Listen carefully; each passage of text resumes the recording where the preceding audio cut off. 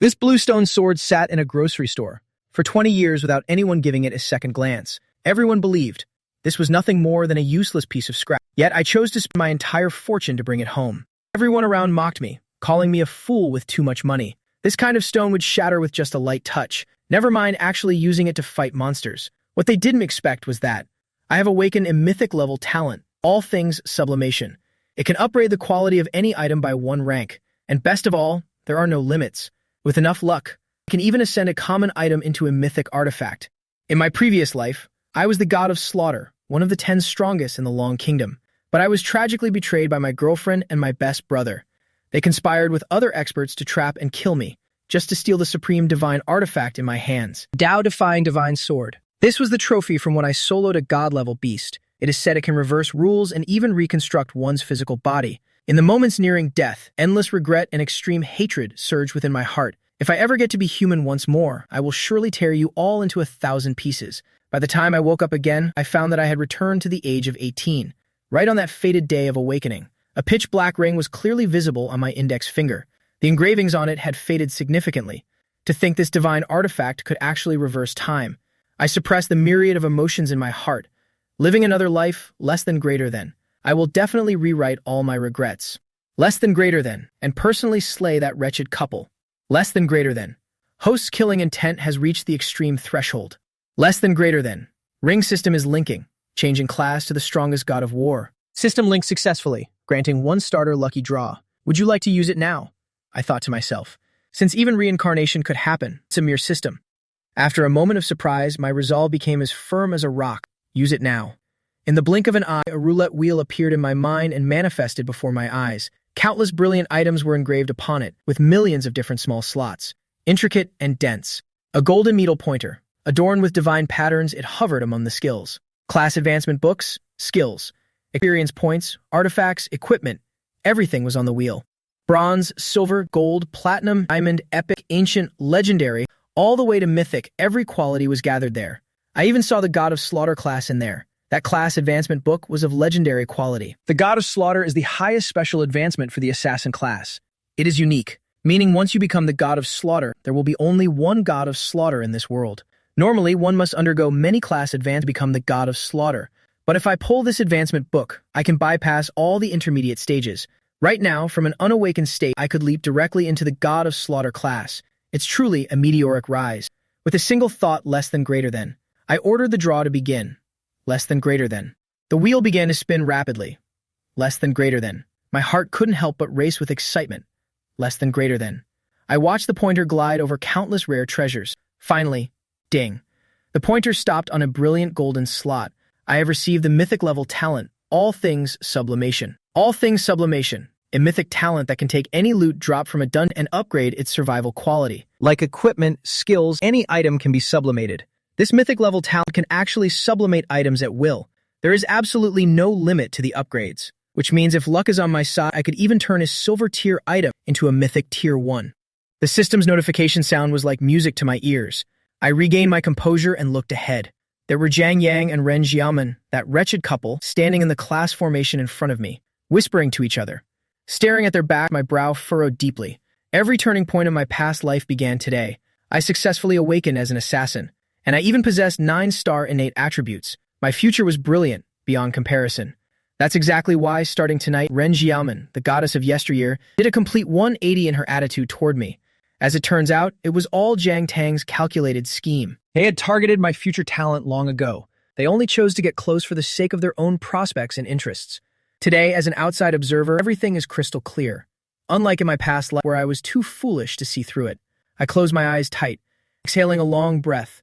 For this wretched pair, death is drawing near tonight. At this very moment, status panel naturally appeared in my mind. Su Ming, class is currently in an unawakened state. Talent, all things sublimation gold. Skills, God of Slaughters, single strike. Legendary rank, mastery, return to origin. The ultimate technique of the God of Slaughter, where the resonance reaches, destroying all things in a single blade. God of Slaughter's divine step, legendary rank, mastery, return to origin, an extraordinary peak. Upon activation, it grants immunity to all physical damage. Even magical or mental attacks cannot target the user. Selfless and invincible, completely hidden. Legendary rank, mastery, return to origin. capable of hiding all personal information at will, less than greater from equipment and class to skills. Less than greater than, Bai Chi, insightful words. Less than greater than, legendary rank, mastery, return to origin. Less than greater than, eyes possessing the power to see through all deceptions. Less than greater than, can perceive the essential information of all matter. Looking at this status panel, it was as if thunder exploded in my head. My originally calm heart suddenly surged with violent waves. My eyes trembled. I couldn't believe what I was seeing. What on earth is happening? I have a portion of my skills reincarnated back with me as well. In my previous life, the base class I awakened was Assassin.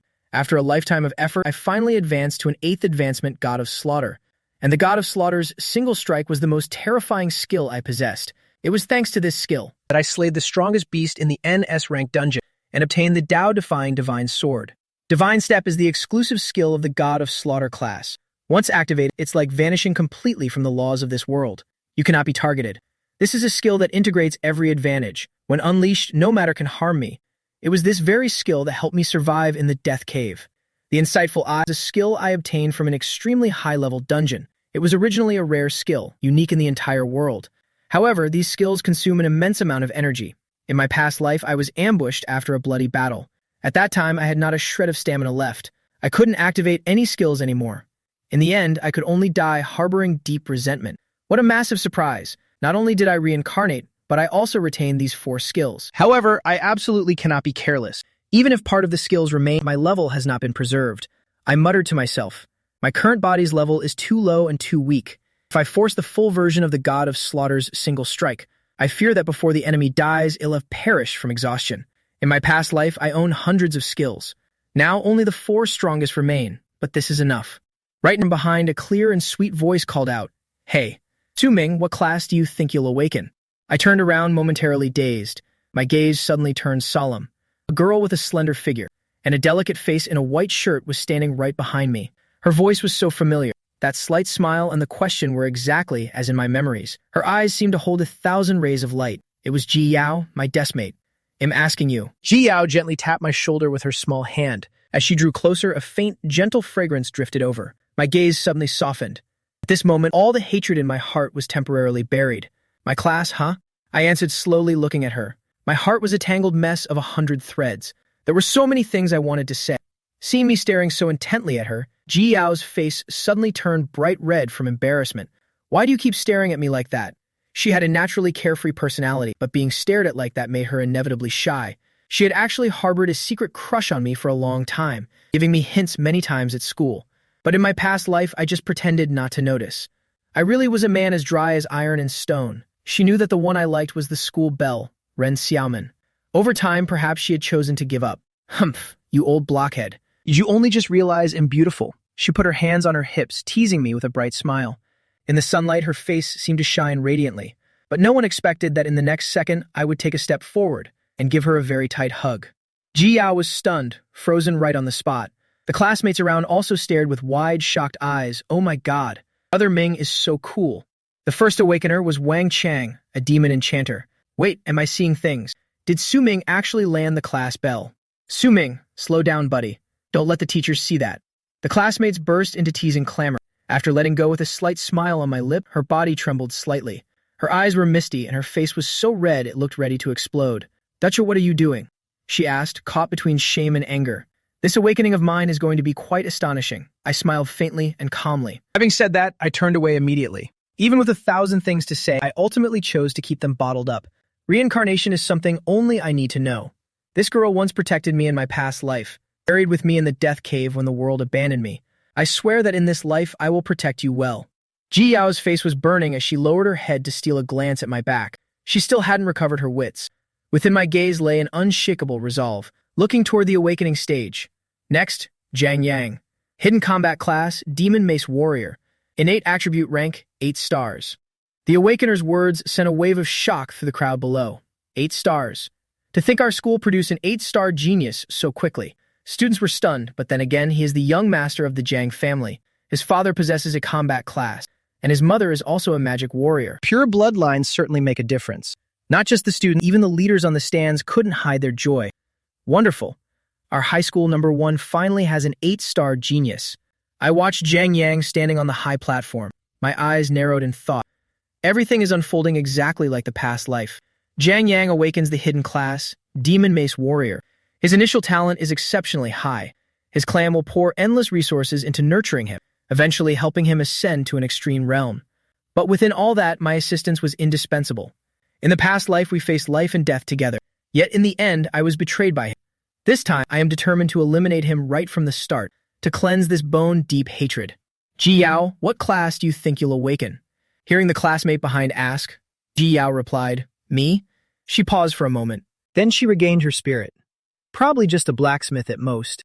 After all, both my mom and dad are blacksmiths. She laughed clearly. Being a blacksmith won't make me rich, but it's fine. It's not bad at all. No need to be slashing and killing all day. That's just her pure personality. I smiled slightly. Not necessarily. Jiao, who knows? You might just awaken a hidden class. I didn't turn around. Still with my back to her, I spoke up abruptly. Hearing my words, she suddenly felt an invisible surge of confidence. With a radiant smile. All right. Su Ming, thanks for your blessing. Next person, Jiao. Jiao quickly ran up to the high platform. She placed her hand on the awakening spirit stone.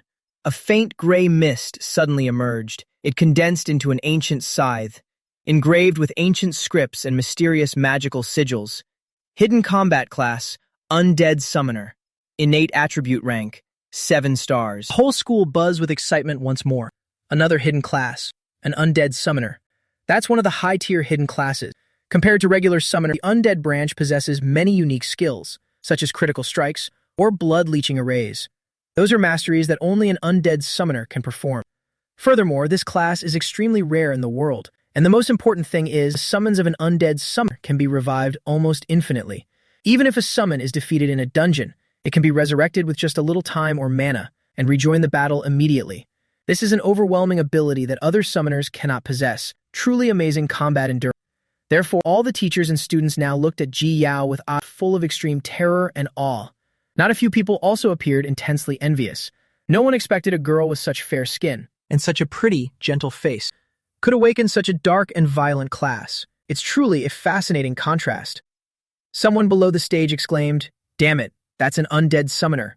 How many years has it been since our school last produced a hidden class genius like this? I'm so jealous." Others discussed. Her innate attributes aren't low either. Clearing the beginner dungeon tomorrow will surely be a breeze for her. However, someone warned, don't celebrate too early. The difficulty of the beginner dungeon is still very high. She'll still need teammates to make it through. Quick, go ask her to form a party. The corner of my mouth quirked into a faint smile. None of this was a surprise, because everything is unfolding exactly as it did in the past life. My expression remained composed, as calm as drifting clouds.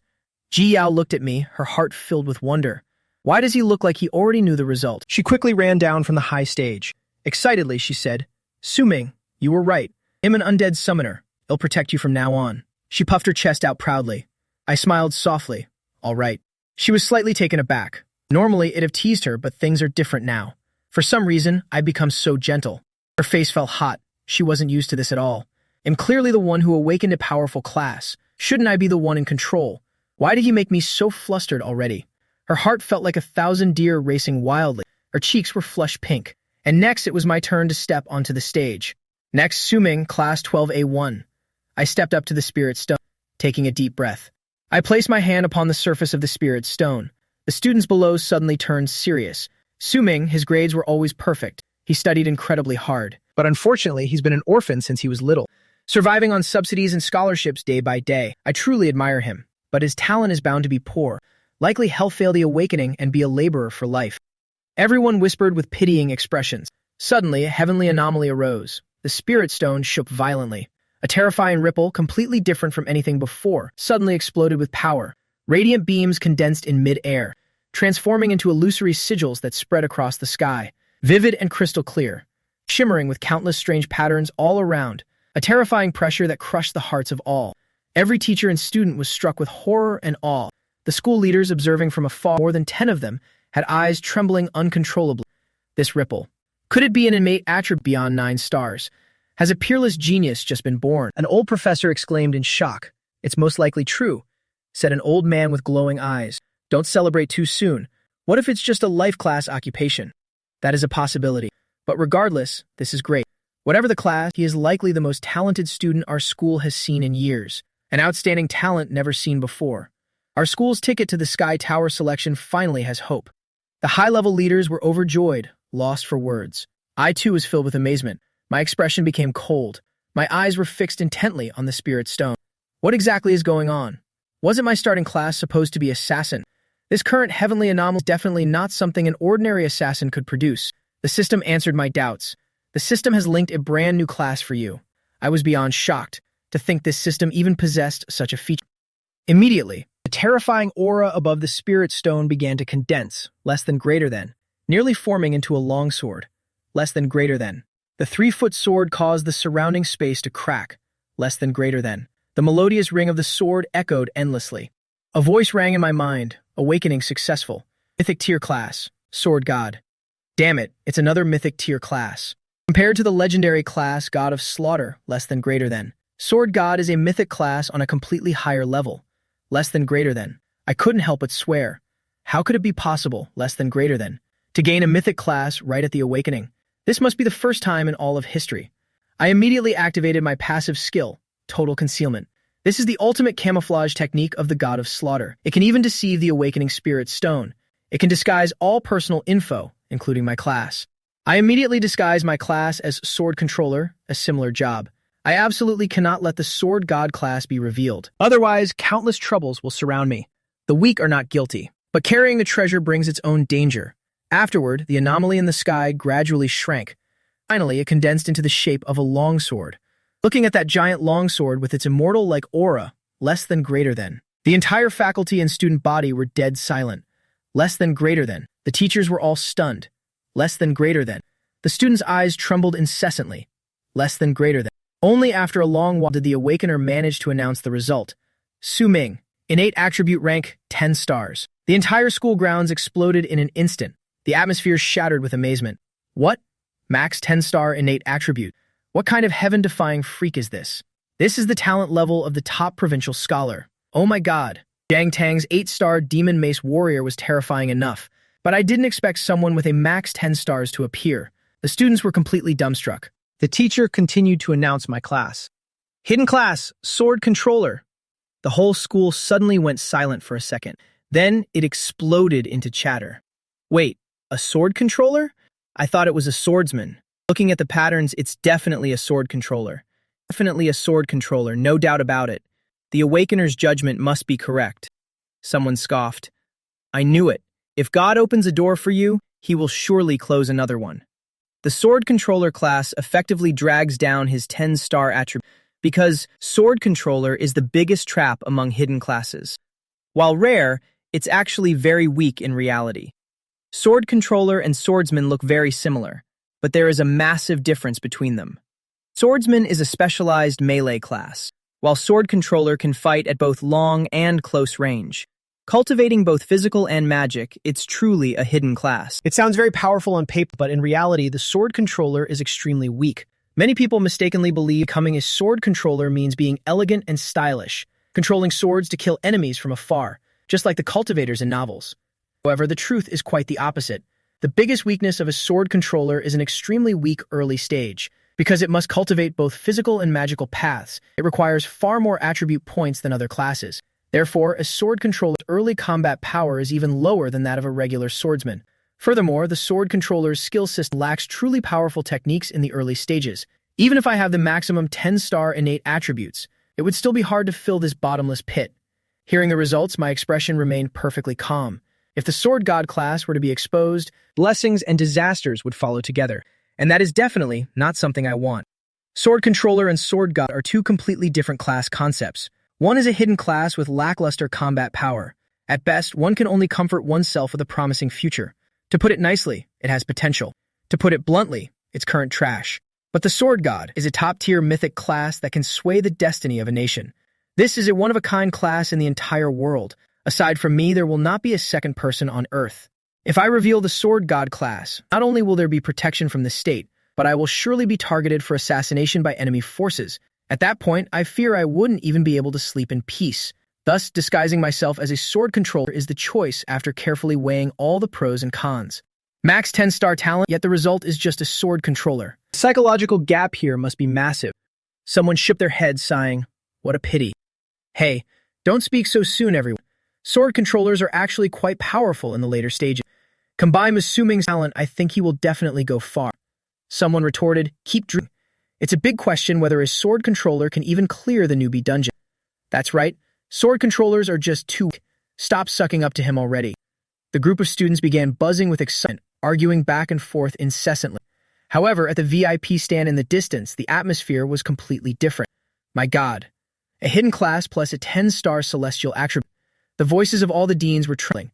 An old professor slammed the table and stood up abruptly. How long has it been since our first high school seen a student with a combat class and a 10-star celestial attribute? Another teacher marveled. Forget about first high school, less than greater than. Even in the entire Zhuanjing city, less than greater than. You wouldn't find a genius like this for years. Less than greater than. The teachers couldn't stop showering him with praise. Less than greater than. Those students are still so naive. They only see immediate gains, without realizing how significant a 10-star celestial attribute truly is. Even as a sword controller, he can still become powerful, absolutely. Though sword controllers are a bit weak in the beginning, they will become incredibly dominant later on. Principal Wang Dingshan put on a serious expression. Sword controller is a class that cannot dual cultivate.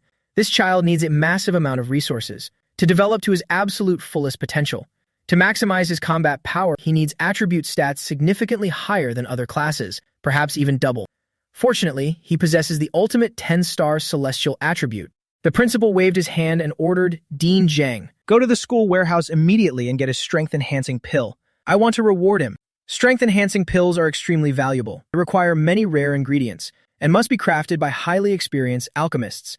Taking one can cleanse the marrow and refine the bones, significantly increasing physical strength. Another professor looked shocked. A strength-enhancing pill. Principal Wang, isn't that too generous? Please understand our school doesn't have many left. I am Dingshan impatiently cut him off. Say no more. I am the principal. His tone allowed for no resistance. Furthermore, not just the pill, less than greater than. I also intend to support him with my own money. Less than greater than. The principal's words left the teachers stunned. Less than greater than. I strode down from the high platform. My eyes glanced toward the VIP seating area, silently observing the reactions of the principal and the deans. In my past life, when I awakened the 9-star celestial attribute, it also shocked the entire school. That night, I was summoned by the principal and received a strength-enhancing pill as a reward. In this life, I not only have the ultimate 10-star attribute, but also the hidden class, sword controller. I wonder what the principal will bestow upon me this time. The corner of my mouth curled into a faint smile. I'm actually looking forward to it. Just as I stepped off the stage, I saw Zhang Yang from the next class and Ren Xiaoman, both of them staring intently at me. Zhang Yang clenched his fists. His eyes were filled with determination as he clenched his fists. He was ready to take on the challenge. Zhang Yang clenched his fists. His gloomy gaze was filled with complexity and horror. His jealousy was clear. He was the young master of the Zhang family. He should have had the top talent in the school, but instead, I had stolen all the glory. His mood was at its absolute worst. Zhang Yang lowered his head close to Ren Xiaoman's ear and whispered something. "Young Master Zhang, are you sure you want to do this?" She looked surprised. "Don't worry, there are countless unexpected accidents in dungeons. You won't have to endure him for long," Zhang Yang said, "a few years at most. After we squeeze every bit of benefit from him, we'll find an opportunity to take care of him in a dungeon." Ren Xiaoman nodded. A suggestive smile appeared on her face. Everything fell within my line of sight. Even though I couldn't hear them, I could easily guess what was being said. Seeing me look over, pair thought I was greeting them. Zhang Yang smiled and waved, tending to look harmless. Ren Xiaoman flipped her hair and called out a greeting with seductive charm, but her heart was full of contempt. Poor people stay poor. So what if you awaken a 10-star attribute? You'll still have to kneel at my feet. How pathetic. I guess my charm is just too powerful. She thought to herself, though she kept up her flattering facade. I sneered inwardly. Keep being arrogant while you can. After all, you won't even survive through tonight. With a leisurely demeanor, I slowly walked back to my class's ranks. Classmates immediately swarmed around me. Holy crap. Suming, did you really awaken the ultimate attribute? Even as sword controllers are a bit weak, I'll carry you through the early stages. Brother Ming, I'm still your loyal little brother, right? Some were brown-nosing to the extreme.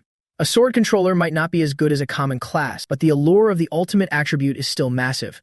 A huge crowd gathered around. Suming, in the class president. Don't forget how many times you didn't do your homework, and I was the one who covered for you. Some use old memories to try and get close to me. Remember in 10th grade when I treated you to beef noodles? A girl approached. Suming, The calls from my classmates drowned me out. Su Ming, let's form a party. We really need you for the newbie dungeon tomorrow. I just smiled and brushed past them. Faces are familiar, but hearts are unknown. In this life, I will not trust anyone easily again. Everyone, please don't get too excited. It was just luck that I awakened a slightly better attribute. Don't forget I'm a sword controller. I'm very weak in the beginning. Future prospects depend on each person's own destiny. I hope everyone can stay calm. As for forming a party, let's figure that out for tomorrow's dungeon. I spoke calmly. On the contrary, the crowd's enthusiasm didn't fade at all. Oh my god, he's so humble. Neither arrogant nor boastful. This big shot aura is so cool. I want to party with you. Not just my classmates. More and more students from all around rushed over. I had truly become famous. Soon this reputation would resonate throughout Zhuanjing City. Looking at the people surrounding me, I was a bit speechless. I didn't expect my words to backfire like this. Some flattered while others were filled with anxiety. Looking up to a mere sword controller. How embarrassing. You'll see once we enter the dungeon. I'll show him what true madness looks like. A swordsman's clearing speed can crush him even if their attributes aren't as high. Sword controller means a slower start, so what right does he have to put on airs? People talked incessantly. The school courtyard fell into chaos. Fortunately, the homeroom teacher stepped in to intervene, stopping the discussions from becoming more chaotic. Everyone, quiet down. Anyone who dares to disrupt the order of the awakening ceremony will be expelled immediately. Everyone, get back in line right now. The teacher's authority was still very effective. The crowd gradually dispersed. Whether they were praising or mocking, they all left. At that moment, I saw a girl standing there gracefully, silently watching me from amidst the crowd. Without meeting any special actions, she remained the most captivating girl. Su Ming, congratulations. Ji Yao smiled softly. There wasn't a hint of flattery in her eyes. She used to like me, simply liking the person I am, not because of any accompanying talent value. That's why she could maintain such composure, always staying true to her heart. This was what I cherished most about her. Yeah, Ji Yao, you too. I replied briefly as the awakening ceremony continued. The subsequent students mostly had ordinary talents. Only one person was noteworthy, Yan Zi from class 12A4. He was a thin male student, sharp eyes, and a hidden class, Demon Hunter. With a 9-star talent, he even surpassed Zhang Yang. His awakening caused quite a stir. But because my 10-star talent had come first, even his 9 stars couldn't create a larger shockwave. The cheering quickly died down, though the whispering continued. Another genius, this is insane. Am speechless. First High is really hacking the game this year. Yanzi was usually very low-key, and his family background was nothing special. And yet he possessed a 9-star talent. Amazing, but he's different from Su Ming. His class has incredibly strong combat power right from the start. Everyone scrambled to find Yanzi to form a party, but his nature was cold, and he rejected almost everyone. I stood below the stage observing this 9-star classmate, my eyes reflecting deep thought. In my past life, he perished in the newbie dungeon. After the awakening ceremony concluded, I returned to my private dormitory. That's right, after the ceremony, the principal had upgraded my room to a premium version, at the same standard as teachers with private rooms for each student, an en-suite bathroom, and 247 hot water. This was something other students of First High couldn't even dare to dream of. I lay on the bed, opening my personal status window. Su Ming, level 1010 EXP. Class, Sword God Mythic Grade, unique in the world. Strength, 10. Vitality, 10. Agility, 10, less than greater than. Intelligence, 10. Luck, 10. Talent, all things sublimation, less than greater than. Sword origin, physique. Skills, less than greater than. God of Slaughter's strike hidden, less than greater than. God guiding footwork, clairvoyance. After awakening, every attribute reached 10 points. This is the value of the ultimate 10-star talent. The total attributes reached 50 points. Working backward, someone with a starting 1-star talent only has 1 point per stat, whereas a 7-star like Ji Yao has 7 points per stat. My initial attribute can already rival some level 5 awakened individuals. So one can only imagine when I actually reach level 5 how terrifying my attributes will be, and how much it'll surpass everyone else. That is the sheer importance of talent. Though I always say talent doesn't matter out loud. Only I truly understand what having high talent means.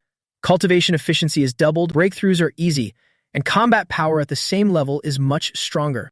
To a great extent, talent determines the limit of one's life. The Sword God class is of mythic grade. Its future potential is definitely higher than the God of Slaughter class from my past life. I exclaimed silently to myself. God of Slaughter was only a legendary grade class, still one step below Sword God. After all, it evolved from a mediocre starting class like Assassin. But the God of Slaughter's skills were also very powerful. I noticed a new talent added to my personal status, Sword Origin Physique. This is surely the innate talent skill of the sword god class. When others change classes, the first thing they awaken is usually a skill, but I directly gain a talent. I immediately checked the information for this talent. The moment the information panel opened, Trupden. I took a deep breath of astonishment. Sword origin, physique, Trupden. Passive talent, mythic grade, Trupden. The essence is spirit, innate sword intent, allowing me to master all sword-type skills, regardless of any restrictive conditions.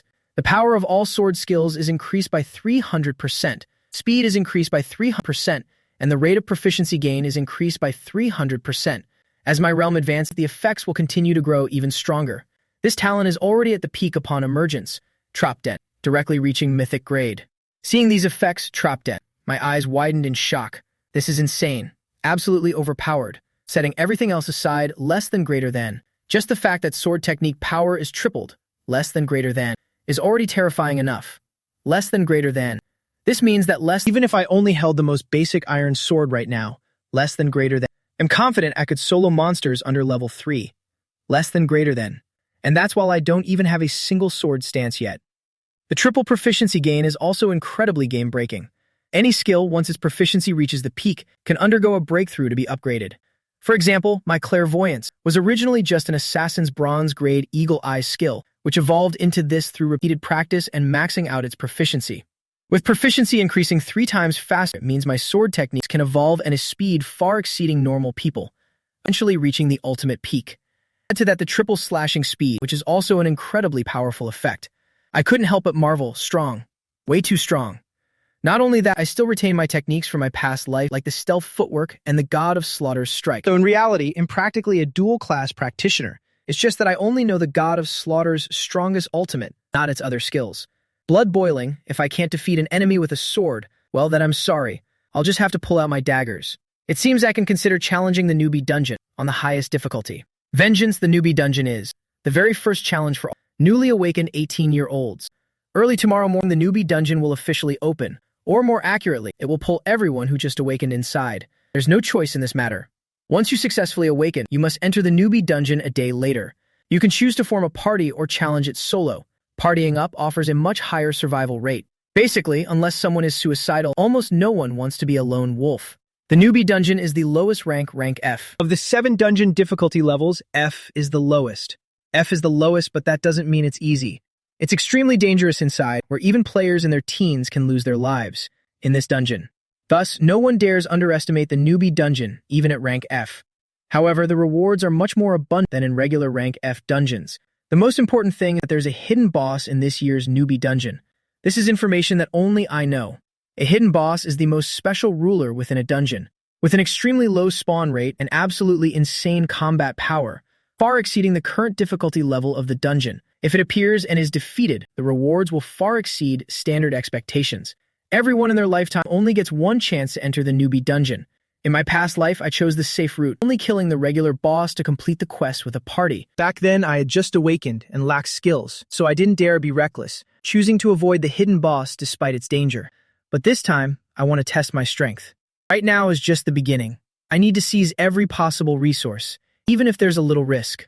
Tomorrow, once the dungeon opens, less than greater than, I will head to that area alone to finish off the hidden boss. Less than greater than. Now that I've decided, nothing can sway me. Less than greater than.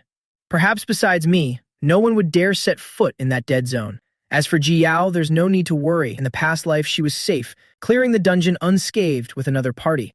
Now, it's time to think about revenge. A cold smile appeared on the corner of my lips. Pulling out my phone, I saw 2 messages from Ren Xiaomen. Suming, don't you still love me? I've changed my mind. I smiled faintly. The messages were identical to those in my past life. It was these 2 messages that led to us making our relationship official that night. I immediately typed a reply. Let's meet tonight on the rooftop of the academic building. After getting a response, I started thinking about where to go to buy a good sword. Meanwhile, inside a motel outside the school, a scene was unfolding that would make anyone blush. A while later, Ren Xiaomen was covered in sweat, her cheeks flushed red. Zhang Yang was panting, with a cigarette in his mouth, his breathing clearly irregular. They had obviously just finished an intense tryst. Ren Xiaomen picked up her phone, raising an eyebrow slightly. Appa Yang. Su Ming took the bait. Hearing this, Zhang Tang's brows knitted slightly. He took a deep drag of his cigarette, exhaling a cloud of misty white smoke in a dramatic fashion. Then he revealed a sinister smile. Very good. Even if his class is just a sword controller, his stats are just too high. Higher-ups will surely invest in him. His future is wide open. I want you to get close to him. You must squeeze every bit of value out of him. Jiang Yang laughed with a scheming air. As the direct heir of the great Jiang family, he had been taught the art of manipulation since childhood. Have a seize more resources had been his mandatory subject since he was 10. Talents in his eyes were merely chess pieces. He wanted to use Ren Xiaoman to drain resources from me. Ren Xiaoman snuggled coquettishly into Jiang Tang's arms. Then, young Master Jiang, I'm about to head out. Don't you have any intentions? Jiang Yang gave her but a hard smack and laughed out loud. You little slut. The battle resumed.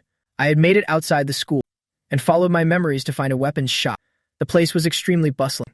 Every year this time is when business is most prosperous. After all, today is the day of awakening. Students from well-off families would all come here to pick a suitable weapon to serve as their starting gear to ensure a safer challenge in the newbie dungeon. A good starter weapon significantly increases the survival rate. There is no shortage of weapon shops in Zhuanjing City, but I chose this specific shop because the owner of this shop is a blacksmith with extremely extensive experience. His blacksmithing level is very high, and he has some fame even in this remote Zhuanjing City. The weapons he forges are of decent quality, good goods at bargain price. Moreover, the scale of this weapon shop isn't small either. It doesn't just have self-forged weapons, but also items looted from dungeons that were bought back, making the selection extremely diverse. For someone as broke as I am right now, this place is the only choice. Because I hold a secret, this shop has a stone longsword. Simply shattering the outer stone layer reveals its true form, which is actually a silver-grade longsword, but its selling price is dirt cheap because its appearance is so crude that no one recognizes its value. I must seize this chance to buy it for a song. Outside a luxurious weapon shop, the traffic was heavy and people were bustling about. This is one of the largest weapon stores in Zhuanjing City, covering thousands of square meters. Many luxury cars were parked right in front, and the massive crowd of students made the entrance so packed that there wasn't a single empty spot.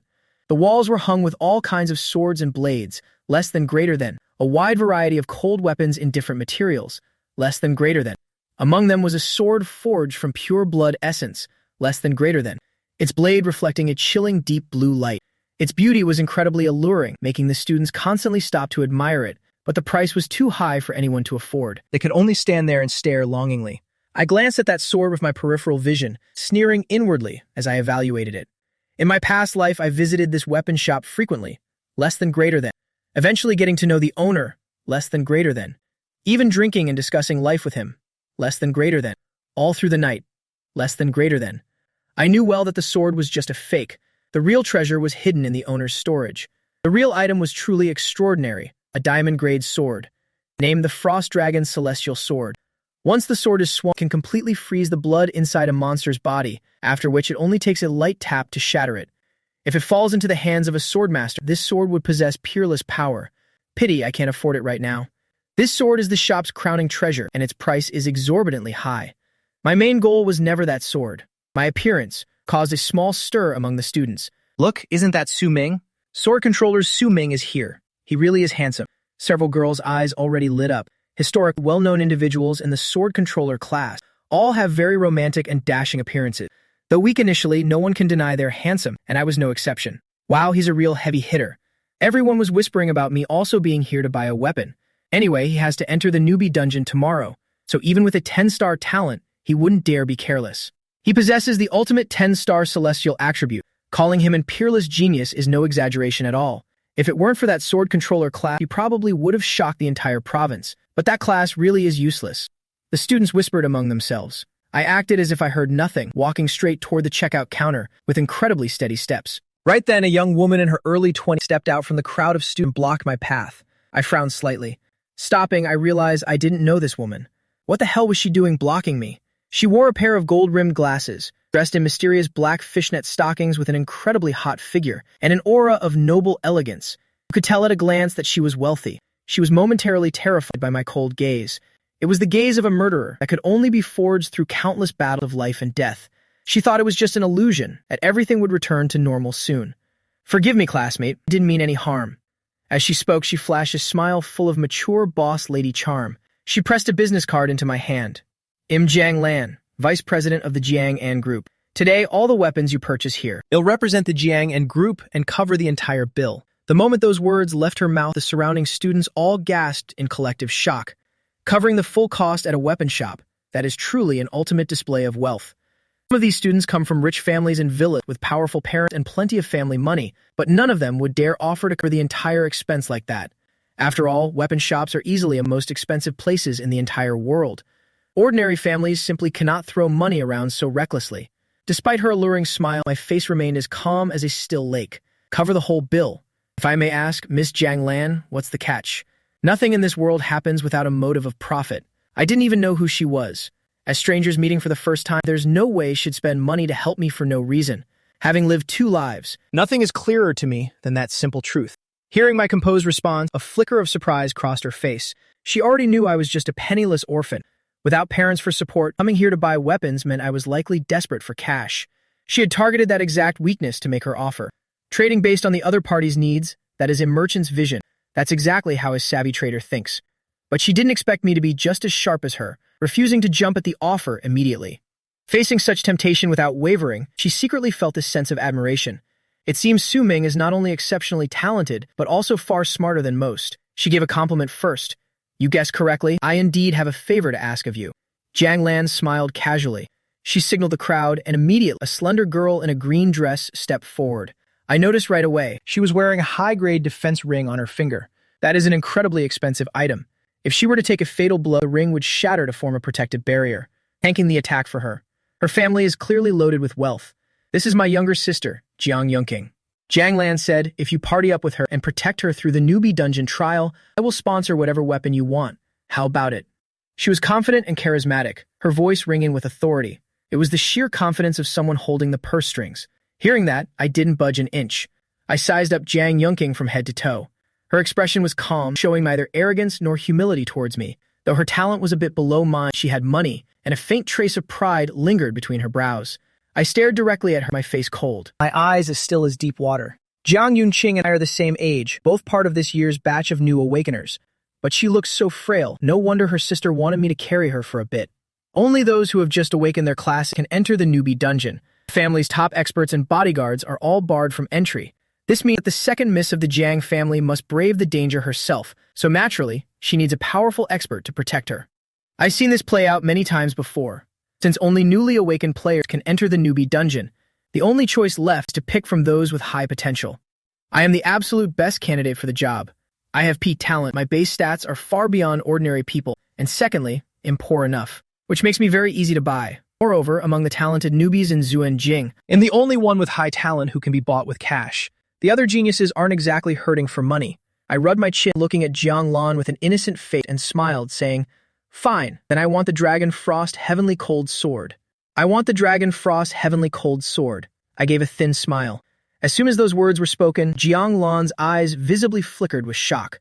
She clearly didn't expect me to be so greedy. The Dragon Frost Heavenly Cold Sword, that is the shop's ultimate treasure, with tens of millions of coins. Neither her spirit coins nor her personal funds could pay for it instantly. She likely thought a silver-grade weapon would be enough to handle a poor student who had never seen the world. A silver-tier weapon should have been more than enough. The looks from the surrounding students turned strange as well. Is Su Ming being a bit too thick-skinned? Even if he's the stat king of the newbies, don't forget he's a blade master, which is incredibly weak in the early game.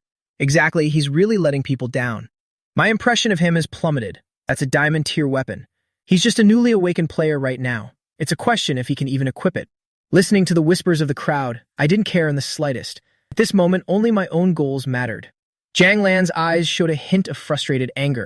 It seemed my greedy man made her feel like she had lost face. Her gaze darkened slightly, and her expression became extremely stern. Are you serious? I'm dead serious. Is there a problem? Sister, I said, playing the fool. I tilted my head slightly, an expression that made her grit her teeth even harder. Jiang Lan sighed helplessly. Sorry, Su Ming, could you choose something else? No matter what, she wouldn't keep indulging me just for the sake of appearances. After all, a merchant's priority is always profit. The Dragon Frost Heavenly Cold Sword is simply too expensive. I don't think your current combat value is worth such a massive investment. If you choose a silver-tier weapon instead, I would be more than happy to pay. She flashed a professional, business-like smile. I shook my head slightly. Now I was completely firm. Then let's forget it. I only want this sword. Nothing else is worth discussing. My voice was flat. She stepped closer to me, her high heels clicking sharply on the floor. At such close range, I could smell expensive perfume on her, yet my expression remained indifferent. Are you sure? She asked. Positive, I nodded in response. Jiang Lan shook her head slightly, a hint of gloom flashing in her eyes. Fine then. Yunxing, let's go. She pulled Jan Yunxing along and left. Jiang Yunqing glanced back at me. In that moment, her eyes shimmered slightly. It seemed her sister hadn't gained the upper hand in the negotiation. This made me realize that my classmate Su Ming wasn't just a genius. His mind was far from simple as well. Truly, a strange individual. After the two of them left, I let out a breath of relief. I never actually planned on accepting that deal. If I refused too bluntly, she would have just kept badgering me. So I demanded the Dragon Frost Heavenly Cold Sword, simply to force her to back off. I knew she would never buy such an expensive sword for me. Su Ming had already planned to head to the most dangerous zone, to solo the hidden boss. If I had accepted the trade, having to drag Jiang Yunqing along and protect her, there's no way I could have entered that zone. As for missing out on a free weapon, he didn't feel the slightest bit of regret. There's no such thing as a free lunch in this world. Everyone looked at me, erupting into a storm of gossip. And clearly dead broke, yet I blew such a profitable deal, and gave up a free weapon. It was truly baffling. I remained expressionless, acting as if I couldn't hear a word they said. Cutting through the crowd, walked up to the counter alone and spoke to the clerk. Bring that stone sword down for me. My face was indifferent, but my words were shocking. The clerk's eyes narrowed in surprise when she heard my request. Following the direction I pointed high up, she saw a dull gray stone sword hanging inside the glass display case on the wall. Its surface was bumpy and ugly, barely resembling the shape of a normal sword. It looked like a crude weapon mold. Never mind cutting someone, it looked difficult even to use for bludgeoning. Does someone actually want to buy this? The clerk couldn't help but feel bewildered. Are you sure you want this weapon, sir? She asked again, her red lips parting in disbelief. She was already aware of my reputation as the genius blade master of Zhuanjing City. To everyone, I was a genius, so naturally she didn't want to sell me a piece of junk that would lead to my death in the newbie dungeon. That's why she kindly double-checked with me. I nodded firmly in confirmation. The clerk, seeing no choice, tapped the screen in front of her. The glass case slid open automatically.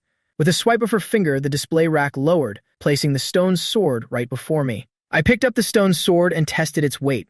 Not bad. A faint golden light flashed in my eyes. In an instant, all the information on this stone sword was scanned. Weapon stone mold. Dropped from beasts in silver-tier dungeons. The drop rate is quite low. It looks like nothing more than an ordinary stone longsword. But once this stone shell is shattered, a silver-quality sword will be revealed within. This is the one. In my past life, I saw a student buy this very sword. Inside the newbie dungeon, he accidentally broke the outer stone layer, revealing its true form. So I know the real value of this sword. Very good. What's the price? I asked, holding the stone sword with one hand. My strength stat is at 10 points, nearly double or triple that of other students. Holding it with one hand didn't feel heavy to me at all. A holographic control panel appeared before me in the clerk's hands. Classmate, according to our manager's policy, every year on Awakening Day, students can get a discount based on their awakened talent level. Those with an awakened talent of 5 stars or more can purchase weapons at a 50% discount. This stone sword is 1,000 spirit coins, but the current price is 500 spirit coins. This price was quite satisfactory, well within my ability to pay. After all, other silver-tier weapons usually cost around 10,000 points. This was the perfect chance to buy it. I knew full well once the stone shell was broken, the value of this sword would skyrocket by dozens of times. My current savings were less than 800, so I had to grab it now. With a single thought, personal account balance appeared before me. Planet Zhuanlan have long since digitized everything. Transactions were completed through data. In the blink of an eye, the balance was transferred. Transaction complete. Sword instantly became my property. Thank you for your purchase. The clerk bowed slightly, flashing a somewhat unnatural smile. Clutching the stone sword in my hand, I turned and walked away against the flow of the crowd. Every step I took felt like I was wading through a sea of shock. The watching students all stood there with eyes wide as saucers. A voice cried out from the middle of the crowd. Has Su Ming gone crazy from poverty? Another shouted. No matter how cheap that sword is, you can't possibly use it to kill monsters, right? Jeers and mockery began to surround me. Buying a stone sword like that is literally a death wish. Someone shook their head, lips curled in disdain. Does he think high stats actually make him invincible? The last one stated with absolute certainty. A new awakener only gets 1 starter skill. What good are high stats then? In the middle of the noisy crowd, a boy with glasses furrowed his brow, secretly conducting a different kind of analysis. Stone weapons are common in dungeons, but most are just low-quality junk. They shatter at the slightest impact. But, he added in a very low voice, however, there is an extremely tiny chance it's a sealed stone weapon. If it is, the value would be immense. He thought to himself, is he actually trying to gamble on it? Those words were like throwing a heavy stone into water, triggering endless ripples, yet they still didn't cool the atmosphere. Instead, the crowd's mockery only amplified the scornful laughter. A student raised his head arrogantly. "Let me tell you, those odds are beyond impossibly low." Another chimed in with cold sarcasm. "Believe it or not, there are hundreds of those in the store's warehouse. You could break 10 at once and still find absolutely nothing." Another nodded. "Gambling with 500 spirit coins, that's just pure stupidity." Hearing the malicious talk around me, I slowly came to a halt. The corner of my mouth curled into a smirk, and I swept my gaze across the room. Raising the stone sword high in my hand, I shouted, "Does anyone dare to bet with me? If I break this and a good weapon is revealed, you give me 3,000 spirit coins. But if it fails, it'll pay you 5,000. Any takers?" Murmurs began to ripple through the shop. Even the shop clerk was left standing there in a daze. Stone weapons are common rewards from dungeon clears. While the possibility of a sealed weapon exists, the odds are truly vanishingly small. And yet, I was determined to play this hand. The people gathered in the shop, including the girls standing nearby, couldn't help but feel tempted to join in. A crowd quickly formed around me. The gambling fever had everyone excited to grab a piece of the action, regardless of how much money they usually had. Finally, a burly student stepped forward quickly, beaming with a broad, confident grin. It seemed he was already certain the prize money was his. "I'll take that bet," he announced loudly. I replied calmly. At this very moment, my insightful eye skill immediately went into full gear, scanning his entire profile. His name was Yang Ding. Level 1 class, Shield Warrior. Strength and stamina both at 9, agility and spirit at 5, and luck at 7. He possessed the skill Full Power Strike, an attack that channels one's entire life force. His total base stats reached 35 points, which translated to a 7-star talent level. He could certainly be considered elite. Staring at him, my gaze turned deep. Yang Ding, that familiar face. He was a wealthy scion, always acting arrogant at school, bullying students from less fortunate backgrounds. In my past life, he had cruelly tricked me in the newbie dungeon. Seeing him now, I narrowed my eyes slightly. Anger surged with me. "Let's sign the formal betting contract." With a flicker of my will, a digital information panel appeared before me, detailing the rules of the winner. Whether this stone sword contained a sealed weapon or not was the condition that would decide the winner. According to the agreement, if I won, it'd get 3,000 spirit coins, but if I lost, it'd have to pay out 5,000. Such low odds for me seemed completely unfair. The watching students all held their breath. Wow. He even had an official contract ready. Someone whispered from the back. If he loses and can't pay up, he's in deep trouble.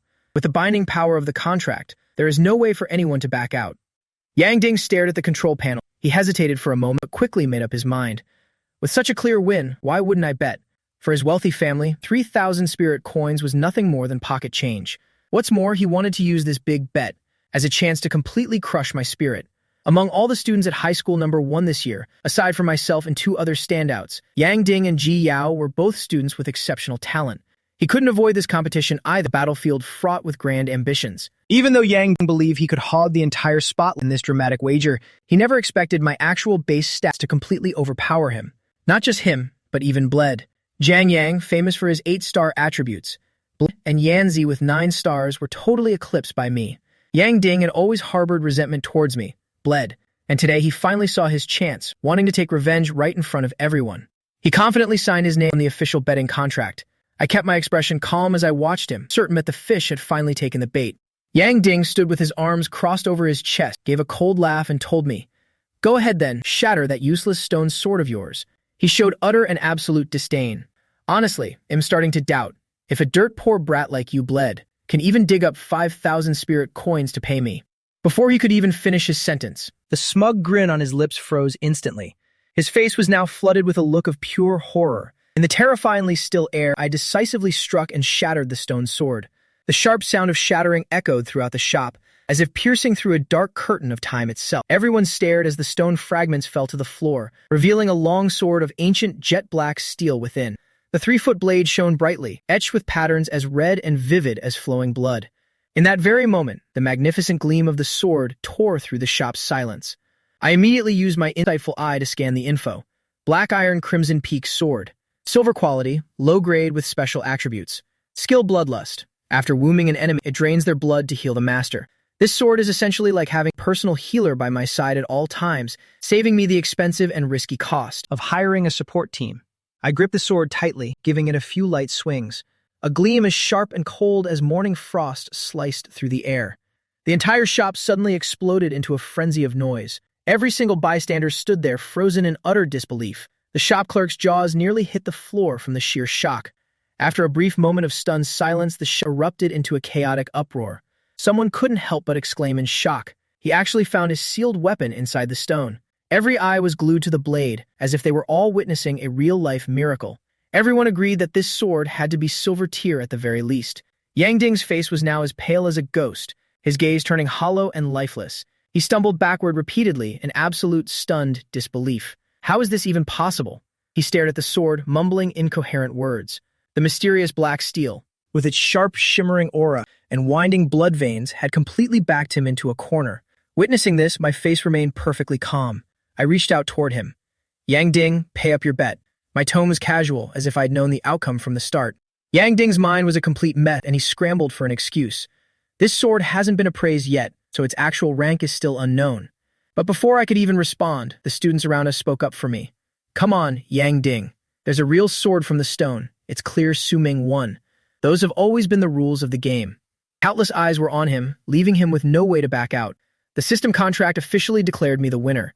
He gloomily transferred the 3,000 spirit coins to me, whispering through gritted teeth, "You just got lucky, that's all." After receiving the money, I gave a thin smile. Thanks. I didn't leave right away, but instead walked back to the shop clerk. Please, help me pick out an ebony scabbard for this. The clerk stood frozen for a long moment before she finally snapped out of it. She immediately busied herself of measuring the sword's dimensions. A custom-made scabbard was far from cheap, but to me right now that was no longer an issue at all. Seeing me immediately spend my winnings on a high-end scabbard, the watching crowd once again erupted into chatter. He's spending that money on a scabbard so fast, truly unbelievable. He's clearly grinding Yang Ding's pride into the dirt. The students around began to whisper, "Isn't this just the classic move of showing off after a big win?" Another nodded in agreement. This kind of action really does invite enemies. Did he really know there was a treasure sword in that stone from the start? Speculation began to spread through the crowd. Using 500 spirit coins to gamble like that, maybe he really has a skill that senses sword-type weapons. A moment later, I received the beautiful ebony scabbard. It was a perfect match for the ancient steel blade I held. The moment I strapped the scabbard onto my back, my black clothes seemed to blend with the sword's dark aura, emanating the heroic air of a lone wanderer. I maintained a calm face as I strode out of the weapon shop, leaving behind a trembling Yang Ding in a state of ultimate fury. He glared at every step I took as I passed him, his face alternating between pale and flushed with anger. Coming from right behind him, I could clearly hear the sound of teeth grinding. "Su Ming, we'll definitely remember your face." I calmly picked my ear as if nothing happened, only giving him a cold, indifferent glance, before quickly vanishing at the end of the long street. Once I safely returned to the dormitory, I slowly drew the sword from its scabbard, unable to resist swinging it in a few basic moves. The ring of the steel sounded as smooth as silk to the ears. I muttered to myself, "Original sword body, enhance the power of my every strike." It's just a shame I haven't reached the loneliness of the sword's edge realm yet. I rubbed my chin in deep thought. Those expensive medicines and skill scrolls, my current funds are nowhere near enough to buy them. I can only hope to scavenge something from the newbie dungeon. Just as I was calculating, my eyes suddenly lit up. That's right. I still have another talent, all things sublimation. A skill that can upgrade any loot found in a dungeon. I haven't had the chance to use it yet. Unable to wait any longer, I placed the sword before me. Activate talent, all things sublimation. A divine golden light flashed brilliantly. In an instant, the blade began to transform. As the light receded, the blade revealed even purer jet black patterns, like veins of flowing blood. The sword's aura became more bloodthirsty and sharp, sending chills down one's spine. The notification of a successful sublimation filled me with joy. Black steel blood-slaying sword, upgraded from low-grade silver to high-grade silver. This not only makes its inherent concealment many times more powerful, but also adds the blood slay effect. After killing an enemy, all attributes temporarily increase by 5 points. This miraculous talent is truly worthy of its reputation. My power soared instantly. I raised my hand and slashed down at the table. A sword light flashed. The wooden table was instantly split in two, cut as smooth as a mirror. Not a single sound was made. This sword's sharpness far exceeds my expectations. Less than greater than. It's even more terrifying than before. Less than greater than. Looking at the night sky through the window, I whispered to myself. Less than greater than. The night has grown deep, which means less. It's time for me to go meet Ren Xiaoman. I left the dormitory alone, killing intent surging in my chest. Standing on the building's rooftop, holding an ordinary short dagger in my hand. To maximize the power of the God of Slaughter's single strike, a short dagger is the best choice. Even though it can be performed with a sword, the effectiveness would be somewhat diminished. Tonight, I will use my strongest move to end Ren Xiaoman's life. My face remained calm, but my bloodlust was hidden deep within. Along the way, I tried to avoid everyone. I didn't want anyone to see what was about to happen.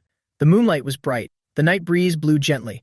The moon in this world appeared divine yet eerie in the night sky. The sound of footsteps echoed from the stairs. I frowned slightly. She's here. I looked up. She approached wearing a simple black dress. Her complaints drifted from afar. Su-Ming, why did you pick such a remote place to meet? The hem of her dress swayed, revealing her seductive curve. Any ordinary guy would have been captivated by her long ago. But my mind didn't waver for a second. I responded calmly, not wanting to say much. You're here? After we met, she looked impatient. Even though I said I consider making up, I need to test you for a while first. We'll see how you perform before I decide. She gave a meaningful smile. I watched coldly, thinking to myself that so-called test is just endless manipulation and exploitation. In my past life, her promises blinded me, leading me to sacrifice everything. Now, I will absolutely not repeat the same mistake. In my past life, I risked my life fighting in dungeons, spending my life forced to gather resources. She snatched away most of the benefits. Thinking back now, I was truly the ultimate fool, giving my heart and soul, only to receive betrayal and death. The corners of my mouth curled into a smile under the moonlight, exuding a bone-chilling coldness that made Ren Xiaoman shiver with dread. Why are you smiling so terrifyingly like that? She realized I had changed a lot, but she couldn't pinpoint exactly how. Emotionless, I slowly approached her. From the depths of my soul, a bone-chilling bloodlust began to radiate, making her spine turn to ice. As if she were facing a mortal enemy, she instinctively began to retreat. Su-Ming, don't come any closer. She raised her hands in self-defense, her voice filled with frail panic. I ignored her completely, my will as firm as iron. Suddenly lunging forward, the short dagger in my hand swung out like a flash of lightning, movement as smooth as flowing water. When she saw that dagger, her face turned into a mask of pure horror. She finally realized my resolve. You dare touch me! Young Master Zhang Yang won't let you get away with this. She screamed until her voice went hoarse. I pretended to be confused and stopped. Zhang Yang? Why are you mentioning him? Mistakenly thinking I was intimidated, she began to speak recklessly. It was young Master Zhang Yang who sent me to approach you. Since you've already guessed it, I don't need to act anymore. She decided to stake everything on a desperate gamble, her face becoming twisted and malicious. A dirt-poor loser like you, even with a 10-star talent, don't even dream that I'd change my mind and come back to you. In this world, family background decides everything. Pausing for a second, she continued with a cold laugh. The mere name Zhang Yang is enough to stop you from acting. How pathetic. My reward is already as good as in my hands. Whether you succeed or not, those 100,000 spirit coins already belong to me. Thank you very much, Su-Ming. But the reaction she expected didn't happen. I just stood there, perfectly calm and composed, only letting out a faint smile. Very well. In that case, are you ready to die? My voice dropped as if echoing from the deepest pits of hell. This immediately stunned Ren Xiaoman. Thinking my fear had been exposed, she stood dazed for a long time. Astonished by my composure and confident demeanor, she flusteredly reassured herself. I don't believe you dare. Before she could finish, I rapidly closed the distance, without a moment's hesitation. For a woman of her kind, I felt nothing but ultimate disappointment. Gripping the dagger, I stepped forward, my speed breathtakingly fast. My eyes were deep and cold like an eternal night. In that instant, Ren Xiaoman completely broke down. Recognizing my resolve, she shrieked, "Wait, don't." But I didn't say a word, directly executing God of Slaughter's single strike, turning into a streak of blood light. Thwack! A crimson flash tore through the air.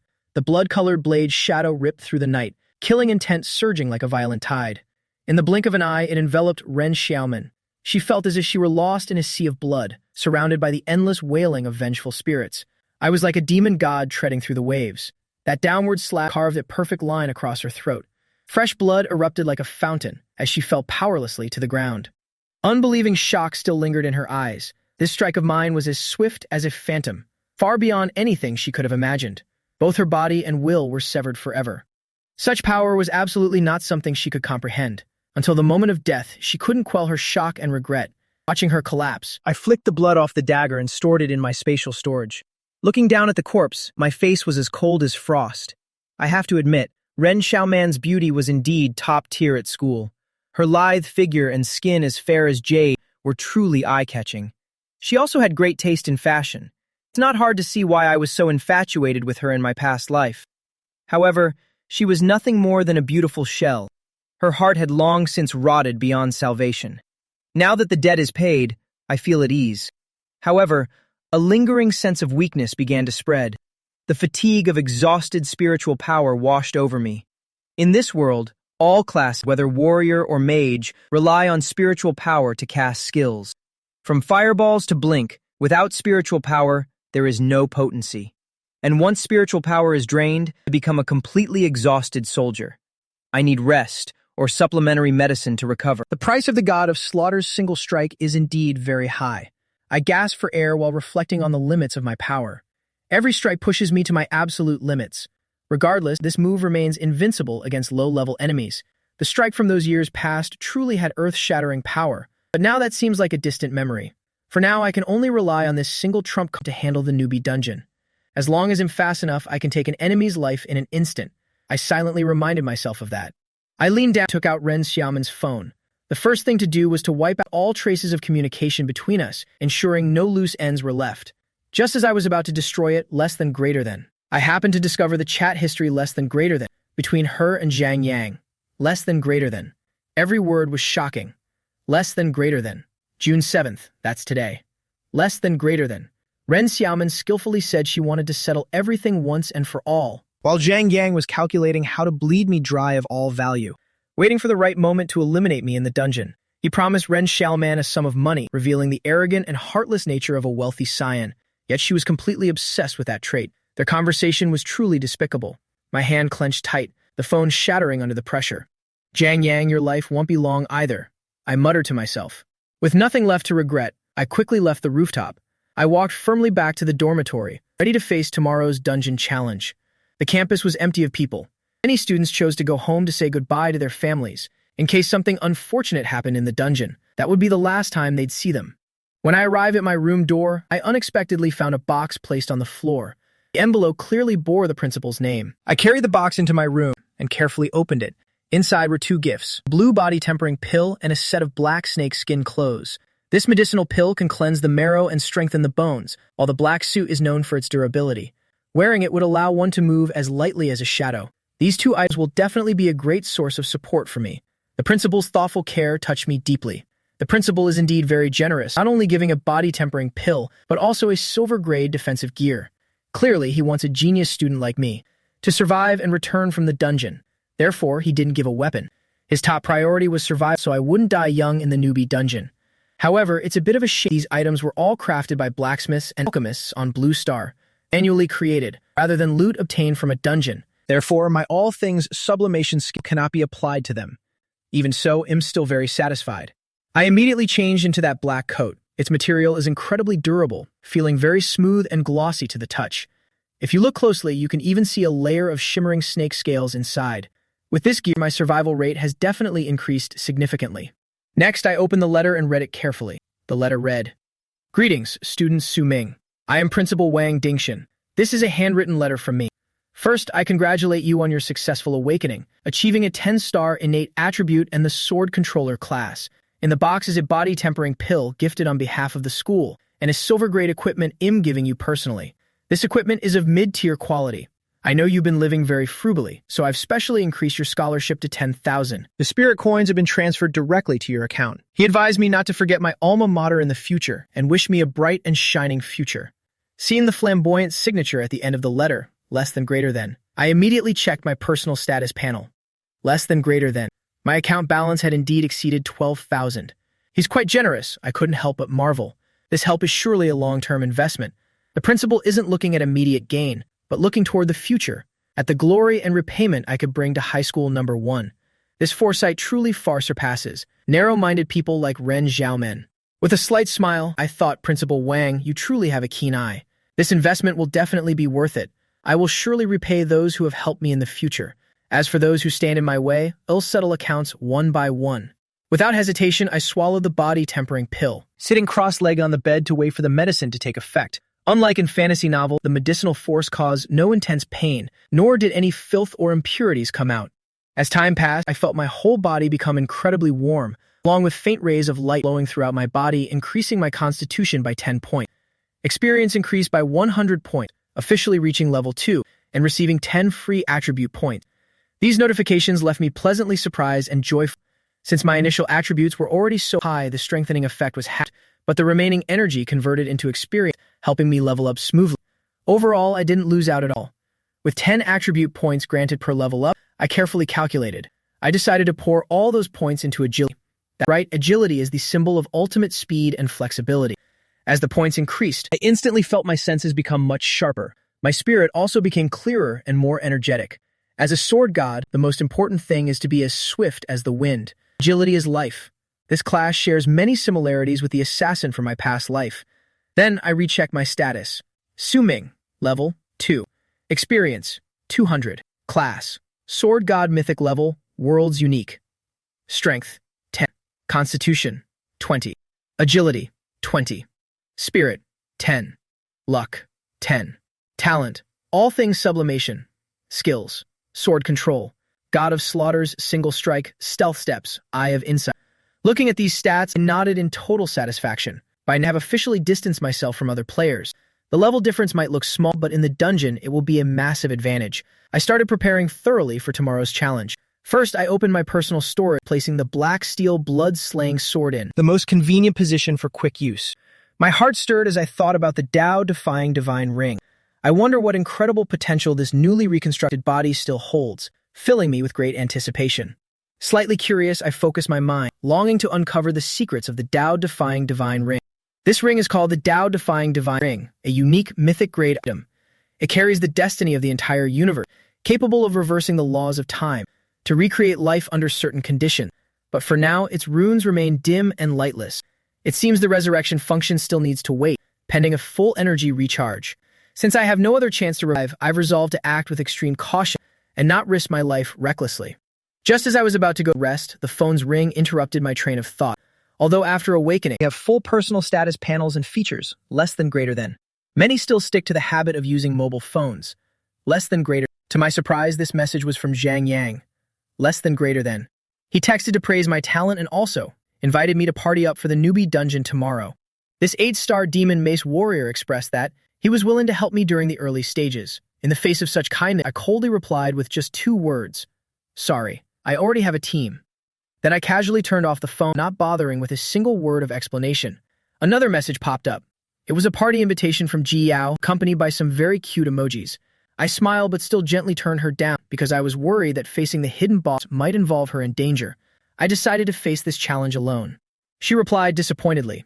Okay then, just let me know if you need anything at any time. After replying, I quickly lay down and drifted into sleep. Using the God of Slaughter's single strike last night had drained me. Only deep sleep could help me recover my condition. In my dreamlike state, I felt my body as if it were floating. When I woke up, the day was bright, and a deep blue light completely enveloped me. The dungeon has begun. I told myself with a vigilant look. My body immediately vanished from Blue Star. The Interrealm Massacre is about to begin. A voice echoed in my mind announcing to the newbies, less than greater than. This is a land filled with slaughter and opportunities. Less than greater than. Only when the boss monster is slain can you leave. Less than greater than. And receive your corresponding completion rewards. Less than greater than. Everyone will receive rewards based on their level of contribution. Less than greater than. In a flash, I found myself standing in the middle of an unfamiliar forest. The trees were lush but carried an eerie red tint. Everything around exuded an unusual sense of danger. The newbie dungeon map changes unpredictably every year. However, with the experience from my past life, I don't feel unfamiliar with this place at all. Despite the familiarity, I remain solemn and cautious. Not daring to slack off, I quickly opened my status panel to reconfirm the dungeon information. Huangchao Forest, newbie-level dungeon. A thick smell of decay hung in the air. I opened the world chat channel. Someone was screaming miserably. Oh my god, why did I spawn on top of a tree? There are steel spine boars everywhere below, what do I do? Someone replied, just wait for death. What else? Hearing the discussions about the dungeon, I continued to monitor further. Many people were advertising their talents to find a party. I'm a 5-star swordsman. Initial skill is horizontal slash. There were also those struggling amidst frenzied monsters, yet still not forgetting to probe each other's abilities. The number of stars is the accurate measure of talent. My title of 10-star sword god is enough to eclipse all other newcomers. However, this difference won't be as obvious in the future. After leveling up, it will be replaced by the number of job advancements. Someone called out on the channel, Imli Dabiao, 6-star barbarian warrior. Coordinates 42,342, 371. Countless people wanting to party up began to gather. Many were eagerly bracing themselves for combat. Wait, there's a bloodthirsty rat coming over there. Let me handle it first. Lee Dabiao's voice gradually went silent on the chat channel. At that very moment, the World Channel suddenly displayed a notification that instantly stunned all players. The first player has died. Player Lee Dabiao was mauled to death by a bloodthirsty rat. The entire World Channel exploded at the news. Everyone was abuzz. What's going on? A 6-star talent was taken down in an instant. Others were skeptical. Aren't bloodthirsty rats supposed to be the weakest monsters? Fear began to spread. It seemed this dungeon really was a house of horror. People scrambled for help. Can anyone lead me out of here safely? I'm willing to pay 10,000 spirit coins. Some girls didn't want to be left behind. Big brothers. I don't have money, but I have looks. Please let me tag along, send your coordinates. Gradually, the new players realized this dungeon wasn't child's play, but a true life and death trial. So people began to automatically group together, to rely on each other for survival. And I could only watch that crowd and sigh inwardly. The smart ones had already finished teaming up before it started. That's how they could enter the dungeon together safely. Only I still chose the path of the lone wolf. Closing the virtual status panel, my expression remained extremely calm and firm. Memories of the bloodthirsty rats began to resurface clearly in my mind. These monsters are famous for their incredible speed, coupled with extremely aggressive combat power. Though they only differ from normal rats by the word bloodthirsty, in reality, they are worlds apart. Currently, in the dense forest of this dungeon, many similarly ferocious mutated beasts lie in wait. I tightly gripped the black steel blood-slaying sword in my hand, slowly drawing the blade from its sheath, cold as autumn water. I moved gracefully through the forest. Before I had gone very far, a tragic scream suddenly echoed from deep within the woods. I crouched low and quietly approached, carefully observing everything around me. A thud was heard, as a body fell from the treetops to the ground. It was a woman's corpse. The fall kicked up a cloud of dust. I used Eye of Insight to check, discovering she was actually a rare healer. A pity she was left isolated. Less than greater than. Eventually becoming prey for the monsters. Less than greater than. This must be the work of carnivorous apes. Less than greater than. I closely examined the wounds. Less than greater than. Making a precise assessment in my mind. Right at this moment, a low growl rumbled. A giant ape with a hideous appearance leaped down from above, its two massive hands clenched tightly together. Its fist swung out like a giant sledgehammer, striking directly downward. I remained calm, leaning aside to dodge as quick as a flash, escaping the attack by a hair's breadth. I had anticipated this long ago, knowing that the appearance of this corpse was only to lure me into a trap. Sure enough, the monster had another uninvited guest. I followed suit accordingly. Having prepared for this confrontation, I reacted with extreme speed immediately. The advantage of agility helps me walk along the edge of danger much better than ordinary people. In the moment of swinging the sword to counterattack, I slashed the sword down with force. A deep gash appeared on the mutated ape's head. Fresh blood gushed out profusely. But this monster didn't fall immediately. Its burly body still stood firm, but its expression remained as ferocious as ever. Its gaze was extremely vicious, dyeing its entire fur with the color of fresh blood. Having been alert, I now confirmed this was no ordinary ape, but a much more powerful opponent. Flesh-eating llama. Its power explained everything. Its body was taller than a grown man. Its appearance was incredibly terrifying. Its eyes exuded the gaze of a predator. It launched another fierce attack, perfectly dodging the attack. Though the consumption was not small, it ensured that I remained safe and sound, just by approaching its back in a blink, thrusting a fatal sword strike.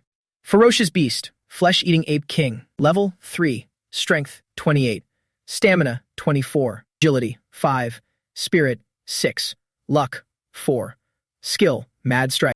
This information confirmed what I saw. This Ape King was definitely no ordinary opponent. Perfect timing. At this very moment, a sharp blade pierced through the back of the Ape King's neck. With iron determination, I ended its life. After thoroughly dealing with the Monkey King, its massive guardian-like body crashed down, kicking up dust. Right now, a virtual screen appeared before my eyes. The ferocious beast has been defeated. Receive reward. Skill scroll, single character / bronze grade low tier. A skill book fell into my hands. Not bad at all. I secretly felt satisfied. Although it was only a bronze grade skill scroll, it was extremely suitable for my class. At this very moment, the World Channel was once again shaken. The sword controller of Long Nation has achieved the first kill. Title reward, Blood Drop. All players of Long Nation receive a recovery potion. Very soon after, every player of Long Nation had received the medicine. The entire chat channel suddenly became a buzz. I didn't expect our Long Nation to be the one to get the first kill. So cool, just when I was injured. This recovery potion came at the perfect time. Is it a sword controller? Could it be? Is it Su Ming from high school number 1 who's been so famous lately? Maybe not. After all, there are several sword controllers in various places this year. Regardless, I'm so glad our long nation has taken the lead. My expression turned serious when I saw in my personal profile that a special title had been added. Blood Drop permanently increases all attributes by 5 points. At this moment, all my attributes jumped to 15 points. Agility even reached 25 points. Combat Power took another step forward. My gaze returned to the skill scroll in my hand. Although it was only of bronze quality, but I could rely on my special trait to upgrade it. Closing my eyes, I focused my thoughts. All things sublimation. The scroll in my palms silently transformed, turning into silver quality. Draw sword / silver grade, low tier. Sheathing the sword. Spirit condensing, a single strike to take a life. My eyes flashed. I didn't expect it to leap from bronze quality to silver. This is truly a leap in rank. My luck is unbelievably good. All things sublimation can randomly upgrade item quality. In the most ideal situation, it could even raise silver quality to mythic rank. But the probability is too low. In most cases, it can only upgrade an item by 1 tier. And each item can only be upgraded once. I decisively chose to learn this swordsmanship skill. Skill received. Draw sword / silver grade low tier sword skill. Current proficiency, 01000. Sheathing the blade. This is the prerequisite for this sword skill. With just a thought, I stepped out with the footwork and the sound of the sword ringing out. I saw my body turn into a deep blue sword light. The sword light sparkled. This move had incredible speed, almost tearing through the wind. Wherever the sword's majesty spread, it split countless falling leaves. On the ground, it also left a deep sword mark. An explosion sounded. A burly giant tree snapped instantly. With a crack, it collapsed. Deep inside, I felt slightly shaken. A normal silver skill shouldn't have this much power. Perhaps it's due to the effect of the primordial sword body. I finally understood. The power and speed of the swordsmanship have tripled. Truly astonishing. Skill consumption is not high. I can use it frequently. Proficiency plus 30. I finally understood. Just one move increased the proficiency by 30 points. Even without hitting an enemy, using it just a few dozen times is enough to reach the maximum level. The power is exceptionally fierce. Normal players increase proficiency very slowly, but mine grows directly by 3 times. I sheathed the sword. With the sword on my back, I strode through the dense forest. The small mutated beasts met along the way were all swiftly eliminated. With seasoned combat experience, I already knew the attack trajectories of these beasts by heart. Slain fierce tiger, EXP plus 80. Slain mutated rabbit, EXP plus 40. Slain iron-scaled turtle, EXP plus 100. Before I knew it, my level had risen to level 4.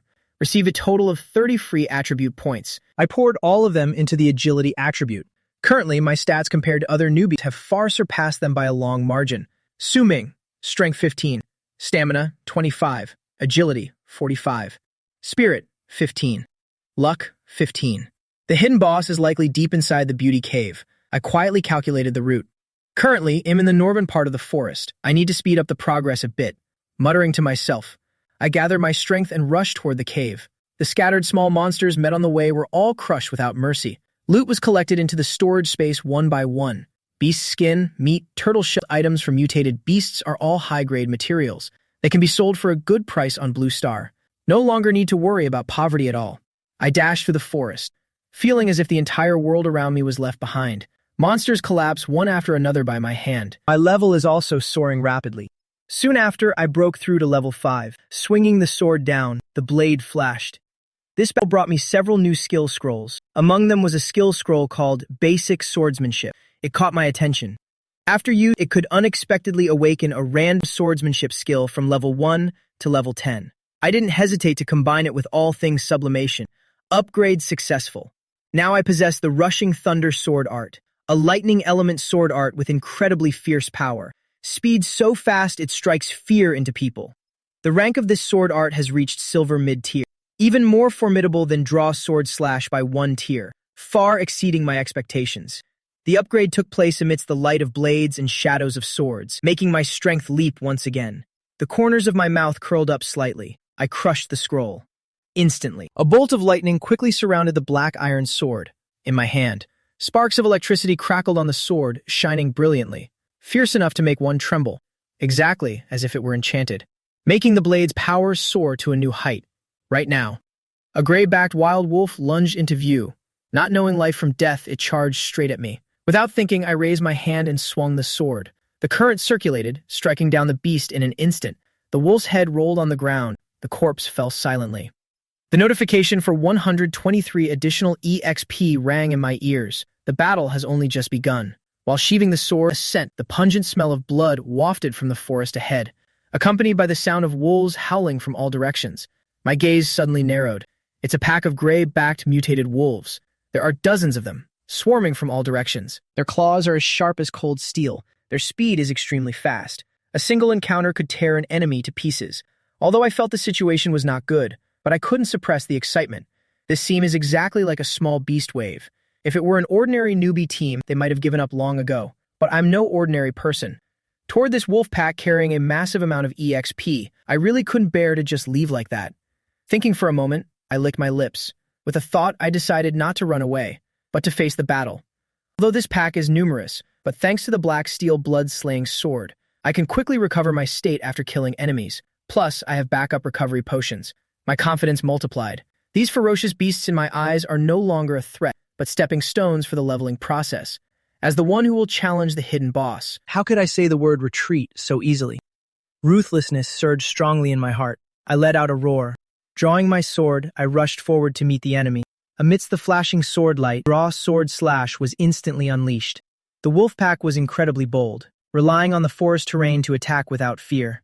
In a blink, their roars echoed throughout the forest. All sorts of chaotic sounds rang out continuously, ferocious and bloodthirsty. The sword light in my hand carried sparks of electricity. The sword's path was as fast as a whirlwind, emitting a completely overwhelming power. Rushing thunder sword art, combined with draw sword slash, its power was fully displayed. In an instant, several wolves were struck down by my blade. XP plus 150, proficiency plus 134. The experience numbers continued to rise. In the blink of an eye, the wolf pack before me became a chaotic mess. Fresh blood scattered everywhere, like a cold, heartless killing machine. But for ferocious beasts like wolves, their savage nature is not easily extinguished. Right at this moment, a silver-white wolf king rushed forward like mad. Its whole body emitted a sparkling fluorescence. Its fur seemed coated in moonlight, standing out immensely in the middle of the battle. The wolf king's speed was terrifyingly high. It appeared before me almost immediately. Its sharp wolf teeth nearly clamped onto my arm. Unexpectedly wounded, less than greater than. I was secretly amazed at this wolf king's explosive power. Less than greater than. Fierce beyond expectation. Less than greater than. 2 deep bite marks immediately appeared on my arm. Luckily, I reacted quickly. Otherwise, this arm would have been good as gone. I quickly scanned its ability data. It's actually a level 6 monster. The silver fur radiated a cold glow under the sun. The wolf's cruel nature didn't diminish at all. It sends a shiver down one's spine. Indeed, this is truly a battle. Only the winner has the right to continue living. The Wolf King's attack couldn't take me down. After landing, it seemed to still be looking for a chance to attack again. It paced slowly around me. Its eyes flashed with ferocious glints. I looked coldly at this wolf. Coldness and determination intertwined in my heart. Little Wolf King, you are indeed extraordinary. But unfortunately, you've chosen the wrong opponent, I muttered, fully sheathing the sword. And as I stepped forward, it was a powerful explosive blow, filled with confidence. The proficiency of the previous draw sword slash has reached maximum. Draw sword slash proficiency reached 1000. Skill upgraded. Draw sword flash. Silver mid-tier, proficiency 2000. Right now I possess my second silver mid-tier skill. Once the sword is sheathed, mental power surged like a tidal wave, instantly pouring straight into the sword's tip. Thunderlight sparkled, shaking all 4 directions. The glow on the blade made the air vibrate. Suddenly, a deep blue lightning shadow flashed unexpectedly. I shot straight up into the air. The sword stance traced a path like a rainbow. The Wolf King didn't even have a second to react. It collapsed powerlessly. Fresh blood sprayed, and the wolf's head rolled on the ground. Slain Wolf King. EXP plus 500. Draw sword flash proficiency plus 145. Rushing thunder sword art proficiency plus 100. Loot, iron cutting bone. Wolf King's heart. The black steel blood-slaying sword was like a bloodthirsty fiend, quickly sucking dry the bloodstains on the blade. The blade revealed its flawless, sharp edge once more. Immediately after, a surge of warmth flowed from the hilt into my body. The wounds healed as before with miraculous speed. The wolf pack now began to show signs of panic. The cowardly ones even intended to flee. My eyes flashed with a sharp, cold glint, only giving a faint laugh. Want to leave? It's not that easy. My movements were extremely agile, instantly transforming into a frenzied shadow, hunting down the wolves that intended to escape secretly. In this fierce competition with the wolf pack, my level has taken a real leap. reaching the threshold of level 9 peak. Just one more step to reach level 10. Therefore, this pursuit must not be neglected. Sword light burning like a rainbow. Wolf blood sprayed like rain onto the black clothes. Determined not to show mercy. These wolves. I won't let a single one return alive. The wolf pack scattered in panic. I looked at them with contempt, like fish on a cutting board. In the end, wolves are just foolish creatures. No matter if they evolve or mutate, they can't escape their fate. If they had scattered to run, Perhaps a few would have truly escaped, but unexpectedly they gathered into one mass. Then I can just catch them all at once. Looking around at the wolf corpses everywhere, my mood remained unmoved. On the personal status board, the level number has jumped to 10. Congratulations, Su Ming, for reaching level 10. The first job advancement quest is being initialized. I relied on combat experience to speed up the progress. The efficiency is unbelievably high. Following the system's guidance, I headed toward the Beauty Cave. Quest: slay the Guardian of Beauty Cave. That's a very powerful elite monster. Reward: Sword God. Job advancement: exactly what I wanted. Nothing could be more perfect. I know that after the first job advancement, other professions will have countless branching paths, but with the Sword God profession, I will only have one path. That is comprehensive reinforcement, constantly advancing. Lost in thought, I stepped forward quickly, conveniently opening the personal profile to check the latest status. Su Ming, level 10.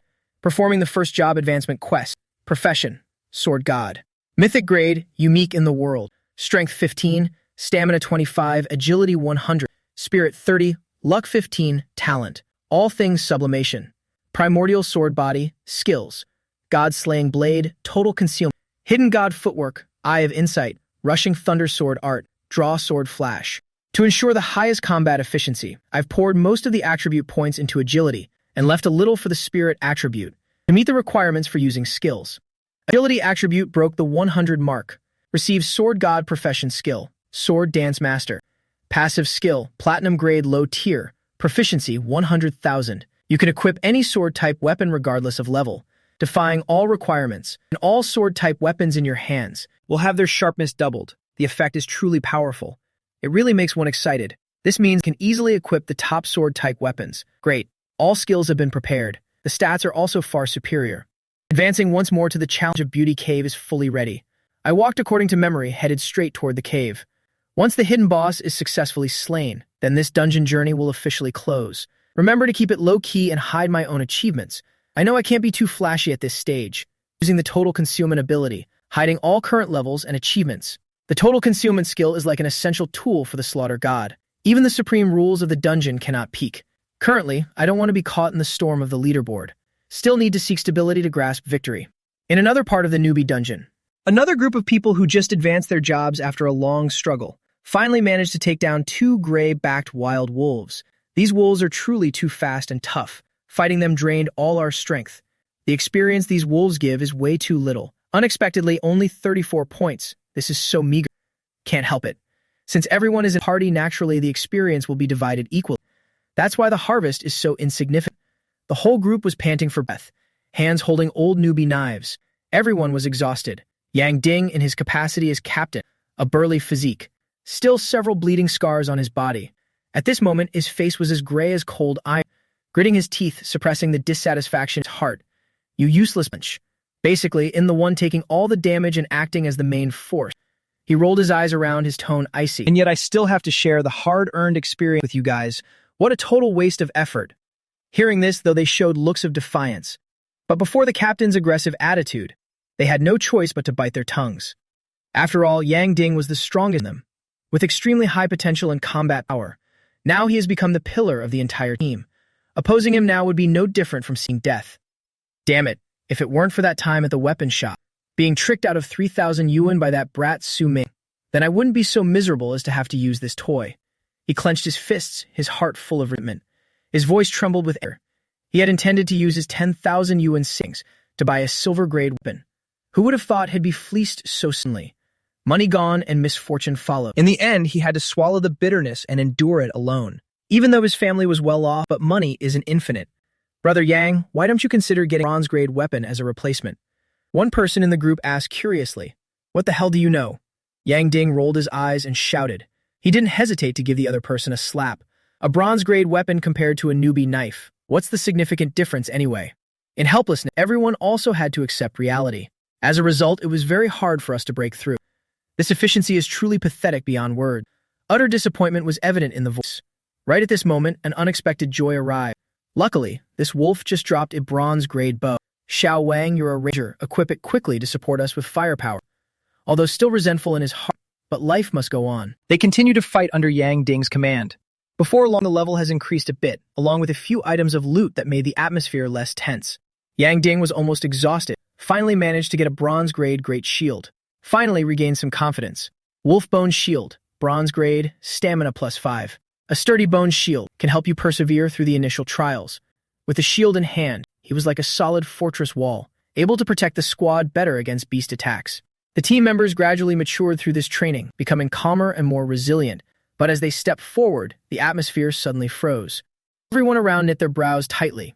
Even Yang Ding couldn't help but take a sharp breath of cold air. They had ventured deep into the forest, but the sight before their eyes made their blood run cold. Wolf carcasses were scattered everywhere, and the thick metallic scent of blood refused to dissipate. No way could they have run into a beast tide. With so many bodies, which team could have committed such a slaughter? Panic and dread laced everyone's voices. Yang Ding knelt down to examine the wounds. Looking closely, this probably wasn't the work of a squad, but rather the work of a single person. These fatal wounds on the wolf carcasses were all inflicted by the exact same blade. He explained with his somber, pensive look. Of course, we can't rule out the possibility that it's an elite squad of swordsmen. Either way, we're not strong enough to face them. His voice grew heavy. They weren't mentally prepared for a confrontation. Even with their upgraded gear, the squad was still in no position for a head-on battle. So they chose to avoid the brunt of the danger, quietly following a trail to take a detour, silently praying in their hearts that they wouldn't run directly into that team of swordsmen. In dungeons, lethal conflicts between players were a common occurrence, so avoiding danger was their best option right now. At the same time, inside the meeting room of Zhuanjing No. 1 High School, a heavy, suffocating tension filled the air. The school's top officials gathered, standing ready, their eyes glued to the holographic screen in the air. The rankings for newbie dungeon number 144. First place, level 8 Li Shenguang. Second place, level 7 Yan Zi.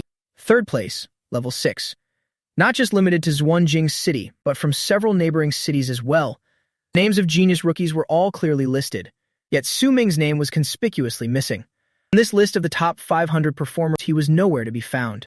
This is impossible. Su Ming had incredibly high starting stats and is a sword controller, so how could he not even make it into the top 500? Sitting in the room, the department heads were filled with anxiety. Su Ming, a student with a 10-star talent, was a world-class genius who should have shone like a star. Principal Wang Ting-shan sat with his hands clasped, his brow furrowed deeply, his heart racing with unexpected concerns. As the school's star of hope, Su Ming's performance was directly tied to the school's future investment prospects. But if this child were to perish in the newbie dungeon, it would be a devastating blow to the institution.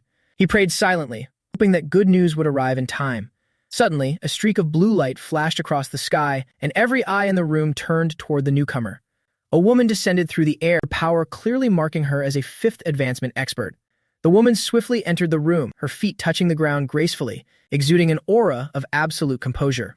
Wang Ting-shan stood up immediately, and the teachers and department heads followed suit, bowing deeply to show their respect.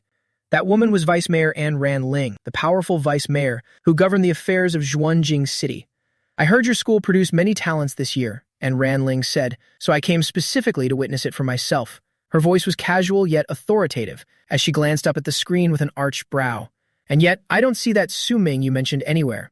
Beads of cold sweat broke out on Wang Ting-shan's forehead. Previously, due to Su Ming's awakening, Wang Ting-shan had reported to Vice Mayor An, expecting a performance that would shake the heavens. But the dungeon had been open for quite some time now, and Su Ming was still missing in action, which completely contradicted Wang Ting-shan's initial report. He should have broken into the rankings long ago. No matter what, a genius should have started to shine by now. Such an anomaly was deeply concerning, Wang Ting-shan thought privately, then spoke slowly. Vice Mayor An, forgive me. There was a detail I overlooked. That student, Su Ming. He chose the sword controller class. Wang Ting-shan was about to explain that this class is admittedly weak in the early stages, but he was cut off before he could finish. A sword controller. An Ran Ling's expression turned stern. Even if they are weak early on, it shouldn't be to the point where he can't even crack the top 500. Her words were laced with deep skepticism. Instantly, the atmosphere in the meeting room became electric, and everyone felt an invisible weight pressing down on them. A single question rose in every mind. Could Su Ming have been surrounded by monsters shortly after entering the dungeon and met his end? If that were true, then for the school and the massive expectations they carried, it would be a truly fatal blow. Vice Mayor Anne, please, calm your anger. Wang Tingshan took a step forward, his face solemn. Besides Su Ming, our school still has several other outstanding students this year. Yan Zi, with a 9-star talent and the Demon Hunter hidden class, is our brightest star alongside Su Ming. Wang Tingshan said, handing a list to Ran Ling, and pointing out Yan Zi was currently holding second place on the rankings, making him a formidable rival to the Lin family's genius. Li Shenguang, he continued his introduction, noting that other students were performing well too.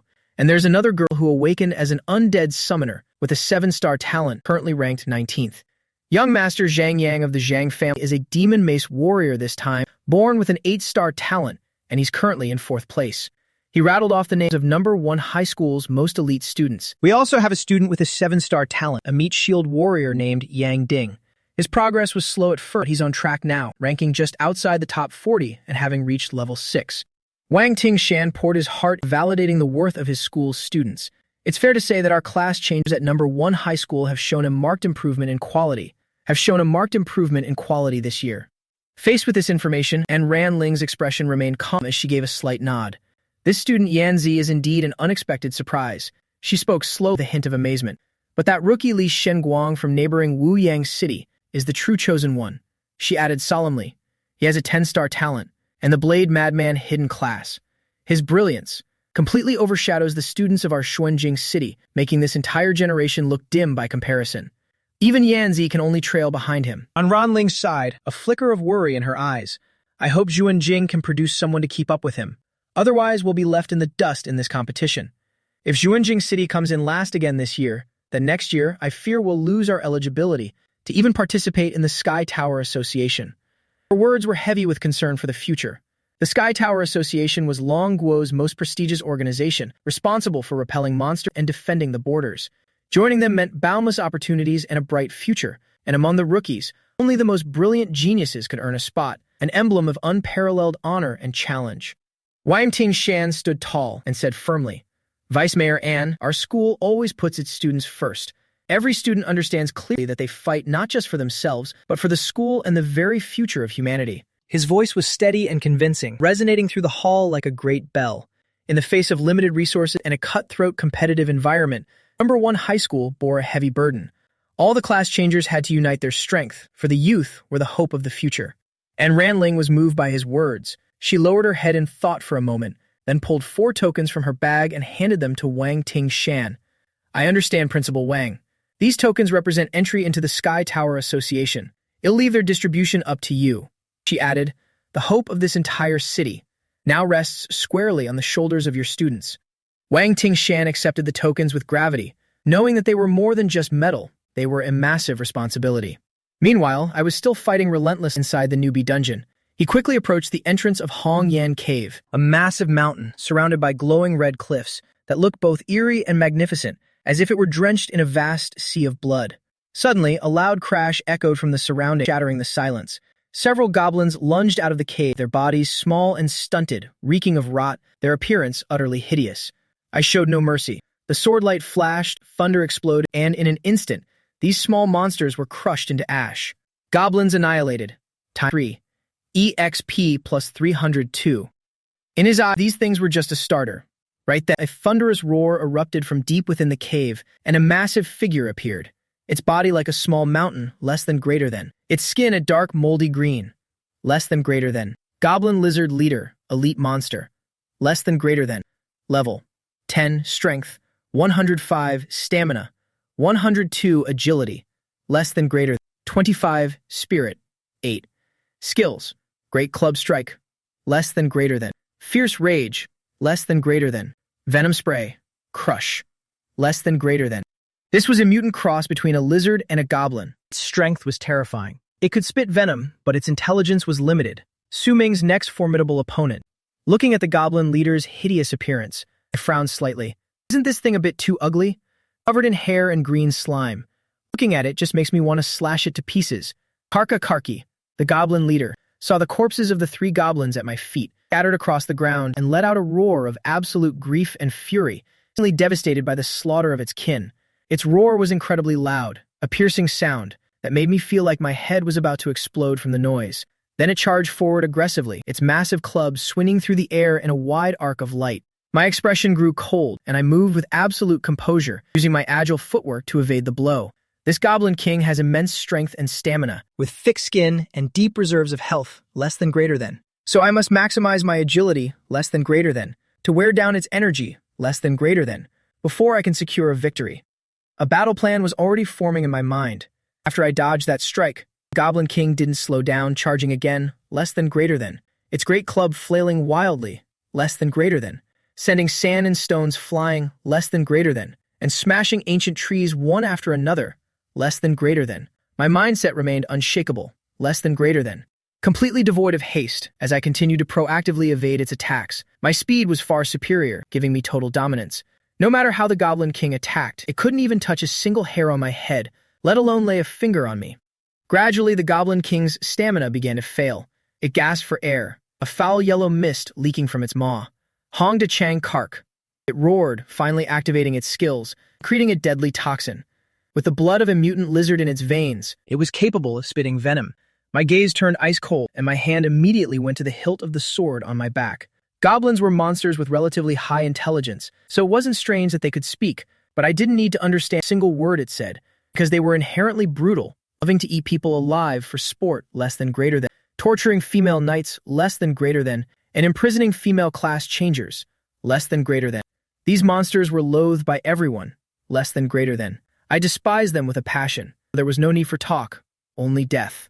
In the next breath, the Goblin King spewed toxic sludge. Its bloated body twisted. From its gullet burst a torrent, a dark yellow liquid with lethal toxicity. Everywhere it touched became slimy and foul. Trees withered, leaves fell instantly, and even stones were eaten away into large pits. The venom was ejected at high speed, sweeping directly toward me, making a head-on dodge nearly impossible. Facing this, I remained expressionless, pushing my spiritual power to the limit.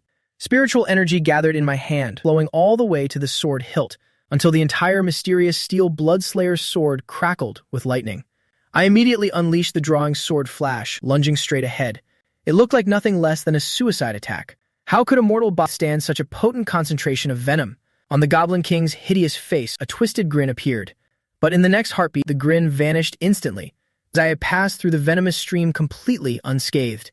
In that split second, my presence seemed to vanish from the world, my entire body becoming a blurred silhouette, clothes billowing, less than greater than. As the sword's phantom sliced right through the acid, less than greater than. It was because I had activated the stealth step. Stealth step consumed a massive amount of energy, and I could only maintain it for a heartbeat, but that was more than enough. Once activated, I entered an untargetable state, directly bypassing the vast majority of attacks at the level of world rules, so that sludge essentially never touched me. My body glided right past the goblin leader's form, the blade accurately severing its throat. The deep blue sword light turned into a straight line, piercing right through its neck. The massive, bloated green neck, layered with thick fat, was slashed open to create a colossal wound, bleeding profusely and deep enough to show bone, spraying dark green blood everywhere. The Goblin King collapsed entirely. The power of that single strike was terrifying.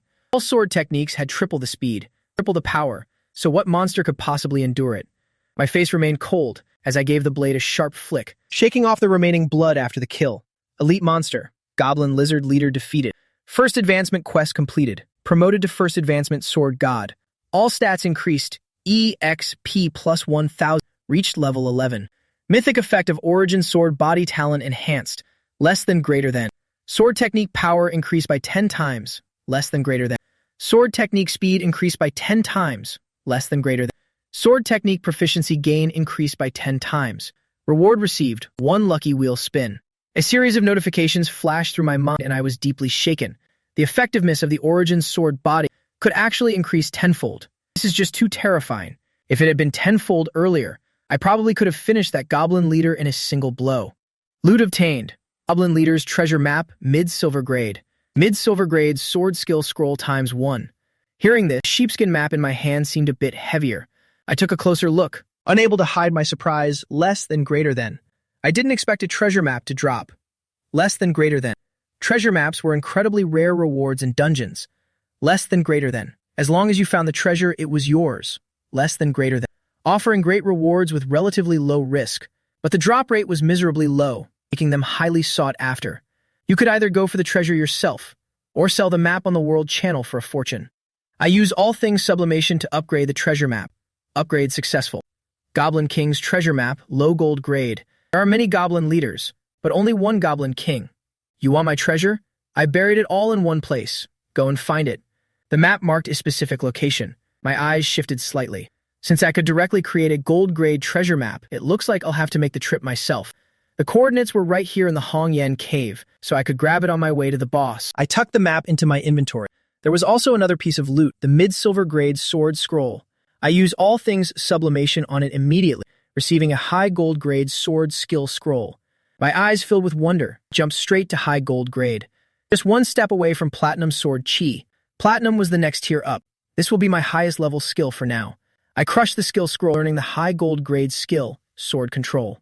A bright smile spread across my face, and I felt immensely satisfied.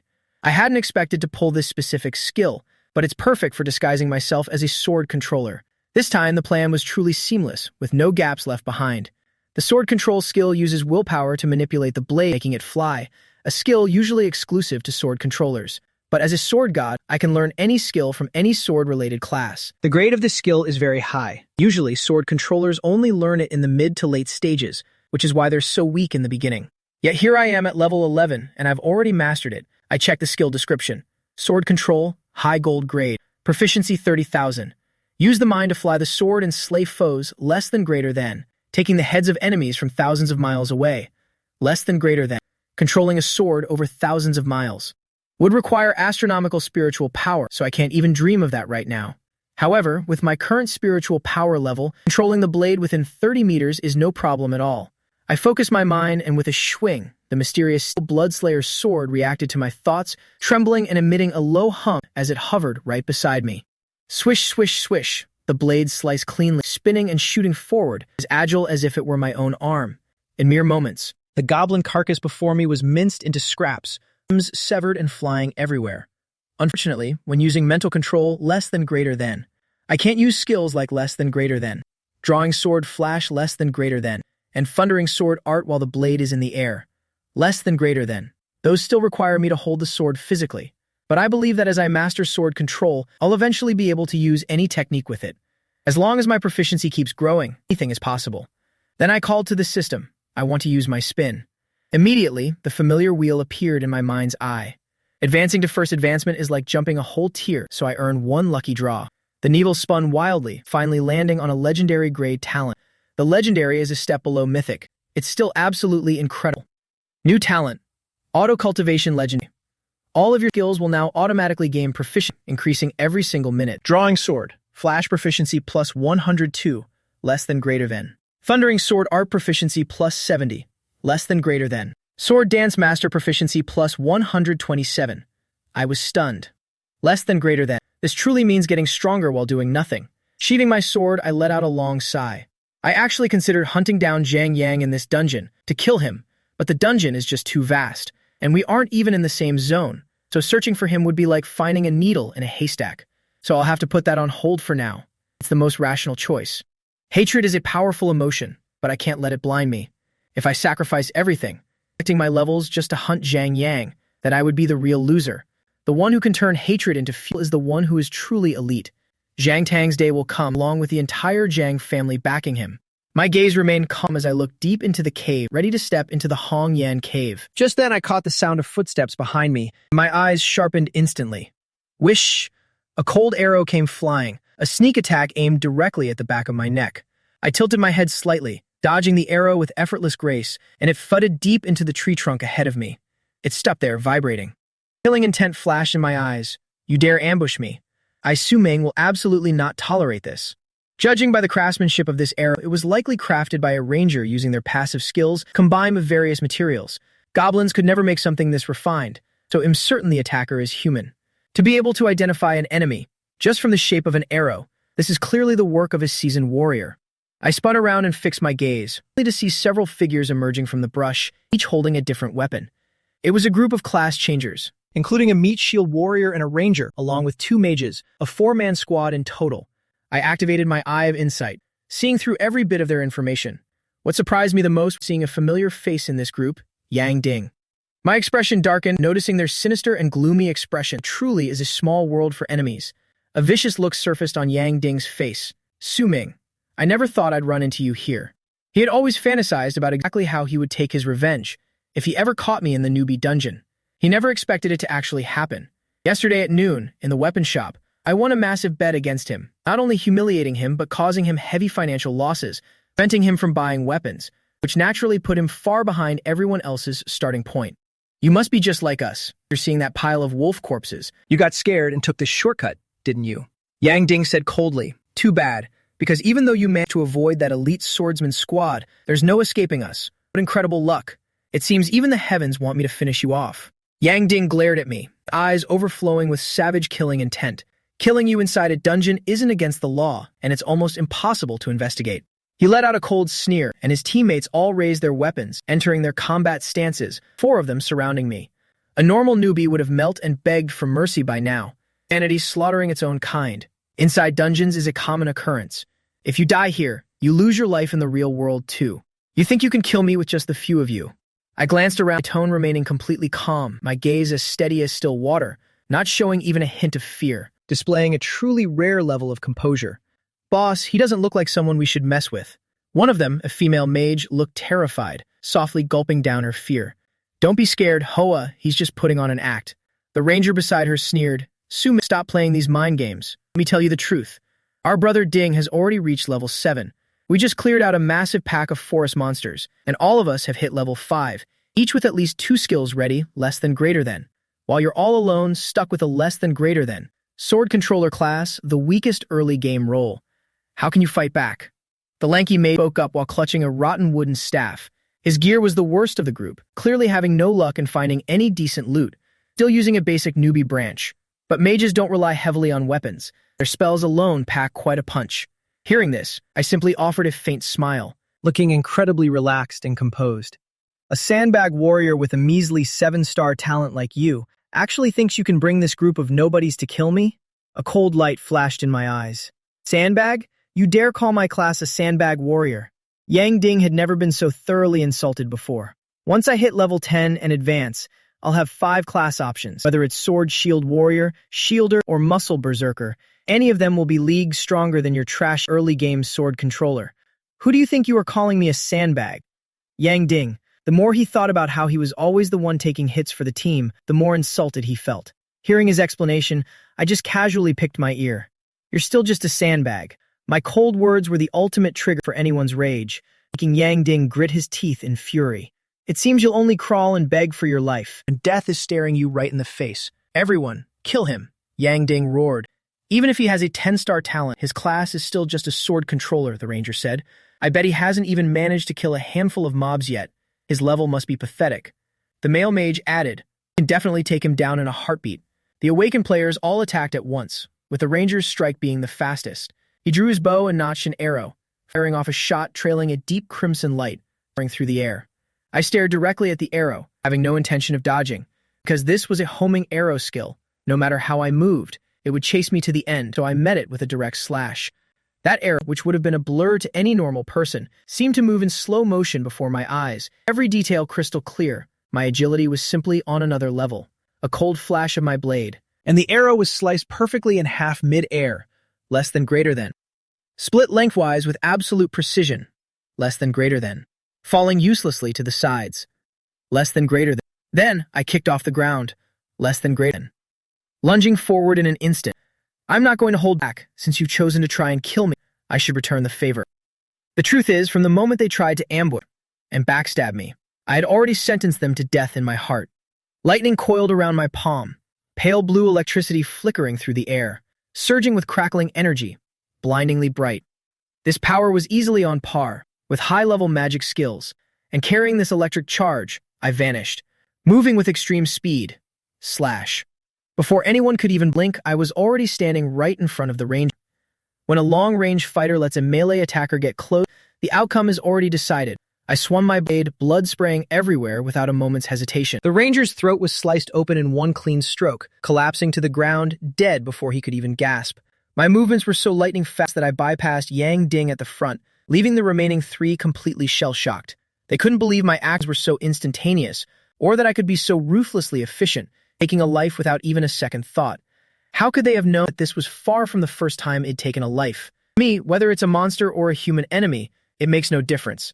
I had long since mastered this cold-blooded indifference toward my foes. Rage bubbled up within the remaining members. After all, their teammate had just been slaughtered. The male mage finally finished chanting his incantation. Upon completion, a basketball-sized fireball condensed in the air, hurling toward me to incinerate everything in its path. The scent of scorching heat filling the surroundings, less than greater than. Its intense temperature creating visible ripples in the air, less than greater than. Facing this attack, I only felt boredom at such a weak display. You're far too weak. Fighting you lot is nothing but a waste of my time. I only wanted to pass through this red rock cave to hunt down the hidden boss, and had no intention of competing with anyone. Why must humans always go out of their way to find death?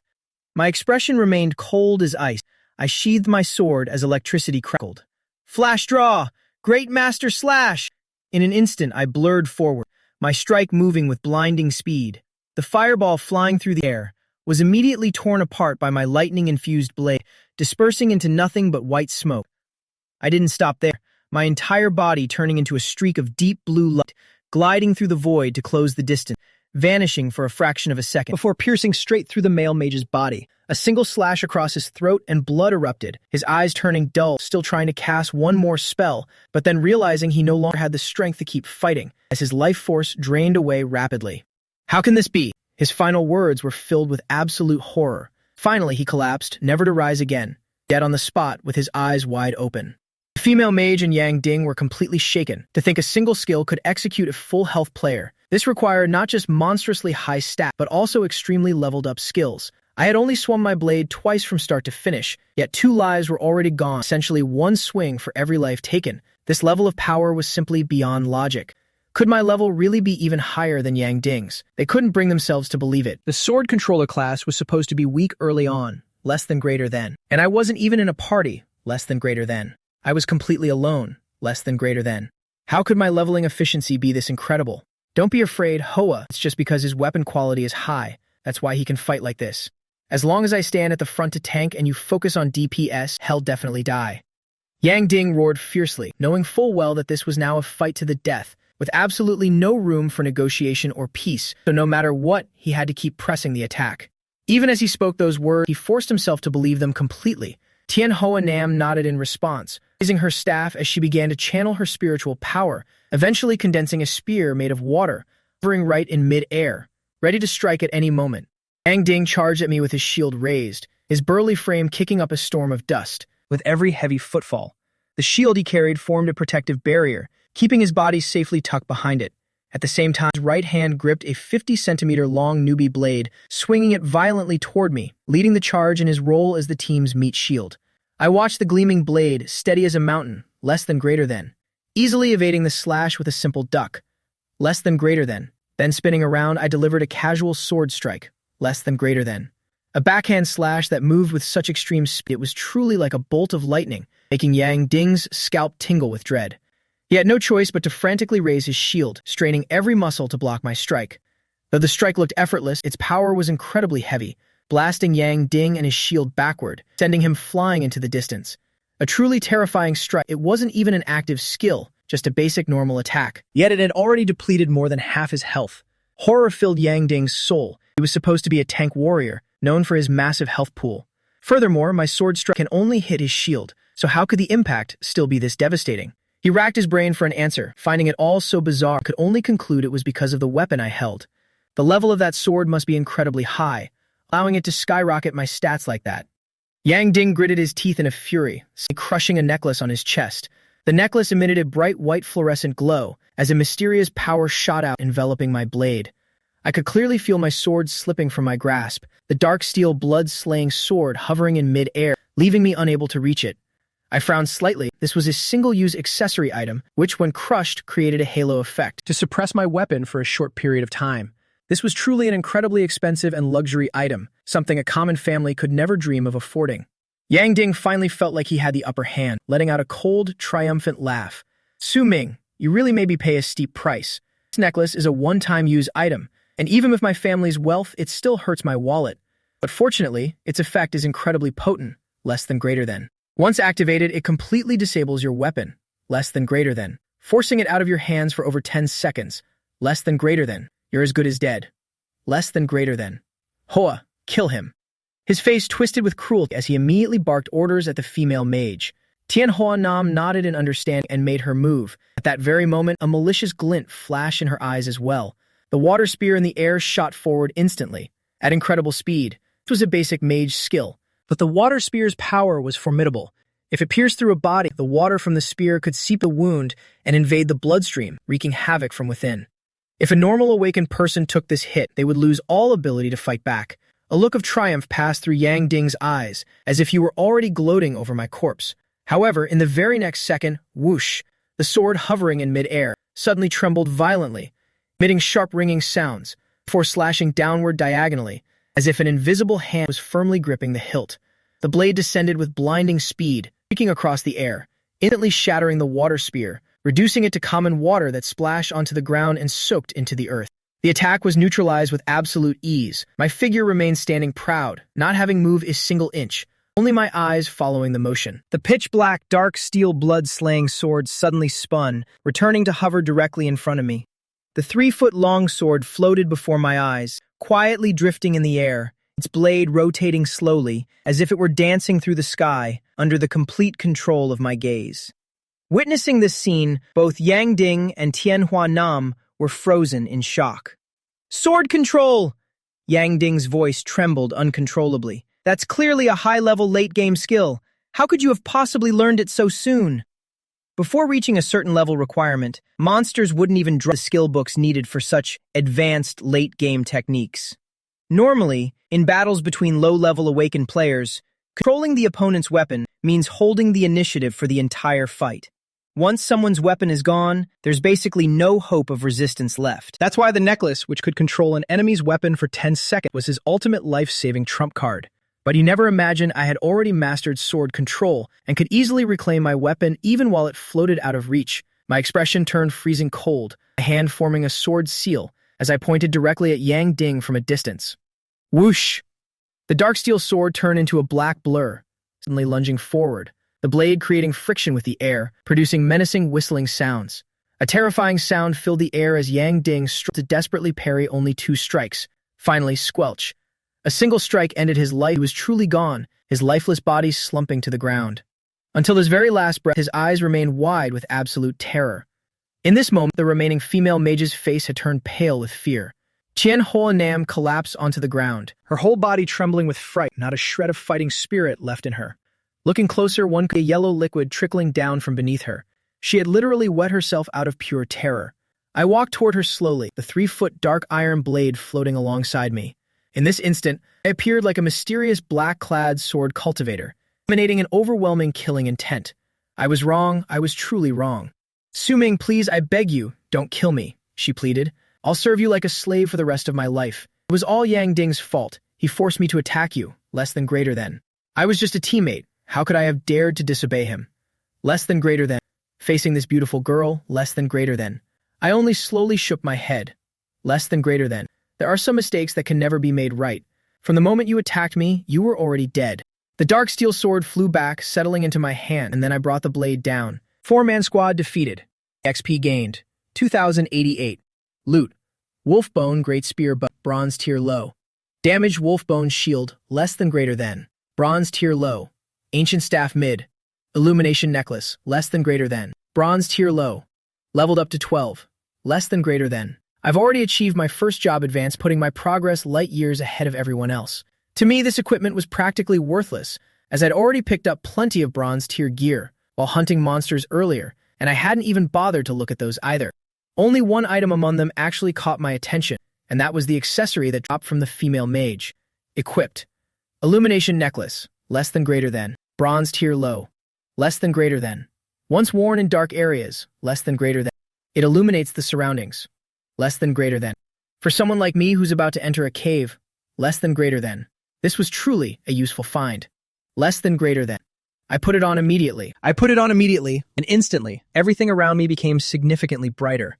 I then turned my gaze deep into the red rock cave, took a deep breath, and prepared to venture inside.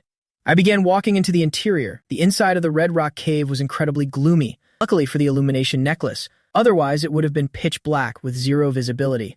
The sound of dripping water echoed through the damp cave. My expression remained calm as I moved slowly forward. Occasionally, swarms of bats would fly by, less than greater than, their red eyes flickering in the dark, less than greater than, making the atmosphere truly bone-chilling. Less than greater than. I pulled the Goblin King's treasure map less than greater than from my coat and examined it carefully, planning to claim the treasure first before taking down the hidden boss. I mapped out the route in my mind, following the coordinates written on the treasure map, less than greater than, delving deeper into the narrow paths of the cave. Less than greater than. The path was winding and convoluted, occasionally interrupted by mutated frogs and mine monsters lunging out of the dark, but all were easily dealt with by my hand. Screeching sounds. With the death of the final mine monster, I successfully reached level 13. I allocated some stat points into spirit, others into strength, and a few into constitution and other stats. My current status: Su Ming, level 13. EXP: 1,455,000. Class: Sword God, unique in mythical world.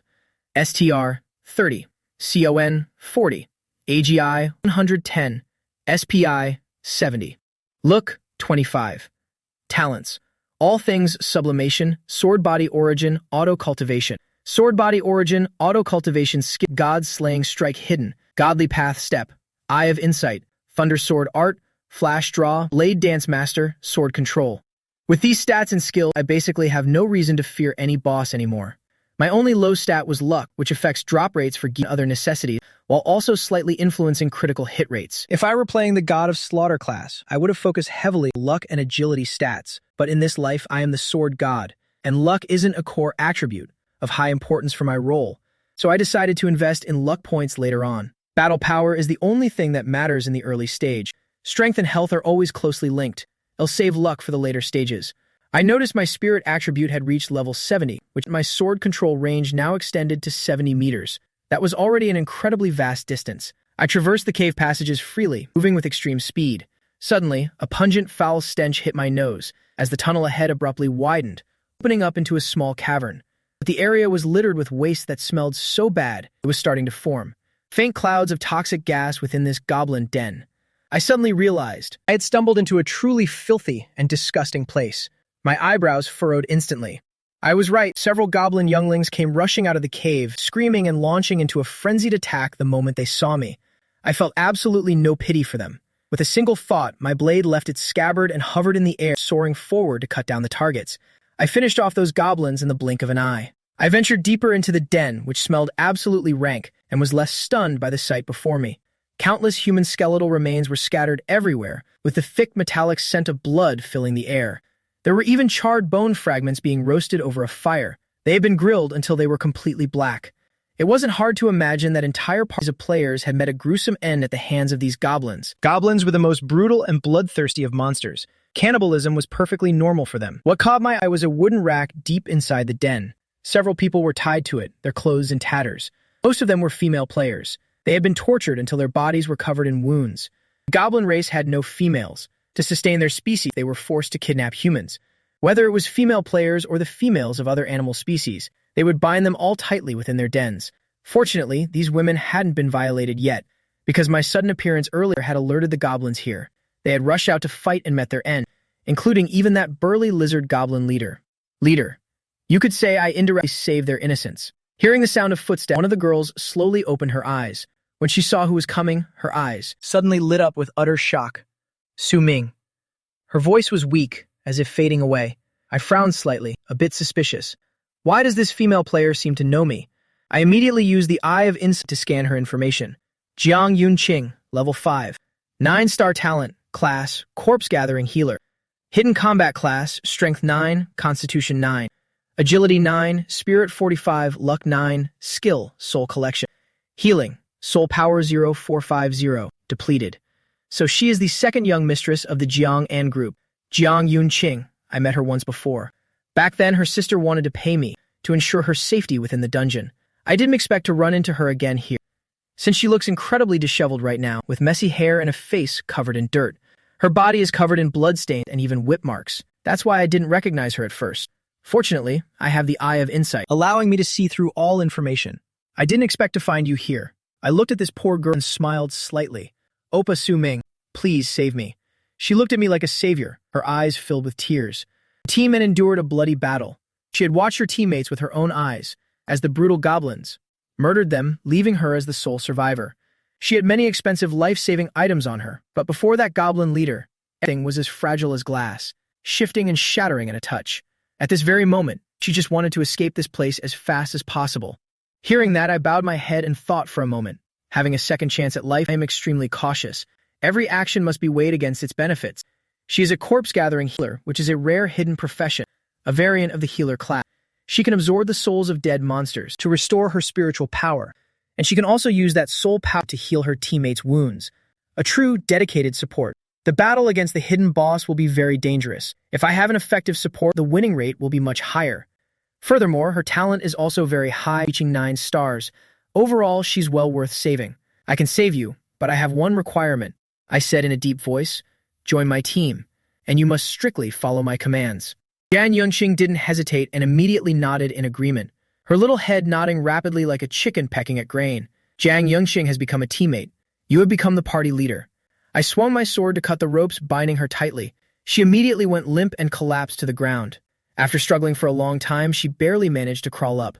On her wrists and across her body were deep red welts. Her face was pale, devoid of any color. Thank you. Her eyes were rimmed with red. At this moment, she seemed ready to give herself to me in gratitude. It's understandable. The scene she had just endured was far too terrifying. Captured by goblins and then rescued. Anyone who went through this would be moved to tears of profound sorrow. She took a healing potion out of her pocket and downed it in one gulp. Her wounds immediately recovered by 70 to 80%. This potion was also a reward because a player from Long Kwok achieved the first clear. That's how she got it. I didn't pay much attention to her, but walked over to a few other female players who were also being held captive. I reached out to check them, only to find that these women had all stopped breathing. Only Jiang Yunqing was lucky enough to survive. Su-Ming, let's get out of this cave quickly.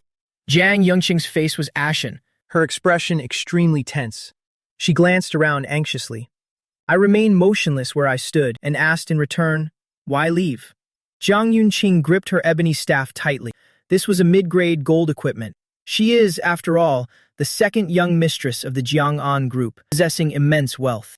She had purchased gold-grade gear for self-defense from the armory shop. However, even with gold-grade weapons, her team was no match for the goblin leader. There's no time. Su-Ming, there's another goblin leader in this cave. He is incredibly massive. All my teammates died at his hands. Just now, that leader heard some noise outside and rushed out. I bet he's about to come back any minute now. If we don't run away quickly. I interrupted her immediately. Don't worry, I've already cut him down. These words left her utterly shocked. How is that possible? You're all alone. You haven't even formed a party yet. Besides, you're just a weak early-stage sword controller. Her gaze was dull and filled with doubt. She even thought I was boasting, because she had witnessed with her own eyes just how terrifying that goblin leader was. He slaughtered ordinary players basically with one strike per life, like killing children, yet could defeat him in single combat. No matter how you look at it, this is just too illogical. I directly pulled out the Goblin King's treasure map and presented it before her.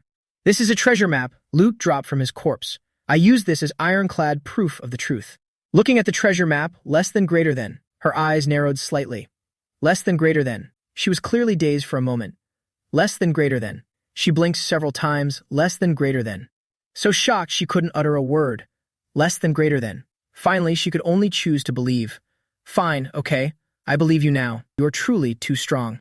That goblin leader was a level 10 elite monster. Suddenly, it seemed she connected some dots. She asked, wait, Su-Ming, are you that person? The Long Kwok sword controller who achieved the first clear. I nodded slightly. She sucked in a cold breath. She didn't expect that person to truly be me, Su-Ming. This cave still holds many dangers. Besides the goblins, many other packs of monsters are gathered here.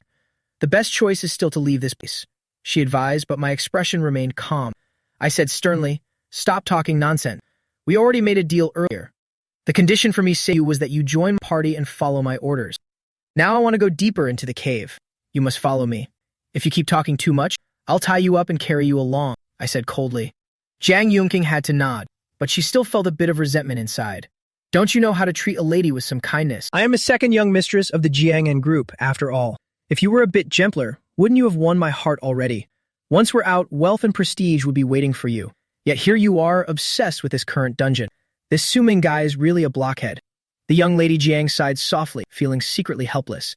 In an instant, I walked off without looking back, heading straight for the deepest part of the cave. She looked around nervously. It felt pitch black in here, both terrifying and gloomy. She didn't dare stay alone, so her only choice was to hurry and catch up, clinging to me without leaving my side for a second. It took both of us several hours to push through. I moved very quickly, hardly bothering to wait for her. She had to run with all her might just to keep up with my pace. There were countless monsters in the cave. They appeared incessantly like a surging tide. This is a hidden area, after all, less than greater than. So the monster density is naturally very thick. Less than greater than. But those monsters less than greater than were basically cut down by me the moment we met. Less than greater than. EXP plus 78. Less than greater than. EXP plus 79. Less than greater than. She almost just had to follow and soak up the experience. Even during this time, a wave of small beast monsters rushed out. There were over 20 bloodthirsty mutated beasts, yet they were all easily eliminated by me alone. I glided through with my sword control alone, quickly leaving those mutated beasts lying in heaps. Among them was even a beast king, but it was also finished with just one sword strike. As for me, I only had a few minor scratches. Witnessing the full extent of my power, Jiang Yongqing was constantly terrified, her mouth hanging open in shock. Especially that lightning-fast sword draw under the influence of the primordial sword body, its speed and power were magnified tenfold. That prestige was truly too terrifying. After seeing that technique with her own eyes, she felt her legs turn to jelly. If I were an enemy, I probably wouldn't have a whole body left long ago. This time, she was completely and utterly convinced by me. Now I slowly walked over to her. "What are you standing there for?" "Start healing," I said. "Yes." Jiang Yongqing hurriedly activated her skill, a violet light appearing in her palm. From the pile of mutated beast corpses around us, she extracted soul power, then funneled it all into my body. The wound on my arm quickly healed completely. The profound steel blood-slaying sword does have healing abilities, but they are extremely weak, unable to compare to a true healer. That is why I brought her along. "What level are you now?" I asked. She replied, "Thanks to you, I've reached level 10. My first-class advancement mission has appeared. It requires killing an elite monster." She spoke with a hint of nervousness. "Very well, I'll take you to complete the mission later. You will advance to his soul controller," I said, and she nodded immediately. At the same time, she felt a bit of surprise in her heart. The first advancement of the corpse-gathering healer has a career branch that can be chosen, which is the soul controller. It can not only heal teams, but also has several buffing skills. She didn't expect me to understand her profession so well. There are countless professions in the world, basically too many to count. To easily name the advancement branch of a certain profession requires an extremely profound amount of knowledge. I truly possess both extraordinary combat ability and intellect. In her heart, she secretly felt a bit of admiration. Although her family had poured endless resources into her since childhood and sent her to countless enrichment classes, she admitted to herself that she still wasn't as capable as me. While I originally came from a poor background, relying solely on myself to achieve this strength, I must have endured many hardships, whether in terms of mind or combat strength, less than greater than. She completely acknowledged me. Less than greater than. My strength fully deserves being her party leader. Less than greater than. Directly ordering her to advance to soul controller. Less than greater than. This is normally a lifelong decision, which cannot be regretted or changed later. Thus, my words were somewhat overbearing. Fortunately, she also originally wanted to advance to soul controller, so there was no conflict between us. Besides, I saved her life, so she had no reason to refuse. I walked over to the corpse of the mutated Beast King to harvest large chunks of its meat. Beast King meat is a rare delicacy, extremely delicious. I must store it in my spatial storage first in case it's needed later. Teaming up as a duo, the error rate will surely be lower, and the survival rate will be higher. But the only downside is that experience points will be shared. Even so, my current level is already very high. Killing monsters in this newbie dungeon won't level me up much more anyway, so there's no need to be stingy. All the loot I nonchalantly claim as my own. I am the party leader after all. Since she shared half the EXP, the loot naturally belongs to me. After that, I took her to kill another elite monster to complete her advancement mission. She successfully became a soul controller, learning a new skill, Wisteria Enhanced Wings. Bronze grade low tier, designates one teammate, consumes spiritual power, to continuously increase their parry rate. Soon I brought Jian Yongqing to the Goblin King's hidden treasure spot. The map in my hand instantly turned into a beam of light, merging into the ground.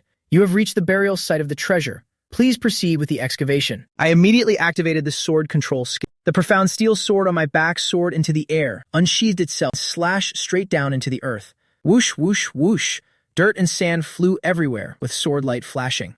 Before long, a large hole was dug into the ground, and a dark purple treasure chest appeared within.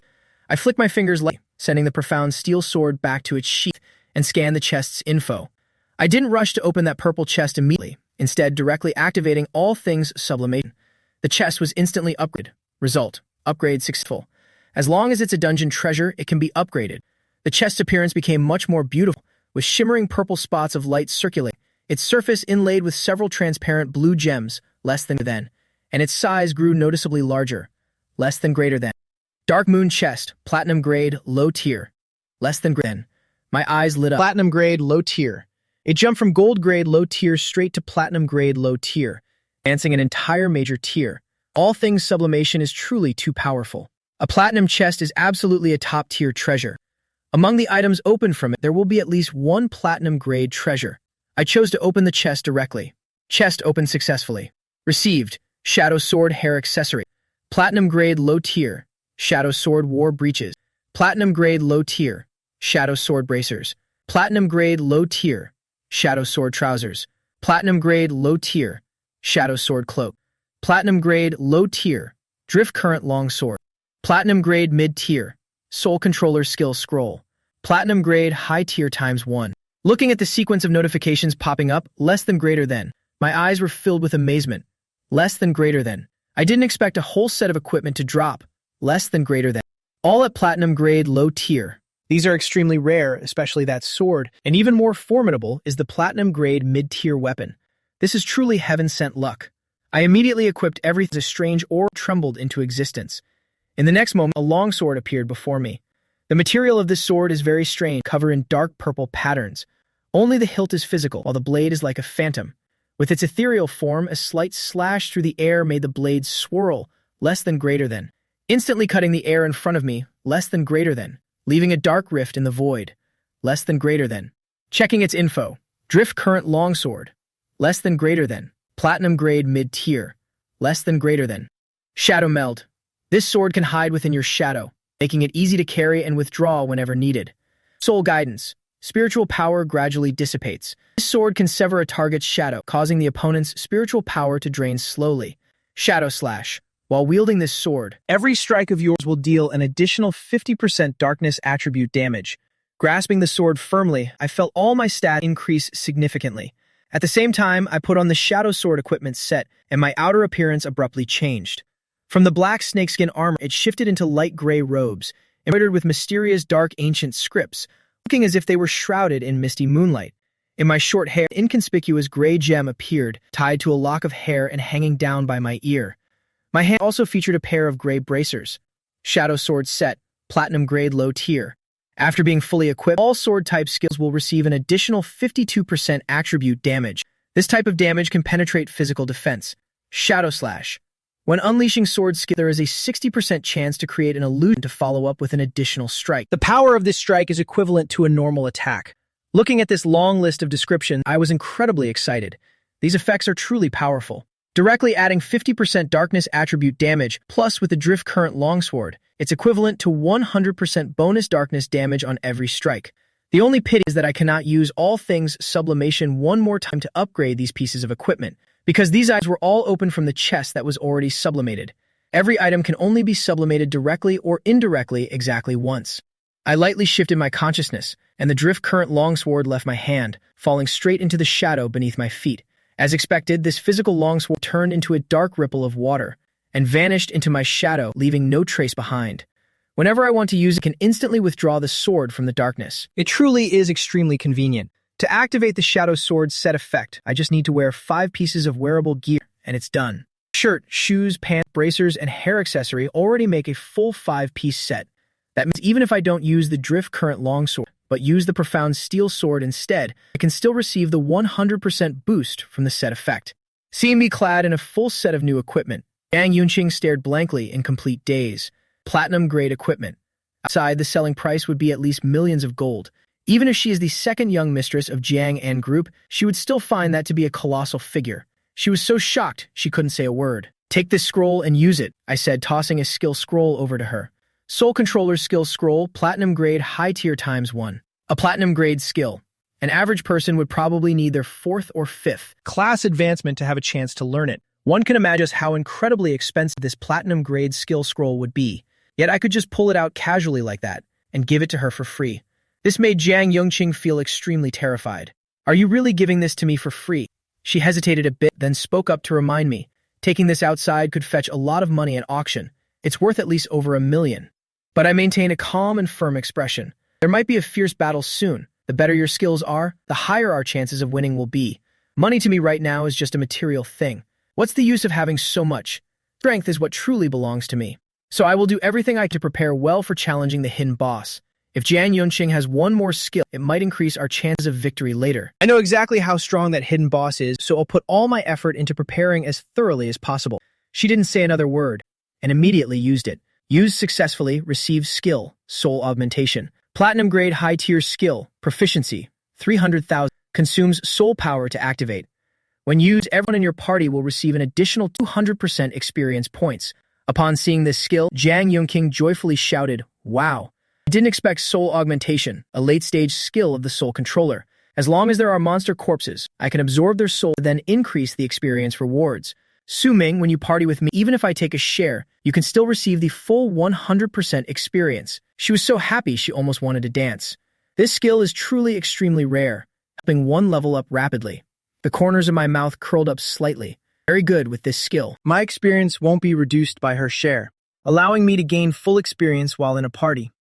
To other teams, this is something they wouldn't even dare to dream of. I suppose my luck is good too, running into someone with a rare class like Soul Controller. I found a clean corner in the cave to start a fire and cook a meal. Fighting in the dungeon is extremely taxing on stamina. I've been fighting continuously for several hours and I'm already ravenous. I took out the chunks of meat from the mutated king, placed them in a spring pool in the corner of the cave nearby and gave them a quick rinse. Then I pulled out 2 shadow feather chickens. After plucking the feathers, it was roasted over the fire. Soon, a delicacy was born. Fragrant roasted amvu chicken legs, dripping with juice, crispy skin, and tender meat, roasted to perfection. Eating this increases mental attributes by 10 points, lasting for 3 hours. There is also roasted dong yuan wang meat, crispy roasted dong yuan wang meat. The pale yellow dong yuan wang meat, once roasted, underwent the Maillard reaction, forming a naturally crispy crust. The taste is supreme. Eating this increases constitution by 20 points. The constitution attribute lasts for 4 hours. Jiang Yongqing had long been famished. She took the chicken leg I offered and began to eat in small bites. But soon she could no longer maintain her elegance, less than greater than. Because it was so delicious, she started devouring it. Less than greater than. As the saying goes, if you want to win someone's heart, less than greater than. You must first win over their stomach. Less than greater than. And I have clearly succeeded in doing so. She never imagined in a million years that my cooking skills would be this good. In my past life, I often fought in dungeons, so I naturally honed my cooking skills right there in the field. I know how to make the most of limited ingredients, using the most primitive cooking methods, less than greater than, to create the most exquisite dishes, less than greater than, without the need for any seasoning, less than greater than, using only heat to bring out less than greater than, the original flavor of the ingredients. After eating our fill, our attributes increased significantly. Though the buff isn't permanent, it is still quite wonderful. The exceptionally delicious food, less than greater than, can produce such special enhancement effects, less than greater than. Ordinary bad-tasting food usually gives negative effects, less than greater than. All right, it's time to find the hidden boss, I muttered to myself. I stood up and led Jiang Yongqing to continue our journey. We rushed toward the depths of the cave. We soon found a crack, less than greater than. I swung my sword and shattered the rocks blocking it. Less than greater than. Dust swirled everywhere, less than greater than. A small exit appeared before me, less than greater than. A beam of sunlight streamed in, dazzlingly bright. Jiang Yongqing and I stepped outside. She felt her vision suddenly broaden. The air was much fresher as well. Finally, we're out of that cave. She stretched her arms. Outside the cave was a forest, vast and lush, filled with various beasts roaming about. In the center of the forest was a massive blood-red lake, with blood like water bubbling as if it were boiling. Looking at the scene from afar, Jiang Yongqing couldn't help but click her tongue in admiration. My gaze remained calm. My expression involuntarily turned serious. The hidden boss is about to appear. That's right, the Hongyan cave was just a shortcut. Passing through the cave led us into a whole new world. The hidden boss will appear in this area, freshing right in the center of that blood-red lake. I was silently counting the time in my head. In about an hour, the hidden boss will show up here. It's terrifying with a very high level, and its combat power could truly be called peerless. Hongyan Cave isn't the only entrance. It was just closer for me. There are still other players in this area. I knew about the hidden boss, thanks to the experience from my past life, because in my previous life, the strongest player from our school, Yanzi, less than greater than, lost his life right here, less than greater than. It was Yanzi who discovered the hidden boss, less than greater than. Before he died, he used the communication channel, less than greater than, to tell me the location, less than greater than, and warn me to stay away from here. But he was the one who had to die. It wasn't the hidden boss that killed him, but rather the genius from the neighboring city, Li Chengguang, who murdered him. I still remember this very clearly. So right now, I'm secretly on my guard. That 10-star genius from Wuyang City is an extremely ruthless and cruel person. At this moment, somewhere in the dungeon, a team of surviving players was being slaughtered and left covered in wounds. No, please don't kill me. We are all fellow humans. A male player cried out in terror. But in the next second, he was finished with a single blade strike, his head rolling onto the ground. Please, I'll give you all my gear less than greater than. Just spare my life. Less than greater than. Another female player pleaded before him. Less than greater than. It was a blade-wielding player, less than greater than, who showed no mercy at all, less than greater than. His expression cold as ice. Less than greater than. You two pieces of trash, begging is useless. Squelch. A blood-red blade light slashed out, incredibly sharp. In just a few short breaths, he had killed both players. He wore a green robe, bloodlust clearly visible in his eyes. The weak only have one path, death. Looking at the corpses at his feet, he let out an excited smile, as if killing made him incredibly thrilled. He held a long cleaver in one hand, less than greater than. His entire aura was extremely dangerous. Less than greater than. He was this year's #1 expert from Wuyang City, less than greater than. Li Chengguang with the starting class blade madman, less than greater than. Possessing a natural 10-star talent just like me. From the moment he appeared, less than greater than. He had been a renowned genius, less than greater than. After entering the dungeon, less than greater than. He caused even more of a bloodbath, less than greater than. Wildly slaughtering players, less than greater than. Because he discovered, less than greater than. That the experience gained from killing high-level players, less than greater than, was more than from killing ordinary monsters, less than greater than. To maximize leveling efficiency and secure the top spot, less than greater than. He chose the playstyle that yielded the most experience, less than greater than. Along his entire path, less than greater than. No one was left alive where he had passed, less than greater than. Thus, his leveling speed was also incredibly shocking, less than greater than. Already reaching level 13, he had also completed his first class advancement and was now a level 1 Blade Madman, his combat power increasing by another tier. Blade Madman, as such a powerful class, could choose to advance to Blade Addict, Blade Hero, Blade Cultivator, or Blade Demon, and so on. One could also choose to stay as a level 1 Blade Madman, not changing the class, but only increasing skills and attributes. This meant constant refinement along one path, but upon reaching the third advancement, there would be Blade using classes even stronger than Blade Madman, less than greater than, which is when it would truly be necessary to change classes. Less than greater than, at this very moment, less than greater than. Before him stood a girl dressed in white, less than greater than, holding a massive scythe in her hands, struggling to hold her ground, breathing heavy and ragged. It was Ji Yao. On her chest was a wound dripping with blood, a horrific sight to behold. It was caused by Li Chengguang's blade. Right now, 3 skeletons holding ancient swords stood before her, protecting her. Those were her 3 summoned beasts, but these 3 skeleton sword soldiers were also covered in wounds, their bones chipped and broken. Blade Madman Li Chengguang was truly too powerful. She had formed a party with several classmates, making fast progress and reaching level 7. However, just as they were preparing to leave this area, less than greater than, they were suddenly ambushed by Li Chengguang. Less than greater than. She had witnessed her teammates die miserably at his hands, less than greater than. So now her heart was filled with both anger and hatred, less than greater than.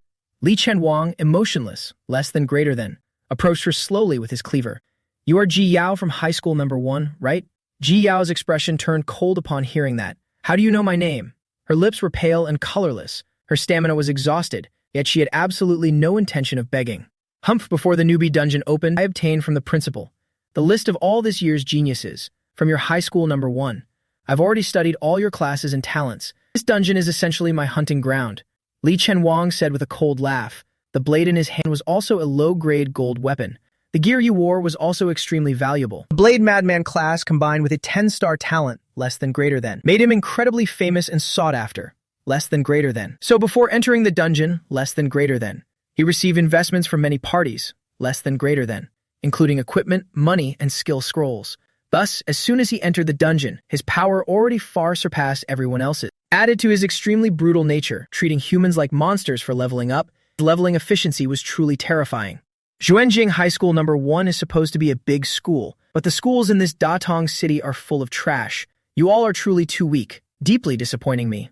Why don't you just turn into experience points and serve as nourishment for me so that I can reach the top? Li Changguang's face was grim, approaching her while continuing to speak. He had killed many players, not just from Xuanjing City, but students from every city had their souls perish under his blade. To him, they were all nothing more than experience points. Ji Yao's slender body was covered in wounds, her clothes soaked in blood. The only recovery potion had been used up. She had long since reached her wit's end. Li Chengguang was a ruthless man who showed no mercy, with no intention of letting her go. He held his blade across his body, activating a blade madman's skill. Blood blade, horizontal slash was unleashed with precision. Swish! A terrifying streak of blood appeared in the air. He flashed forward, rushing straight toward Ji Yao to strike, intent on taking her life with this blow. In the critical moment, Ji Yao remained incredibly calm. Gathering her final strength, one of the skeleton soldiers in front of her transformed into blue soul motes, suddenly lunging forward, blocking the fatal blow for her. As for herself, she disappeared in an instant, leaving her original spot. Undead summoner's skill, entity swap. She had swapped less than greater than. Her spatial position, less than greater than.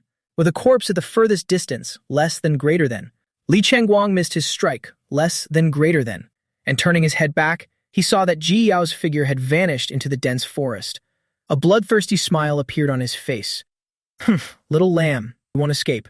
He activated his movement technique and quickly pursued, like a demon coming for her life. Ji Yao fled in panic through the deep forest, breathing heavily with her wounds constantly bleeding. Eventually, she was forced to hide inside a cave, where the rocks were all a blood-red color, looking incredibly eerie. But to hide her tracks, she had no choice but to rush in. Surprisingly, there were no monsters in the cave. Instead, it was filled with piles of monster corpses, leaving her completely shocked. Someone has already been here. Who could be this powerful? Even an elite team might not have killed this many monsters, especially in such a dark cave. She didn't have time to overthink and ran with all her might, but she could still faintly hear Li Chengguang's footsteps behind her. Stop hiding. I'll find and slaughter every last one of you geniuses, from high school number 1, 2, and 3, one by one, to make sure that this Xuanjing city can never hold its head high again. His voice echoed through the cave, sounding frantic and filled with pleasure. He seemed to truly enjoy the process of the hunt, less than greater than. His voice grew closer, less than greater than, and Jia Yao became increasingly desperate, less than greater than. If caught, she would surely die, less than greater than. Li Chengguang's speed was truly too fast, less than greater than. The distance was constantly narrowing. Just as Jia Yao was about to be caught, a ray of sunlight shone into the cave. The exit was right ahead. A figure appeared in front and caught her, less than greater than, quickly pulling her into the shadows, less than greater than. Jia Yao's forehead was beaded with sweat, less than greater than. Her vision slightly blurred. Then, leaving the cave area, they mentioned the right from. They hid inside a thicket of grass. They looking closely, they one day before her was a boy in blue, with a large bow on his back. One today with neat short hair and an extraordinary aura. Yan. Yanzi? Ji Yao recognized him, the one awakened a 9-star talent at high school number 1, with talent second only to mine. Even though they weren't in the same class, he knew. You're Ji Yao from class 1, right? Class Undead Summoner, he asked calmly. Ji Yao nodded. That's right. Thank you for saving my life. She still hadn't fully regained her composure. No need to thank me, we're classmates. He smiled. I couldn't just stand by and let you die. Although Yanzi looked cold on the outside, he was still very kind-hearted. Why are you here? Yanzi's expression turned serious. It's a long story. Originally, I also formed a team, but when I went out to get spring water, I returned to find all my teammates had been killed. It was Li Chengguang's doing. I saw that his strength was too great and knew I was no match for him, so I've been silently tailing him, waiting for a chance to act. Ji Yao was shocked. You've been tailing him all this time. You want to assassinate him? Yes, Yanzi said, drawing from the quiver on his back, an arrow that radiated a cold light, a fierce light gleaming in his eyes.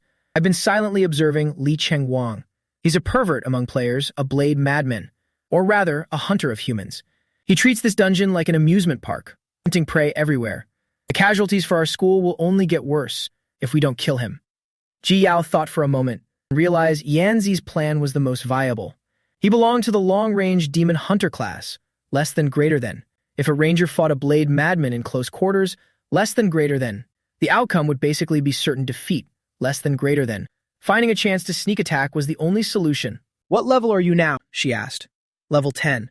I'm currently on my first class advancement quest, which requires me to kill an elite rank beast or higher.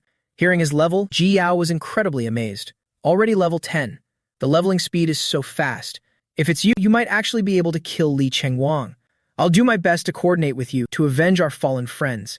Her eyes were full of determination. All right. At the same time, gazes of the two pierced through the grass, less than greater than. Watching Li Chengwang from a distance, less than greater than. Li Chengwang's cold expression scanned the surroundings, less than greater than. But he couldn't find any sign of Ji Yao. Follow me. We need to hide for a bit. This isn't a good place to fight. Yanzi quickly led Ji Yao away from there. He opened his personal information panel, sending a message to Su Ming. Su Ming, I'm Yanzi from Class 4. Even though we don't know each other, we're from the same school. Since you have the highest talent, less than greater than, I can't hide this information from you. Less than greater than, that blade madman Li Chengwang from the neighboring city, less than greater than, is out there hunting students from our school. You must stay far away from him. He's incredibly strong. Right now, he's in the Huzhuzhang area. After sending the message, Yanzi closed his info panel. Despite being strangers, Yanzi had a kind heart and was extremely enthusiastic. He understood that a single message could save a classmate's life. Yanzi and Ji Yao quickly ran off, but they hadn't run more than a few miles. Along the shore of the blood-red lake, their path was blocked by a sudden streak of blade light. The light was as fast as a lightning bolt, passing right before Ji Yao, slicing the very air in two. A chill ran down her spine, and as she turned to look, she saw Li Chengwang approaching with an expressionless face. Did you really think I wouldn't catch up? You've already been hit by my blade. I can track your position using the blade energy left behind. His face darkened as he stared intently at Ji Yao. The blood blade in his hand reflected a cold light. It seemed there was no escaping now. Yanzi frowned deeply, his expression icy. Drawing his bow and nocking an arrow, his bow, crafted from silver-grade blueprints and materials less than greater than, was a low-grade weapon named Rengu Yu Gong, less than greater than. The arrow shot could carry significantly more physical damage, less than greater than, while also increasing his attack speed, less than greater than. This was also perfectly suited for his class, Demon Hunting Ranger. Looking at the bow in his hand, a hint of surprise flickered in Li Chengwang's eyes. Demon Hunter Yanzi, I finally get to meet you. The 9-star genius from high school number 1. He licked his lips, a feverish glint appearing in his eyes. A genius like you levels up so fast, I bet you're already level 10. Once I kill you, I'll definitely reach level 14. He charged forward violently with his cleaver at an incredibly high speed. Murderous intent surged in Yanzi's heart as he immediately drew his bow and fired. Whiz, whiz, whiz. Several cold arrows were unleashed, creating the sound of whistling wind. However, just as the arrows reached Li Chengwang, he slashed several times, slicing all those arrows in half. None of them could even touch him. Ji Yao also acted, using her spirit power to summon 3 skeleton soldiers. A pitch-black rune appeared on the ground, and 3 skeletons emerged from it, their bodies rattling, bones clattering together. A truly terrifying sight. They swung their bone swords and lunged forward. Blade madman Li Chengwang, facing these attacks, still showed no expression, directly unleashing his ultimate move, Luan Yin Wu Dao, a high-grade bronze skill. In just an instant, numerous blade shadows appeared before him, less than greater than, as if he had grown countless arms, less than greater than. Swinging simultaneously, overlapping blade lights flew out, less than greater than, decimating all 3 skeleton soldiers in moments. Ji Yao was already severely wounded and had very little spirit power left, so the skeletons she summoned simply didn't have enough combat power and were no match for Li Chengwang at all. These 3 skeletons couldn't even slow Li Chengwang's pace by a single step. As he approached, Yanzi saw the situation was dire and immediately unleashed his strongest skill, Sealing Demon 1 Arrow, a high-grade bronze skill. This was a specialized Demon Hunter Ranger skill, less than greater than, where if it hits the opponent, less than greater than, for a short duration, less than greater than. The enemy would be unable to use any common skills, less than greater than. A golden light flickered in Yanzi's eyes, less than greater than. The arrow was fired with maximum bow strength, less than greater than, whistling as it tore through the air, less than greater than. An arrow as bright as mercury lunged straight toward Li Chengwang's throat. However, Li Chengwang was too conceited and didn't even bother to dodge. Just as the arrow was about to hit, Li Chengguang let out a cold laugh, and with a few rapid blade strikes, he sliced the ceiling demon arrow in two, right in mid-air with incredible speed. Just like that, the arrow turned into green motes of light and vanished. Yanzi was beyond shocked. This was his strongest skill, yet it was countered so easily. Before Yanzi could even react, Li Chengguang had closed the distance and was right in front of him. A single thrust pierced through his chest, blood spraying everywhere. Seeing this, Ji Yao, whose face was already pale, was overcome with a surge of fury. She swung her crescent side at Li Chengguang, less than greater than. She was a summoner, and melee was her weakness, less than greater than. Yet she recklessly attacked head-on, less than greater than. Clearly blinded by her rage, Li Chengguang spun around and slashed her shoulder, less than greater than. She hurriedly used her scythe to parry slightly, less than greater than, but was still sent flying backward, less than greater than, coughing up large mouthfuls of blood, completely losing the strength to keep fighting. Li Chengguang lightly flicked his blade, and blood sprayed out. Looking at the fallen Yanzi and Ji Yao, less than greater than, his eyes were filled with nothing but disdain and contempt. Less than greater than. Too weak, he remarked. Less than greater than. He had heard, less than greater than, that high school number 1 had several genius players this year, and thought he could have a little fun playing with them. Now it seemed they were all just worthless small fry, less than greater than, a complete waste of his time. Less than greater than. Li Chengguang cast his scornful eye over everyone, less than greater than, and walked slowly toward Ji Yao, less than greater than. A blood-red light glowed on the blade's edge, less than greater than. As Ji Yao's HP had hit rock bottom, less than greater than. If she took one more strike, less than greater than, there would be no chance of survival, less than greater than. Ji Yao gritted her teeth. Her heart was filled with a helpless, burning rage. She didn't want to die, but facing such an overwhelming enemy, there was nothing she could do. Her classmate Yanzi had been gravely injured trying to save her, and she felt a profound sense of self-reproach. In the moments before her eyes closed, she thought of the person she had secretly loved and yearned for all these years, Su Ming. Despite his humble beginnings, Su Ming had always achieved such brilliant results, always remaining strong and resilient. She always loved to steal glances at him, watching the way Su Ming focused so intently on his books. It's a pity that from now on there will be no more chances. Thinking of her parents, if they were to lose her, they would have no one to rely on in their old age. A wave of sorrow welled up inside her as tears began to fall uncontrollably. Just as Li Chengguang raised his blade, preparing for the final lethal strike, suddenly the resonant cry of a sword echoed through the air. From the distance, pitch-black dark steel longsword transformed into a streak of light, rushing forward at an incredible speed. The powerful sound of rending air shook their eardrums, and in almost a heartbeat, this flash of sword light shattered Li Chengguang's blood-colored blade aura, forcing him back several steps before he could regain his footing.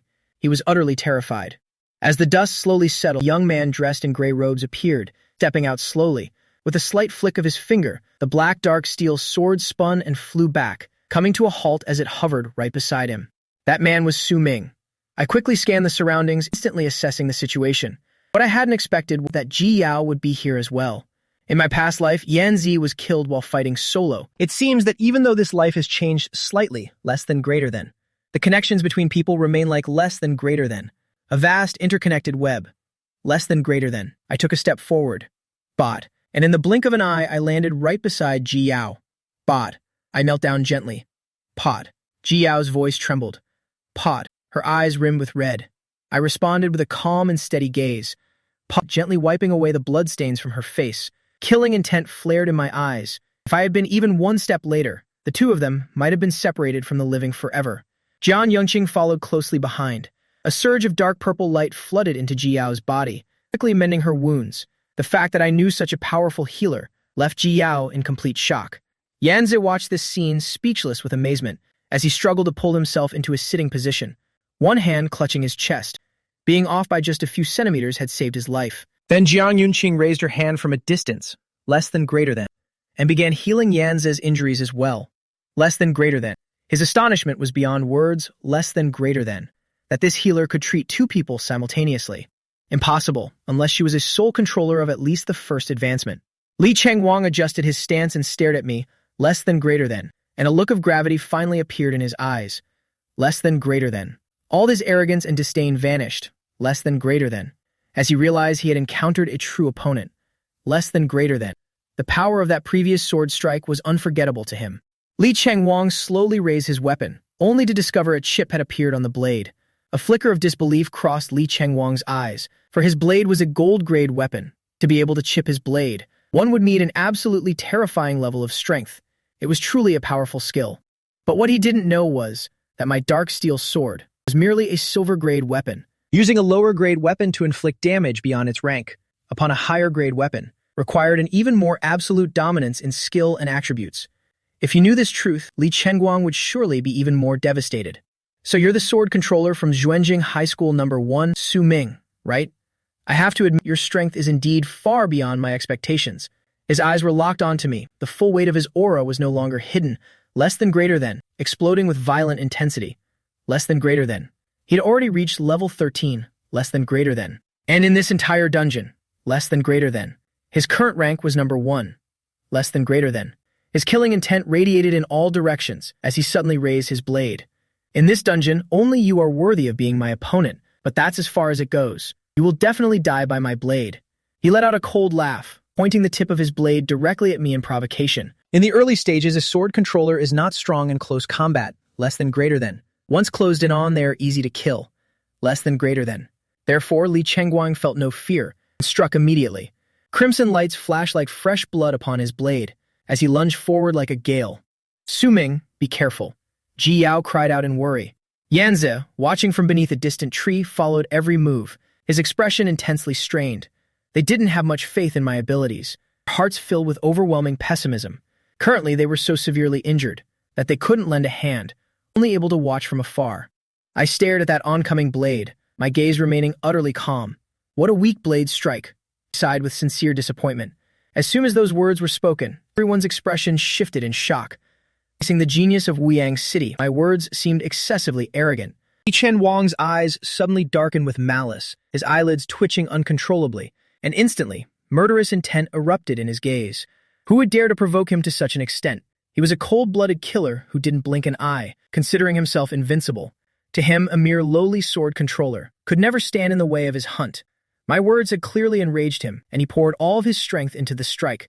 This strike carried an unstoppable, heroic momentum, swung with devastating force. I'll cut you down in a single blow. I'll show a pathetic sword controller like you what reality is. His voice was as cold as ice. Faced with the full force strike of the blade madman, I remained as steady as Mount Tai, neither dodging nor flinching, standing my ground without a hint of hesitation. My face showing no emotion at all, I slowly raised my hand and grasped the dark steel sword hovering beside me. In an instant, thunder flashed, less than greater than, as violent electrical arcs surged through the air.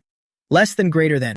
The sword sang with a mystical ring, less than greater than, the sound echoing in every direction. Seeing this, Li Chenguang sneered. You bastard, a sword controller who doesn't keep his distance and tries to duel in close quarters. You're truly seeking your own death. A sword controller is technically a class that can fight at any range, but to win, one must maintain distance to utilize the advantage of reach. Yet I chose to fight hand-to-hand, and in Li Chenguang's heart, he had already sentenced me to death. However, in the very next instant, his expression suddenly froze. I had actually swung my sword, and in a heartbeat, a sword strike was unleashed. My form turned into a spear of lightning, leaving a brilliant trail of sword light in the air. The speed was at its absolute limit. With the primordial sword body, its power was amplified tenfold, moving too fast to be countered. With his talent, there was simply no way he could stop it.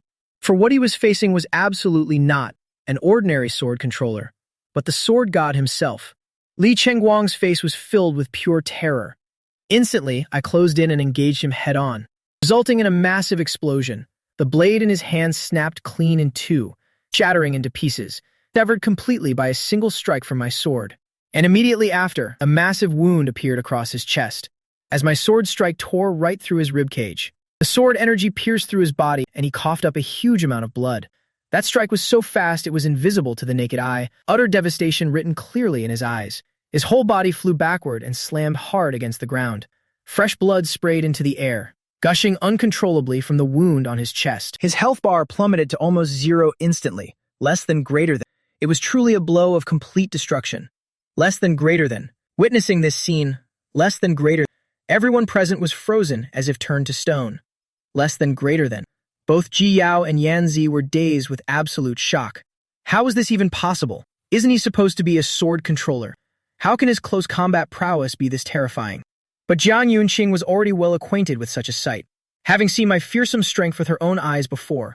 Along the way, even the most ferocious monster waves were easily dispatched by me.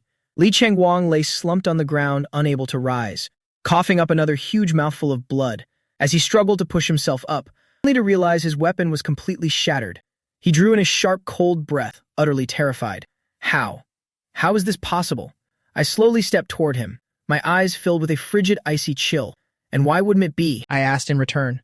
The gaze of true killing intent is always cold and still, and he stared silently into those eyes. Deep within Li Chengguang's soul, Quan. An emotion surfaced for the very first time. Quan. And that was pure fear. Quan. It was a feeling he had never known before this moment. Quan. Standing before me. Quan. His own killing intent was like child's play. This gaze. It was truly the eyes of the god of slaughter. I approached him with sword in hand. Quan. My face cold and expressionless. Li Chengguang had severely wounded Ji Yao, and for that alone he could no longer be allowed to live. Upon the blade in my hand, deep blue lightning flashed and surged. The next strike would be the one to finish off this Li boy, the blade madman. He backed away slowly, his hair disheveled. Quan, with a look of disbelief still etched in his eyes. He couldn't accept the reality that he had been defeated. Quan, completely crushed in just a single move. This had trampled upon and shattered his confidence, as well as his pride. I stood looking down at Li Chengguang from above, my gaze completely indifferent. Actually, from the very beginning, my sword strike could have killed him in a heartbeat. But at that time, Ji Yao was right in front of him, less than greater than. The distance between them was far too close. Less than greater than. In order to ensure she wasn't hurt, less than greater than. I had chosen only to parry his attack. Less than greater than. But now, at this moment, I would truly reveal my terrifying power. The #1 genius of Wuyang City. So the blade madman is only at this level. I spoke coldly. These words were like a direct psychological blow, causing Li Chengguang's eyes to tremble, as if he had been struck by a bolt of lightning. Next, I swung my sword once more, aiming directly for Li Chengguang's head, intending to end his life for good. In that very second, a flash of green light erupted, and a protective barrier suddenly manifested around him. It enveloped and swallowed him like a wave of water, encasing his entire body. In the following second, he was instantly teleported away, his figure vanishing completely from sight. My finishing blow had missed its mark.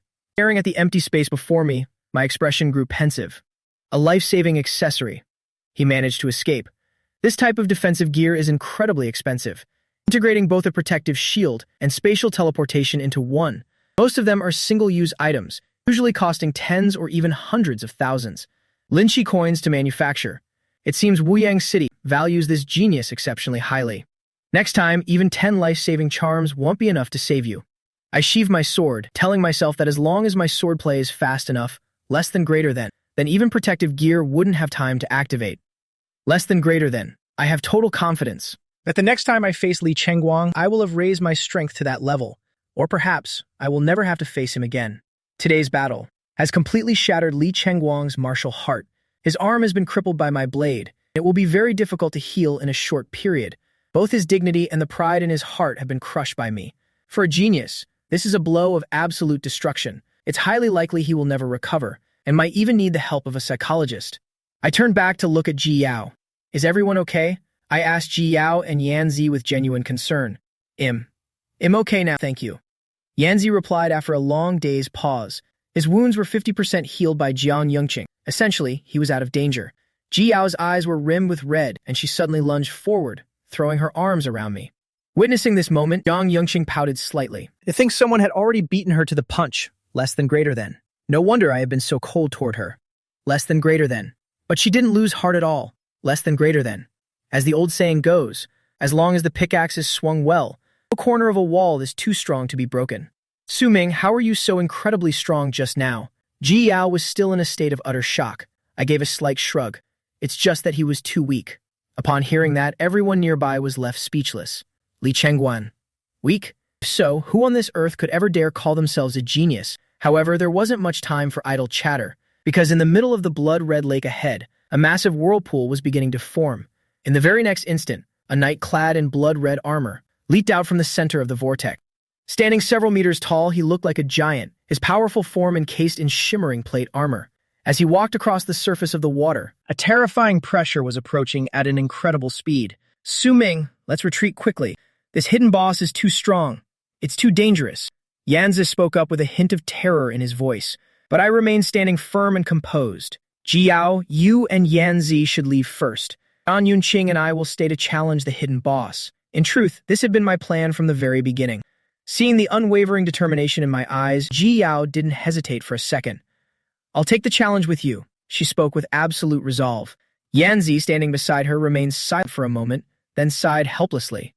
It would look too cowardly to run away now. Since everyone is being so brave, I have no choice but to stay and fight as well. Though challenging a hidden boss is very dangerous, the rewards are incredibly generous. As the saying goes, the biggest fish are found in the roughest waters. Soon after, Ji Yao and Yan Zi requested to join the party, less than greater than, and I accepted. Less than greater than. Although it wasn't part of the original plan, less than greater than. Having 2 more people would slightly increase the chance of success. The red-armored knight charged across the water, his eyes flashing with a savage glint, wielding a colossal greatsword. The sword was as large as a full-grown man, striking fear into the soul of anyone who beheld it. Intruders must die. He let out a violent roar, leaping onto the shore in a single bound. The broadsword swung down powerfully toward me. I leaned aside to dodge, evading the strike by a mere hair's breadth. I immediately scanned the boss information. Hidden boss, Blood Lake Guardian. Red Armor King Rider. Level 19. Strength 301, Constitution 250, Agility 100, Spirit 102, Luck 10. Skills: Medium Armor Mastery, Level 5. Wind Cutting Horse Decapitator, Water Howling Hooked Blade, Lifesteal, Backblade Shockwave. The lava skin attribute sent a shiver down one's spine. This is far beyond my expectations. I never encountered this hidden boss in my previous life. Seeing it now with my own eyes, I realize how truly terrifying it is. The attributes of the Red Armor King Rider have far exceeded those of the Rank F newbie dungeon bosses and could even rival a Tier 1 dungeon boss. An average newcomer who encountered it would almost certainly face death. If I had known this boss was so horrific beforehand, less than greater than, I might have reconsidered whether or not to challenge it. Less than greater than. But now that things are set in motion, less than greater than. There's no turning back. I pressed 2 fingers together into a sword gesture, focusing my internal willpower. The dark steel sword on my back automatically rose and hovered, less than greater than. The pitch-black blade glinting with cold light, less than greater than. Vibrating slightly in the open air, less than greater than. Using the sword control skill to manipulate it, I sent the hovering dark steel sword to attack the enemy. The tip of the sword pointed straight ahead and lunged at the Red Armor King Rider. The Red Armor Rider roared, swinging his sword back with immense force. The massive broadsword carrying a terrifying momentum. The dark steel sword was knocked backward and driven straight into the ground. But immediately after, the blade trembled and soared upward again, continuing its relentless assault.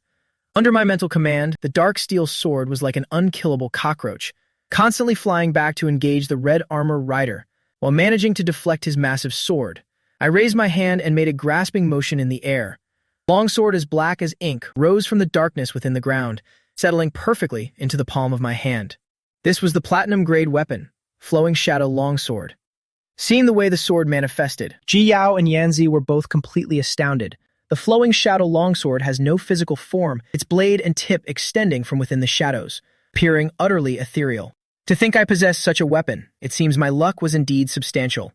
Yanzi quickly retreated to the rear, less than greater than, drawing his bow and nocking an arrow. Less than greater than.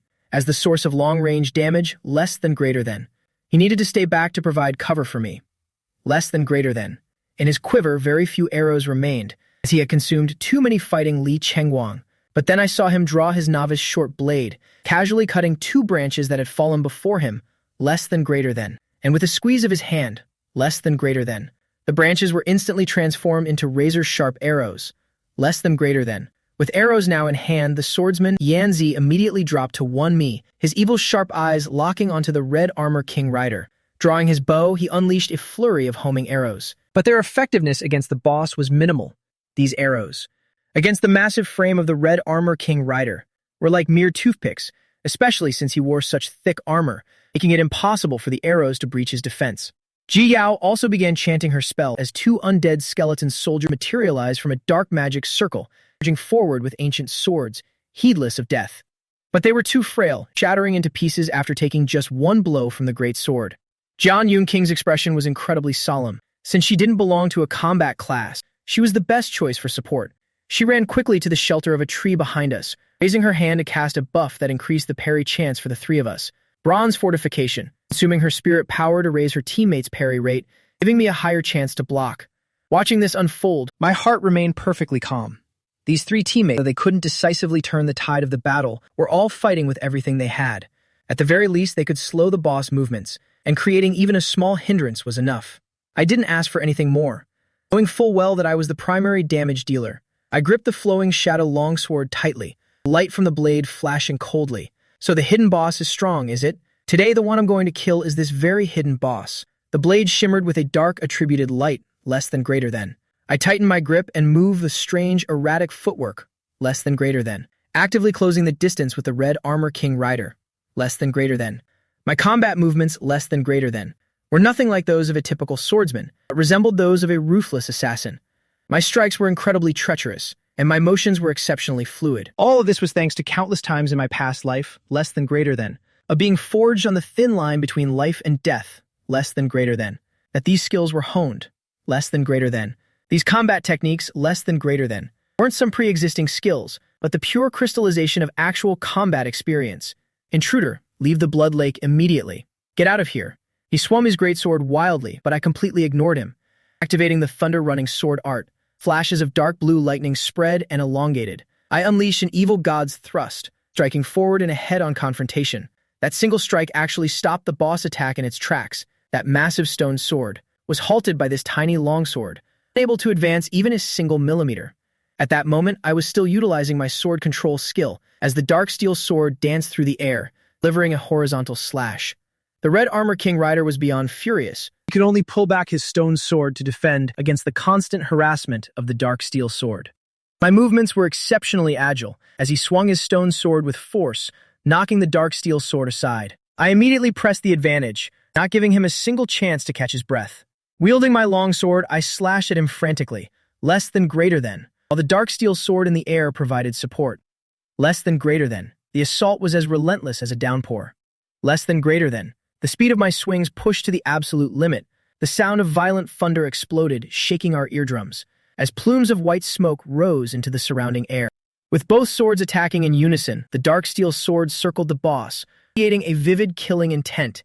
He continuously launched a barrage of harassing strikes. Flowing longsword, infused with dark attribute damage, his stone sword was unable to withstand the assault. As I swung my sword, the blade became almost illusory, slipping right past the boss parry, slashing directly into his shadow. Hong Jiao Wang Qi struggled to mount a defense, repeatedly forced into retreat. The massive guardian figure kept stumbling backward. Flowing longsword. The effects of sluggishness and mental drain began to take their toll. The boss' mental power was steadily depleting, effectively causing his energy bar to be worn down significantly. Stone shards flew from his massive stone sword, and numerous slash marks appeared on his armor. There's a chance. Gui Yao's eyes sparkled, filled with intense excitement. He's way too powerful. To think a hidden boss is being pushed back like this. Gui Yao cheered loudly for me, while simultaneously summoning a skeleton warrior, which rushed behind the boss to launch a sneak attack. Yanzi's eyes flashed with killing intent as he drew his bow and notched an arrow, activating the demon's sealing arrow. He sent a massive arrow, flowing like liquid mercury, streaking through the air, piercing directly into the boss' eye socket. There was no armor protecting that spot, and the strike achieved a stunning result. The boss was now sealed, temporarily unable to cast any skills. Gui Yao's skeleton warrior seized the moment to slash frantically from behind, less than greater than, its ancient blade thrusting deep, less than greater than, stabbing until the boss could no longer keep his footing. Driven to absolute fury, the boss lashed out, turning around to shatter the skeleton warrior with a single swing. Gui Yao's stamina was running low, so the summoned skeleton warrior had appeared quite frail, yet it had successfully drained a portion of the boss' strength. My advantage became even more apparent. Hong Jiao Wang Qi roared in agony, suddenly stumbling back several steps. Great. At this rate, we'll definitely win. A glint flashed in Yanzi's eye as he continued to fire his arrows. A continuous rain of arrows flew relentlessly toward the boss. My expression remained as calm as still water. Unlike the optimism shown by the others, my heart was still filled with concern. This isn't good. His health pool is too deep, and his defensive capabilities are just too strong. That diamond armor is also incredibly tough. Even now, the boss' health has only dropped by about 10%. Yanzi's demon-sealing arrow was very effective, but it can't be used repeatedly. Once the effect of that arrow fades, the boss will be absolutely livid. And just as I suspected, the skill-sealing effect vanished just a moment later. The red-armored king trembled with pure rage, his greatsword radiating a brilliant blood-red aura.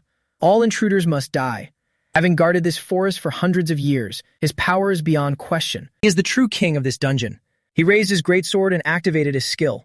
A terrifying shockwave erupted from the blade, and I hurriedly swung my sword to block. Boom! A massive explosion rang out, and the boss' overwhelming strength sent me flying. The ground was churned up, large patches of grass torn from their roots as dust filled the air. I knitted my brows tightly, adjusting my stance and managing to regain my footing with great difficulty. My entire body was covered in grime and dust. This hidden boss is, after all, a level 19 monster. The level gap is simply too wide, I thought to myself, even though I've reached level 14. Without a doubt, in the fastest leveling newbie, but compared to Hongjia Wang Qi, I'm still way behind. Whether it's attributes or skills, this boss is powerful to an absurd degree.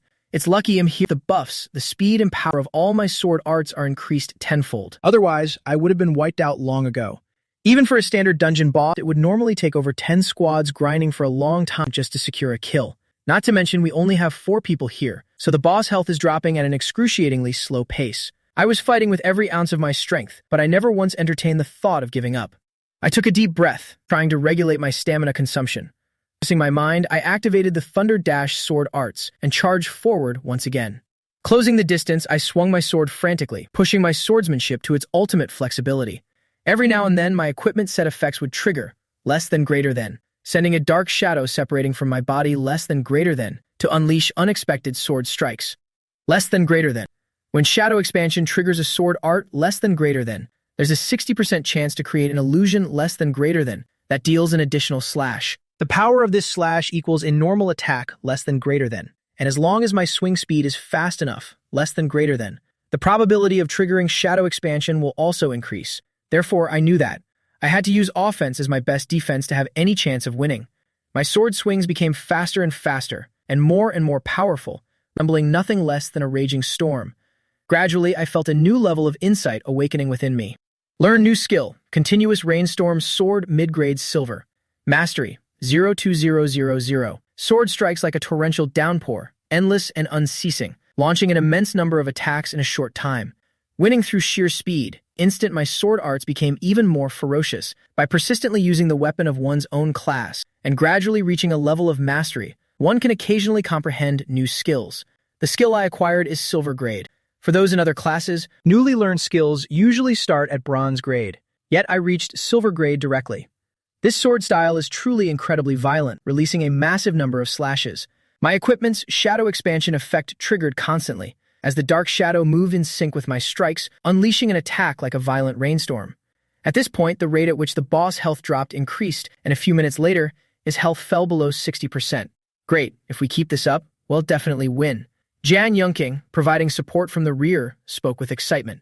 Nice, Yanzi, keep firing your arrows. However, in the very next second, Hongjia Wang Qi let out a furious roar. He stopped his foot down hard, sending out a massive shockwave that threw me back. He then slammed his sword down, causing the stone casing of the blade to shatter, revealing the giant blade hidden within. This great sword seemed composed of living flesh, bristling with red barbed spikes. This was the boss's true weapon, signaling a transition into a new combat phase. Next, the boss gripped the blood sword and lunged at me. Behind his armored mask, less than greater than, one could vaguely see his head was a mass of rotting flesh.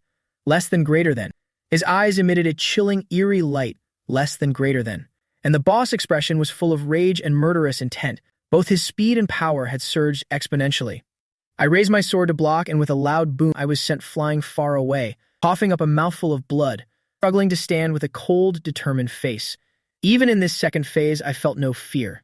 Instead, a wild, frenzied smile played on my lips. The stronger the boss, the more generous the rewards will be. At this moment, my heart was filled with anticipation. Seeing that I was injured, Jian Yunqing hurriedly cast a healing spell on me. But because she had already healed Yanzi and Gui Yao earlier, she had exhausted too much of her stamina and mental energy. The healing effect was significantly diminished. Though she was very worried, there was nothing else she could do. I understood this perfectly well. To recover faster, I decisively took out from my personal space a bottle of recovery potion and downed it in a single gulp.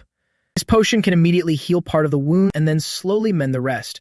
With my injuries 70 to 80% healed, I dove back into the fray once more. My gaze was razor sharp. The boss had revealed his second phase form. That meant he had truly gone berserk. Hongjia Wang Qi swung his greatsword and charged violently, unleashing a highly dangerous boss skill, Gale Horse Slasher, raising his blood-red greatsword high above his head, taking a step forward and bringing it down upon me. Red light flashed along the blade. Its power was undeniable. The ground split wide open. With a mere thought, I controlled the Xuangang sword to strike from the air, hoping to use it to block this attack. However, the Xuangang sword was knocked aside the moment they clashed. That great sword possessed an incredible momentum and immense potential energy. Its strength was likely as heavy as 1,000 pounds. From the sword's tip, a blood-colored light erupted, streaking forward. My eyes were as cold as ice as I sheathed the flowing longsword and stepped forward. To dare to charge straight toward that sword's stroke was truly a reckless, death-defying act. I intended to use the flash draw skill to confront it head-on. Under normal conditions, Hong Jiao Wang Qi's range of motion was small, his armor providing full coverage for his body. That thick diamond iron armor made most attacks feel like mere scratches, but while using the Gale Horse Slasher skill, the execution of the move creates a delay, making it impossible to block all incoming attacks. Right now, he was raising both arms high, revealing the flesh through the gaps in his armor. I had to seize this chance to land the most lethal blow possible. Despite the immense risk, the potential reward would be well worth it. My body transformed into a streak of light as the sword slash swept through the air, reaching its absolute maximum speed. The flash draw skill was activated with full force, the terrifying slash leaving a faint trail of light in its wake, followed by a piercing whistle of wind. I glided straight through the guardian's form, my deep blue sword mark slicing down with extreme precision, targeting the gap in his arm armor. A torrent of murky yellow blood sprayed out, and the boss' health plummeted as if it were being drained. As for me, I remained completely unscathed, because at that very moment, I had executed Shadow God Steps, a mystical footwork technique that cannot be tracked. The instant it was activated, I seemed to have vanished into the void, passing through the boss like an incorporeal ghost. Witnessing this, Hong Jiao Wang Qi went mad with rage, his voice trembling, his entire body covered in wounds, his face contorted in agony, while his whole frame emitted sickening cracking sounds. The sword of flesh and blood in his hands began to change its shape, finally transforming into a massive mace. The boss let out a mournful howl, unleashing his final attack toward me. The blood lake surged like boiling water into a violent tidal wave, billowing up toward the heavens. Countless droplets of blood water condensed into blade-like shapes, moving in sync with the rhythm of the mace swings in his hands. My heart skipped a beat. I knew this was the boss' ultimate skill, Blood Water Giant Blade. As he swings his weapon, he draws up a massive amount of lake water, forming blood-throwing daggers to attack. I heard echoing laughter as dozens of blood daggers condensed and fired at extreme speed, leaving countless blood streaks across the air. My gaze became intensely serious this moment. Every movement had to be executed with extreme caution. I immediately cast my fastest attack skill, Continuous Rainstorm Sword. Suddenly, I swung the flowing longsword in my hand, sending out countless pitch-black sword lights, shattering all the incoming blood-throwing daggers. Simultaneously, I commanded the Xuangang sword to hover around me, defending against any remaining blood daggers. However, the number of blood daggers was far too great. This was an area of effect skill, powerful enough to attack dozens of players at once. No matter how strong I might be, I couldn't block them all as the volume of daggers kept increasing, becoming so numerous that I started to feel overwhelmed. Damn it! I hissed through gritted teeth. I was preparing to activate Shadow God Steps once again to force an evasion through the attack, but doing so would cost an astronomical amount of mental power. During an entire battle, Shadow God Steps can only be used once or twice at most. If I spent all my mental power now, the rest of the fight would become impossibly difficult once I was depleted. Fortunately, just then, dozens of arrows came flying in. It was Yanzi providing support. He was also a rogue sword master with a 9-star talent, and his power was quite formidable. He shattered many blood daggers, helping to lighten my burden. I breathed a sigh of relief, glad I didn't have to use Shadow God Steps yet. It saved that precious mental power for the final blow on the boss. While swinging the Continuous Rainstorm sword, I dashed forward quickly as lightning crackled across the blade in my hand for an instant. At the same time, I took a heavy step forward, and the Xuangang sword flying above dropped neatly into my grip. With killing intent surging in my eyes, I no longer held back any of my trump cards. Holding the Xuangang sword in my left hand, I cast Thunderdash Sword Arts. Holding the flowing longsword in my right, I cast Flash Draw. 2 mid-grade silver sword arts were activated simultaneously, the sound of clashing swords ringing so loudly it shook my eardrums. The surrounding ground split into a deep trench as my body transformed into a brilliant bolt of lightning. Sword light flashed by in the blink of an eye as both swords came crashing down, directly shattering Hong Jiao Wang Qi's helmet, revealing the head inside. It was a hideous, protruding mass of flesh, covered in patches of rotting wood and decayed meat. So that's how it is. This red-armored knight is nothing more than a lingering remnant. The physical body of this vengeful soul had long since rotted away. He and the monsters summoned by the undead summoner were essentially no different. His eyes grew dull as he sank to his knees. Murky yellow blood, seemingly corroded from the inside, poured out in a torrent, mixing with a wave of blood behind him. I have successfully secured the kill. An announcement rang out on the World Channel. The hidden boss has been defeated. A sword controller player has taken down the hidden boss. Dungeon summation is beginning. Congratulations to all players. Prepare for a triumphant return. This announcement echoed in the minds of every player, sparking a flurry of chatter that exploded like a bomb. No way. How could a hidden boss be taken down so easily? We haven't even seen the shadow of the regular boss yet, and he's already killed the hidden boss. Apparently, the one who killed it is also a sword controller. Could it really be the same person? Damn it, this guy must be using hacks. We haven't even finished grinding our levels yet. The dungeon has only been open for about 10 hours. Speed is truly unimaginable. The debates raged on without end. Usually, in a newbie dungeon, it takes days and nights just to locate the boss. Then you have to gather dozens of players for the challenge. Even if over 10 squads rush in together, it would still take half a day of grinding down its health to get the kill. And yet, in just over 10 hours, just who the hell is that guy? Soon after, the system began totaling the results. Player Li Guang killed 3 crazed earth rat and 1 bloodthirsty rebellious chicken, defeating 4 monsters total, receiving 410,000 races coins. Player Song Q killed 1 hairless clawing cat, receiving 150,000 races coins.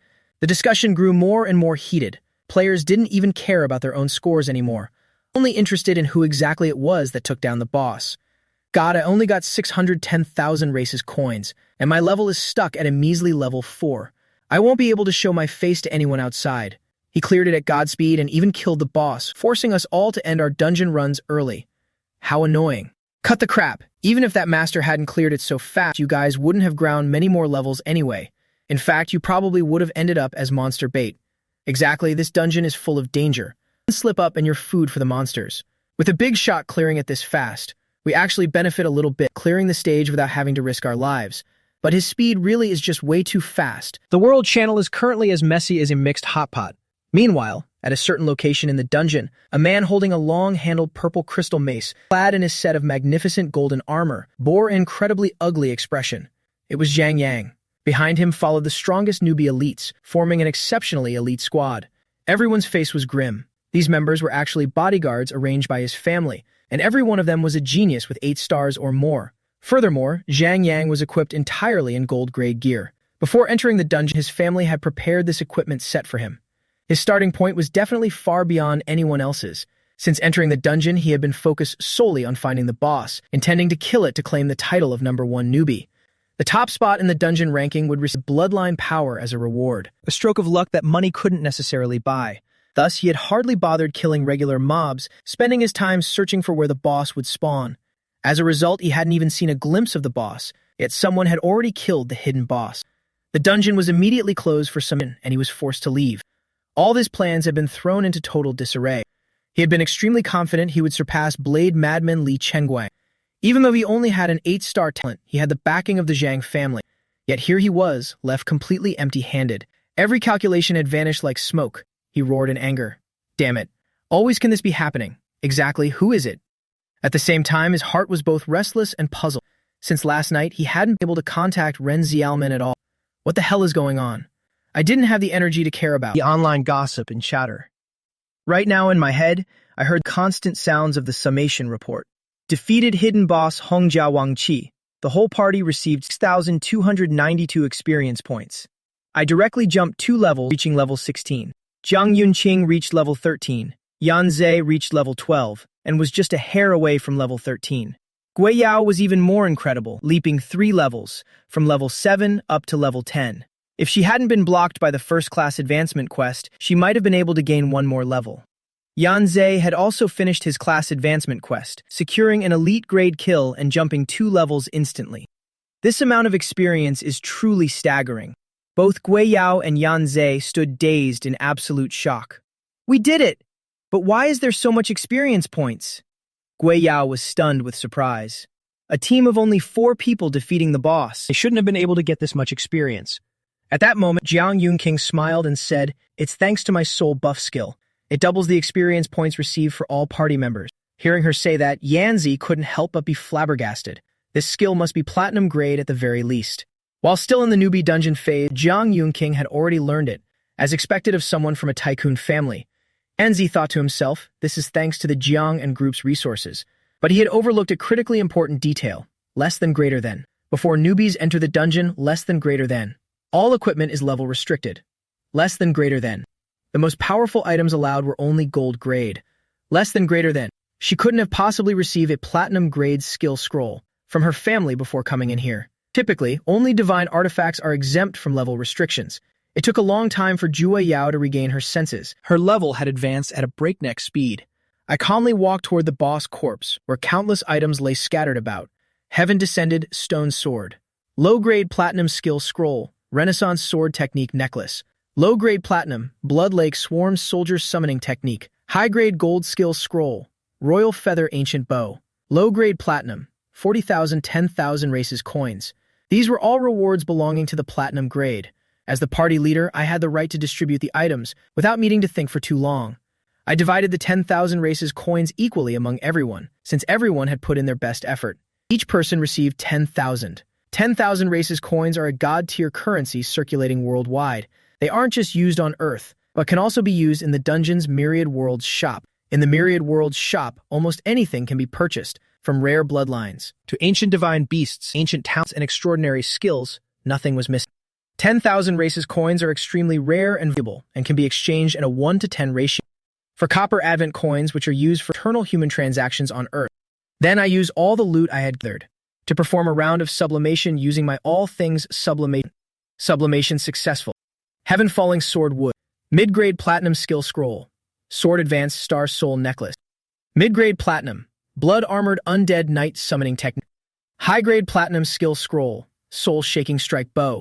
Mid-grade Platinum. Most items had been upgraded to mid-grade Platinum. Regarding the Blood Armored Undead Knight, the summoning technique jumped from gold to high-grade Platinum. This was the item that received the strongest upgrade. Selling this for cheap would still fetch several million advent coins. With a solemn expression, less than greater than, I began scanning the information of these items. Less than greater than. The Star Soul Necklace has incredibly powerful effects, less than greater than, increasing soul power storage limits and absorption efficiency. Soul power is the resource used by different classes. It is equivalent to the energy bar mana. For instance, for Gui Yao and Jiang Yunqing, their skills both require consuming soul power to cast. Soul power must be absorbed from the death energy on the battlefield to be acquired. I decided to give the Star Soul Necklace to Jiang Yunqing. She's a healing mage. It requires a continuous consumption of soul power. This necklace will be most effective for her. Even though Ji Yao also needs soul power, less than greater than. She mainly relies on her summons to fight, less than greater than. So her soul power consumption isn't too high, less than greater than. While I do have a bit of a soft spot for Ji Yao, less than greater than, I also understand the principle of making the best use of everything. Now that we've formed a party, we must act responsibility and without favoritism. Then I handed over the skill scroll, less than greater than. Summoning the Blood Armored Undead Knight, less than greater than. A high-grade platinum item to Ji Yao. Less than greater than. Only someone with her specific class abilities can use this skill. Once she learns it, she can summon a Blood Armored Undead Knight, exactly like that hidden boss. Of course, the combat power of a summon can never truly match the original. Nhưng cũng không được phép xem thường. It can definitely crush the vast majority of monsters and players of the same level. As Ji Yao's own strength continues to grow, the summon will become even more powerful, perhaps even surpassing the original boss. Once she reaches her 4th job advancement, the summoned Blood Armored Knight will have combat power nearing or even exceeding the original. The most important thing is, this skill scroll has no level requirement at all. Under normal circumstances, most skill scrolls require a certain level before they can be learned. But after being upgraded by the all things sublimation talent, the effect of this scroll has completely changed, directly removing the level restriction. Ji Yao can learn it immediately now. Ji Yao took the scroll and crushed it, her eyes filling with shock. I never thought I could learn it directly like this. If news of this gets out, everyone's jaws will surely drop in disbelief. That's because not everyone gets to be my teammate, and only I possess the all things sublimation talent. Finally, I handed the spirit-suppressing epoch bow to Ren Xiaomin. She's a demon hunter, so using this bow is absolutely perfect for her. Ren Xiaomin took the dark red longbow, examining the mid-grade platinum spirit-suppressing epoch bow. Level requirement, 20. Class requirement, archer or skilled hunter. Attribute, corrupted bow. When drawn, it can transform corpses into skeletal archers, making the power even more formidable. Adds 50 points of corrosion effect. Spirit-suppressing attribute. Consumes mental energy. Ensures that all arrows fired from this bow possess a random enhancement effect. Ren Xiaomen's gaze trembled with emotion, her eyes shining brightly. Her old bow was only silver grade, but now she's upgraded straight to platinum grade. The only downside is the level restriction. She can't equip it just yet. She still needs to keep grinding levels. She put the bow away, and with a solemn expression, she said earnestly, "Thank you, Su Ming."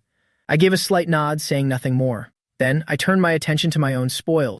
Heavenly Descent Wood Sacrifice Sword Technique and the mid-grade Platinum Heavy Wood Greatsword.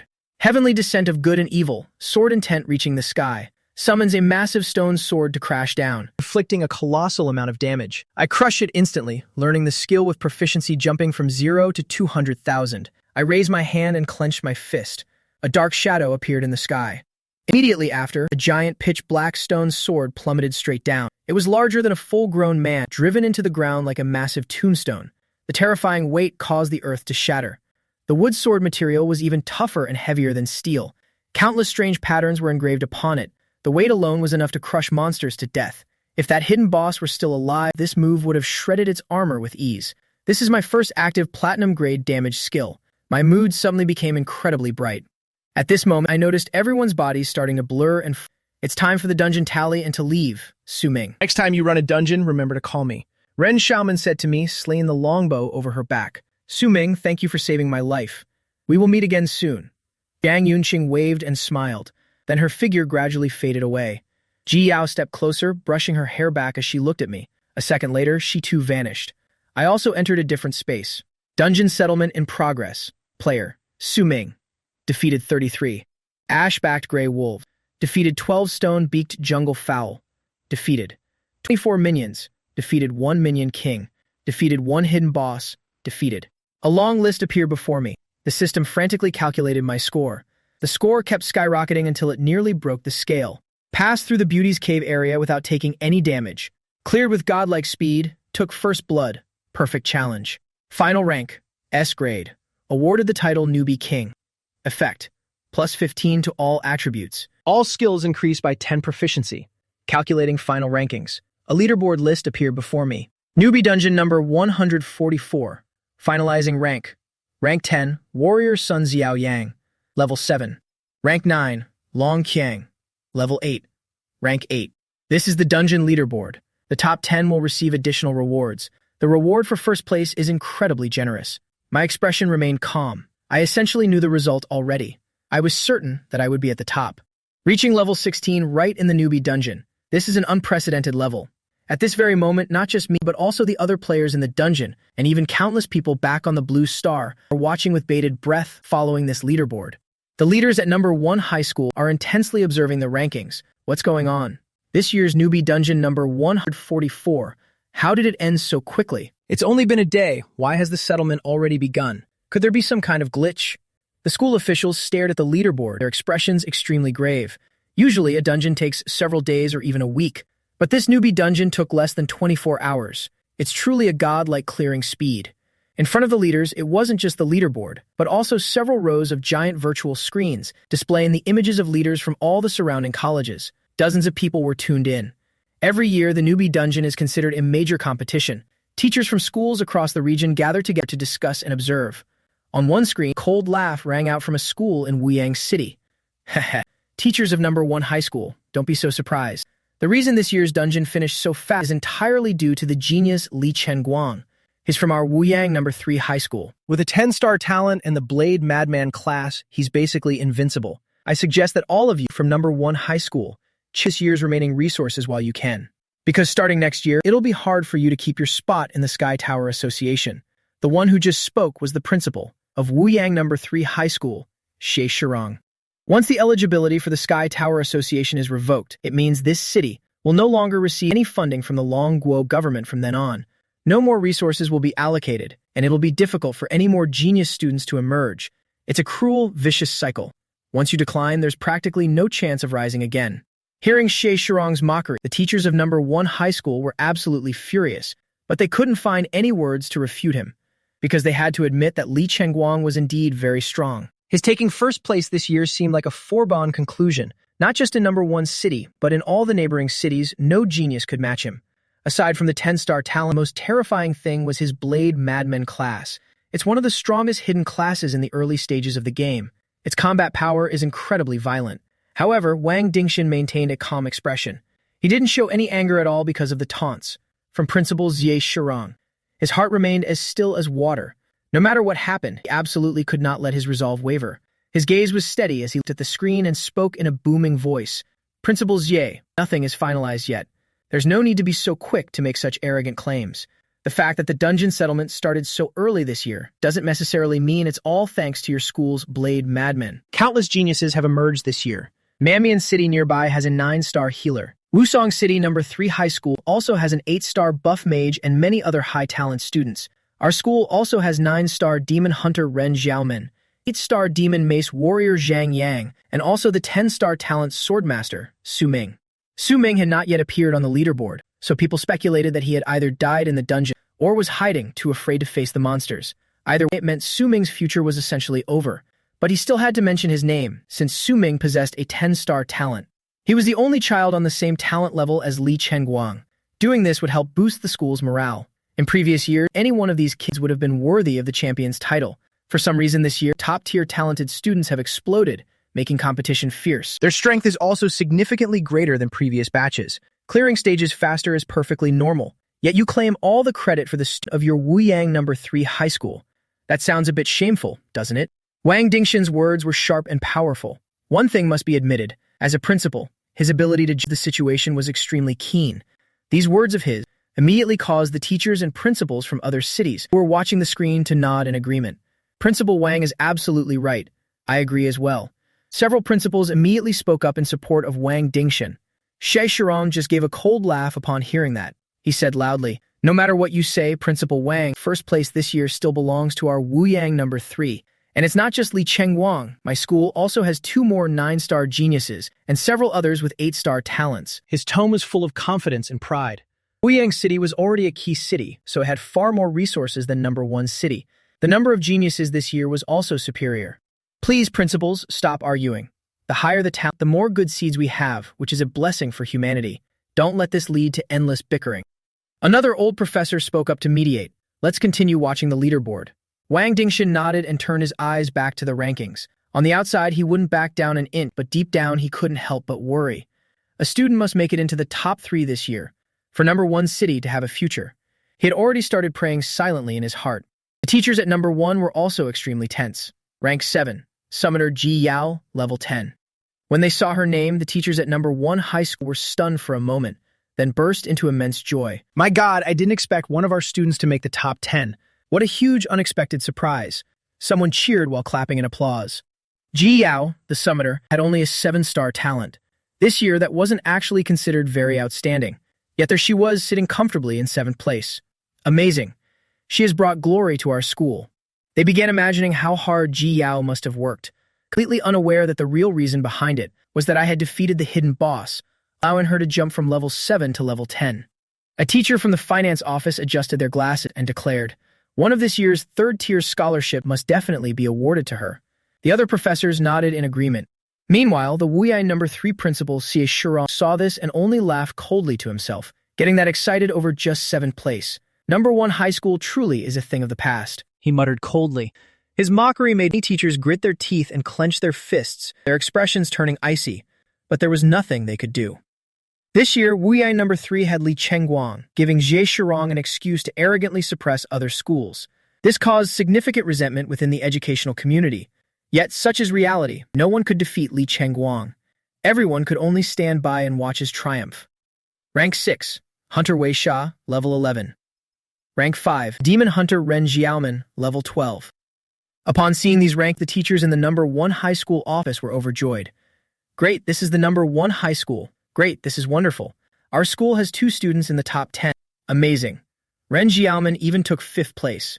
Truly commendable, but Wang Dingshan's face looked a bit grim. This meant their Sky Tower Associate quota for next year was effectively gone. Ren Xiaomin possessed a 9-star talent and the Demon Hunter hidden class. With that talent and class, she should have been at the top of the board, and yet she couldn't even make the top 3. At this moment, Xie Shirong immediately seized the opportunity to continue his mockery. Heh, Principal Wang, it seems things aren't looking very good on your end. He stared at Wang Dingshan through the screen, his tone full of provocation. It's over now. You can drop the... Your number one city is out of hope. Starting next year, number one city's Sky Tower eligibility and government budget will all be transferred to our Wuyang City. We will have double the resources. Thanks for helping our Wuyang grow even stronger. He laughed triumphantly without stopping. Only with more resources can better students be trained to maintain one's standing. Wang Dingshan heard those taunts and was so angry his face darkened, but he couldn't say a single word back. The principals of other cities also felt extremely uncomfortable, but no one dared to speak up. Since their own students' talents weren't strong enough, they didn't have the leverage to intervene. The leaderboard continued to flash. Rank 4. Demon Mace Warrior Zhang Yang, level 12. Dungeon Settlement page. Shocking all the rookie players. Isn't this Zhang Yang, the young master of the Zhang family in Long Guo? You guessed right. It's him, an 8-star talent. My god, that's absolutely shocking. In the meeting room, Dingshan saw this name and his heart turned cold as ice. Zhang Yang was a direct descendant of the Zhang clan, a family so powerful that even the principal had to respectfully call him Young Master Zhang. That alone shows how terrifying the family's power is. The Zhang family had equipped him with the very best. When Zhang Yang entered the dungeon, he likely already had a full set of gold-grade equipment. That's the strongest gear a rookie could possibly wear. This explains why Zhang Tang's rank surpassed Ren Xiaoman's. It was natural, but even so, Zhang Yang was still stuck in 4th place. This was the final straw, that the last bit of hope in Wang Dingshan's heart. If Zhang Yang couldn't make the top 3, his heart was filled with despair. As for that kid Su Ming, he didn't dare to place any expectations on him at all. She Shirong laughed victoriously without end. Then the leaderboard flashed again. Rank 3. Healer Jiang Yunqing, level 13. Haha. 3rd place is the genius Jiang Yunqing, from our Wuyang. Number 3. She's the 2nd young mistress of the Jiang An group. Truly extraordinary talent. She Shirong beamed with absolute satisfaction. It looks like this year's top 3 all belong to our Wuyang city. Wang Dingshan trembled slightly, gritting his teeth in frustration. Next, rank 2. Li Chengguang, level 14. The world channel exploded instantly. Li Chengguang, the blade madman genius of Wuyang number 3, only ended up in 2nd place. How is that even possible? A 10-star talent with a hidden class. Why isn't he number 1? What's wrong with this leaderboard? He was clearly in 1st place just a moment ago. Damn, quick, see who the champion is. The principals in the meeting room were all momentarily stunned, especially Xie Shirong, whose expression was so shocked he was speechless. Why? Why is he in 2nd place? He had placed enormous expectations on Li Chengguang. Moreover, Li Chengguang had even brought a gold-grade weapon into the dungeon with him. How could he possibly only be in 2nd place? Xie Shirong scratched his head, completely unable to comprehend it. And seeing Li Chengguang ranked only 2nd, the principals of the other colleges also began to whisper among themselves. And then, when the champion's data was announced, it immediately sent everyone into a state of extreme shock. Rank 1, Swordmaster Su Ming, level 16. The entire world channel erupted instantly. Su Ming. Who is this guy? A swordmaster reaching level 16 already? Heavens, how did he do that? That level is truly unimaginable. Swordmaster. Could it be that legendary hidden class? That's absolutely defying nature. He actually far surpassed Li Chengguang. The teachers of number 1 high school cheered and celebrated wildly. Our school student won the championship. My god, it's truly unbelievable. Wang Dingshan's face remained stern, but deep in his eyes, hope was flickering. This meant that the Sky Tower quota for number 1 high school was secured. Xie Shirong was completely stunned in place. He had always been certain that Li Chengguang would win without any obstacles. He never imagined someone would actually surpass him. To him, this was like a bolt of lightning from a clear blue sky. The principals from other cities watching nearby all breathed a sigh of relief together. Wuyang's arrogance was finally extinguished. Everyone could finally breathe easy. Finally, the rankings were set. Su Ming of number 1 high school took the championship, and I too could finally let out a sigh of relief, ending this fiercely intense competition. I looked at the settlement page appearing before me. Rank 1. Rewards. Chance to buy low-level items at a discount in the Myriad Races store. X1S1 custom title card. 30,000 Myriad Race coins. X1 random bloodline blessing. In the next second, a brilliant stream of light poured directly into my body. My eyes constantly changed as the bloodline transformed. This is a power that is incredibly potent and it was truly unexpected. The reward was a random bloodline power. I wonder what grade it will be. In my mind, characters dance without stopping. E-grade newborn vampire bloodline. Wound cell regeneration. S-grade dragon bone. E-grade earth root cultivator. S-grade zombie physique. S-grade human sacred physique. It made my head spin. Finally, the bloodline stopped at a deep blue character. Random selection complete. Shrimpkin bloodline. Tens of thousands of years ago, this was an evolutionary branch of humanity. Today on the blue star, it has long been extinct. Within your bloodline, there is a genetic expression of the long-lived creature, the lobster. This allows you to molt once every 10 years, helping you restore a youthful body. But the lifespan limit remains the same as a normal human. Seeing this, my gaze immediately turned cold. This kind of bloodline is actually a bit hard to accept. Once bound to the shrimpkin bloodline, will my form turn into that of a lobster? That was what worried me most. The effect isn't half bad, though. It's equivalent to never growing old. This effect is truly powerful, being able to molt every 10-year cycle to regain a youthful body. I immediately activated all things sublimation to upgrade this bloodline. Anything that is a dungeon reward can be sublimated. Sublimation successful. Ageless body. The blood of gods flows through your veins, even if only a tiny trace, but it ensures you will never age, and your lifespan will be longer than of regular class holders. When your life finally reaches its end, less than greater than, you will still pass away in a perfectly youthful form. Less than greater than. I'm incredibly happy, thankfully, after less than greater than. The sublimation, I don't have to be a lobster, and there's no need for any shell shedding. The next second, a surging, boiling wave of power flooded my entire body. It lasted for a long time before gradually fading away. I clenched my fist, feeling like nothing much had changed. My attribute stats didn't increase either. I have eternal youth, but I haven't reached immortality yet. I muttered. Is it possible this bloodline provides basically no support for combat at all? Maybe that's why it's only ranked at this level. But even this is more than satisfying. Decades from now, when everyone else has grown old, less and greater than. Even the strongest players less than greater than will become aged and frail, less than greater than. But I will still maintain this peak condition, less than greater than. It's just a shame that my lifespan is still like a normal person's. It means that when my final day arrives, I will still have to face death. Finish receiving all the settlement rewards. In my personal space, less than greater than. 30,000 myriad race coins and a card have appeared. Less than greater than. Custom title card. Less than greater than. You can set a custom title for yourself to display to the world. Less than greater than. This type of title card is actually incredibly expensive. Less than greater than. On the market, it can be sold. Less than greater than. At a sky-high price of millions of soul coins. I used to be very broke in the past, less than greater than. But now, money is no longer an issue for me. Less than greater than. Therefore, I've decided to use it for myself. Less than greater than. I chose a simple name, God of Slaughter. Less than greater than. In my past life, I was the God of Slaughter. And in this life, God of Slaughter will be my title. After equipping this title, it doesn't affect the attributes of other titles at all. From now on, all my actions in dungeons will be displayed under this title instead. This way, I can hide my movements. Even the dungeon summary won't display my real name. In doing this to avoid standing out too much, which is also a way to protect myself. I've always preferred staying low-key. I look at my personal status board. Suming. Titles. God of Slaughter, First Blood Battle. Newcomer King, Level 16. Experience. 24,558,000. Class, Sword God. Mythic Grade Unique. Strength, 50. Constitution, 60. Agility, 130. Spirit, 90. Luck, 5. Bloodline, Eternal Body Grade A. Talent, All Things Sublimation. Essence Strengthening, Automatic Cultivation. Skills, God-Slaying Blade, Absolute Concealment, God-Leading Step, Eye of Insight, less than greater than. Rushing Thunder Sword Art, Drawing Sword Flash, less than greater than. Sword Dance Master, Continuous Rainstorm, less than greater than.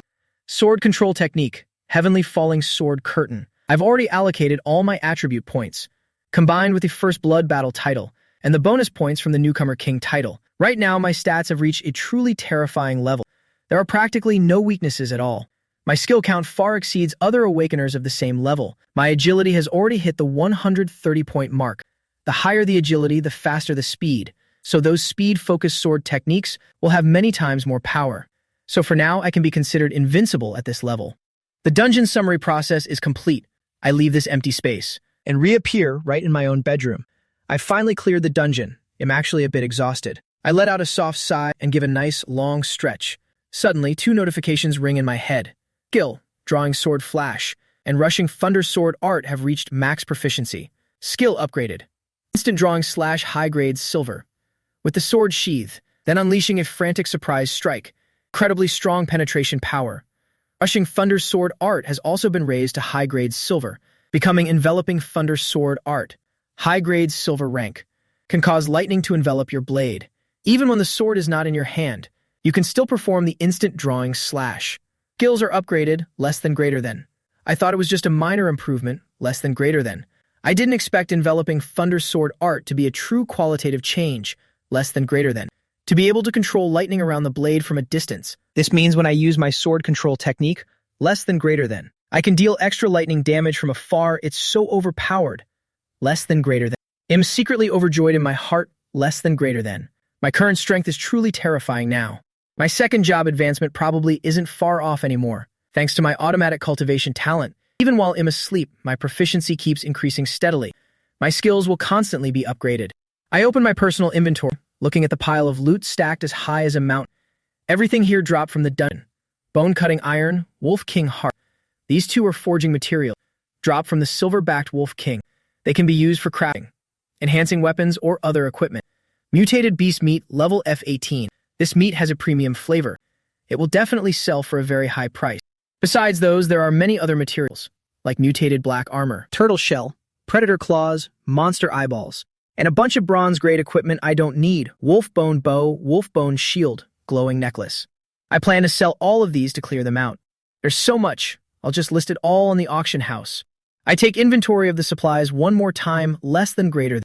Then everything is put up for auction. Less than greater than. I try to do a quick mental calculation, less than greater than. Once I sell all this stuff, less than greater than. I should bring in about 150,000 descending coins. It's safe to say that in the near future, I will no longer have to worry about money. In Long Country, with 100,000 descending coins, less than greater than. You can already buy a house in a fairly good location. Less than greater than. It shows that the purchasing power of 150,000 descending coins is massive. If it were an average worker, this amount would be enough to buy his freedom. No longer being exploited. Living comfortably for a few decades wouldn't be an issue. As for a regular awakener, this money is enough to buy several sets of high-end equipment. I look at my personal status column. Defeating the boss brought me 10,000 all-race coins, less than greater than. And then by topping the rankings, less than greater than. I receive another 30,000 all-race coins, less than greater than. In total, I have 40,000 now, less than greater than. This is an incredibly precious universal currency that can be used to buy anything I want in the Myriad Realms shop. I open the Myriad Realms shop and scan through the items inside. The item list is so rich, it's making my eyes blur. Equipment, weapons, divine beasts, pills, and bloodlines. Those are all the main categories. Underneath, there are even more detailed classifications, like the weapon category being divided into blades, swords, axes, darts, staves, and so on. Every type of weapon for every profession is fully present. Less than greater than. From the lowest white-grade common weapons, less than greater than, to legendary-grade weapons, less than greater than.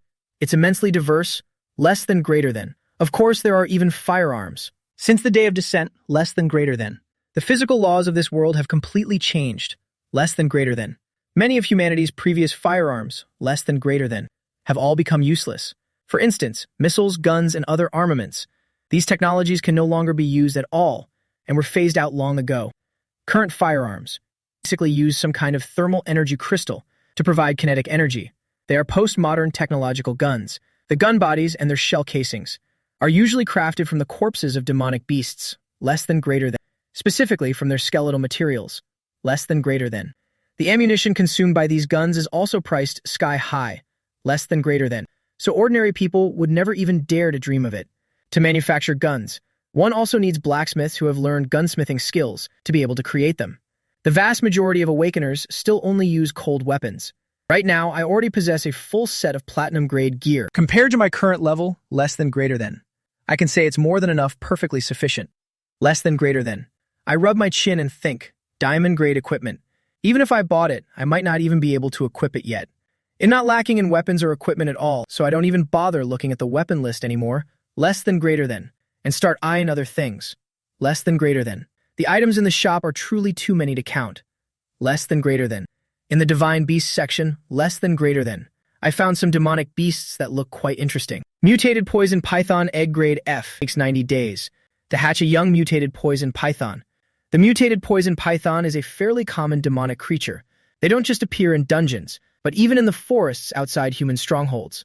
This type of mutated python often lies in wait.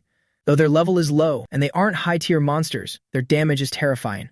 The venom in their fangs can kill someone in an instant. But most importantly, this python possesses immensely strong evolutionary potential. If you let them devour the corpses of powerful demonic creatures, they can continuously shed their skin to evolve to higher levels. It would be pretty cool to raise one as a pet. However, this python egg is only the lowest grade F, yet the price is as high as 500 all-race coins. I feel it's really not worth it at all. Plus, the hatching time is way too long.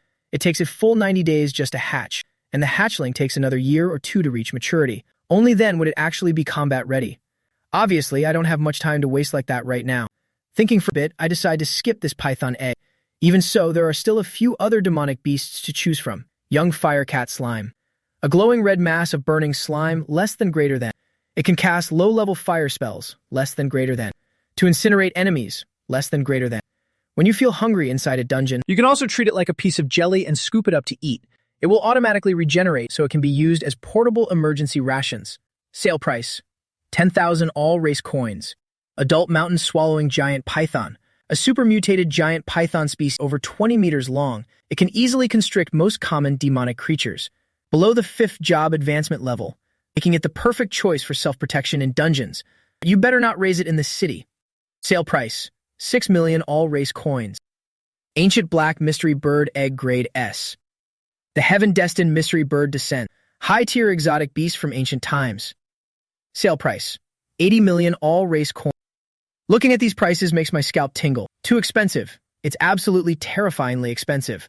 I took first place in a newcomer dungeon and only received 40,000 all-race coins, just enough to buy a few Earth-grade exotic beasts. I think for a while, let's just forget it then. Next, I focus my attention on the bloodline and skills section. These two are the things that can truly increase my own strength, less than greater than. No matter how much money I spend, I won't regret it. Less than greater than. I browse for a while, less than greater than. And immediately buy a sword skill, less than greater than. Mental spirit blade high-grade silver, less than greater than. Consumes mental energy, less than greater than. To condense an illusory blade, less than greater than. Using will to control it as it floats, less than greater than. In the air and slashes enemies, less than greater than. With this skill combined with sword control technique, less than greater than. It's as if I can control 2 swords at once, less than greater than. To kill enemies from a distance, less than greater than. The sword control technique itself, less than greater than. Of course, can also control multiple weapons at once, less than greater than. Attacking from the air, less than greater than. But doing that consumes mental energy too rapidly, less than greater than. Making it impossible to sustain for long, less than greater than. But now that I have this skill, less than greater than. My long-range combat capability, less than greater than, will be raised to a whole new level. Most importantly, once I possess this skill, less than greater than, I won't leave behind any murder weapon, less than greater than. The mental spirit blade, after killing, less than greater than, the target will automatically vanish into nothingness, leaving no trace behind at all. Killing people in dungeons, of course, doesn't require this tactic. But on Blue Star, if I have this skill, less than greater than, things will become much more convenient, less than greater than. Then, I enter the Super Bloodline shop again, less than greater than, to exchange for a grade C bloodline. Less than greater than, self-healing factor +4, thanks to a special genetic inheritance, making the number of cell divisions in your body surpass the Hayflick limit. Effect: your self-recovery speed far exceeds that of a normal person. After being injured, you can consume mental energy as the price to heal yourself rapidly. This bloodline gives me a self-recovery ability that isn't bad at all. It's just a pity that this bloodline isn't counted as loot, so it can't be sublimated. But whatever, I'm already satisfied with this. My offensive skills are countless and extremely powerful, and my movement skills are already set, with the instantaneous invincible move of God leading step. I seem strong in every aspect, except for my self-recovery capability. That's my only weakness right now. If I only rely on the small lifesteal when killing enemies, from the profound steel blood-slaying sword, it would be too weak. So that's why I decided to exchange for a bloodline, to make up for my healing gap. There are many types of bloodlines that enhance recovery, but they are either too expensive, or they carry negative attributes. For example, the vampire bloodline, where you recover just by drinking blood, with an extremely impressive self-healing speed. However, once you become a vampire, it also means a constant thirst for blood will haunt me for the rest of my life. Not to mention being unable to touch sunlight, less than greater than. It's just full of negative consequences, less than greater than.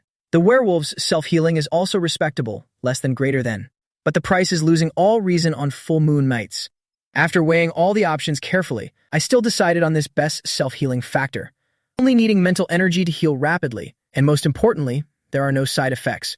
Doing this can save so much healing medicine. My all-race coins are also completely drained, perfectly spent down to the last penny. A normal grade C bloodline costs at least 100,000 all-race coins or more, but because I ranked first in the dungeon, less than greater than, I got a chance to buy a bloodline of this grade at a huge discount, less than greater than. That's why I could spend less than 40,000, less than greater than, and already own a grade C bloodline. Suddenly, on my personal dashboard, a message notification appears. It turns out it was personally sent by Principal Wang Ting-shan. Assuming it's the principal speaking. Please stop by my office for a moment. I have a few things I'd like to discuss with you. Seeing this message, tender. The corner of my mouth curls into a slight smile. Tender. It's definitely related to the Sky Tower Association. Tender. That's always been the tradition. Tender. The Sky Tower Association is an organization with a very long history. Tender. Founded by the Long Country government. Tender. Once you join, Tender, you basically become a registered awakener. Tender. Able to participate in Tender. Dungeon missions that commoners never get a chance at. Tender. As well as special hunting missions. Tender. To earn extremely valuable rewards. Tender. Of course, usually the difficulty of these missions, Tender, is also the most brutal. I've taken the #1 spot on the dungeon rankings. Tender. So the school must be benefiting quite a bit too. I smile nonchalantly. As someone with plenty of life experience, I fully understand how this network of mutual benefits operates. Not only do I get a ticket into the Sky Tower Association, less than greater than, but even next year, less than greater than. All the juniors in this Xuanjing city, less than greater than, will also receive more support and teaching resources. Principal, I told you if you invest in me, you'll never be disappointed. I mutter softly to myself. Then, I step out of the dormitory and head straight for the principal's office. At this very moment, in another city, inside a luxurious skyscraper in Wuyang City, a girl whose body radiates a pure white aura has just returned from the dungeon. Just stepping into her home, looking at the familiar surroundings, she feels as if she's just been reborn. She lets out a long sigh of relief. I'm finally alive. The newcomer dungeon truly is filled with lurking dangers. Even though she's the second young mistress of the Jiang and group, she almost lost her life at the hands of the goblins. And even, it might have been a painful and humiliating death after being tormented. So now, when looking back on it all, in her heart, she can't help but shudder with fear. It's lucky that I met Su Ming, less than greater than. Otherwise, it'd definitely have died with nowhere to be buried. Less than greater than. Just then, several people push the door open and enter the room. It's her parents and her older sister. Jiang Lan, with a face beaming with joy, hurries over to her younger sister. You succeeded. I was so worried about you that I couldn't eat or sleep. She immediately steps forward and gives her little sister a tight hug. Jiang Nam is also an awakener, who has also tasted battle in the newcomer dungeon. She knows how brutal those battles are. Just one slip up and you could lose your life at any moment.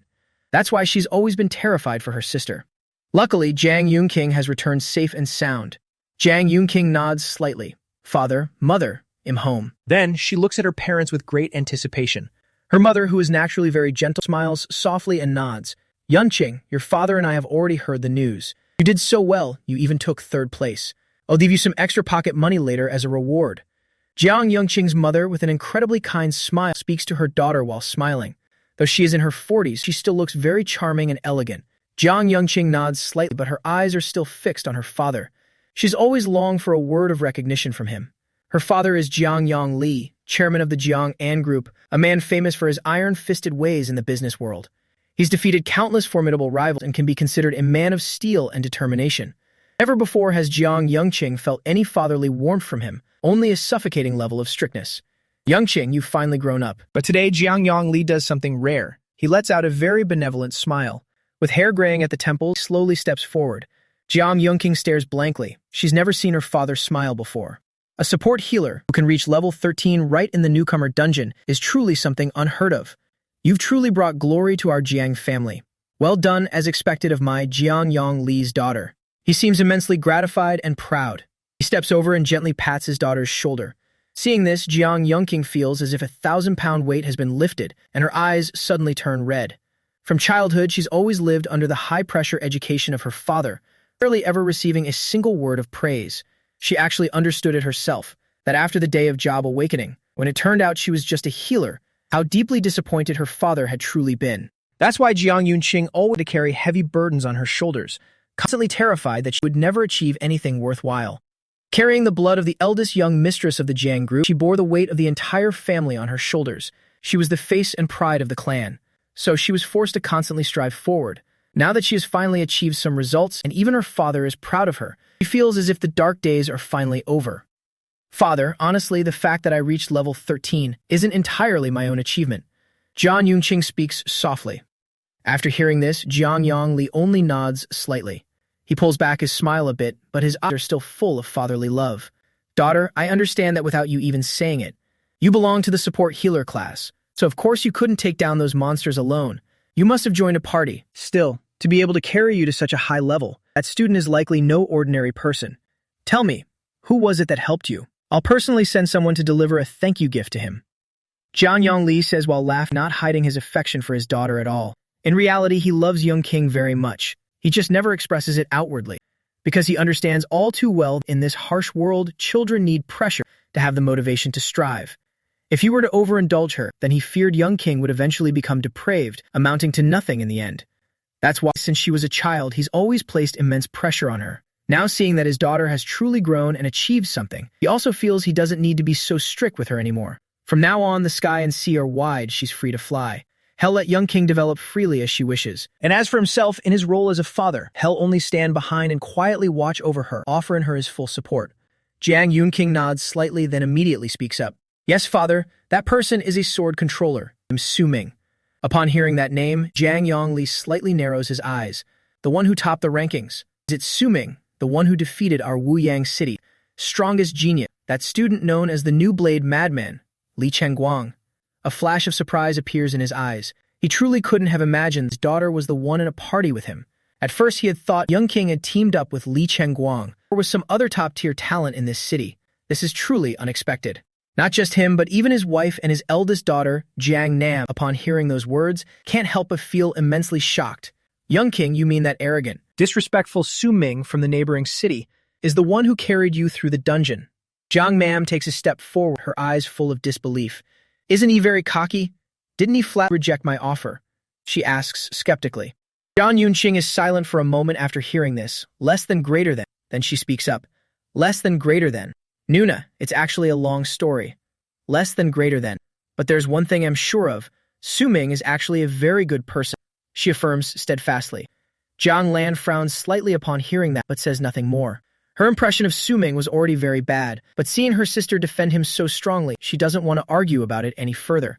Honestly, regarding Su Ming, she didn't really have any massive grudge. After all, he's just young, so a little arrogance is to be expected. Jiang Yongli looks at his daughter, his gaze suddenly turning thoughtful. A sword controller, who can level up so quickly in a dungeon, even far surpassing a 10-star genius like the New Blade Madman. This Su Ming has truly started to make me curious. He narrowed his eyes slightly and turned to his daughter. My dear, when you have some free time, you must tell me everything in detail about what happened in that dungeon. He looked directly into Yunqing's eyes and instructed her seriously. Deep down, he faintly sensed that Su Ming was a subject with immense potential for After all, he was the head of the prestigious Jiang An Group. Having spent his whole life battling in the business world, he held investment shares in many companies. He understood better than anyone how much value a person with powerful talent who has yet to rise actually possesses. It was like a gold mine that hasn't been discovered by the public yet. If he could gain the boy's favor early on, then in the future, the Jiang An Group would have an incredibly powerful ally. That way, even after I pass away, my two daughters will still have a protector in this world. Jiang Yunqing nodded. You're right. Someone send that boy, Su Ming, a grand gift later. After all, it's a thank you gift for leading my daughter through the dungeon. It can't be too shabby. Otherwise, it would make my daughter seem cheap too. Jiang Yongli waved his hand and spoke with a hearty laugh. At this moment, Jiang Yunqing asked softly, Father, what are you planning to give him? Jiang Yongli was extremely confident, smiling casually. With his graying temples, he looked completely certain. A high-grade gold-rank weapon, worth at least several 100,000 ling coins. For a poor kid like him, it will definitely be an overwhelming gift. He had already investigated Su Ming's background. After all, the Jiang'an Group has many talents under its wing, and its information channels are incredibly vast. Deciding what gift to give based on the other person's social status. To decide what kind of gift to give. This has always been his way of doing things, using the lowest cost to achieve the best result. A gold-rank weapon, for ordinary awakened ones, is indeed an exceptionally good gift. You should know that for normal people in a newbie dungeon, the highest loot is basically just gold rank.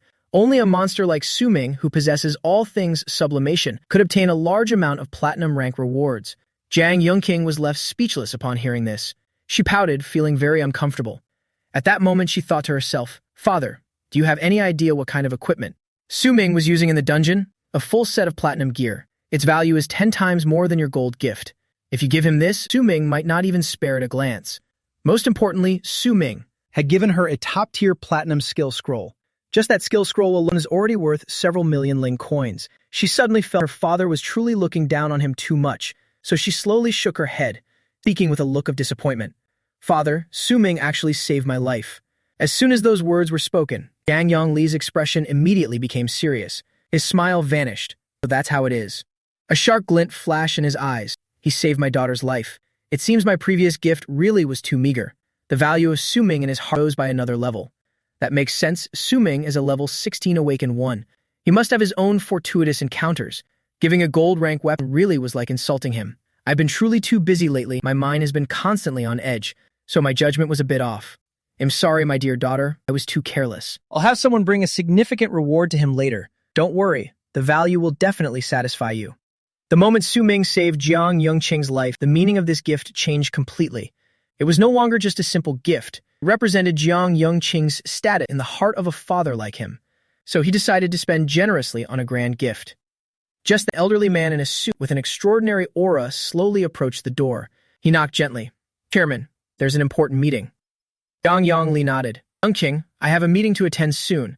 You two stay home and rest. Inform me immediately if anything happens." Saying that, he turned and left, closing the room door behind him. "Old Lei, what's this urgent meeting about?" Jiang Yongli asked as he walked. His expression was somewhat heavy. The elderly man was named Lei Chen-si, who was both an awakened one and a private secretary bodyguard. He was also the financial manager of the Jiang An Group. He had already announced beforehand that unless it was something extremely important, less than greater than, he was not to be disturbed today. Less than greater than. Yet old Lei still came to interrupt less than greater than, proving that the matter was incredibly serious. Butler Lei had a stern expression, opening a control panel in front of him. "Chairman, this is grave. The Jiang family's people have recently been attacking our crystal mining operations across the entire nation, and our trading business as well. They are fighting for market share. They aren't even hesitating to use illegal, violent measures. Many business households, branch managers, and wholesale agents have been secretly assassinated by Jiang family hitmen. We suffered heavy losses during this period." As soon as he finished, Jiang Yongli's face darkened. The Jiang family is going too far. His gaze was bone-chillingly cold. In Longguo, the Jiang An Group is also one of the top major conglomerates. He naturally couldn't just sit back and take it. A secret war between a conglomerate and a great clan was silently erupting. In the meeting room of Zhenjing High School No. 1, I slowly walked in. I saw the principal and teachers had already been waiting for quite a while. Aside from me, there were Jian Yang, Ji Yao, and Ren Xiaoman, a total of 3 students. The teachers smiled brightly as soon as they saw me. "Su-ming, come here quickly." I walked over to stand next to Ji Yao. Jian Yang looked at me, a sinister glint flashing in his eyes. He had already guessed who killed the world boss. Who else could it be but me? From the dungeon's opening to its end, only a few hours had passed in total.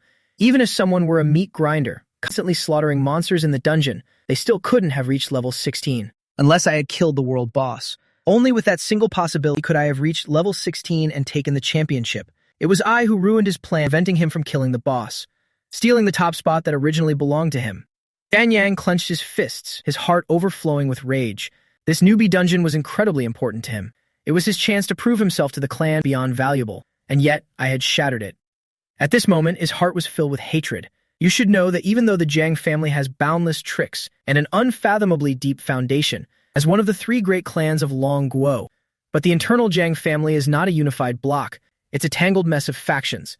Even though he is the eldest legitimate son of Patriarch Zhang Tianlong, it doesn't mean that his future inheritance is 100% guaranteed.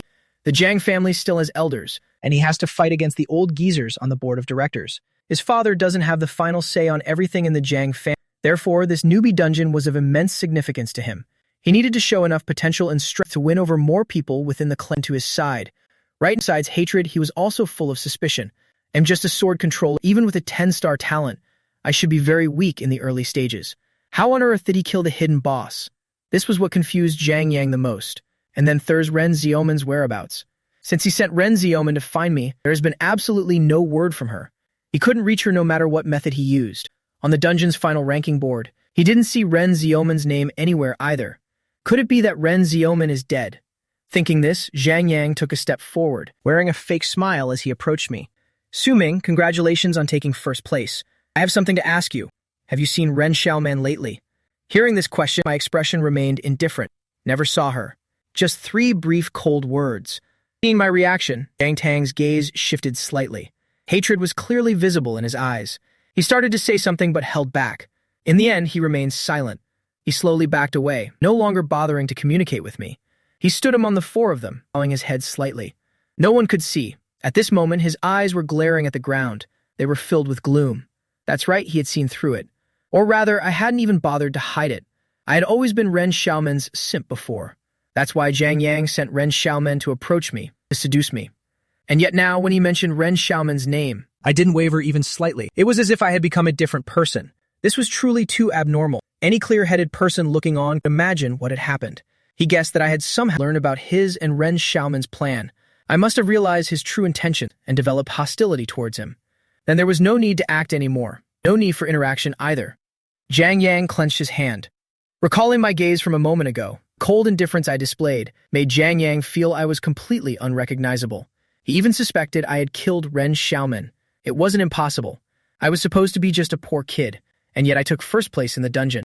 This proved that I wasn't as harmless as I appeared. Then there was that look in my eyes, like I held everything in my hand. It was hard for Zhang Yang not to speculate that. I was actually a deep, scheming person who had endured for years. This type of meticulously calculating person is the most terrifying. The more Zhang Yang thought, the stronger his killing intent became.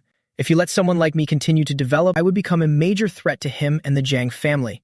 A genius who cannot be subdued is an enemy. He must be nipped in the bud. Otherwise, I would surely seek revenge in the future. He had made up his mind. He had to fight a chance to have someone eliminate me. A cold smile curved his lips, but he wasn't too worried about it. Even if I surprised him a little, that was all it was. Geniuses. What the Zhang family lacks least is geniuses. With the foundation of an entire clan, killing this guy would be easy, like stepping on an ant. I glanced at Zhang Yang out of the corner of my eye. My expression remained calm. I could roughly guess what was on his mind, but I didn't care at all. To be honest, if circumstances allowed, the moment we met just now, I would have drawn my sword and cut Zhang Yang down instantly, but I couldn't do that. There were too many witnesses here. Teachers and the principal were all present. Most importantly, I wasn't sure what level of life-saving gear Zhang Yang was wearing. The Zhang family's foundation is incredibly deep, even more imposing than other major powers. Like the Jiang and group, Zhang Yang definitely possessed some insanely powerful life-saving equipment. With my current strength, a rash move might not successfully kill him, so I had to restrain myself. What I needed was an absolute killing blow. If not now, then I'd find another opportunity. There's still plenty of time. At that moment, Wang Tingshan stepped in front of everyone.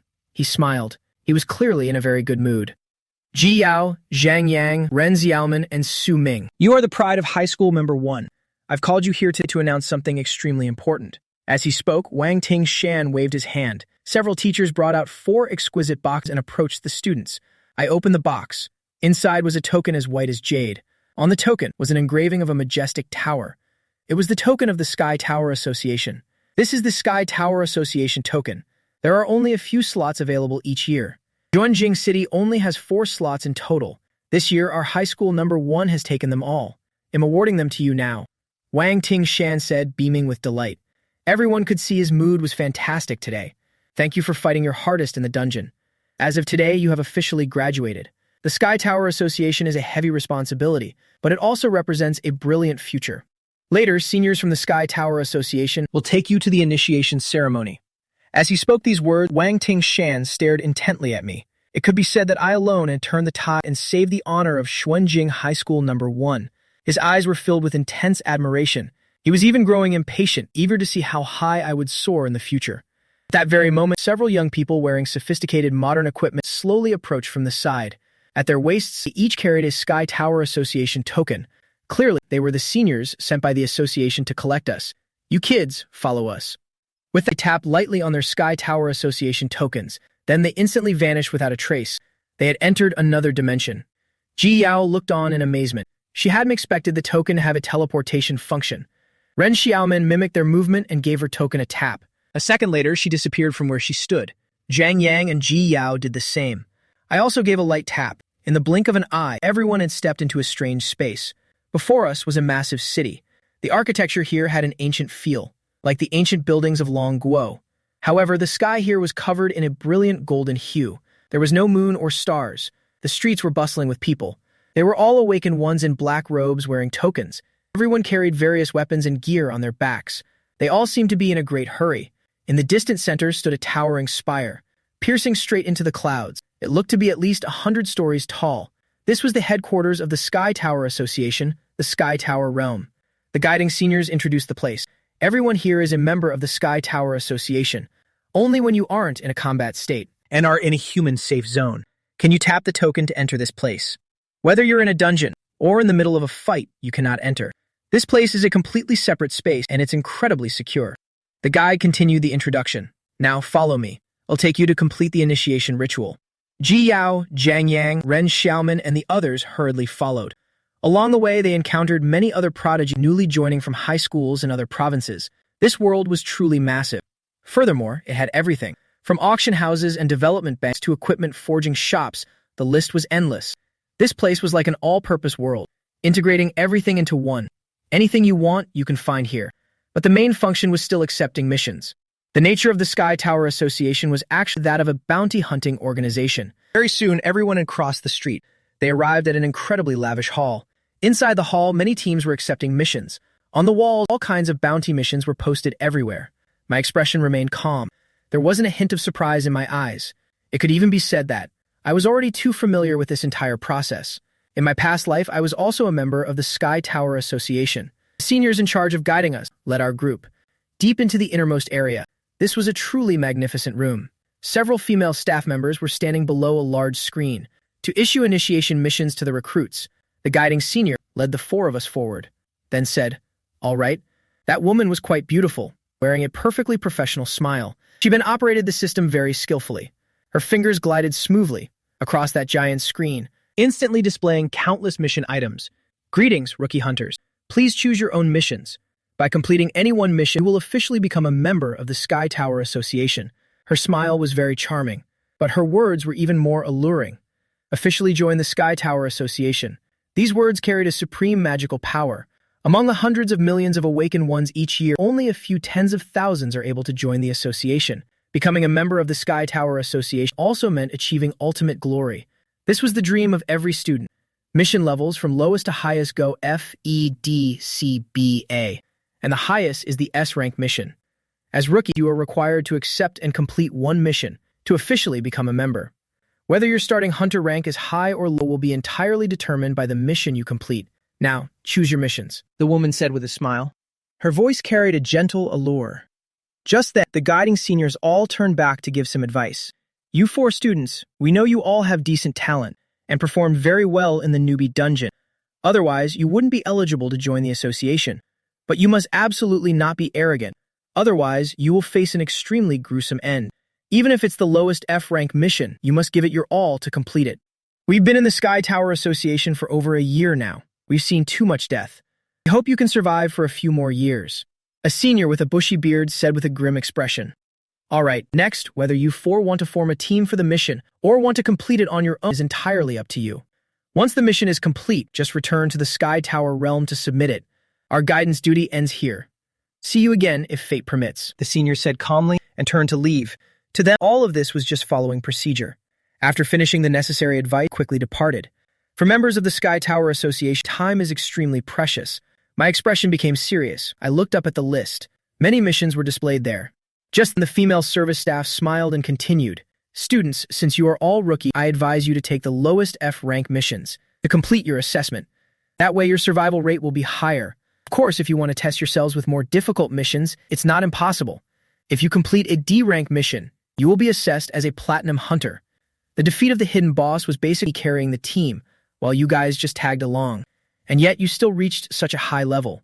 We only have an empty level, combat experience, and skills are not strong enough yet, so joining the same team would instead just hold me back. The three of us should form a team first. Ji Yao agreed. Ren Xiao also had to nod in agreement. I smiled slightly and said to him, "Very well, it'll be going first then. Let's get in touch after completing the assessment." After saying that, I quickly departed. At this time, Jiang Yang, standing nearby, was also a little surprised. But soon after, a cold smile curled the corners of his mouth. He truly hadn't expected that I would dare to take a mission at that rank. Taking a D-rank mission as a rookie without a guide is nothing short of suicide. I have no background or backing, so he thought I had become far too arrogant. He believed I had completely underestimated the difficulty of a D-rank mission. The difficulty of monsters in a D-rank mission. It definitely won't be any weaker than a level 1 or an Earth-rank dungeon boss. Even if I could take the #1 spot in an F-rank newbie dungeon, there is no way I could complete this mission so easily. I've really been a bit too arrogant. Thinking of this, Zhang Yang even felt a sense of relief wash over him. It seems he isn't some kind of genius with a deep, calculating mind after all. He's still just an arrogant, ordinary man. Maybe the fact that he took first in the dungeon was entirely due to luck. An opponent like this is no longer a concern, though of course he still must be killed. He killed the hidden boss, and ruined my plans for the newbie dungeon. For that alone, he has enough reason to die. With that thought, Zhang Yang quietly opened his personal panel and sent a message to a few trusted family bodyguards. Kill someone. Su Ming just took an Earth-rank mission, and is heading to the giant Snake King's nest in the Nanli region. Go there and lie in wait for him. He will be there within 10 days. Jiang Tang's trusted henchmen were all experts of the second advancement or higher. Having them killed will be as easy as flipping my hand. Understood, understood, the other side replied immediately. Honestly, even if I didn't send an ambush, he would probably be swallowed by the giant Snake King anyway, without me having to lift a finger. But just to be certain, Zhang Yang still issued the order. He was a very cautious person by nature. Young Master Jiang, you've arrived. Suddenly, a voice rang out from behind. Jiang Yang turned around, seeing a middle-aged man, Jiang Fengliu. A third advancement, Invisible Wanderer, one of the elders of the Jiang family, and also one of Jiang Tang's close guardians. Yeah, Jiang Yang nodded. I want to take an Earth-rank mission to complete the Sky Tower Association assessment, he said. Hearing this, Jiang Fengliu nodded with a calm expression. He stood there with his hands behind his back, looking extraordinary, his combat power also immensely strong. Fine, as long as the mission is below C rank, less than greater than. I am confident I can keep you safe. Less than greater than. He spoke with a slight smile. Less than greater than. A flash of ambition gleamed in Jiang Tang's eyes. When Su Ming takes an Earth-rank mission, it's a death wish. But when Zhang Yang takes an Earth-rank mission, it's only natural and perfectly normal. Why?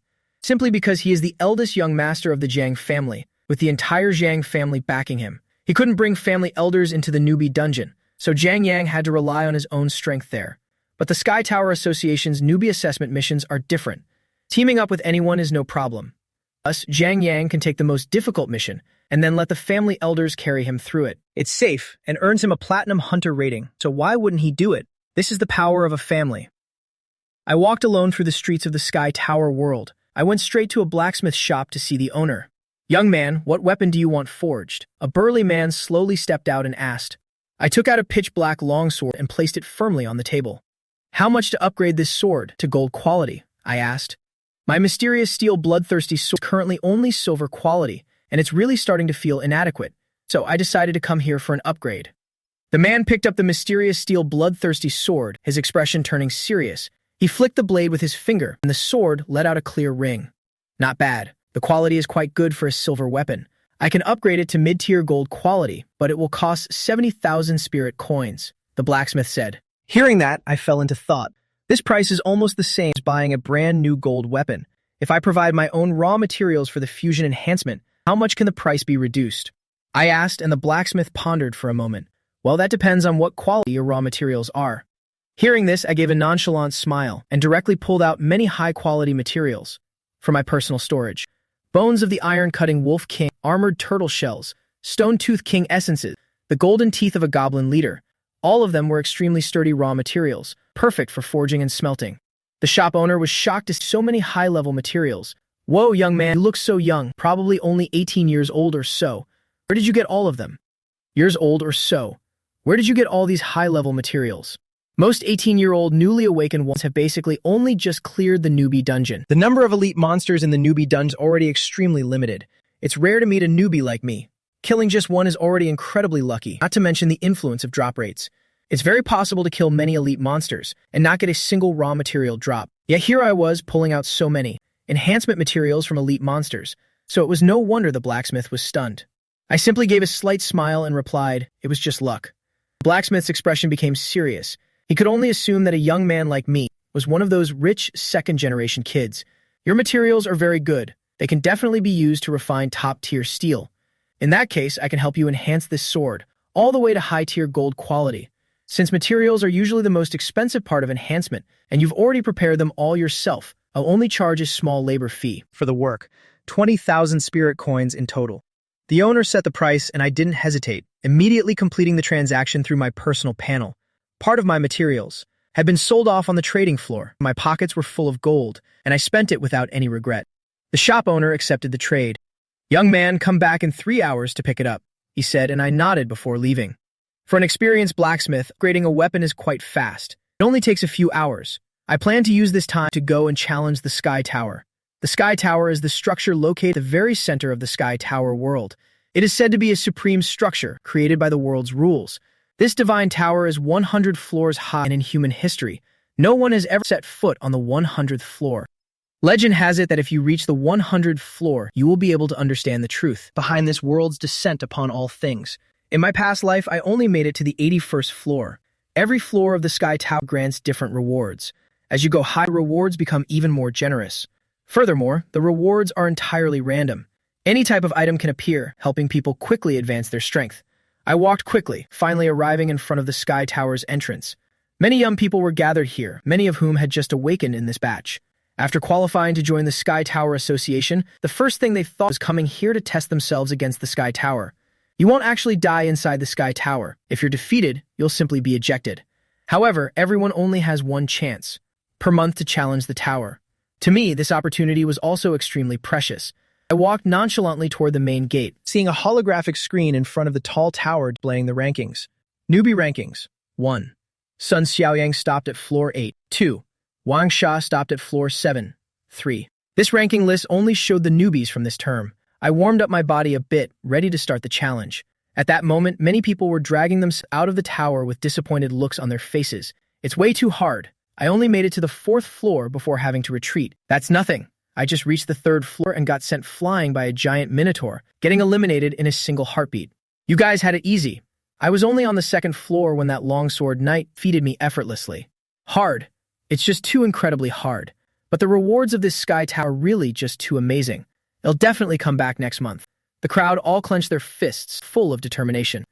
Just then, I recognized a familiar figure in the crowd. It turned out to be Li Chengguang. His right hand was gripping a dark blue long blade, which was a silver-quality weapon. After his old blade was shattered by me, he had switched to this silver weapon. Moreover, his right hand was still injured, with 2 fingers cut off, and the way he held the blade looked clearly unnatural. There was a trace of sinister rage in his eyes, and an undying hatred. He strode forward with determination, heading straight into the Sky Tower. He wanted to become stronger. He wanted revenge. After his top spot was snatched away, various factions felt extremely disappointed in him. Many of his initial investments had been cut off, and the principal of Wuyang High School No. 3 was even held accountable by various parties, almost losing his position, and has now been demoted to vice principal. This made Li Chengguang feel the intense pain of falling from the peak. He blamed all his misfortunes on me, and this deep-seated hatred fueled his burning rage. So as soon as he qualified to join the Sky Tower Association, he didn't mind the long journey and immediately came here to find opportunities to increase his strength. Seeing Li Chengguang appear here, the players around couldn't help but be surprised. Some came forward to greet him, wanting to team up as they were trying to suck up to Li Chengguang. Because no matter what, he was still a blade madman with a 10-star talent. Even though he was currently ranked 2nd because I surpassed him, his personal strength was still very valuable. However, the conceit of these people only earned them complete coldness from Li Chengguang. He didn't bother with anyone, stepping into the Sky Tower all by himself. Where there were cheers, there were also naturally sneers. "Oh look, isn't this the #1 genius Li Chengguang? Haven't seen you for a few days, and you look this pathetic. Li Chengguang, didn't you say you would represent all of us students from Nanming and Xuanjing to take the #1 spot in the Long Kingdom? Why is your hand crippled like that now? Were the monsters really that fierce?" The crowd mocked him incessantly, as Li Chengguang had been far too arrogant before, using his strength to suppress all the other students so they couldn't even lift their heads. Furthermore, that principal from Wuyang High School No. 3 was also a man who constantly made enemies, relying on power and status, acting extremely insolent, and constantly bullying other schools. So now everyone was happy to see them suffer the consequences of their own actions. Thus, Li Chengguang's current situation was terrible, with jealous people everywhere wanting to turn him into a laughingstock. It could be said he was like a fallen tiger being bullied by dogs. All the glory he once possessed had now turned to fuel for the world's jealousy. Now seeing him defeated and declined, the crowd was naturally delighted, and there were many who kicked him while he was down. Li Chengguang, I remember back then. Didn't you say you treat students like monsters for target practice, slaughtering us to train? Why does your hand look like that now? Someone with sharp eyes noticed the injury on Li Chengguang's hand, delivering another psychological blow. People didn't actually know who had caused Li Chengguang's injury, so they were quite curious. Hearing those words, if it were before, Li Chengguang would surely have exploded in a rage and started a slaughter. But now his face was filled with an unusually quiet gloom. In his heart, there was only me. He wanted to surpass me. He wanted to kill me. Other than that, nothing else mattered. He walked into the sky tower with determination, his silhouette gradually disappearing. I had been standing to the side, observing coldly, hiding myself perfectly among the crowd. I didn't let Li Chengguang detect my presence. My eyes were filled with killing intent, but it's a pity that in this small world, the rules prohibit killing people. I felt a bit regretful. Otherwise, the moment I saw Li Chengguang, I would have ended him. And then I would have left silently without leaving any trace. I shook my head, clearing all distracting thoughts. I approached the sky tower's entrance and stepped straight inside. As soon as I crossed the threshold, the world before my eyes changed completely. The space inside the sky tower was divided into separate instances, allowing countless people to challenge it simultaneously without interfering with each other. In the sky tower, every person must face the trials alone.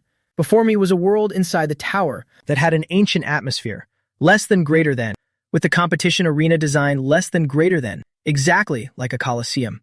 Less than greater than, large characters appeared in the air, less than greater than, low-floor monster, purple-maned evil slaughter tiger. A second later, a massive mutated purple-maned tiger appeared in the center of the arena. It roared instantly and lunged straight at me.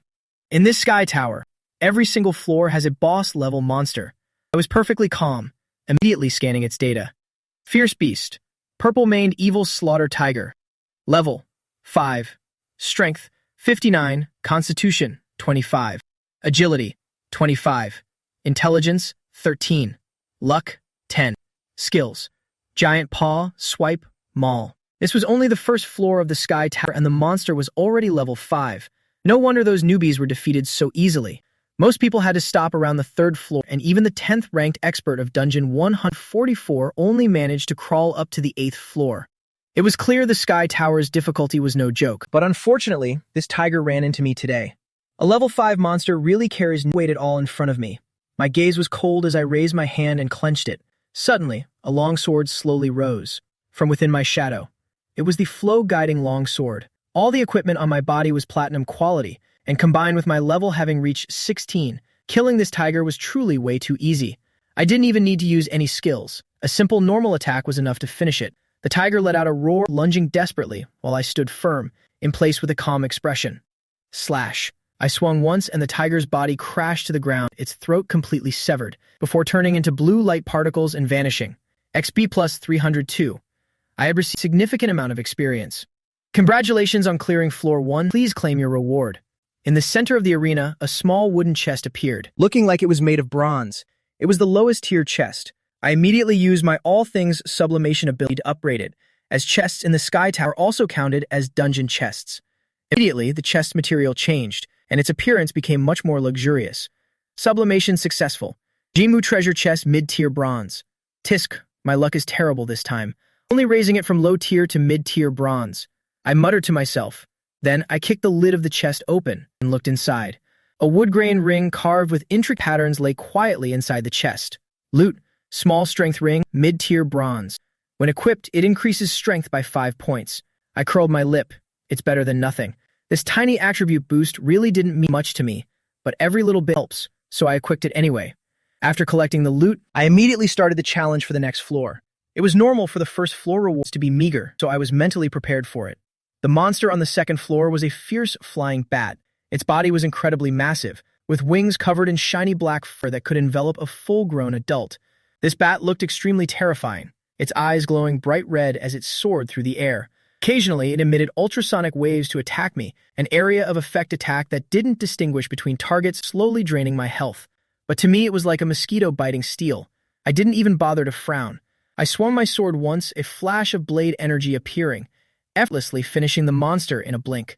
It could even be considered a one-hit kill. The reward for this floor appeared before me, still a low-tier bronze chest. I immediately use all things sublimation to upgrade it. Sublimation successful. The chest quality jumped to high-tier gold. My luck was really great this time, leaping straight to the gold rank. I went forward to open the chest and pulled out the loot. It was a skill book. Hound footwork. High-tier gold quality. Level 15 limit. This was an extremely flexible and elusive footwork style, capable of causing a sudden surge in movement speed for a short duration, making one as agile as a hunting hound. I immediately learned the skill. With the new hound footwork skill, my combat ability was significantly enhanced. My attack speed became incredibly swift, allowing me to easily dodge almost all monster attacks. Combined with the passive talent of the primordial sword body, which boosted the power of all sword techniques tenfold, I seemed to become invincible. I simply swept through everything in my path, clearing the initial floors as fast as a raging storm. My tower climbing progress was terrifyingly fast, and I had no intention of stopping. Right at this moment outside, everyone was glued to the holographic screen in front of the Sky Tower, where the rankings were being updated constantly. Rank 4. Li Chengguang, floor 5. Rank 3. Li Chengguang, floor 6. His name kept jumping to higher and higher positions. The people couldn't help but look shocked. Li Chengguang truly lives up to his name as a 10-star blade madman, someone remarked. Even with such a serious hand injury, he can still charge up to the 6th floor at such an incredible speed. Too intense. Everyone's expression became very grave, forced to admit that Li Chengguang's strength was still very formidable. In the very next moment, the information on the list changed once again. Rank 2. Li Chengguang, floor 7. Rank 1. Li Chengguang, floor 8. Li Chengguang had broken through to the 9th floor. He has already set foot on floor 9. This speed could honestly be considered unimaginably fast. How can he be so energetic? Could he be about to clear floor 10 as well? The people couldn't help but exclaim in surprise. This is the true power of First Advancement Blade Madman. He's truly no different from a monster. Could it be that he'll secure the platinum chest for this year? Looking at this momentum, it's highly likely. Every year, the first newbie to clear 10th floor of the Sky Tower will receive an additional reward, bestowed by the world's supreme rules. That is the platinum chest, which has the potential to yield platinum-level equipment. To those who have just awakened, this item always holds an endless attraction, signifying the opening of infinite possibilities for the future. It draws the attention of every newbie in every participation cycle. Every year, those who newly join the Sky Tower Association compete incessantly to come here and challenge it. However, ordinary players who have only just cleared the newbie dungeon are mostly still at the starting level, so wanting to clear floor 10 is an immensely difficult task. Even geniuses often have to stop at the 8th or 9th floor. Some people collapse completely after being defeated, someone remarked, but there are also those who the more hardships they face, the stronger they become. Perhaps Blade Madman Li Chengguang is that second type of person. As soon as those words were spoken, those who had just been mocking Li Chengguang felt a cold shiver run down their spines. Then for people like them who had ridiculed Li Chengguang, would they be able to escape his wrath in the future?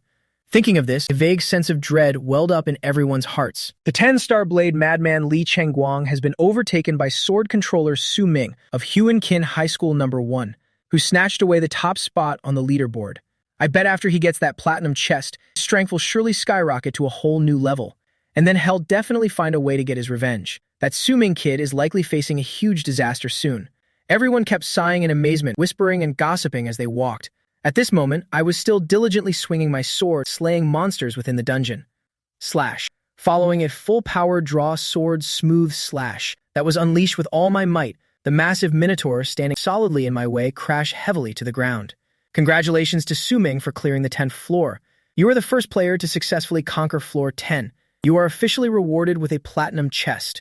After that, a chest as white as jade appeared before me, looking incredibly noble in quality, carved with many mysterious patterns. I slowly sheathed my sword and took a deep breath. Even though I was slightly injured, I had managed to clear the 10th floor after all. That's right, I successfully cleared floor 10. My speed was incredibly fast, but everyone faces different monsters, so this part also relies somewhat on luck. If you encounter weak monsters along the way, perhaps you could climb to floor 10 even faster. But I don't rely on luck, but entirely on my own strength. I looked at the treasure chest and scanned it. White jade chest, mid-grade platinum quality. I immediately use all things sublimation. Sublimation successful. Spirit chest, low-grade diamond quality.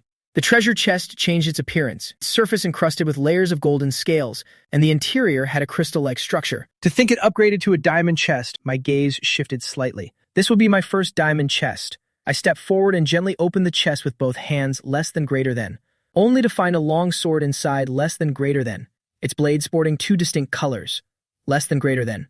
Right in the middle of the blade was a faint fracture, less than greater than. Long Xiang broken sword. Long sword and broken sword, a dual-type weapon. Low-grade diamond quality requires 4th job advancement level. Once a long sword broken in battle after being split in 2, it was reforged by a blacksmith using a precious dragon scale as a core to bind them together, bringing this sword back to its peak. This sword is exceptionally sharp, capable of withstanding intense killing intent. Fire spirit scale. Right in the center of this broken sword is embedded a scale from a fire dragon. It can provide this short blade with an additional 200% fire attribute damage. Wind Splitter. The blade of this sword can detach, transforming into a flying sword, controlled by the owner's will to destroy enemies from afar. Broken Blade. This weapon was originally a complete longsword, less than greater than, so it can be defined as a sword-type weapon, less than greater than. But after detaching, the remaining part is a broken blade, less than greater than, with the length of a short blade, at which point it can be considered a short sword or dagger-type weapon. This is what is commonly known as a dual-type weapon. To think it's a diamond-grade sword. My heart stirred slightly, and it's a dual-type weapon to boot. This means the sword can benefit from my own attributes. The blade extends, and once the blade is controlled, to become a flying sword and launched, the remaining part becomes a short sword, essentially a short blade weapon. At that point, it'll be able to unleash the God of Slaughter's Single Strike. The God of Slaughter's Single Strike is a skill of the God of Slaughter class, which originally requires a short blade or short sword to exert its maximum power. And with this sword, I can switch between the skills of the two forms seamlessly and without any openings. My combat prowess will reach a whole new level. I felt a bit excited, immediately took this sword in hand and held it up for a closer inspection. It felt cold to the touch, yet a faint heat was hidden within. Lifelike dragon patterns were engraved upon the blade. Near the hilt, the blade radiated a brilliant golden light, while the sharp tip of the sword bore the rustic gray of mystic steel. This sword requires 4th job advancement level, but don't forget, I have the passive skill, Sword Dance Master. I can ignore all restrictions to equip any sword-type weapon, so I can wield it freely. With a single thought, with a click, the golden fracture in the middle of the sword suddenly vibrated, and the long forward section of the blade shot out, turning into a flying sword hovering in mid-air. The effect was very similar to sword control, but this wasn't a skill. It was an innate effect of the weapon. I can use my thoughts to control the soaring sword, slaying enemies from above. What remained in my hand was a broken sword. The diagonal cut formed a natural sharp point, making this broken sword look just like a short blade, absolutely perfect. I held the broken sword up to my eyes to observe, seeing that in the center of the blade's fracture, less than greater than, a fiery red dragon scale was lodged, less than greater than, perfectly embedded into the blade, less than greater than. I waved my hand with an incredibly suave motion, less than greater than. Whoosh! The flying blade suddenly circled back, locking tightly onto the broken sword, reforming into a complete longsword. I wonder whose masterpiece this blacksmithing work is. Incredible, I marveled, relying on the dragon scale in the middle to connect the flying blade and the broken sword together. Dragons are among the highest-tier monsters, incredibly fierce, and dragon scales are ultra-rare materials. With a dragon scale embedded inside this sword, its quality naturally couldn't be low. When I swung the sword to slash, sparks even flew from the tip, carrying fire attribute damage. Very good indeed. I smiled slightly, took the sword, and headed down to the next floor. I won't stop at floor 10. At this moment, on floor 10 inside the Sky Machine Tower, Blade Madman Li Chengguang was panting heavily, swinging his blade to kill the heavy armored knight before him. He was wounded all over and had to unleash his strongest skill, finally clearing it by the narrowest of margins. Congratulations on successfully clearing floor 10. Hearing the announcement from the world ruler, a radiant smile appeared on his face. Haha, I've cleared floor 10. Excellent, this year's platinum chest will be mine. Each year, the first rookie to clear floor 10 receives a platinum chest. For a rookie, this is an incredibly precious high-level reward. As long as he gets it, he will surely be able to rise. Thinking of the humiliations suffered in the dungeon, Li Chengguang's heart was filled with gloom. He wanted revenge. He wanted me dead. Then, blue-like spots condensed in front of him, finally forming a high-grade silver chest. Li Chengguang's gaze suddenly went blank. Why is it a silver chest? Where is my platinum chest? His voice trembled as he looked up and asked loudly, but no one answered. The world rules wouldn't bother with a mere mortal. Could someone have been faster than me and cleared the 10th floor already? He found it somewhat hard to believe. In the end, he gritted his teeth and opened the chest, only to find a silver-grade necklace inside. And what's more, it wasn't even for his class. It was a damn mage necklace. Li Chengguang felt cheated, abandoned by the world, toyed with by fate. He was so angry his whole body shook, unable to stop himself from letting out a roar. Damn it! I continued to press forward. Cleared floor 11. cleared floor 12, cleared floor 13, successfully. My progress was incredibly fast. You could even say lightning fast. Many bosses couldn't even withstand 3 of my moves. Compared to other newly advanced rookies, most of whom stopped at floor 6 or 7, this only highlighted how terrifying I was. However, it's worth mentioning that after floor 10, the combat power of monsters on each floor was noticeably increased. I felt that extremely clearly. The first 10 floors are basically for rookie training, and the rewards for clearing them are just bronze chests. But from floor 11 onwards is where the real challenge begins. Even though my tower climbing speed was fast, the wounds on my body kept increasing. Recovery potions aren't allowed here. One must rely solely on their own abilities to heal wounds. I used my spiritual power to activate self-healing factors within my bloodline. Very quickly, my wounds healed, at a rate visible to the naked eye. But this isn't a long-term plan. More than half of my spiritual power has been consumed, less than greater than. I have to use it sparingly. Less than greater than, I muttered softly. Less than greater than. I chose to only recover my wounds about 70 to 80%, less than greater than, instead of healing completely, less than greater than. Otherwise, it would cost too much spiritual power. I need to keep some spiritual power to use skills so I can go further. The goal I set for myself is to break through at least floor 15 or 16. With a whoosh, I raise my hand, a spiritual blade condensed in mid-air. This is my spiritual soul blade skill. This blade is a dark blue wind blade, radiating a shimmering light. It flew straight forward with a whistle, piercing through the eye socket of the boss before me. Finally, I myself gripped a long shang broken sword in my hand and took a step forward. Unexpectedly, this sword was so ferociously powerful that it directly severed the head of the monster, a purple-skinned zombie in front of me. Congratulations on clearing floor 15. My breathing had started to become a bit heavy. I slowly sheathed my sword.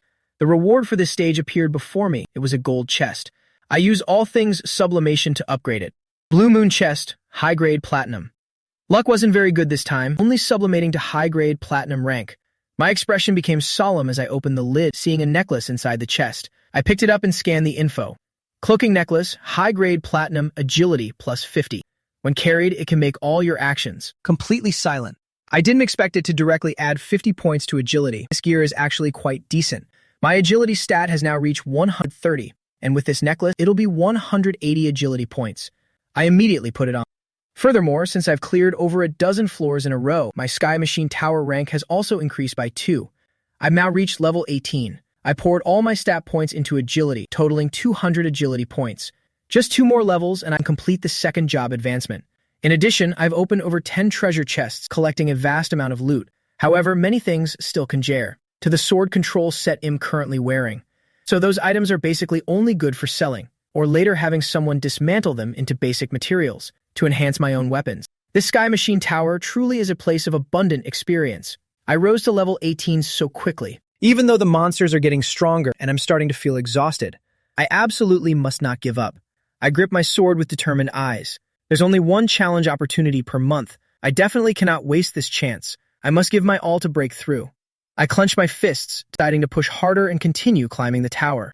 The curious crowd outside the tower was glued to the record board. Li Chengguang had reached floor 9, making everyone highly expectant. Everyone was waiting with bated breath to see if he could reach floor 10. But suddenly a name surged to the lead, like a dark horse galloping forward, rapidly climbing from the lowest position, soon overtaking even Li Chengguang. That name was the player God of Slaughter. God of Slaughter cleared floor 8.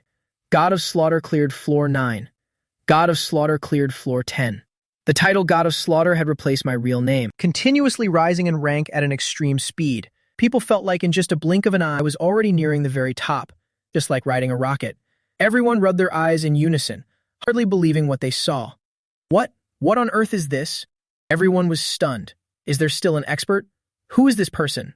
Can someone explain this? Is it possible to climb the tower like this? The game must be bugged, right? This guy isn't climbing the tower. He's more like on a rocket. God of Slaughter? Who is the God of Slaughter?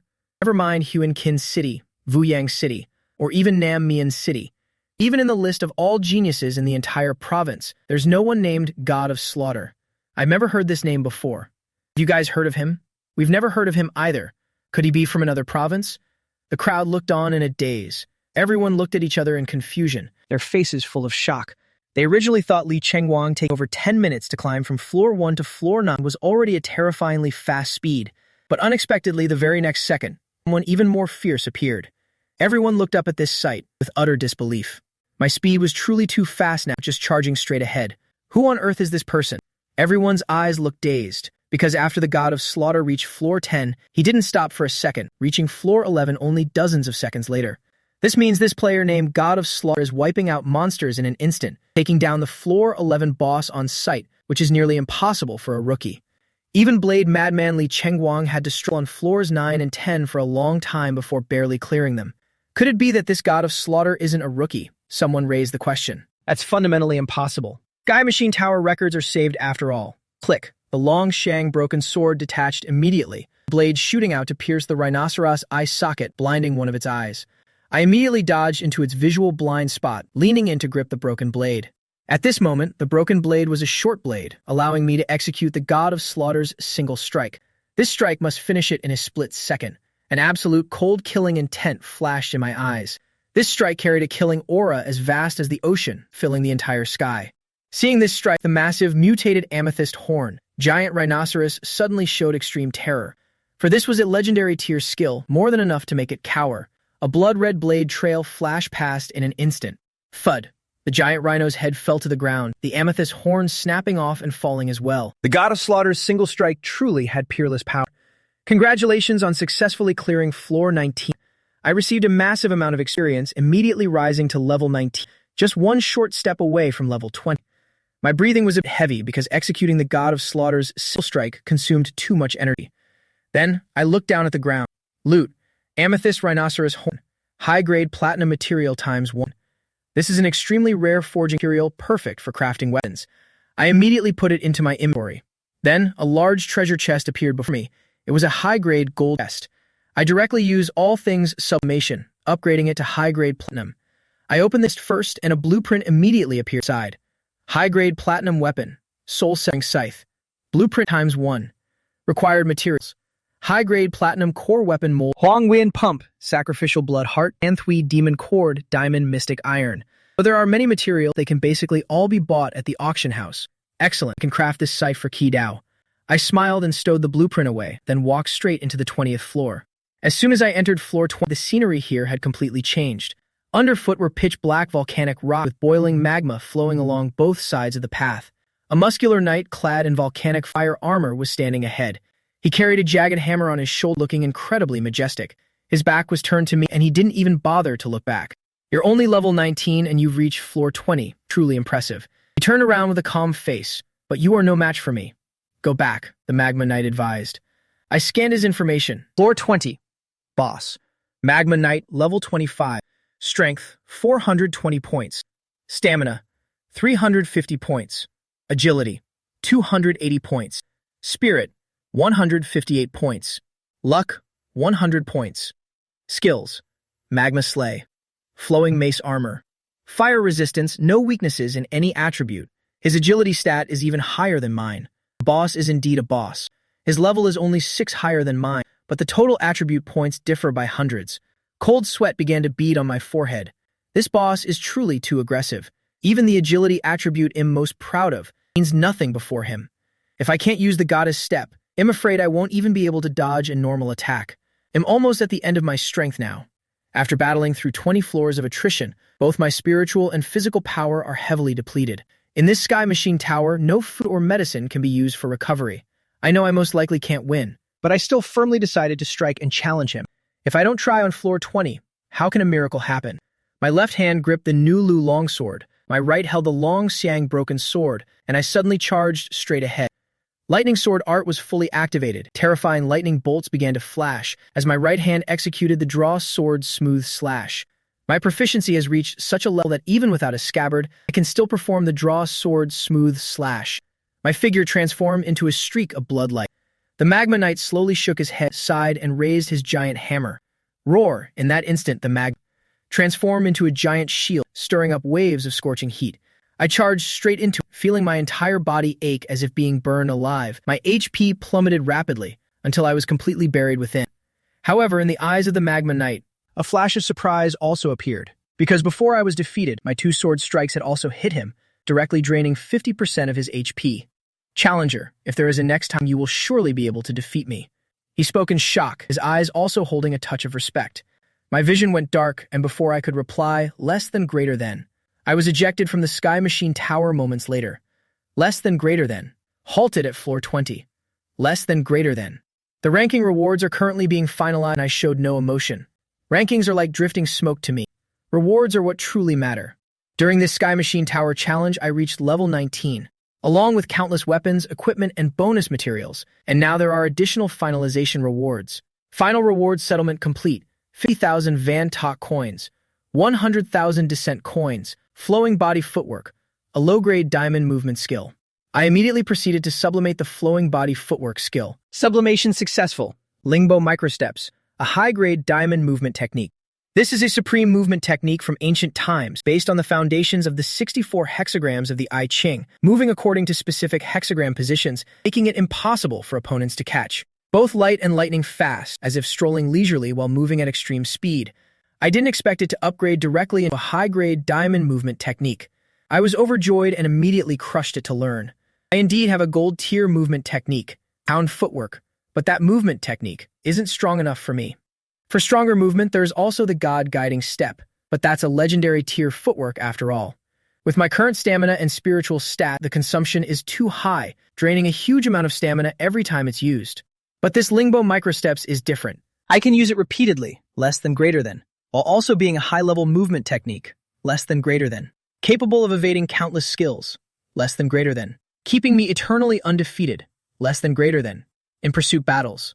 Normally, I'll use Lingbo microsteps, and only when pushed to the brink will I use God-guiding steps to dodge those fatal strikes. That's the optimal strategy. Now I can finally discard Hound's footwork. Replacing skills is perfectly normal. After learning this skill, I immediately felt it. Countless insights on hexagram symbols flooded my mind, along with ethereal concepts of footwork movement. Finally, I successfully glided through using diamond-grade Lingbo microsteps. In the moment, we brushed shoulders. Inside, LVNA was slightly startled. She felt as if a bloodthirsty beast had just walked past her. That aura was utterly terrifying. It was only for an instant, but she suddenly gasped, turning her head back to look. There was no one behind her. Was it just an illusion? I had already vanished into the crowd. Could that god of slaughter actually be him? Her breath quickened, finding it hard to believe. But his appearance looked like the sword master Su Ming from First High. Such a weak early-stage sword master, at most just lucky to top the dungeon. Less than greater than. How could he possibly be in the Sky Era Tower? Less than greater than, storming all the way to the 20th floor. Less than greater than. It definitely isn't him. She slowly shook her head, dismissing the suspicions in her heart.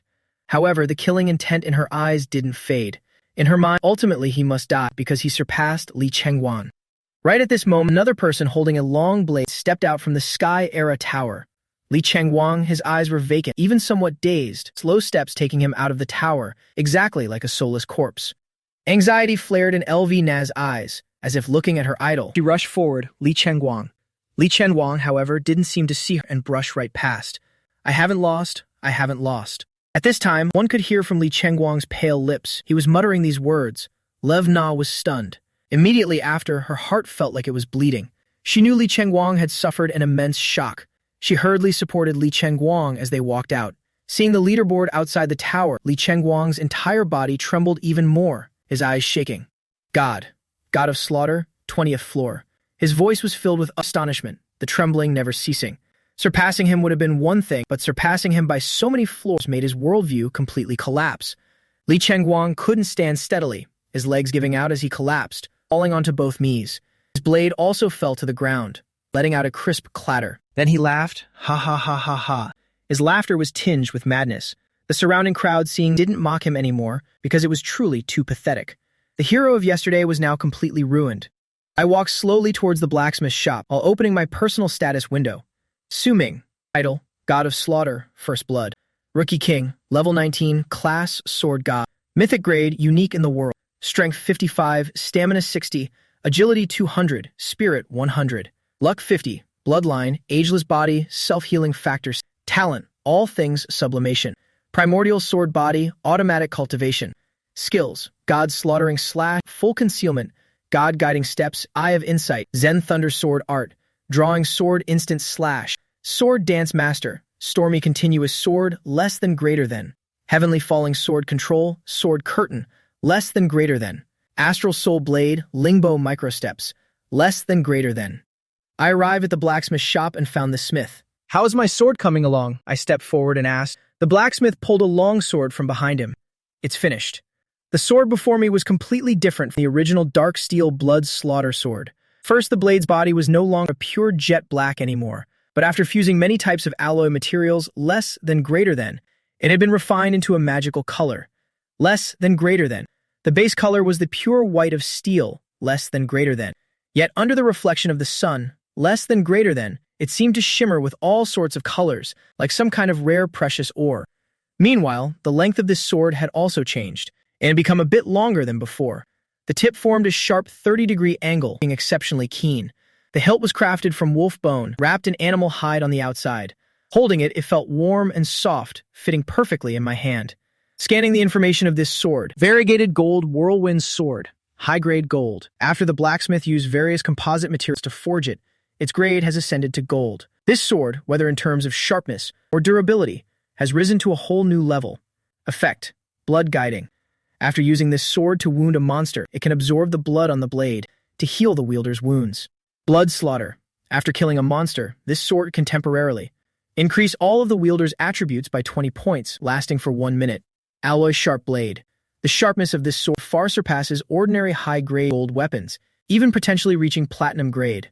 Dark steel blood slaughter sword. All original effects are fully retained. Not only that, there is also an additional accompanying effect. Alloy sharp blade. The degree of sharpness of this sword is unmatched by any other gold-grade weapon. I was extremely satisfied, giving it a few swings. The blade flashed with a cold light. Dragon soaring broken sword, stream guiding longsword, plus this weapon. I now have 3 swords in my possession. Furthermore, not one is below gold quality. The dragon soaring broken sword is even diamond grade. It's safe to say that for a while, less than greater than, I won't have to worry about a lack of weapons. Less than greater than. Sheathing the sword, I was in high spirits. Less than greater than. I now knew clearly, less than greater than, what my most complete state was. Left hand holding the stream guiding longsword, right hand holding the dragon soaring broken sword. At the same time using sword control skill to manipulate the whirlwind sword to fly and slash enemies. Add in the astral soul blade and it's equivalent to being able to control 4 swords simultaneously to slay my foes. This is truly terrifying. It's not just a simple multiplication. Don't forget, I also have the primordial sword body talent within me, which grants a permanent 10 times increase to the power of sustained sword techniques. Multiplied by 4, that's 40 times. One person's damage is basically equivalent to several squads combined. The only regret is that my spirit power isn't enough to drive 4 types of sword skills at once. This is something that other class use wouldn't even dare to dream of. Even if I could do it, I couldn't maintain that peak assault for a few seconds. I wonder when I'll be able to awaken the dual sword mastery skill. I thought to myself and placed the dragon soaring broken sword before the blacksmith. Boss, forge me 2 more scabbards, 1 long and 1 short. I plan to place the sharp blade-tipped fragment of the dragon soaring broken sword into the sword box on my back while wearing the short sword on my waist. That way I can create an element of surprise in battle. Suddenly a pure blade flying out from behind to slit the enemy's throat. Who could ever anticipate that? The boss took the dragon soaring broken sword, his eyes flashing slightly. Young man, what grade is this weapon of yours? Hearing this, I said nonchalantly, low-grade platinum. This sword is my property. Others cannot scan its info. Only someone with the eye of insight skill like me can freely view others' information, seeing through even their deepest secrets. The smith raised the long blade before him. Magnificent, truly magnificent. This craftsmanship, these forged patterns, yet it's only a low-grade platinum weapon. The blacksmith's gaze became somewhat mesmerized. He used his hand to stroke the fracture mark, less than greater than, his face showing clear regret. Less than greater than. But he didn't ask further, less than greater than. Because if a customer wants to hide a weapon's grade, less than greater than, then he has no right to inquire. Less than greater than. That's professional ethics. He didn't say much more, immediately placing the weapon on the rack and using a series of tools to measure the length, thickness, and dimensions. This sword is way too sharp. A normal wooden scabbard probably won't hold it. Let me use mage ironwood to make these 2 scabbards for you. The price might be a bit high. 30,000 spirit coin, the smith said while stroking his chin. I nodded and paid without hesitation. Mage ironwood is a rare, completely natural wood. Black as iron, extremely tough yet very light. As a scabbard material, it's very expensive, so this price is perfectly fair. The boss didn't overcharge. Soon after, my scabbards were finished. 2 of them, 1 long and 1 short. The short one is like a dagger sheath worn at the waist, less than greater. while the long one is like a sword scabbard worn on the back. Less than greater than. The specially crafted scabbard is double-layered, less than greater than, able to simultaneously hold dragons soaring, part of the short blade's edge, and the variegated gold whirlwind sword. The old scabbard can be tossed now. I strap one long sword to my back, tuck the short sword into my waist, and put on a gray robe. I look fully equipped. All right, time to go kill that giant snake. A flicker of excitement flashed in my eyes. I lightly tapped the Sky Tower Association token. In the next moment, a transparent screen appeared before me, displaying my quest board. Mission: subjugate the giant snake king. Location: Manly area, Sichuan wilderness. Coordinates: deep in the forest. Hunt down a second advancement giant snake king. In the wild forests of the Manly area. It has devoured several Sky Tower Association members. Its strength is truly horrific. Current level is around 25. Please be extremely careful. Reward: 10,000 spirit coins. Bonus: 1 random platinum skill scroll. Upon completing this mission, you will officially become a platinum-grade member of the Sky Tower Association. Spend 10,000 spirit coins to teleport to the mission area. My gaze was solemn as I took a deep breath, clicking the coordinate button on the screen. Just teleport there directly. It'll be more convenient and faster. I don't have much time to waste. I spoke softly, and immediately my figure turned ethereal, vanishing completely from the space. When I reappeared, a vast forest was before my eyes.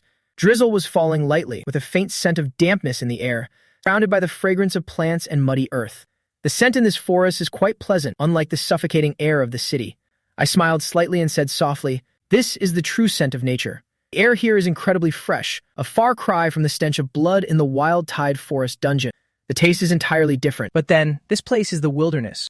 Nowadays, mutated fierce beasts are all over Blue Star, with monsters occupying every corner. One slip up and you won't even have a place to be buried. Only the cities are somewhat safer.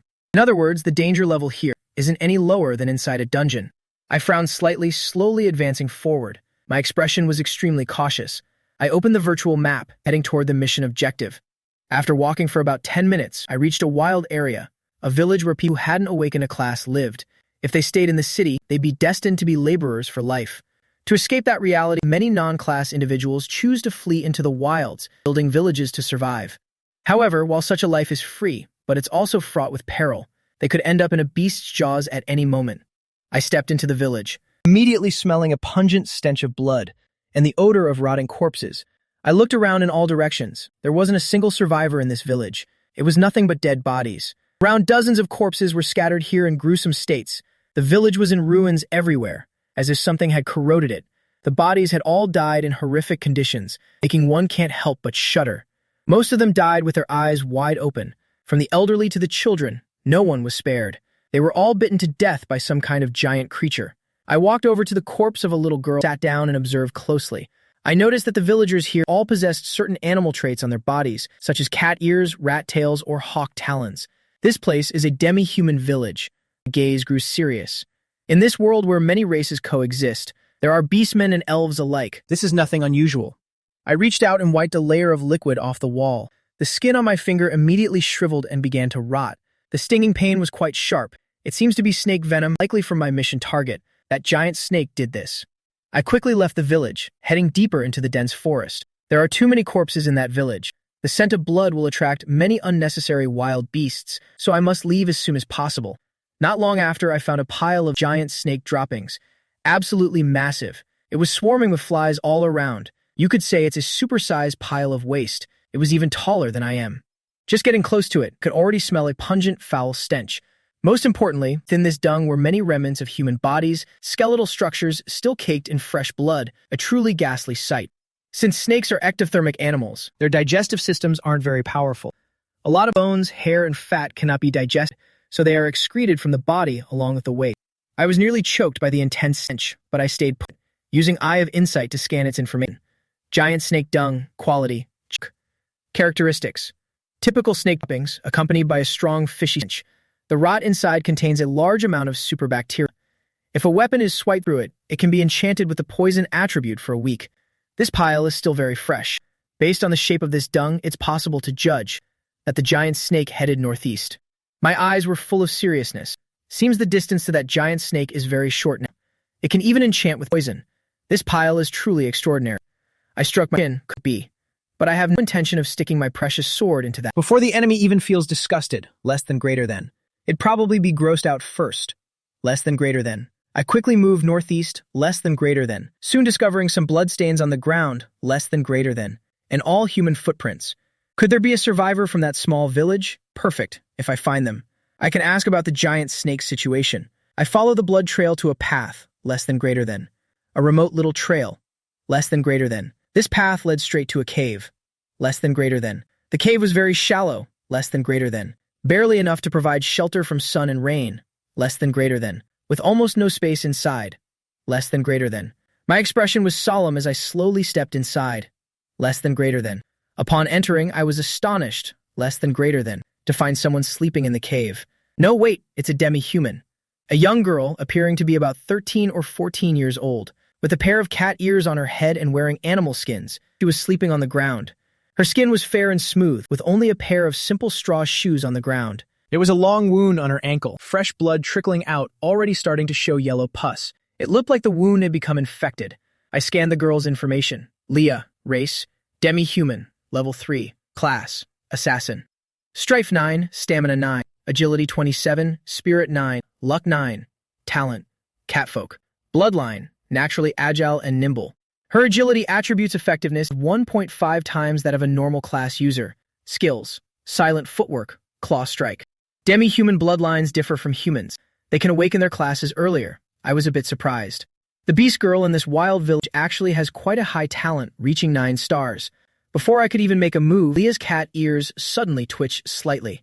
She abruptly snapped her eyes open, moving as nimbly as a rabbit, jumping back a long step away from me. She crouched slightly, a clear hostility in her eyes, her whole body looking like a cat with its fur bristling. To be able to stay this alert even while sleeping, this is the hearing of a cat demi-human. Her right hand gripped a crude dagger in a reverse hold, while her left fingertips extended 5 sharp claws, her crimson, slitted pupils. And those large eyes were staring intently at me, with a hint of fear hidden within. She appraised my appearance for a moment, clearly a bit surprised. A human? She asked cautiously. I coldly observed her combat stance, but I didn't draw my sword. Instead, I displayed the Sky Tower Association token at my waist. Little girl, I mean no harm, I said calmly. I've come here to hunt magical beasts. When Leah heard those 3 words, Sky Tower Association, the hostility in her eyes finally began to soften. So that's how it is. She realized with a start and stood up straight, dropping her combat stance. Having grown up in this wild village since she was little, she rarely saw humans, so her initial hostility towards me was natural. But Sky Tower Association members are different. It's a human organization dedicated to hunting beasts, which could be considered relatively friendly. When she was still in the village, she had met a few people from the Sky Tower Association, so she was somewhat familiar with them. Because a giant snake had been rampaging around the village for several years now. Sky Tower Association had sent several squads, but they all ended up dying inside the snake's belly. You're here to hunt that mutated giant snake, right? Leah asked. I nodded. Big brother, in that case, you should head back. The girl continued. The Sky Tower Association already sent several squads, but those people, without exception, have all died inside that giant snake's stomach. Despite her young age, her eyes showed a clear sense of exhaustion. Besides, you're all alone. Don't go throwing your life away. She looked at me and spoke with absolute seriousness. I heard her, but my expression didn't change at all, asking directly, Leah, do you know where that giant snake is? I forcibly took control of the conversation's flow, and she instinctively nodded. She suddenly realized, no, that's not right. Why did I nod? And, how do you know my name? The little cat girl's eyes widened, her face full of astonishment. Don't worry about those details, I continued. Tell me, was your village slaughtered by that giant snake? Leah nodded, a deep sorrow welling up in her eyes. Yes, that's right. Out of our whole village, in the only survivor. Her ears drooped low, her mood utterly despondent. Demi-humans live in a tribal structure, so their concept of family is somewhat faint. But even so, she still felt an immense grief. Having witnessed that giant snake's brutality with her own eyes, she had hidden alone in the cave crying for days, and was still in a state of shock even now. Do you want revenge? I asked. Yes, I do. Recalling her friends in the village and the elders, the hatred in her heart grew even stronger. Say it with more conviction. I skillfully guided her. I do. She grit her teeth, her emotions pushed to the peak by me. Little girl, lead the way. I will help you get your revenge. I smiled faintly, resting my hand on the hilt of the sword at my waist, looking completely at ease, as if I weren't under any pressure at all. This gesture gave off an aura that everything was well under control, showing unfathomable strength. Seeing me like this, the little girl couldn't help but feel amazed. Big brother, are you really sure? She was still a bit frightened. Trust me, I am much stronger than those Sky Tower Association members from before. I took a step forward, solemnly promising that I could kill that giant serpent. Leah listened and clenched her small fists, finally nodding in agreement. All right, I'll lead you. I know where its lair is. Gurgle.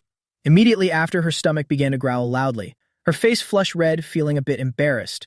Letting one's stomach growl from hunger is extremely shameful for the demi-human race because they are a race that take glory in hunting and eating meat. Starvation is synonymous with incompetence. Over time, this has formed meat culture for the demi-humans. I understand demi-human culture very well. I had several demi-human teammates in my past life. My expression calm, I immediately opened my personal panel. I bought a fresh, crispy roasted lamb leg from the shop. Taking it out of my personal space, it was still steaming hot. I handed it directly to her. You're too weak right now. I'm afraid you'll faint before taking more than a few steps. Eat this to recover some strength. Seeing the lamb leg, her eyes seemed to light up. Having been in this cave for several days, she was already starving to the bone. Thank you. As a demi-human, she was still quite polite. She took the large lamb leg, sat cross-legged on the ground, and began to devour it. From the very first bite, she felt it was an absolute delicacy. Human spices like cumin, chili powder, salt, and other seasonings were things the demi-human race had never tasted before. To her, this was peak deliciousness. In the blink of an eye, she had finished off the entire lamb leg. I must admit, the eating capacity of the demi-human race is truly impressive. Then I went back into the human shop and bought a healing potion. I handed it to her. Your leg is injured. I said, yeah. She nodded, took the potion, and downed it in one gulp. Demi-humans grow up in villages from childhood. They don't know anything about formal pleasantries. Those things are just human pretenses. Her heart was truly natural and pure. She treated the potion like a refreshment and finished it. Very quickly, the injury on her ankle was completely healed as if it were never there. Thank you so much, big brother. She felt her spirits rise and quickly thanked me. I smiled faintly. She didn't even worry if the potion was poisoned. Less than greater than. What a silly girl. Less than greater than. But that's fine. A straightforward person, less than greater than. Without hidden motives is easier to control. Less than greater than. Big brother, you are much better than those less than greater than Sky Tower Association members before. She continued. Before they went hunting the serpent, we stopped to rest at our village and asked about the situation. But they all looked down on us demi-humans, always acting so arrogant, even complaining that our food was terrible. Leah clenched her fists. She had some spirit too. To a demi-human, insulting their food is an immense insult. My expression remained calm. Humans are indeed like that. I casually reminded her, you must be careful in the future. Not everyone is as friendly as I am, little girl. Hearing this, she etched that sentence deep into her heart. Let's go, I'll lead you to the serpent. She darted off flexibly, her movements incredibly agile. I followed closely behind her, never leaving her side. One human and one cat moved at extreme speed through the dense forest. Her movement was very fluid. She made no sound while running, and her speed was also quite high. No wonder she was able to escape the village and become the sole survivor. Very soon, I saw the slither tracks of the giant python. The soft earth had formed a large trail where it had crawled. In the drizzling rainforest, the ground was very slippery. If she hadn't been leading the way, perhaps these tracks would have soon been washed away by rain, and finding the lair would have definitely taken a lot of effort. I only knew the giant python was down here, but as for the specific location of the lair, I wasn't quite sure, so it was all thanks to her. A few hours later, we reached a gloomy forest where the wind howled. There was a specific type of scent here, unique to the serpent family, and only an extremely large, mutated python could emit such a strong smell of snake bile. The air was filled with bitter smell that made one feel nauseous. My eyes turned cold, and I slowly placed my hand on the long Xiang broken sword at my side. Brother Meng, that serpent's lair is right ahead. Leah led me to hide behind a massive ancient tree, she whispered. I peeked out to look, only to see a giant python hidden in the dense forest ahead. Its body was coiled, pitch black all over, covered in diamond-shaped scales as hard as steel. Its body was massive to the extreme, estimated to be over 2 or 3 meters in diameter and dozens of meters long. When coiled, it looked no different from a dragon. It was indeed a majestic giant python. It had its eyes tightly shut, burying its head into its own body coiled into a large circle. It was sound asleep. Good, it's really here. At this moment, if I can find its head, and unleash the god-slaying slash less than greater than, I can definitely inflict heavy damage less than greater than, or even eliminate this giant python less than greater than. Taking advantage of the moment it's completely defenseless, less than greater than.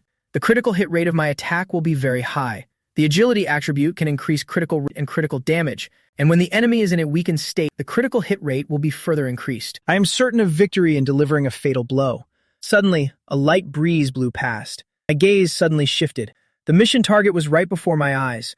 but I forced myself to calm down because I sensed a wave of killing intent, and it definitely wasn't from an animal. Before hunting, animals also feel desire and bloodlust. That is a hunt for survival. The killing intent wouldn't be this thick and obvious. Basically, only humans kill for the sake of killing. This kind of killing intent was extremely distinct. I was naturally very sensitive, sensing it immediately, my gaze turning sharp and cold. I directly reached and drew the whirlwind sword from my back. In the dense forest with drizzling rain, the alloy blade of this sword reflected a shimmering dark green light. Then, following the movement of my wrist, the blade streaked into the air. Whoosh! The whirlwind sword turned into a streak of black light, reaching extreme speed, piercing straight toward a high branch. Drip, drop. A few drops of blood dripped from the tree, falling right in front of me. At the same time, a stifled groan rang out. Leah turned pale with horror. What is happening? Why is there blood? She raised her head to look up at the branches, less than greater than. Only to see on those branches 20 meters high, less than greater than. Several blurry figures were crouching. Less than greater than. They wore semi-transparent camouflage suits, almost blending in with the leaves. It would be very difficult for a normal person to spot them with the naked eye. One among them, with the most muscular build, had a large wound slashed into his shoulder by me. I sneezed as expected, an ambush. Originally, I wasn't certain. I just sensed the killing intent and tested the water, not expecting to score a hit immediately. It makes sense. This place is surrounded by jungle. Where else could they hide besides the trees? Damn it, we've been spotted. The figures on the trees looked cold. Initially, they intended to wait until I was fighting the serpent before making their move, as that would have guaranteed their victory. I didn't expect him to be so alert. We have no choice but to kill him right now. 3 figures leaped down from the high trees, simultaneously unleashing attack skills toward me. I immediately scanned the information of this group. A savage warrior, a frost swordsman, a barrier maid. All of them were second-job practitioners, and their skills possessed immense power. The savage warrior was the first to charge. He raised the massive mace in his hand, which was flashing with bright red light. He descended from the sky using the savage warrior's signature skill, less than greater than. Head-on smash. Less than greater than. If it hits directly, it can crush an opponent's head instantly. Less than greater than. Adding in the attributes of a second-job advancement, a normal first-job practitioner could lose their life in a single strike. The frost swordsman followed close behind, holding a white longsword. A layer of frost covered the blade, emitting misty white vapor. Those two, one in front and one behind, lunged from the left and right above to attack me. That wasn't all. The female mage on the tree also condensed a mass iceberg, hurling it straight toward me. All 3 held the advantage of height, an immense advantage. If not handled skillfully, this coordinated attack alone would be enough to finish me. I could dodge, but if I did, the demi-human girl would be crushed to death. I only had high agility, but my defensive capabilities weren't strong, meaning I couldn't dodge, yet I couldn't use my body to tank the hit either. There was only one path left, to counter their moves with my own. A flash of cold light gleamed in my eyes. With a single thought, whoosh, the whirlwind sword in the air reversed its direction and flew back, landing perfectly in my hand. Right after, my footwork suddenly shifted, directly unleashing the Zen Thunder sword art. Boom! Thunder roared, and lightning flickered, covering my blade. Then I delivered a sword strike. Clang! The savage warrior's hammer strike was knocked away directly by me. He looked at me in horror. Less than greater than. I am a savage warrior. Less than greater than. My strength attribute far exceeds ordinary people. Less than greater than. How could he push me back with just one sword strike? Less than greater than. His heart was filled with shock. Less than greater than. Furthermore, he had already reached the second job advancement. He only felt that on that sword, there was an incredibly terrifying power. He was instantly knocked flying backward, and when he raised his hammer to look, he discovered a deep gash had appeared on it. His entire body was stunned beyond measure. After neutralizing this blow, I didn't stop for a moment. My movements as smooth as flowing water and drifting clouds. I drew a long sword from the shadows. Flowing. The flowing longsword, propelled by the sword control skill, floated in midair, emitting resonant humming sounds. In the very next second, it streaked through the air, piercing straight toward the frost swordsman's face. The flowing longsword whizzed past, leaving a long black trail in the void. Piercing through, the blade's body was a materialized shadow, capable of bypassing all physical defenses, looking both ethereal and terrifying. The frost swordsman was horrified to the extreme. He originally thought victory was guaranteed, certain that he could finish me off, with the savage warrior attacking first. After he already neutralized that hammer strike, how is he still able to unleash his second move this quickly? This is truly unbelievable. The frost swordsman's face was cold as he gripped his sword tightly. So what if you can unleash his second move? I've already reached the second job advancement. I can directly suppress this sword path and kill you. He let out a roar and swiveled his wrist. The blade was covered in a layer of ice, enhanced by the frost attribute, capable of freezing and damaging enemies. Murderous intent appeared in his eyes. It seemed he felt victory was certain. At this moment, he was even thinking about how much bounty he would receive from young Master Zhang Yang after killing this kid. Would that amount be enough for him to retire immediately? He curled his lips into a smile, licking them, a bloodthirsty grin. Whoosh! But very soon after, he could no longer smile. The expression on his face froze completely. Because at the moment his sword collided with mine, his sword shattered without a doubt. Following that, the flowing longsword pierced through his chest with absolute precision. Intense pain surged, causing him to spit out a large amount of fresh blood. His health bar plummeted, and he collapsed heavily to the ground, falling right in front of me. His eyes went dull, as if he couldn't understand what was happening. We are both of the swordsman class, but I've already reached the second job advancement. Both my attributes and skill should far exceed his, so why did I fail against a rookie like him? At this time, the female mage on the treetop also realized she had encountered a formidable opponent. She lightly brandished the staff in her hand, directly activating her strongest skill, pouring all her spiritual power into that attack, showing no mercy. This kid being able to neutralize the killing moves of those two mean he has reached his limit. If this blow doesn't kill you, it will at least leave you heavily injured. She remained expressionless. While I had already brought out both swords, her iceberg in mid-air suddenly shattered into pieces. This left her completely astonished. Oh, this is impossible. When she looked closer, she discovered that inside her lethal iceberg, a dark blue spirit blade had appeared. It was condensed entirely from pure spiritual power. In just a moment, I had utilized 3 swords to neutralize all the attacks. How can a first-job sword controller not only survive but take on 3 skills from second-job practitioners unscathed? She stood on the branch with a terrified face, beginning to realize that something was terribly wrong. This kid's true strength is absolutely not as simple as a normal rookie. But before she could unleash her next move, I had already acted. Whoosh! The spirit blade streaked through the air, aiming directly at her throat. Damn it, this kid's swordplay is too terrifying. It's even more powerful than second-job sword techniques. Less than greater than. Even my iceberg was shattered easily. Less than greater than. If I get hit by this, I'm afraid I'll be heavily wounded. She grit her teeth, having no choice but to give up attacking and opt to cast a defensive skill. Barrier. A semi-transparent magical hail appeared right in front of her, enveloping her entire body inside.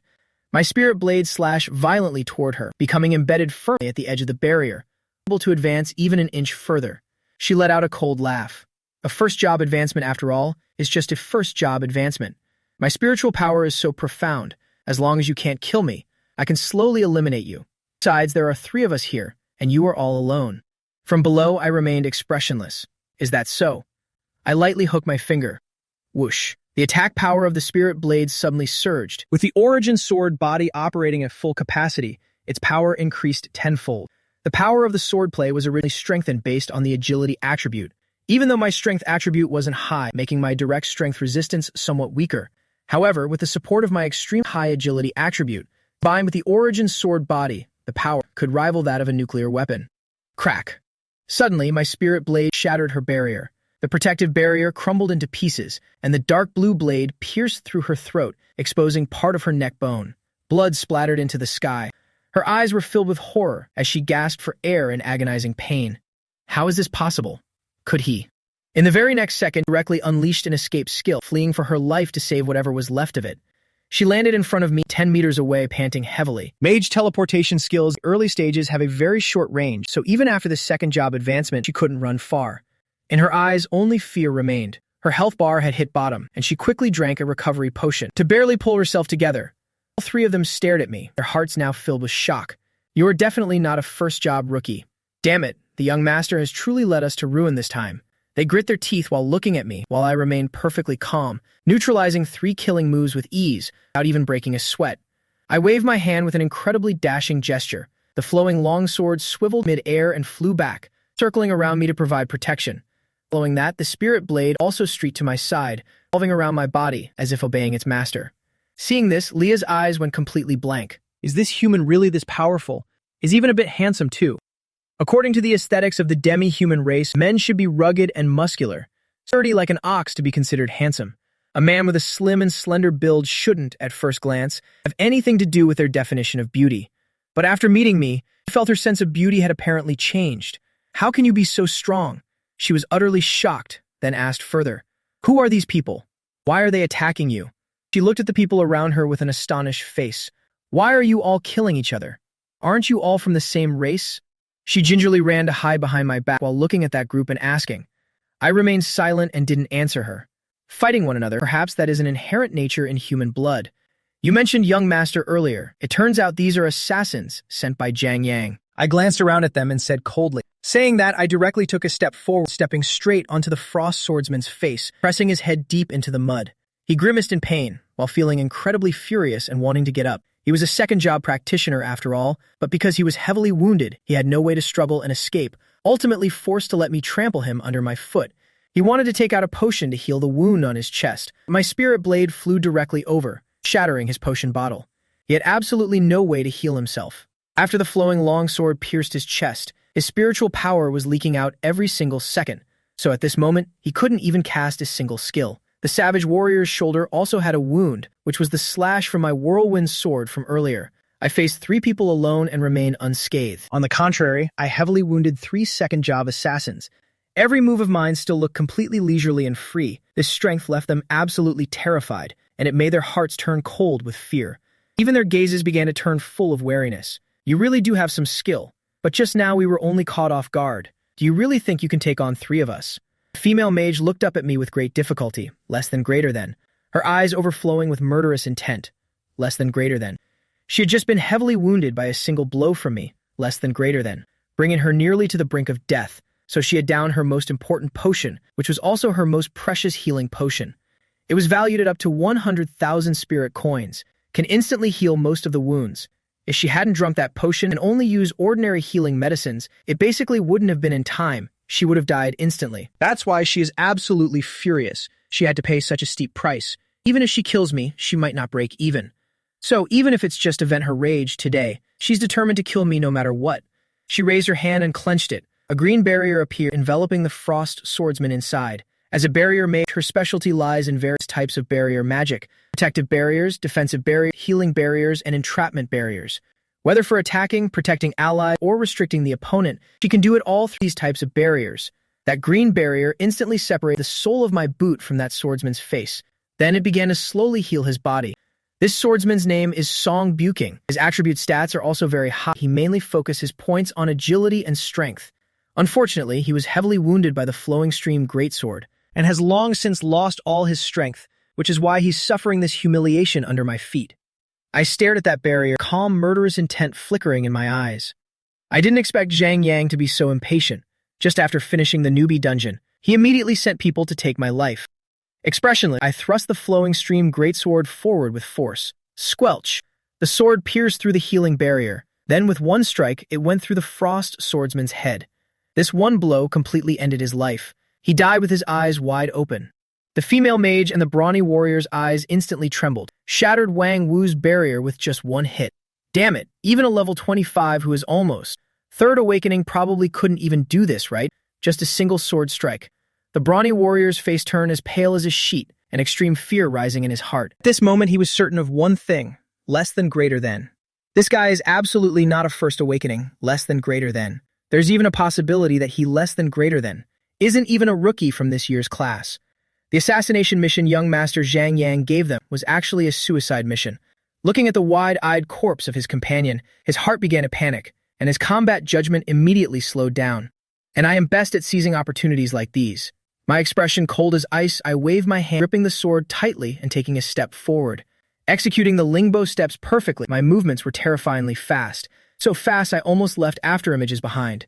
The pouring rain surrounded my body, caught in the strong wind and swirling around, almost forming a painting, a masterpiece made of exquisite raindrops. Every footstep I took sent ripples through the water. In less than the blink of an eye, I closed in right in front of him. The brawny warrior saw me right before his eyes, and extreme horror rose within him. What kind of footwork is this? How can anyone be this fast? It's almost like teleportation. I have to quickly activate my steel skin skill, otherwise I'll definitely be unable to withstand his strike. In that moment, those 3 thoughts flashed through his head. He raised his arms and activated his steel skin. Clang. My sword slashed directly at his neck, the screeching sound of clashing metal ringing in his ears. Thank goodness I defended in time. He let out a sigh of relief. If my sword had slashed down, without his defense, he would have definitely lost his life. However, my eyes remained calm. Steel skin, huh? I anticipated that long ago. Using the eye of insight to see through all the opponent's skills, less than greater than, allows me to always hold the initiative in battle. Less than greater than. Cutting through steel is no difficult feat for me. My wrist flickered as I exerted full force to use the Cicada Thunder Sword art. Slash. Combined with the special material of the Flowing Stream Greatsword, it can bypass physical matter to strike the core directly, inflicting shadow damage. Thus, the warrior's steel skin failed to provide much protection. The blade glided straight through his throat. No fresh blood spurted out. Instead, a pitch-black liquid surged forth. When the steel skin skill is activated, all the blood in the body is also altered. The brawny warrior's eyes went dull, still unable to believe his throat had been slit.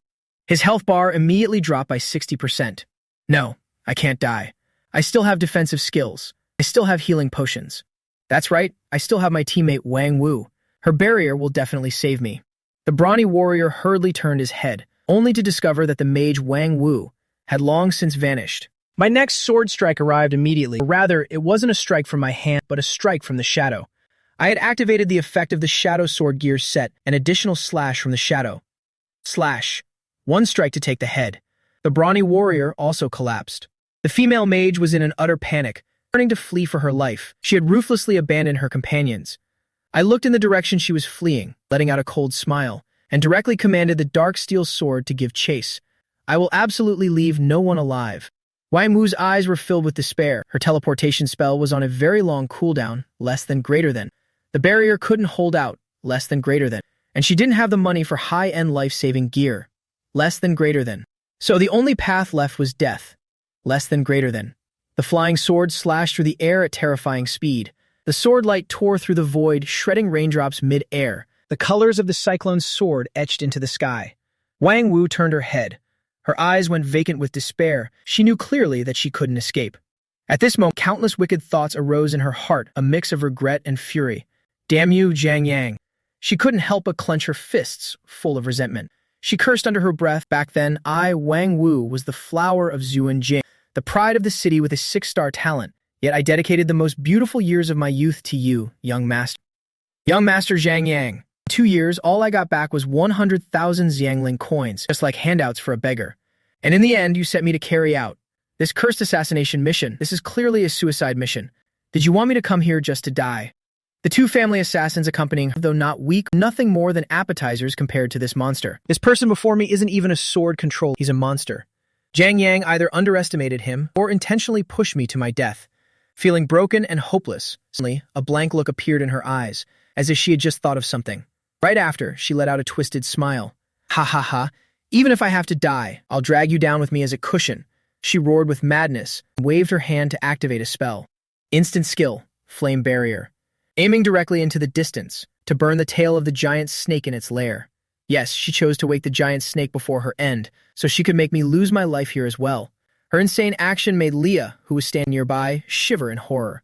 She had lived her whole life in a small village where demi-humans were honest people, indifferent to worldly affairs. But today she witnessed firsthand the bloody struggle among humans, finally understanding what cruelty is, less than greater than. What madness is, less than greater than. Wanting to drag their own kind down even in death, less than greater than. The human race turned out to be capable of being less than greater than.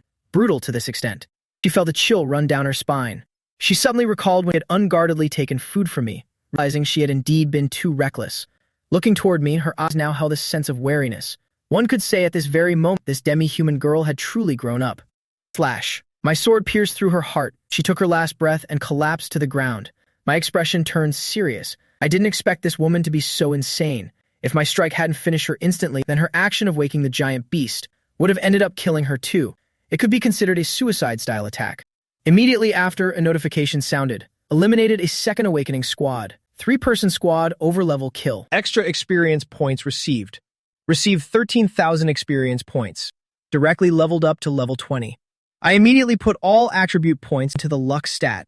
Current agility is sufficient for now. Now I can focus on luck. Many people mistakenly believe that luck is just a useless attribute, that it only affects drop rates and can't directly improve combat power instantly. But I know very well luck isn't just about item drop rates. It also affects critical hit rates, crit chance, and even crit damage. Agility also increases crit rate, but not as much as luck does. By focusing on agility and luck now, every slash will eventually be a critical hit. At that point, I can slay all things with one strike in an instant. Moreover, my all things sublimation talent can also receive a boost from the luck attribute. Then I heard another notification sound. Loot received. 1,900 Wanzu coins, 100,000 Shangling coins. Low-grade silver gloves, high-grade silver ring. High-grade gold war hammer, gold magic staff. All their items now belong to me. I stash everything into my inventory. This haul is even more profitable than killing monsters. No wonder there are so many perverted killers. Mad Slaughter Absolute. Draw sword, smooth slash. Cicada Thunder Sword art mastery has increased. Single draw slash. Low-grade gold sword skill. Focusing the mind, concentrating all power into a single sword line. Drawing the sword to strike down with terrifying power. Eternal Burial Sword. Low-grade gold sword skill. Condensing lightning into the blade, elevating the sword art's power. A completely new surge of sword intent flooded my mind. I can feel the power has advanced tremendously. However, these continuous rewards didn't improve my mood at all, because that giant snake has truly awakened. In the distance, the fierce giant python suddenly raised its hideous head high. I can clearly feel the ground around me shaking violently. The giant snake seems to be furious to the extreme. It let out a roar of pure rage. Player has reached level 20, assigning Second Awakening quest. Assignment successful. Defeat a Second Awakening level monster or higher. This mission seems quite interesting, requiring a player who hasn't even reached Second Awakening to slay a Second Awakening level monster. Perhaps only a class like Sword Controller would have to shoulder such a harsh quest assignment. I stared intently at the giant snake before me, a surge of killing intent rising in my heart. A Second Awakening monster, huh? Perfect for completing Sky Tower Association quest and the Second Awakening quest. Today I must enter the realm of Second Awakening. Even if you wake up, giant snake, it's useless. My face was as cold as frost. I pushed Leah firmly to the side. Kid, go hide, don't get in my way, I said coldly without any sense of tenderness. Leah didn't feel I was being rough. On the contrary, she gave a slight nod. Yes. Her cat ears twitched slightly. She hurried and ran away quickly. Upon seeing that giant python, a bone-deep fear surged within her. How could she dare stay to fight? Men kobe hiu zozang joi di lukmei la luchong sang sutnyak. Letting me fight freely ensures the highest chance of winning. Her heart was filled with anxiety, secretly praying that I must win, to avenge everyone in the village. The giant python opened its gaping maw wide, revealing the long, slithering snake tongue inside. Its vast jaws opened up, giving the feeling it could swallow a small house whole. The size of this giant snake was truly terrifying. It completely overwhelmed me in stature. Normal snakes are usually unable to emit a roar, only a hiss. But this snake, after multiple mutations, could now let out eerie roaring sounds, a cry that was incredibly soul-shaking to hear. As soon as that roar ended, the animals in the surrounding forest scattered in panic. Every beast within miles scrambled to escape. The giant snake lunged straight toward Wang Wu's corpse. It opened its mouth and swallowed her in one gulp, its blood-red mouth widening. It even took a chunk out of the earth, forming a deep hole in the ground, less than greater than, showing just how gruesome this scene was. Less than greater than. I stood tall and proud. Less than greater than. My face remaining devoid of any emotion.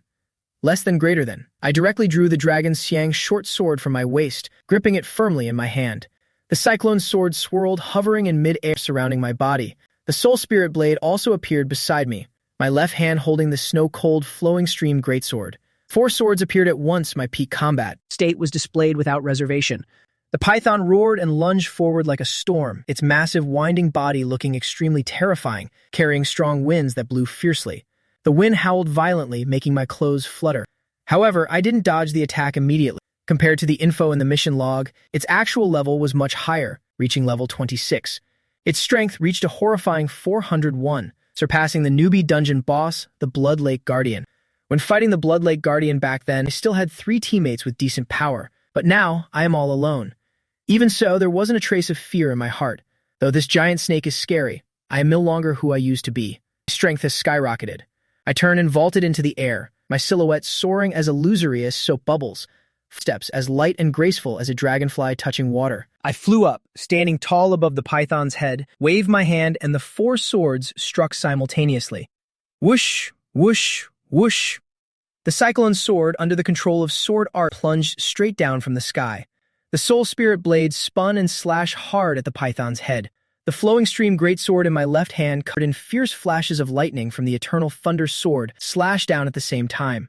The dragon Shang's short sword in my right hand also struck, the 4 swords descending together, slashing right into the snake's steel-hard scales. Immediately, sparks flew everywhere. The scales of this giant snake were indeed unimaginably tough. My agility stat is incredibly high, nearly 50 points higher than this giant snake, making dodging its attacks as easy as pie. The python charged forward frantically, snapping even ancient trees as it went, yet it couldn't even touch the hem of my clothes. This is the main reason I focused on agility, because the margin for error becomes much lower. Focusing on constitution would increase vitality, making the body stronger and more resilient. But no matter how high the constitution, one still gets hurt. When facing an enemy strong enough after just a single attack, less than greater than, even the highest defense would struggle to hold. Less than greater than. In such cases, only agile dodging ensures survival. Less than greater than. I believe taking a hit head-on is never the best way. But agility is entirely different. It not only strengthens the power of sword technique and increases attack speed, but also adds the ability to dodge any strike. It's the perfect attribute for both offense and defense. With 200 points of agility as a foundation, I can comfortably fight above my level like this. Squelch. Slashing powerfully into the python's scales. Sparks flew. I can see with my own eyes the marks of damage left by the 4 swords. Layers upon layers of scales reflected cold metallic light. Its thick scales were indeed extremely solid, truly hardened to the extreme. Even with my sword power boosted tenfold, it still couldn't inflict any significant wounds. The Soul Spirit blade caused the least damage, because it's not a physical sword, but a sword condensed from my spiritual power. It only managed to scratch a thin layer of scale. The Cyclone Sword cut about 5 centimeters deep, while the Flowing Stream Greatsword sank halfway in. These 3 swords combined only dealt 3% damage to the giant snake. It was truly nothing more than an itch to it. But the Dragon Shang short sword is the real MVP. Even though the blade is short and only 10 centimeters deep, this sword is exceptionally sharp. When cutting into the snake's scales, it faced almost no resistance. This one strike alone took away 4% of its health. The giant snake roared in pain, its fury reaching the limit. My sword to it is not even as large as a toothpick, but the sensation of pain is extremely vivid. The snake's head suddenly whipped around, baring its teeth to swallow me, its eyes flashing with bloodlust, as if it thought this move would secure its victory. Because I don't naturally have wings. No wings means being unable to change direction while mid-air. No matter how agile one is on the ground, it becomes meaningless in the air, since humans can't just step on air to move. The snake's crimson mouth opened wide, resembling a bottomless pit, looking as if it could swallow my entire body. I could even see clearly its tunnel-like throat stretching deep inside, leading straight down to its stomach. Animal fur still lingered inside, along with undigested bones and limbs. My gaze was sharp. It's true, I have no wings, but I have sword art. I suddenly raised 2 fingers. The Cyclone Sword instantly flew back, unexpectedly flipping and stopping dead in the air, halting right beneath my feet. Guarding the control of this sword art skill, I'd become more proficient than ever before, now able to command it to stop precisely in midair. Stepping on the blade, I skillfully borrowed its momentum, flipping artistically and backing away 10 meters. My movements reached peak agility. As for the Cyclone Sword, the reaction force from my kick, it shot straight into the python's throat. The giant snake missed its target. The spirit blade was instantly extinguished. However, the Cyclone Sword had pierced deep into its body. Though the giant snake's digestive juices are capable of melting non-physical spiritual energy, it couldn't immediately damage the Cyclone Sword. Thanks to that, the Cyclone Sword could go on a wild rampage inside its belly. After jumping to dodge the bite, I landed safely, immediately readjusting my combat stance. My eyes flickered slightly. The Cyclone Sword constantly spun and slaughtered inside the snake. The giant snake instantly felt an intense pain from within, writhing in madness. That sword is now no different from a meat grinder, spinning frantically, continuously moving and mincing everything. The giant snake hissed out mournful and agonizing cries. Its massive head slammed hard against the ground. Thud. Dust and smoke billowed everywhere. When its massive body fell, it crushed countless surrounding trees. A fire of extreme rage erupted in its eyes. Born with an extremely large physique, it was truly the uncrowned king of this forest. Countless humans, mutated creatures, and awakeners alike have perished in its mouth. For years, it has hunted and devoured without end, absorbing nutrients from the flesh and bone of living things, which is how it gains such a massive size, grinding like a dragon. It's driven mad by rage. No human has ever dared to wound it so severely. I looked at its pained, writhing expression, my eyes remaining calm without a ripple. The scales of this giant snake are indeed hard, however, the defense inside its body is still too weak. So what if the scales are hard? I will directly attack the abdominal cavity from the inside, I thought to myself coldly. This way, the snake's evolved scales become completely useless. The python writhed on the ground in pain, its massive body coiling and slamming into the earth frantically.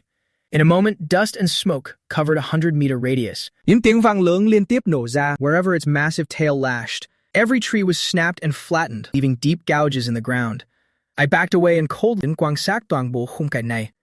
Meanwhile, I continued to silently control the dark wind's sword, slashing frantically inside the giant snake's stomach. From the outside, nothing unusual could be seen, but only the python itself knew what a havoc that cyclone's sword was wreaking inside its belly.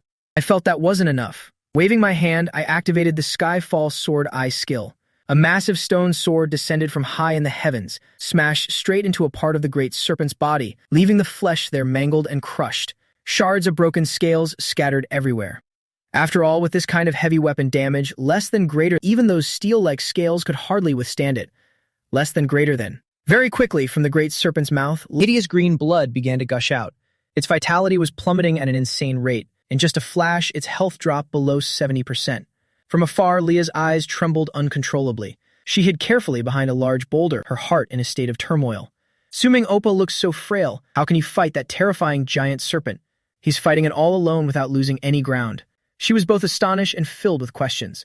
My power had far surpassed anyone she had ever met. Even a village chief, a second advancement rank, had perished within the jaws of this great serpent. Could it be that this brother of mine is actually a third advancement master of the human race? She was completely shaken by my strength. She focused intensely, observing my every combat move, every single stance, trying to learn from them. She also yearned to become that strong. Only then could she protect herself and her friends. At this very moment, a seed was planted in her heart, a seed of longing for power. Roar! The great serpent's roar was ear-splitting. Suddenly, it glared at me with pure rage and charged forward like a whirlwind. Its massive maw hung wide open, a pungent stench of decay wafting from its fangs. Two streams of dark green venom sprayed directly down, surging like a flood, sharp as laser beams. Just a single drop touching you could surely corrode an entire human body. Furthermore, this venom is absolutely not a simple neurotoxin, nor a hemotoxin affecting blood circulation, much less a pure cytotoxin. These three are the primary toxins found in all snake species. In an instant, I used my insightful eye to scan it, and I fully understood the nature of this venom. This is a combination of all three toxins, a composite toxin, possessing the traits of all three major groups. It can poison cells, destroy muscle tissue, and even corrode the blood itself. If but a single drop touches the skin, it will immediately spread through the bloodstream, causing one to die from the inside out in moments. I must dodge this strike at all costs. With a slight shift of my mind, another deep blue spirit soul blade appeared, condensing and manifesting once more. The blade came to a halt right before me, spinning rapidly around its center. Shing, shing, shing. Gradually, like helicopter blade, it formed a protective shield, blocking the two venom streams, scattering the poisonous liquid to both sides. But the corrosiveness of this venom was too intense. My spirit soul blade quickly vanished, completely eroded by the poison. My only option left was to use Lingbo Weebu to evade. While simultaneously dodging and defending, I didn't forget to control the cyclone's sword, slashing wildly inside the giant serpent's belly. The serpent let out a roar filled with rage and agony. It unleashed its full power to spray even more venom. My gaze grew increasingly cautious. The serpent's health was dropping fast, but still not fast enough. I could even sense my cyclone's sword was gradually being corroded by this giant serpent. The cyclone's sword is a top-tier gold-grade weapon. It is exceptionally sturdy, forged from an alloy of various rare materials. However, that doesn't mean it can hold out indefinitely. Being submerged in the serpent's venom, lasting a few minutes is likely its limit. Once the cyclone's sword inside the belly is corroded and digested, I will immediately be at a disadvantage. I must completely kill the great serpent within this window. My gaze turned ice-cold as I poured all my power into sword control. Whoosh, whoosh, whoosh. The cyclone's sword moved frantically inside the serpent, its sharp blade acting like a scavenger, slicing through flesh and skin as it glided within. Sword winds swept back and forth, and even on the giant serpent's skin, wounds began to appear on its body's surface, fresh blood gushing out. This won't do, this serpent is just too large, I thought to myself. Compared to it, my cyclone's sword is as tiny as a toothpick. I've been gliding through its body for so long, yet I still haven't found its vital point. Searching for a heart in a massive body like this is like looking for a needle in a haystack. As the saying goes, to kill a snake, strike 7 inches down, but this serpent's heart isn't there, nor is it in the chest area. I fear that after mutating, its heart's position has changed. At this rate, I won't be able to finish it off in time. I once considered driving the sword into its head, to crush the giant serpent's brain, but it was completely unfeasible. This serpent has a skull that fully encases its brain. That skeletal frame is incredibly hard, and the cyclone sword simply cannot pierce through it. I threw my hand out with force. The only organs that lead directly to the brain are the eyes. Then I shall attack your eyes, I declared coldly. A broken blade flew out from the sword case on my back. The tip of the Longxiang broken sword spun and charged forward. Although this sword lacks a hilt, but it is sharp beyond measure. Following my will direct, it lunged straight into the giant serpent's eye. In that instant, the serpent suddenly closed its eyes. There was a layer of scales on its eyelids, incredibly tough. But facing the diamond-grade Longxiang broken sword, how could a mere eyelid hope to withstand it? The Longxiang broken blade was perfectly precise, piercing through the eyelid instantly, and slicing the steel-hard snake scales in half. Blood flowed profusely. The blade, trailing a shower of sparks, plunged deep through the giant serpent's eye. Furthermore, this strike dealt a critical blow, inflicting an immense amount of damage, causing the serpent to lose 20% of its health instantly, with an additional 200% fire attribute damage. Its eye immediately erupted into violent flame, burning half its face into a charred, rotting mess. The serpent was in excruciating pain, so much so that it could no longer even spray venom. I controlled Longxiang, the blade pressing its advantage, following the eye's path to pierce straight into the serpent's brain. I will use this Longxiang broken blade to crush his brain to a pulp and end it in one blow. Right at this moment, the giant serpent's entire body writhed and its skin suddenly became shimmering, translucent as if wearing a suit of exquisite armor, as its whole body turned soft. My eyes narrowed suddenly. So, it's molting. This serpent has a molting skill. Once it successfully molts, not only will it recover significantly, but its strength could also advance to a new level. Reaching level 27 or 28 would be normal then, but the molting process is also when it is most vulnerable. Molting mid-battle is truly a pipe dream. The giant serpent chose to molt now, proving it was truly at its wit's end, with this as its only remaining option. How could I possibly let it turn the tables? I pressed two fingers together in a sword gesture. With a flick, the Longxiang sword let out a ding sound, directly crushing the serpent's brain and turning it into a pile of mush. Then it burst through the forehead and flew out, trailing a streak of blood. The serpent collapsed with a thunderous thud, its health plunging straight down to 1%. My gaze was cold. Brain death doesn't mean the body is dead. The muscle mass on this serpent's body was still moving due to natural reflexes. Whoosh! Its massive tail suddenly lashed out toward me with force. I took a sharp, cold breath. The serpent's head was already pulverized, but its muscles were still alive. Before dying, its brain issued one final command, to crush me to death, which is why its body surged toward me like that.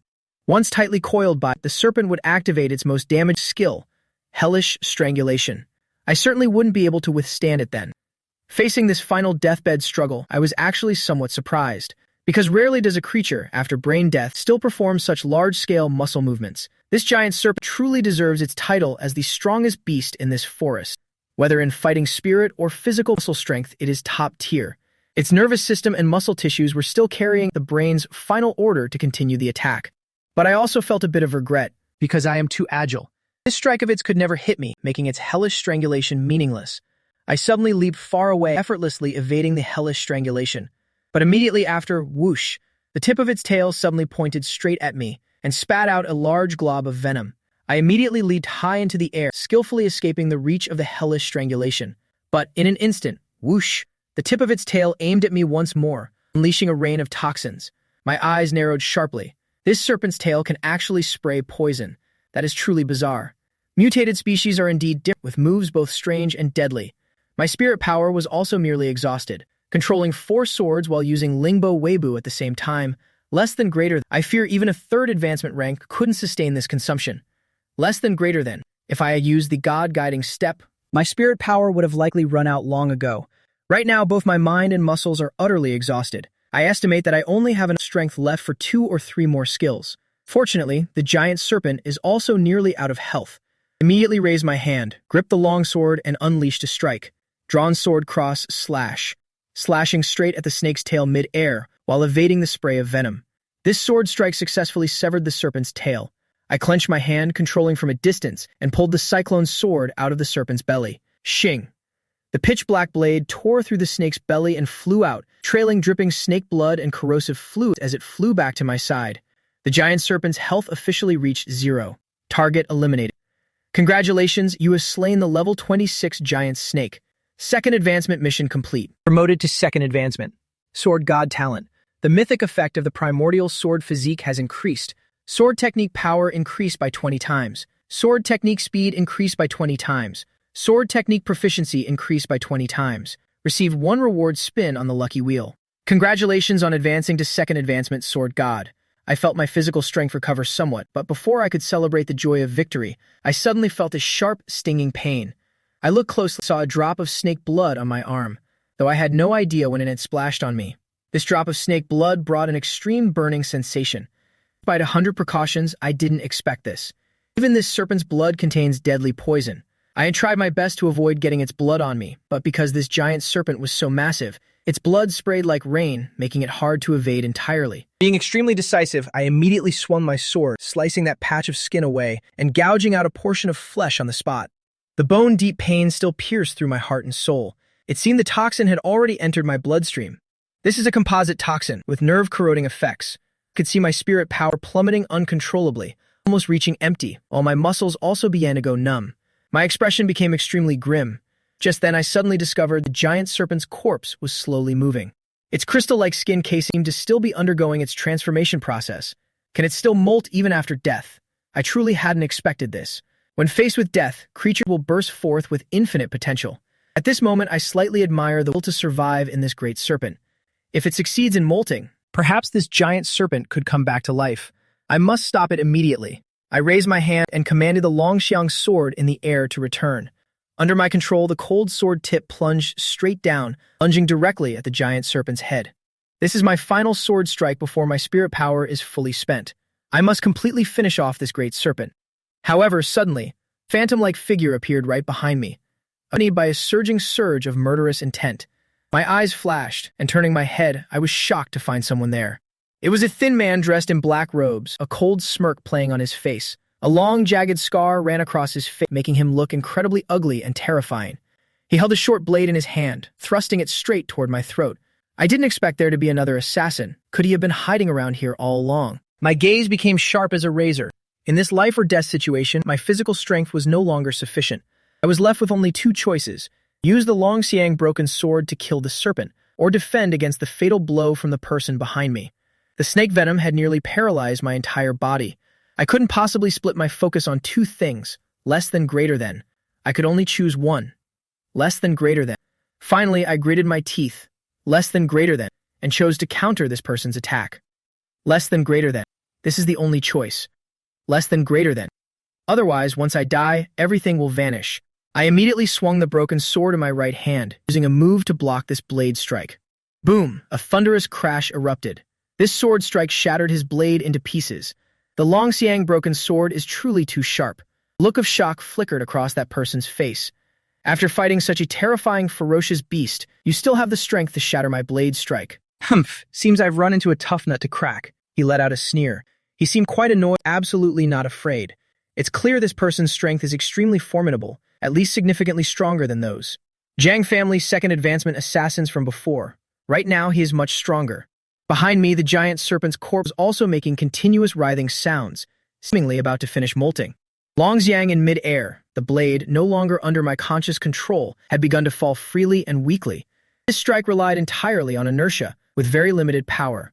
If things proceeded like this sword stroke would absolutely not be able to kill the molting serpent, and its corpse might very well come back to life. Meanwhile, I am currently facing a cruel enemy before me, less than greater than. With no time left to analyze my spirit power. Less than greater than. I only have enough strength left to unleash one final skill. Paralyzed by the venom, even though I just leveled up to second advancement, less than greater than. I still haven't recovered much of my strength. Less than greater than. I am falling into an extremely passive situation. Less than greater than. Once the great serpent comes back to life, less than greater than. I will be caught in a pincer attack from both sides. Less than greater than.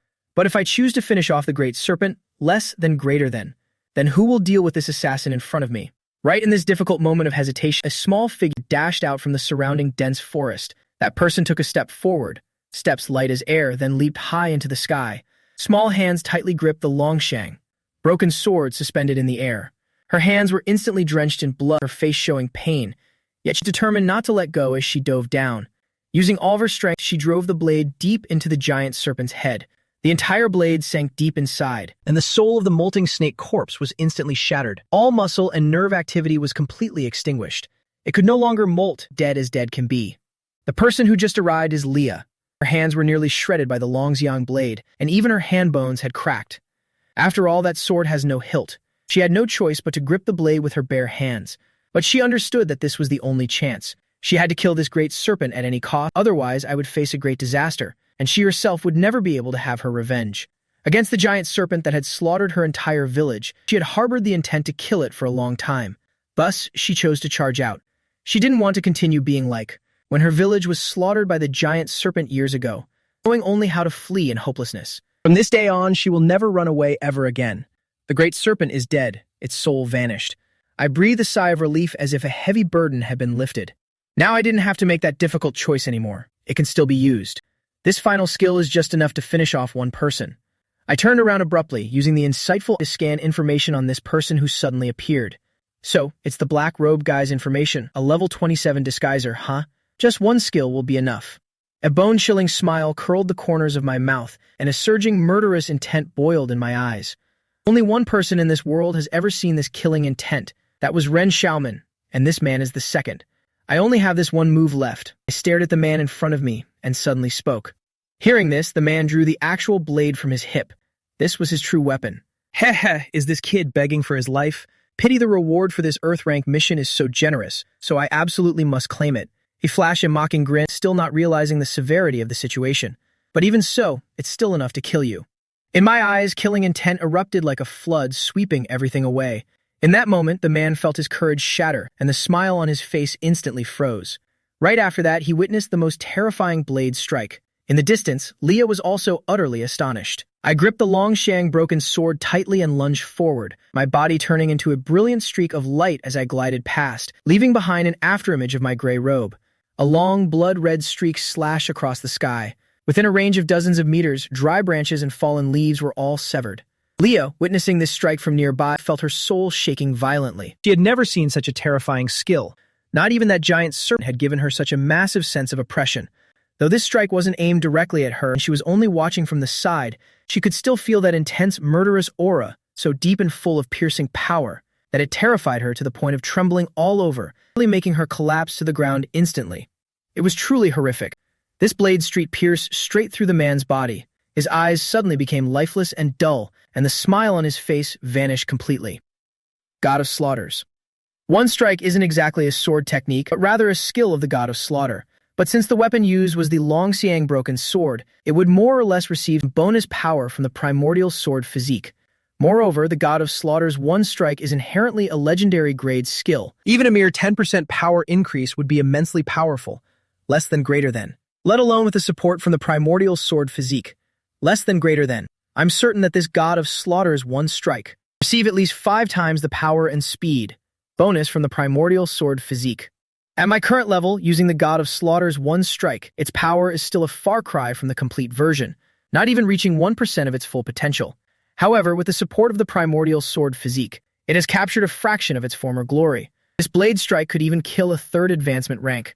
The black-robed man before me felt his very soul catch fire with terror, as if his name had just been written in Yama's book of life and death. Indeed, when Yama wants you dead by the 3rd watch, who would dare keep you until the 5th? Finally, he felt the ultimate horror, as if being watched by the God of Slaughter himself. In this moment, he found his legs trembling uncontrollably. No, this won't do. I have to run now. His previously relaxed expression had finally vanished completely. He was naturally very experienced, having taken many lives, his combat experience far exceeding most other class holders. Yet, when facing this strike of mine, did he actually feel terrified to his very bones. No one had ever made him feel this terrified from the inside out, neither opponents, nor bosses, nor even ferocious beasts. This was his first time. Now he had lost even the slightest will to fight, wanting only to flee. However, everything happened too fast. Right at the moment the thought flashed in his mind, my blade had already pierced through his body. That mournful crimson sword streak still lingered in mid-air for a long time. He stood dazed, then felt his neck, finding no wound at all. He reached for his heart, yet found no cut there either. He broke into a cold sweat all over, as if having just escaped death's door. Am not dead, am not dead. He felt his entire body, but found no injuries. He forced a strained smile, feeling his stained yellow teeth. That must have just been a pathetic scare tactic. He wasn't dead, and I stood behind him with an expressionless face. I lightly waved my hand, and the cyclone sword flew back, the long sword sheathing itself and dissolving into the shadows. I recalled all my swords, for the battle was already over. Clang. The long-siang broken sword finally returned to its case. Behind the scabbard, the black-robed man's body suddenly shook violently, fresh blood gushing out profusely toward the sky. Because this sword was so incredibly sharp, and the god of slaughter's one strike was so fast, the wound only began to show itself just now. In reality, the black-robed man's health had reached zero long ago. His upper body was directly severed. His corpse collapsed to the ground, internal organs all severed, the cut as smooth as a mirror. The man in the black robe has officially breathed his last. In his final moments, his eyes still held a trace of joy, thinking he had narrowly escaped death, dying without even realizing that his life had ended. With just a single sword strike, a single move while at death's door to slaughter a full-health enemy. Witnessing this scene, Lee had nothing but absolute shock reflected in her eyes. My big brother took down 3 people all by himself, then he even managed to slay that giant serpent, and then defeated yet another person. After such an exhausting battle, he can still stand tall. He is so incredibly strong. A sense of fear mingled with deep admiration welled up in the young girl's heart. I let out a heavy long sigh, feeling my hands trembling uncontrollably. Under the paralyzing effect of the snake venom, executing the god of slaughter's strike was truly a daunting task. Blood began to trickle from my nose, the price of pushing my exhausted body to its limit. Just to force out one last skill, I immediately accessed the Advent shop, spent 50,000 Advent coins, and bought a bottle of snake anti-venom. With the bottle firmly in my grasp, I didn't even have the chance to swallow it, before my vision went dark and I collapsed. This body had finally reached its absolute breaking point. By the time I opened my eyes again, I felt my head resting on something soft and cool. As I slowly opened my eyes, I saw a pair of twitching cat ears right before me, and a pair of large, sparkling eyes looking down at me with concern. Seeing me wake up, the girl's small ears gave a visible, nervous twitch. Leah spoke in a panic. "Brother Ming, you're finally awake. I didn't know what to do, so I took the bottle from your hand and poured it all into your mouth. Since you gave me a healing potion before and it healed my wounds, I figured that bottle of yours would work the same way." I slowly sat up and took a closer look at my surroundings. It turns out I had been resting on this little girl's lap the whole time. "I feel much better now. Thank you, Leah," I said as I gently patted her head. Her ears twitched slightly again. It seemed she quite enjoyed being petted like that. I smiled faintly, thinking how truly adorable this little one was. Should I take her in as a disciple? Her talent isn't bad at all, and she just happens to be an assassin class. If I train her properly, she might just become the god of slaughter of this era. The god of slaughter is a legendary class, just one rank below the sword god, and requires reaching the 8th awakening to advance. A unique class like the god of slaughter can only be held by one person in the entire world, meaning if my disciple becomes the god of slaughter, there will never be a second god of slaughter in this world. By doing so, I would essentially be bringing one of the strongest classes in the world under my command, preparing a powerful strategic card for my own future. I haven't thought about building a faction yet, but what if I need one later on? I sank deep into thought. If Leah hadn't poured that antivenom into my mouth, I might have been sleeping for eternity by now. She's a good kid, valuable in both her talent and her character. But after thinking for a long time, I finally decided to let the idea go. I don't have much time to teach anyone. Less than greater than. I barely have time for my own training, so forget it. Less than greater than. How long was I unconscious? Less than greater than. I turned and asked the girl. Less than greater than. Probably for a few hours. Less than greater than. She counted on her fingers to make an estimate. At that moment, I noticed that her fingers were still covered in blood, with wounds so deep that bone was visible. I could only imagine the immense pain she must still be enduring. Those were wounds caused by the long shang blade. "You were very brave back then." I praised her. "You were a huge help to me." My expression was dead serious as I spoke. The girl nodded, her gaze suddenly becoming remarkably firm. When a person truly finds courage, that is when they truly grow up. That's what the village chief told me when I was little. I know it's time for me to grow up now. A glimmer of desire for strength shone in her eyes. She had destroyed the molten corpse of the giant serpent. Even though she gained no rewards or experience, she had been brave for once. That was the most precious loot of all for her. Since there was a first time, there will surely be a second. I bought 2 healing potions and applied them to the girl's hands. Very quickly, the wounds began to close up. After that, I began to sort through my spoils of war. I put all of that man's equip on the auction house, as I wasn't used to using those kinds of items anyway. Adding it all together, it could probably fetch several 100,000 Advent coins. How did this guy have so many good items? Wealthy. Excessively wealthy. How strange. My gaze turned solemn. The thing that surprised me most, this man in black actually possessed 100,000 myriad race coins. That amount was even more than what I had. Myriad race coins are the only currency used to buy items in the Myriad Realm shop, with a priority far higher than the internal human Advent coins. Moreover, it's the universal currency among all races, meaning everyone from demi-humans and orcs to elves and other species all use myriad race coins for trade. This guy actually had 100,000. That's terrifying. How did a mere level 20 individual accumulate such a massive fortune? I felt something was off. Next, I lightly tapped on his Sky Tower Association badge. A virtual list appeared before my eyes. If I hadn't looked, it wouldn't have mattered, but one glance sent a jolt of horror through me. This man's Sky Tower Association badge contained dozens of different mission tokens with a dense history of completed tasks. Most were rank E missions, along with some low-level rank D ones. For someone only just over level 20 to have completed dozens of missions was truly unthinkable.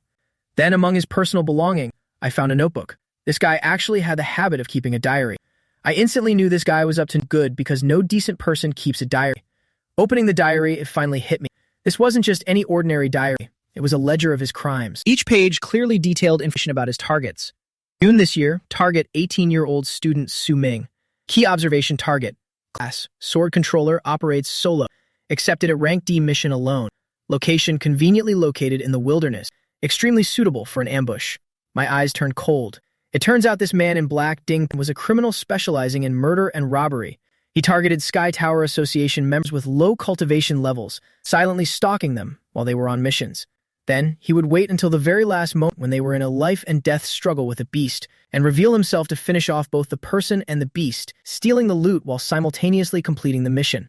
Classic case of the cunning third party reaping the rewards. In a way, this guy was truly a criminal genius. To think up such a scheme. No wonder he had amassed so many resources. I had assumed he was the fourth assassin sent by Jiang Yang, but now it seems that's not the case. This guy had nothing to do with the Jiang family. He was simply a twisted murderer who killed solely to steal mission rewards. It was just my bad luck that I ended up in his sights. Having killed so many people, Sky Tower Association and the government surely have him on their radar, and he's likely on a wanted list. I carefully put away his badge. If this man is indeed a wanted criminal, then with this badge alone, can claim a massive bounty. The reward for eliminating him might even be more generous than the reward for the giant serpent mission. That's quite a windfall, actually, something of an unexpected bonus. I also went ahead and equipped one of his items, the Ring of Acuity, which can sharpen human senses and enhance combat perception. A human has 10 fingers, so theoretically one could wear 10 rings at once, but doing so would severely mess with the feel of holding a sword, so I won't wear too many. I took off the ring that added 5 points to strength, and put it up on the auction house. To me, these minor attribute points are negligible, so selling the ring for some pocket money is a better move. Then I opened the lucky wheel. With the power of my primordial sword body now increased 20-fold, my strength has undergone a spectacular transformation. Let's try spinning one more time. My power will soar to yet another peak. The golden pointer on the wheel spun incessantly before finally stopping on an epic grade slot. 1000-year Purple Vein Spirit Rishi, an epic grade masterpiece. Upon consumption, it randomly increases all basic attributes. My eyes were filled with astonishment. The 1000-year Purple Vein Spirit Rishi can boost all stats, and the added points will definitely not be small. These attribute gains will be permanent. It could be considered the ultimate version of the strength-enhancing pill. While the strength-enhancing pill also increases attributes, it's merely a gold-grade medicinal pill. Partly because its effect is relatively weak, but most importantly, it can only be used once. The 1000-year Purple Vein Spirit Reishi is a different story.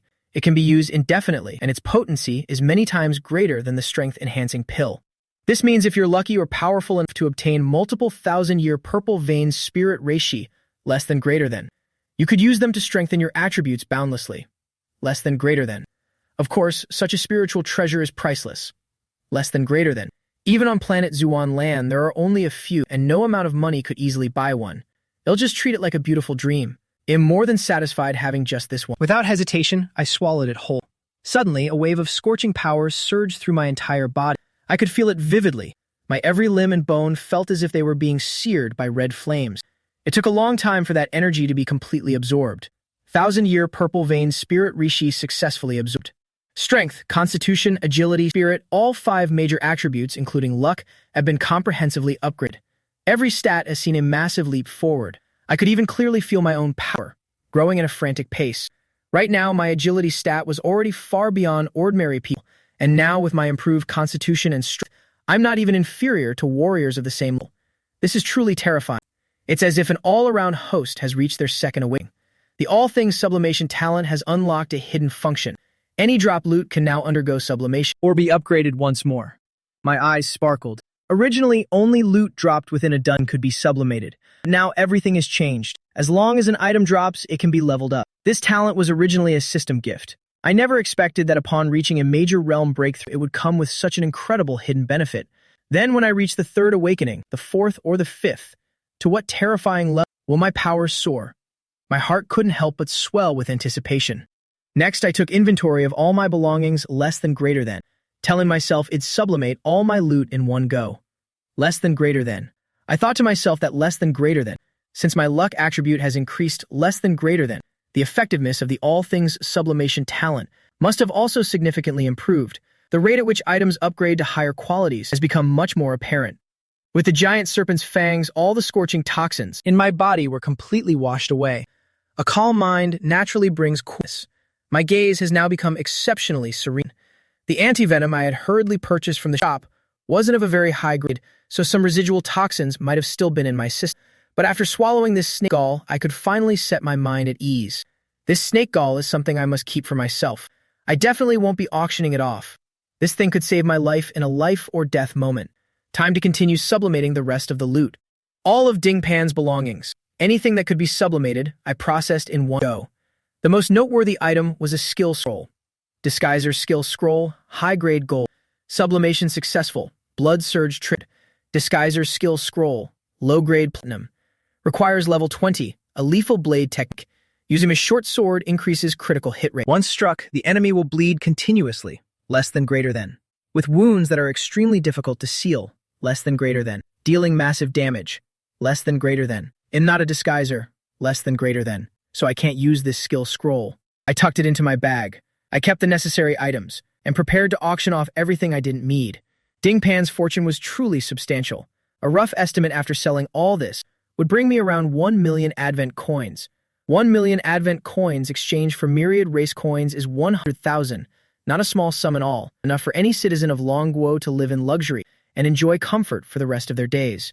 My expression turned serious. I opened the myriad race shop, adding in Dingpan's money. My account now held over 170,000 myriad race coins. Among my peers, I was already considered very wealthy.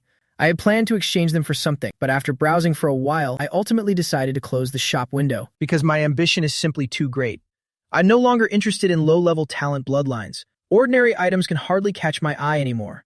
I only want things of rank B or higher, and rank B items cost at least 500,000 myriad race coins, so I still need to save up for a bit longer to reach that goal. I stood up and glanced at the young Leah. I have to leave now. Hearing this, Leah's previously bright eyes suddenly clouded over with visible sadness and disappointment. Her cat ears drooped slightly. She knew all too well that we eventually had to part ways. After all, we aren't even the same species. She didn't try to make me stay. But Suming, I have one question before you go. Leah stepped up to me, her lively eyes full of curiosity as she asked. My gaze was calm beneath my gray robe. I actually had a lot of patience for this little girl. Brother Ming, how are you so strong? Leah asked with total bluntness. I heard her and just gave a faint smile. I was the god of slaughter in my past life and the sword god in this one, making me a combination of two powerful deities. Am I supposed to tell you that secret? Certainly not. Even to Ji Yao, I wouldn't breathe a single word. Persistence. I pondered for a moment before answering. Less than greater than. Uttering just those two words with complete calm. Less than greater than. Truthfully, even I less than greater than. Didn't quite believe that answer. Less than greater than. Persistence. Less than greater than. The things that persistence can change are far too few.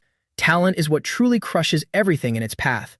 A loser with 1-star talent, no matter how hard they try, can never catch up to a 10-star genius.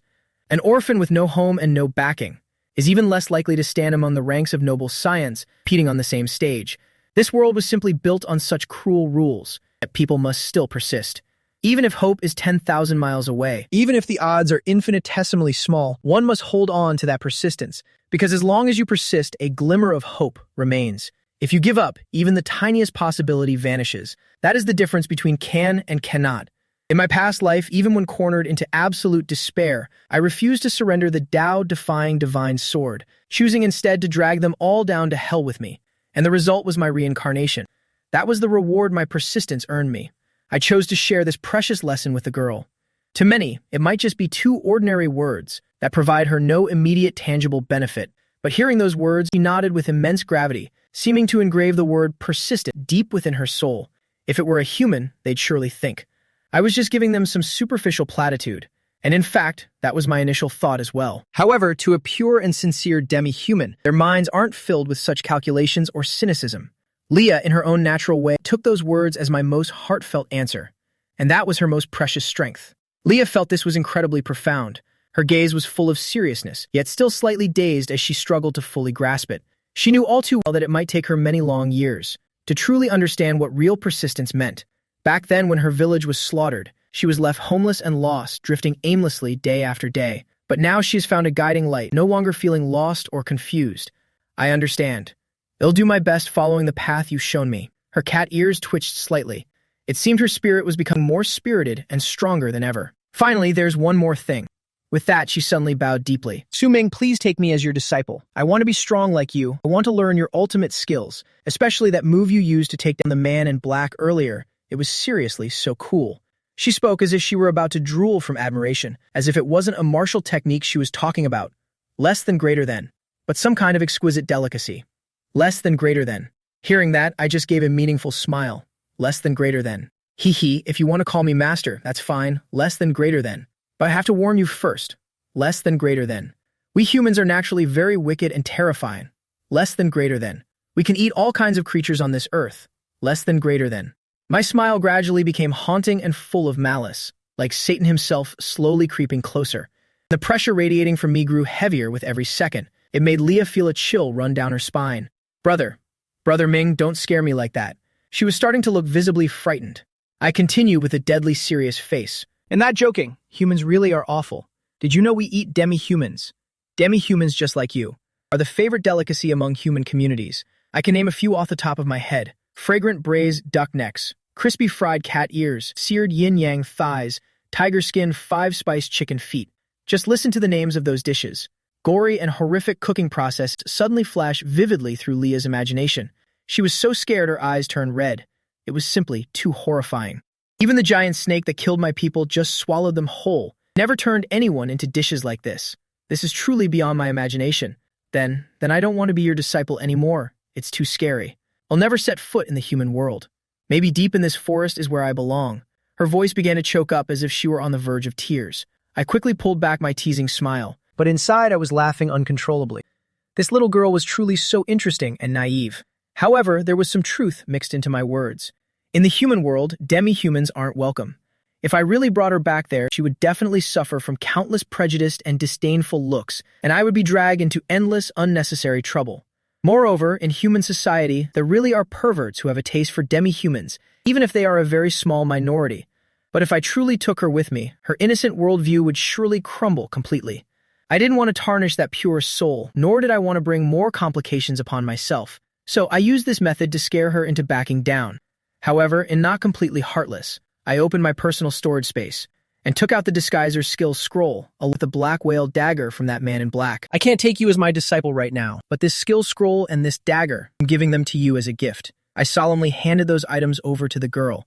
Leah had destroyed the molting snake corpse. That act had indirectly saved my life once, so I absolutely couldn't leave without repaying her.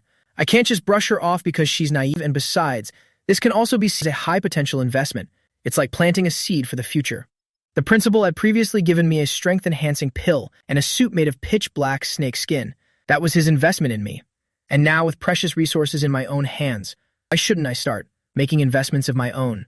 Now, I too have become an investor. Leah is a very promising young sprout.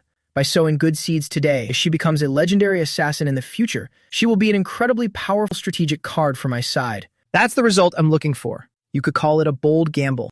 The black gold dagger was originally gold grade, but I've upgraded it to mid-tier platinum grade with a new name, Plan Devouring Mariner. And the best part is, it's no longer level restricted. Leah took the gift from me, and after examining it closely, her eyes suddenly lit up like stars, full of excitement. I gave a slight nod of confirmation. That's right, this blade is incredibly sharp, so you must be extremely careful when using it. As for the skill scroll, it requires you to reach level 20 and can only be learned if you become a disguiser. If you reach the second awakening, you can choose the disguiser class. If you can master this ultimate skill, it will mean you have truly understood the meaning of persistence. When that time comes, perhaps our paths will cross once more. I paused for a brief moment. To be honest, even I didn't dare to dream. I wonder if our paths will ever cross again. However, Leah placed her absolute trust in me. She tightly gripped the skill scroll and the black dagger in her hands, her eyes overflowing with fierce determination and ambition. Yes, I promise. I will persevere until the very end. I will definitely make Brother Su Ming see me in a whole new light. I will become stronger so I can truly be your disciple. I felt incredibly excited as I gazed up at the sky. The gloomy rain had vanished, replaced by warm, radiant sunshine. When I looked closely for that figure again, the slender young man in the gray robe who stood before me had already vanished without a trace. Only I remained in the depths of the forest. I stood there dazed, my eyes reflecting a sense of loss. I tucked away the scroll and drew my short sword. What should I do now? I felt a bit lonely and adrift, for a demi-human's heart is no different from a human's. And we too know the sting of boredom and solitude. But being an optimist, I quickly regained my spirits. Besides, I have always been very accustomed to life in the deep woods, the perfect environment for me to grow stronger. Time to hunt some monsters and level up. I steeled my resolve and immediately, I began my journey of grinding levels. With an epic grade short sword in hand, my hunting efficiency naturally doubled. Little did anyone know that later on I truly stayed in the forest all by myself, training relentlessly for an entire year, traversing nearly every forest in the vicinity, exploring every single corner. It reached the point where any beast that saw me would be scared out of their wits. The new Beast King is being born right here. I teleported back to the Sky Tower and headed to the mission hall of the Sky Tower Association. There weren't many people left here now, since the initial wave of newbies had already passed and the crowd had returned to its usual level, which made it quite convenient to turn in my mission. It's just a shame the air isn't as fresh as it was in the forest. Then, with a slight nudge of my will, I spent a bit of mental power to heal all the wounds on my body, activating the self-recovery factor in my bloodline.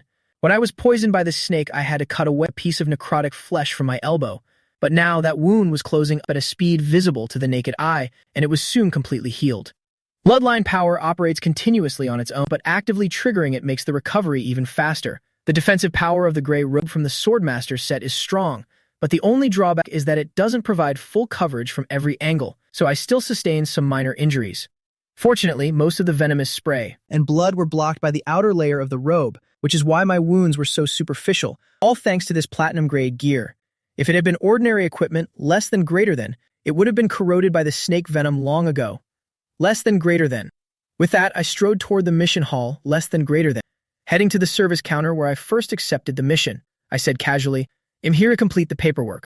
Several player parties were still hanging around the hall, chatting and laughing boisterously. The people around gradually turned their heads, all eyes fixing on me. That guy is Su Ming, Swordmaster Su Ming from Huan City, the 10-star genius who's been the center of attention lately. I heard he just took on an Earth rank mission. If he finishes it, he'll jump straight to Platinum Hunter rank. Yeah, that news is 100% accurate. I saw it with my own eyes at the time. Members of various teams whispered amongst themselves. A 10-star talent, regardless of how strong the class is an extremely rare type of genius. So my name wasn't just famous in Huan, but almost every newbie in Trung Suian province knew it too. Everyone was a bit shocked that a rookie would have the audacity to take an Earth rank mission, less than greater than, especially since he clearly didn't have a party, less than greater than. And being a solo player, he really is a bit too arrogant, less than greater than. This handsome young man, less than greater than, seems to be overestimating his own strength, doesn't he? 10-star talent is definitely powerful, but an Earth rank mission requires dealing with at least second advancement monsters. That's just too much. It's just beyond his reach. From the crowd, a girl with a sultry figure, wearing sexy long black velvet stockings, spoke up with her assessment. She stood at a distance, her eyes full of playfulness, watching me with a suggestive gaze. Miss Mo makes a very good point. Everyone nodded in agreement, their expressions quite serious. He wants to reach for the stars in one go, to jump directly into the ranks of Platinum Hunters. He's certainly ambitious, I have to admit. I'm quite impressed by him. A young man with cold, sharp eyes, dressed in white with a sword on his back, spoke up. I look forward to him leaving a profound mark one day in the annals of the Dragon Country's history. As he said this, there appeared in his eyes a faint trace of solemnity. Perhaps there will come a day when he will have a fair duel with me. In truth, he doesn't desire internal conflict. He only wants to eradicate demons and monsters to expand the borders of the Dragon Country.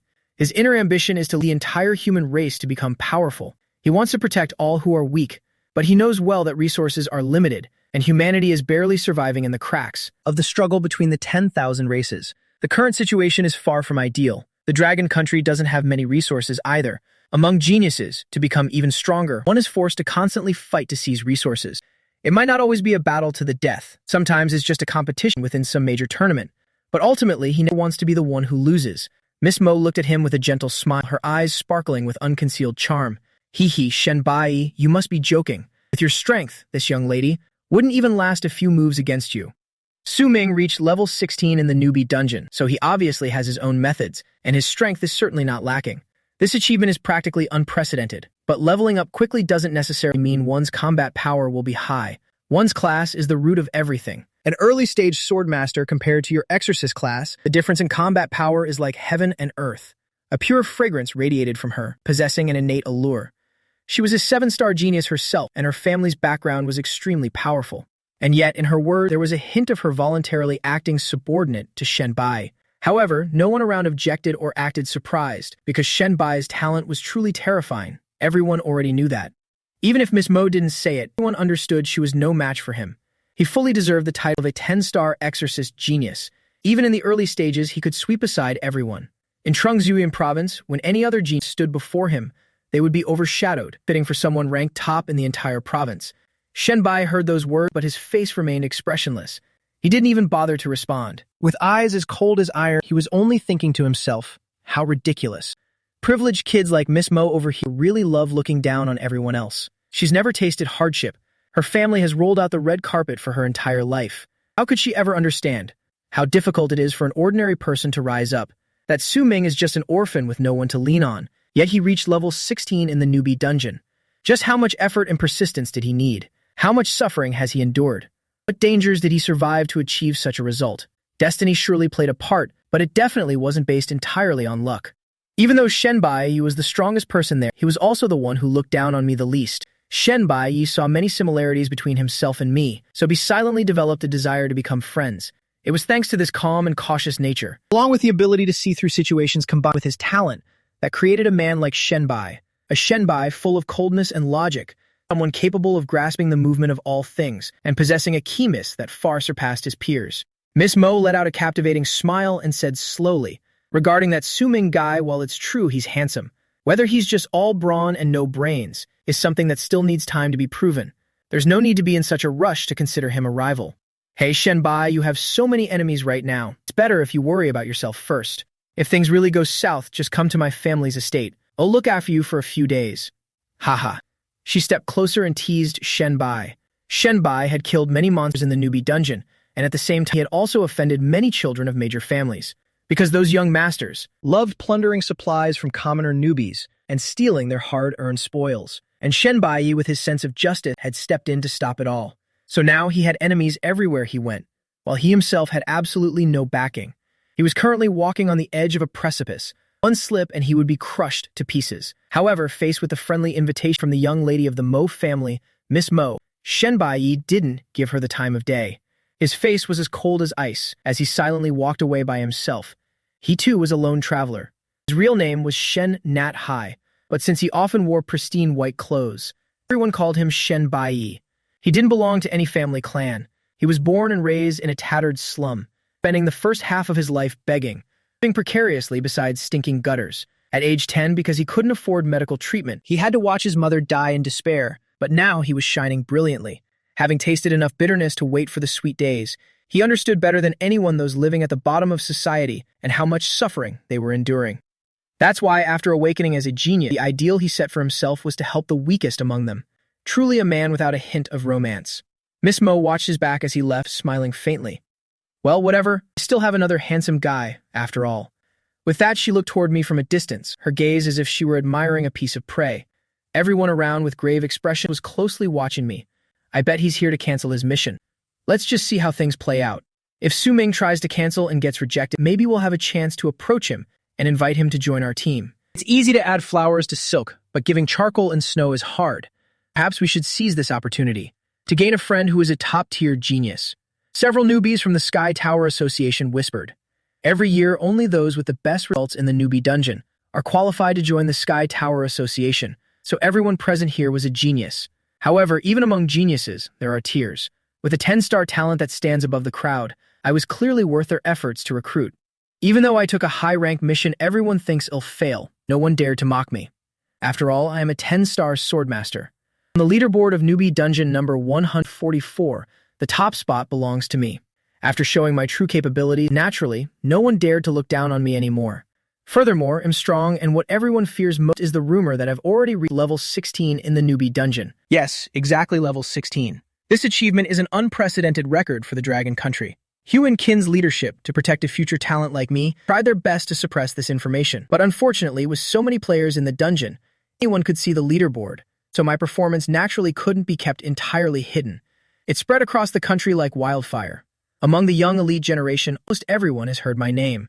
Since the Awakening Day began, no one has ever been able to stay in the newbie dungeon and reach such a high level. Although many 10-star geniuses have appeared in history, their average achievement only reached the level 12 mark in the newbie dungeon. This year is truly a gathering of talent, including Shen Bai, one of the strongest monsters around, who could only climb up to level 14. And yet I soared all the way to level 16. Regardless of how strong my class is, anyone would have to be wary of me. However, the public still didn't believe I could complete an Earth rank mission. After all, an Earth rank mission is incredibly tough. We're talking about second advancement monsters. The stats of monsters over level 20 inherently far surpass those of humans. The massive gap in levels and attributes isn't something that can be overcome by talent alone. I bet he's just here to turn the mission back in. I think so too. Others speculated while rubbing their chins. In fact, many people believe that the reason I reached level 16 was entirely due to luck or some stroke of fate. The word fate is truly miraculous. Any unexpected event in this world can be explained by those two words. Within dungeons, occasionally, extremely rare natural treasures do appear, and finding them can boost one's strength overnight. In the history of the Dragon Country, there was once a student who found a branch of sky-slaying grass in a newbie dungeon. After selling that epic-grade short sword material, he was set for life. 50 years ago, another newbie ate a spirit fruit in the newbie dungeon, and immediately gained 3 levels, reaching level 7 with a 5-star talent, ranking 8th on the dungeon leaderboard. There were even people who received some rare artifact in a newbie dungeon that permanently altered their talent attributes. All of these are historical facts clearly recorded in the books. So while my reaching level 16 set a new record, no one truly believed that my actual strength was formidable. Who's to say it wasn't just pure luck? Of course, if you believe luck is part of strength, then that's a different story. But strictly regarding combat capability, people still tend to evaluate me as a talent who is slightly better than the average geniuses, placing me in the upper middle class of the elite, on par with Miss Mo or Zhang Yang, maybe a bit strong, still a level below Shen Bai Yi. And even Shen Bai Yi wouldn't dare claim he could solo an Earth-rank monster, let alone anyone else. It's just impossible. There are no useless classes, only useless players. That saying is absolutely correct. Occasionally, there are extraordinary talents who can turn seemingly weak class into combat forces of terrifying power. They believe I am that kind of person. Otherwise, relying solely on fate, I would never have reached level 16. But even maximizing a class potential cannot overcome such a massive level barrier. Overall, everyone remained pessimistic about the situation. The monsters in an Earth-rank mission are not foes that a newbie can defeat alone. My hearing was incredibly sharp. Every whisper from the surrounding crowd filtered clearly into my ears. But I maintained an extremely calm demeanor. Having lived through 2 lifetimes, I was no longer easily ruffled by such trivial matters or let them disturb my peace of mind. In my heart, I had only one single goal. I'm here to finish the paperwork. I silently stared at the girl in front of me. The female staff member still looked quite nonchalant. That staff member, when she recognized my very familiar face, her expression shifted slightly. Isn't this the 10-star swordmaster from Hugh and Kin? He probably realized the Earth-rank mission is too hard, so he's here to cancel it. Every year there are fools like this, who take on missions way beyond their capabilities, and when they realize they can't finish them, they crawl back here to ask for a cancellation. She had seen too many cases of people wanting to switch to lower-rank missions. The problem was the rules here strictly forbade it. Once an entry mission is accepted, it cannot be changed. If one cannot complete the initial joining mission, they will never have the chance to be an official member of the Sky Tower Association. It could be said that I had dug my own grave. Even if she wanted to, she couldn't help me. At this moment, in her heart, she truly viewed me as nothing more than a joke. However, she wouldn't show it on her face, as she was currently on duty. Besides, even if I couldn't complete this mission for now, it wouldn't stop my advancement in the future. After all, I was a 10-star genius with a very bright future ahead. She was smart enough not to pick a fight with a future powerhouse. She simply maintained a cold expression and said, "I'm sorry, once a mission is accepted, it cannot be cancelled." My expression remained completely indifferent as I spoke coldly. "Who told you that I wanted to cancel it?" My powerful voice echoed throughout the large hall. Even without shouting, that calm tone rang out sharp, firm, and authoritative. Immediately upon hearing those words, the staff member's face went blank for a split second. Then a hint of doubt began to creep into her mind. Where does Su Ming get this kind of confidence? Could it be that he has actually completed the Earth-rank mission already? In an instant, a flurry of thoughts raced through her head. That should be impossible, right? She still couldn't bring herself, telling herself that even if I had finished it, it must have been thanks to some powerful force backing me up. All in all, she trusted her own judgment completely. Regardless of how I completed the mission, it had nothing to do with her. Her only responsibility was to follow the standard procedure. Fine, if you're claiming that you completed the Sky Tower Association mission, then please hand over your token for verification. If the result has truly been recorded, I will grant you your mission reward. The staff member's face grew stern, though a hint of contempt still lingered in her voice. I slowly took out a token that looked somewhat dull in color. The moment she laid eyes on this token, she couldn't help but let a sneer spread across her face. No matter how professional she tried to be, she simply couldn't keep her composure. That Dark Sky Tower Association token, with its 3 engraved characters, wasn't emitting even a glimmer of golden light. A token like this could only mean one of 2 things. 1, the owner had died in battle. Or 2, the person still had completed their entry mission. This is because once the entry mission is done, the Sky Tower token will immediately glow brilliantly. So it was obvious that I hadn't achieved the goal yet, which made her feel extremely irritated. And even her usual fake customer service smile vanished. She thought I was playing some kind of trick on them. I'm sorry, but your token is still great, proving that your mission is still incomplete. She spoke loudly on purpose so everyone in the vicinity could hear her. The other newly awakened players in the hall all nodded silently in agreement. They weren't surprised at all. I knew it. I bet he couldn't pull it off. Yet he talked tough, saying he wasn't here to camp just to save face, and now he's making a fool of himself. I feel embarrassed just watching him. Let's see how he plans to end this mess. A few people smirked and watched from a distance, their eyes full of amusement as they followed the conversation between the staff member and me. Seeing a former idol lose face like this is truly such a shame. A female player blushed slightly, feeling a bit sorry for me. After all, I had good looks, and with such a powerful talent, it was natural to have many young admirers. I remained as calm as if nothing was happening. I looked directly into the staff member's eye and slammed the token down the counter. A dull thud rang out. Miss, I think you've misunderstood something. This isn't actually my personal token at all, I explained in a level voice. She was still convinced that I was just being mysterious, but after my next sentence, her face went completely blank. This is a bounty hunter token. The moment those words were heard, everyone in the hall experienced a sudden change in expression. Anyone with even a little knowledge of this world understood how much weight a bounty token carried. Bounty missions were inherently extremely difficult to complete, as the targets were usually insane and vicious killers, not to mention their strength and cultivation were by no means low. As for me, I remained perfectly calm. I knew every rule of the Sky Tower Association like the back of my hand. I knew a hidden rule that very few people were aware of. That is, besides completing the entry mission, there is another way to officially activate one's membership in the Sky Tower Association, which is to complete a bounty mission, regardless of its rank. The black-clad assassin Ding Fan, notorious for being a killer who specializes in plundering the spoils of others less than greater than. His name is indeed on the wanted list. Less than greater than. And of course, I had carefully verified this information beforehand. Less than greater than. Furthermore, the blood debt on his hands is immeasurable. Less than greater than. He has taken the lives of dozens of people, so the bounty on him must be exceptionally high. Using his bounty mission to complete as my starting mission can make my initial hunter rank advance far beyond the standard level. This is equivalent to a hidden choice. Ding Pan's bounty is rank C. I know very well that once I use his bounty mission to submit as a starting mission, I can directly step into the diamond ranks, a diamond rank hunter, an 18-year-old diamond rank hunter in the new era. What a terrifying title that is. What an ordinary rookie can undertake, the highest level mission is only so much. At most, they can only reach platinum rank. As for me, by completing a bounty mission, such a rare and hard-to-find hidden choice, being able to successfully enter the diamond rank, this is absolutely a massive lead.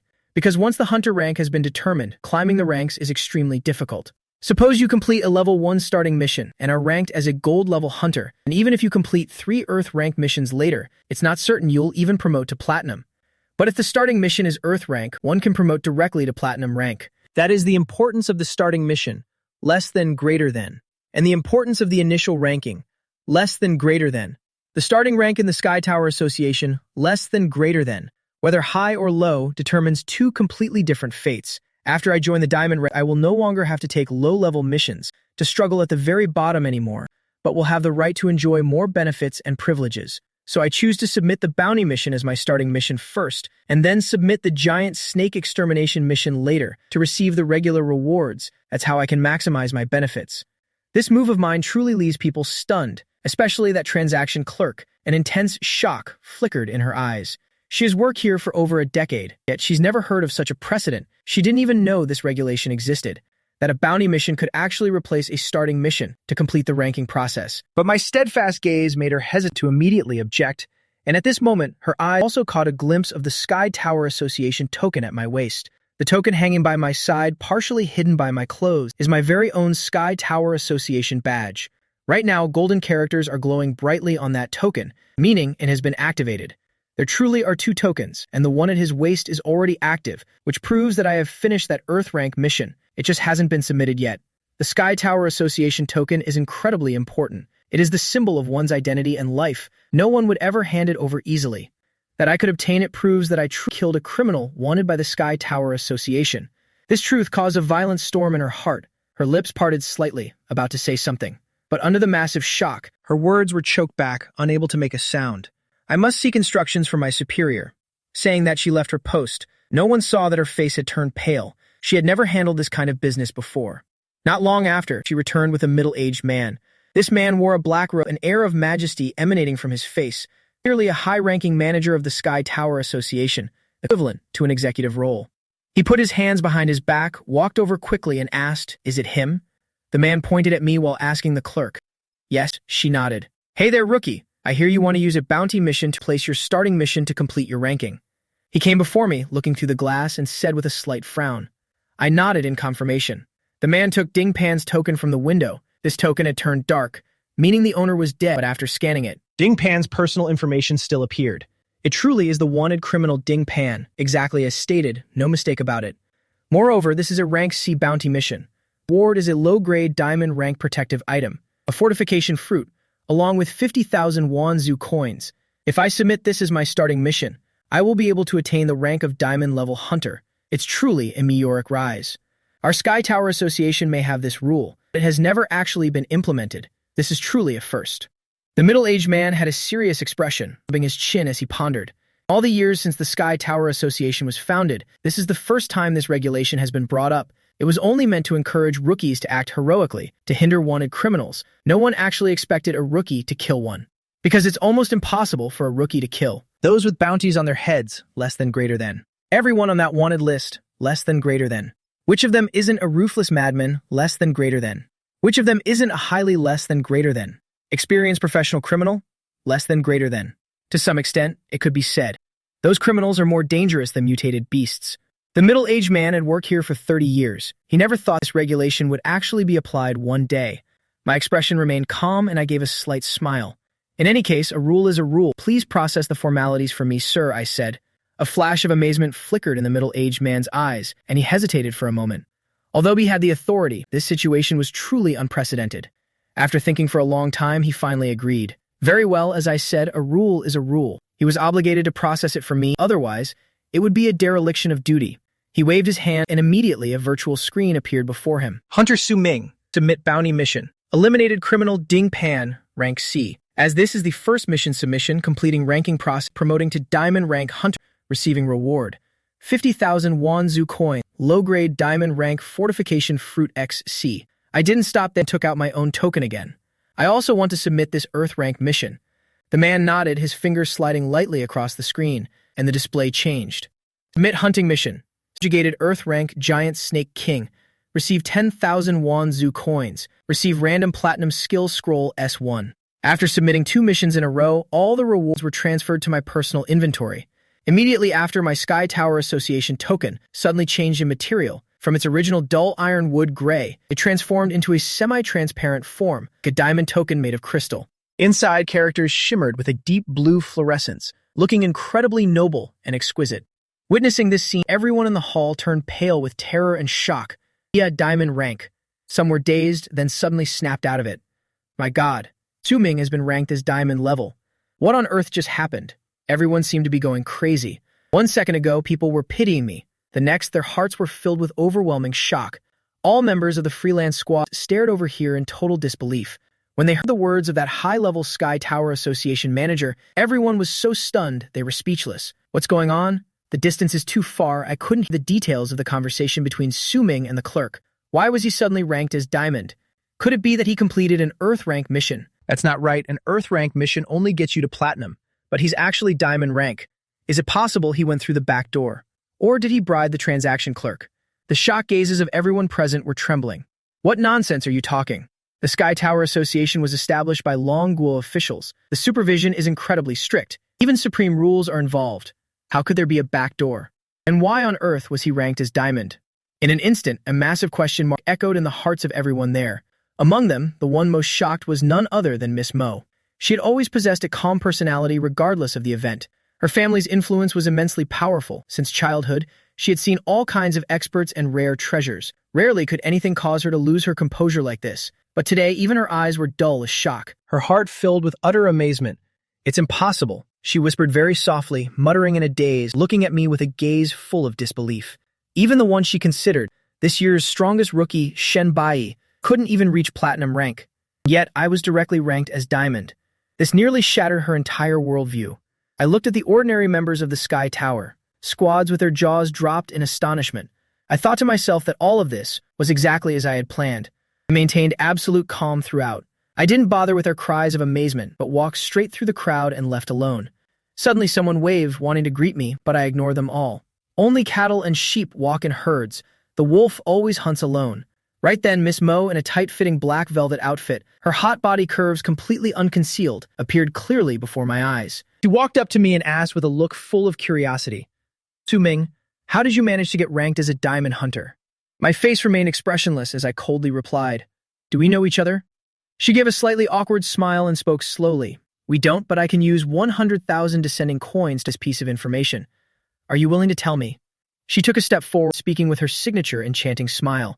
Catching the faint scent coming from her, I frowned slightly. Although 100,000 descending coins weren't much to me. At this point, even a mosquito's leg is still meat. I smiled slightly and said, "I can tell you, but you have to transfer the money first." She sneered inwardly, thinking I was money-grubbing. Smiling, she said, "Very well," and immediately transferred the money to me. I looked at her self-righteous, clever fit and didn't bother to expose her. I got the money, she got her curiosity satisfied. Both sides were happy. As for what she thought of me, I didn't care at all. I completed a bounty mission. It's as simple as that. After speaking, I walked away, and soon enough, a figure had disappeared from the plaza. Miss Mo became pensive upon hearing those words, muttering to herself, "A bounty mission." She had just heard about me handing over the bounty token, but only hearing it from my own mouth made her certain. I didn't expect the Sky Tower Association to have such a rule. No one in my family had ever mentioned this to me. She turned to look back, intending to ask more, but I had already vanished. She frowned slightly, feeling a bit annoyed. Why is everyone as cold as Shen Bai? Do these two handsome little brothers think they're so cool? She adopted a cold expression, her eyes narrow, her gaze slightly playful, as if she were now somewhat interested. But at the same time, there was a hint of frustration in her heart. Ever since she was a child, every man had always surrounded and flattered her. This kind of indifference actually fueled her competitive spirit even more. She smoothed her hair, looked toward the horizon, and licked her lips. Hee. Genius. This year's batch is truly interesting. I walked through the streets of the Sky Tower Association world, muttering to myself while looking for a place to rest and process some of my spoils. I quickly found an inn. I entered a place named the Fat Goose Wing Inn. The owner turned out to be a demi-human, with an old goose head on his shoulders and a long bill, yet his body was human-shaped. He wore a Western suit, his face solemn, and his voice was surprisingly pleasant. "Welcome. May I ask what type of room you would like to book?" His question made me feel a bit amused. I didn't expect that in the Sky Tower world. I would actually run into a demi-human, a standard sanctuary room. I replied and transferred 30,000 Shangling coins, so expensive for just one night. Land in the Sky Tower Association world is extremely costly. Staying here naturally requires paying astronomical prices, but this place is almost absolutely safe. In this world, few places can truly be called absolutely safe. I've already killed several of Zhang Tang's henchmen. I estimate I've already caught his attention. I must prioritize my own safety. Soon, the fat goose led me into the room. The sanctuary rooms were created specifically for guests who require private confidentiality. "Please enjoy your rest, guest." He guaranteed that no one would disturb me. With that, he turned and left, firmly locking the room door. As he was leaving, I noticed that around the fat goose's ankles were two chains, where the metal had rubbed his flesh into a bloody mess. It turns out this fat goose demi-human is a slave less than greater than, working here rather than being the owner. Less than greater than. Demi-humans have no human rights in the human world. They can even be killed at will like animals. The trading of them reminds me of Leah. That is why I didn't bring her along. I don't regret this decision at all. Then I began to take stock of the mission rewards. The two missions together yielded about 60,000 Wanzhou coins, plus the over 100,000 I already had. I now have nearly 300,000 Wanzhou coins. This figure is already quite terrifying. I listed most of the props on the auction house for sale, less than greater than. And my balance of descending coins has surpassed 1 million, less than greater than. Being well off is now a certainty, less than greater than. I took out the fortification fruit. This was the diamond rank reward for completing the rank C bounty mission, a low-grade reward. Regular rank C missions normally don't grant diamond rank rewards, only rank B missions do. But bounty missions are different because criminals pose such a great danger to society, so the rewards are very generous. I immediately use all things sublimation. Sublimation successful. It's kiss fruit, mid-grade diamond rank. After use, it can randomly increase the luck attribute, so I popped it into my mouth and swallowed it. After eating it, I immediately felt my luck attribute increase.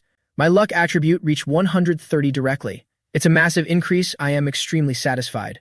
I then took out that random platinum skill scroll and also used all things sublimation on it. Sublimation successful. Soul Reaping Scythe skill scroll, top grade platinum rank. Only classes with soul power can use it, allowing one to infuse soul power into a scythe blade. One strike at the enemy hits their destiny soul directly. It's not a skill for my class. I'll find an opportunity to give it to Ji Yao, I thought to myself while rubbing my chin. This skill isn't restricted to a specific class. Any class that can manipulate soul power can learn it. For instance, Jiang Yunqing's Soul Controller class or Ji Yao's Undead Summoner class. But Ji Yao is the one who mainly uses a scythe, so giving her this skill scroll is most appropriate. I suddenly noticed in my personal information panel that someone had sent me a message. I opened it immediately. The moment I saw it, my eyes slightly changed. It turns out it was from the chairman of Jiang and Group, Jiang Yongli, who sent it personally. Awakeners can communicate and gift items remotely. I have long known the name Jiang Yongli, chairman of the Jiang and Group, the largest tycoon in Zhongchuan province, and Jiang Yunqing's father. I frowned slightly. Why would he send me a message? Could it be one of those scenes? Here's 1 million. Stay away from my daughter. The corners of my mouth twitched slightly, finding the thought rather amusing. This kind of thing only happens in manhwa and novels. Tycoons in the real world are all old foxes. They would never use such blatant tactics. Moreover, I saved Jiang Yongqing's life, so she surely wouldn't speak ill of me. To her father. I opened the message directly. Whatever message her father sent, I can handle it. As I looked it over, my eyes suddenly grew sharp. I saw that it said, "Greetings, student Su Ming.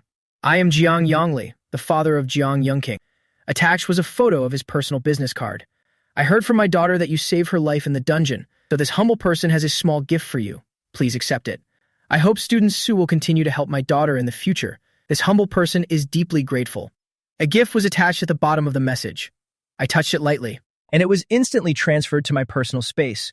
The item was a skill scroll, its exterior inlaid with gem-like patterns. It turned out to be a diamond rank skill scroll. Its typical market value is around 8 million to tens of millions of descending coins. This is an incredibly weighty gift. I was somewhat astonished. What surprised me even more was Chairman Jiang's extremely polite attitude. It could even be said to be somewhat overly humble. In the letter, he referred to himself as this humble person. The chairman of a massive corporation, a man with a significant position in the business world of Long Guo, actually humbling himself before a young student. Truly strange. Furthermore, this gift is far too precious. Even though I saved his daughter's life, this still seems a bit much. His words in the letter held a hint of entrustment. With a serious expression, I pondered for a long time, and suddenly my eyes flashed. Wait a minute. Jiang and Group, Jiang Yongli. I remember now. In my previous life, Jiang Yongli passed away, seemingly just a few months from now. In my past life, I didn't know Jiang Yunqing at all, nor did I have any ties with the Jiang and Group, so I wasn't very clear on these business matters. I only occasionally heard rumors about this minor detail. It was difficult for me to recall this now. After Jiang Yongli's death, the Jiang and Group remained standing, but those in power had changed. Looking at his letters, it felt as though they carried the weight of a deathbed testament. Could it be that he already knew he was going to die? I pondered over his words. It seems he hoped that after his passing, I could look after his daughter. That is likely why he sent such a precious gift, hoping to plant a seed of gratitude in my heart. In the business world, internal strife is bloody and ruthless. Methods like assassination, entrapment, and slander occur endlessly. For wealth, people will employ any means possible. Perhaps Jiang Yongli predicted that. He didn't have much time left to live. It seems the Jiang and Group is sinking, deep into some kind of vortex. By giving such a valuable gift, he's also leaving a way out for his daughter's future. At the same time, I felt a heavy heart. Though I've caught a few clues, my current strength is still too low. I cannot intervene. I'll just take care of myself first, I muttered. I sublimated that diamond skill scroll. Sublimation successful. Top grade diamond rank drunken sword style, drunk on today's wine. Hanguang vertical and horizontal sword. Essentially, when the user enters the drunken sword state, all sword techniques have a chance to be accompanied by a sword key effect. My eyes lit up. So it's top grade, diamond rank, less than greater than. And it's a combat state skill. Less than greater than. It can be activated just by getting drunk. Less than greater than. Sword chi is an incredibly powerful less than greater than accompanying effect in swordsmanship, usually found only in skills, at the very late stages. But this skill can cause all sword skills to have the sword chi effect. I learned it immediately. Afterward, I bought a lot of fine aged wine from the descending coin shop, storing it in my personal space. When needed, I can take it out and drink it immediately, coordinating it to enter the drunken sword state. In the inn's practice room, I practice my new skills. The practice room is a virtual space that can be used for training. In the middle of the room stood a wooden dummy. I got drunk and entered the drunken sword state. My sword stance became somewhat erratic and drift, but my swordsmanship became even sharper. Swish, swish, I swung the storm like sword. Streams of pale white sword chi swirled and shot far out, slicing the puppet into fragments. Soon after, the puppet restored itself to its original state. Excellent. With this drunken sword skill, less than greater than. My combat power has significantly increased once more. Less than greater than. I spent some money less than greater than to extend my stay at the inn for a few more days.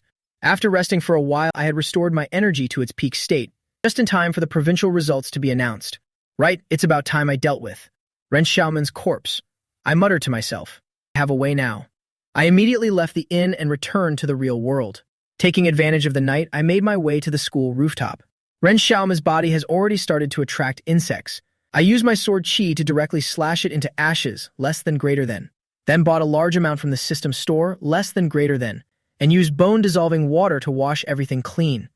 Less than greater than. Every single trace has vanished. Probably won't ever come back here again. I took one last look at the school, my brow furrowing slightly. In the blink of an eye, I was back at the inn within the Tiantao world. Right then, a new notification window popped up. The Longguo Affairs Bureau has sent a message. To all new class changers, we solemnly announce. For this year's newbie dungeon, the results for Zhongchuan province have been finalized. Announce it. My eyes flickered with a sharp light. Finally, the province-wide results are out. The newbie dungeon is essentially like the college entrance exam, less than greater than, as these grades can determine your entire future. Less than greater than. And as expected, I am definitely ranked first. Less than greater than. I looked at the leaderboard, crowded with names, less than greater than, showing the performance of all new students this term. Rank 1, Su Ming, Sword Controller, Xuanjing High School No. 1. Rank 2, Shen Yishi, Exorcist, Tian High School. Rank 3, Li Chenguang, Blade Madman, Wuyang High School No. 3. Rank 4, Jian Yongqing, Soul Controller, Wuyang High School No. 2. Rank 5, Jiang Yang, Demon Mace Warrior, Xuanjing High School No. 1. Rank 6, Miss Mo, Mo Family Enchantress. Rank 7. Just as I thought, my expression remained calm. I am indeed the provincial top scholar. The officials didn't announce the specific levels or achievements of each person in the newbie dungeon. Since it involves personal safety, they only show rankings without specific levels. This is also a way to protect each batch of new students. This result immediately caused a massive shock throughout the province.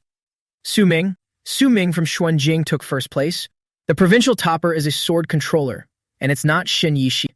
Could it be that he really is like the rumors say, reaching level 16 right in the newbie dungeon? Is he actually stronger than Shen Yishi? Right now, on the World Channel, all the students on Blue Star are talking frantically. Terrifying. It's just too terrifying. What on earth happened this year? Why have so many monstrous geniuses appeared? Even the Jiang family's young master, Jiang Yang, is only in 5th place. These people actually managed to overshadow the brilliance of young master Jiang. Is it really that extreme? In everyone's voices, extreme horror was evident on every face. At this moment, on the top floor of the Jiang and Group building, a middle-aged man in a sharp suit looked visibly stunned.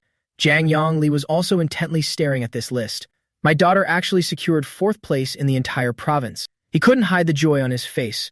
Wonderful, simply wonderful, far surpassing her sister's past performance. This achievement is truly outstanding, and she even beat the young lady from the Mo family.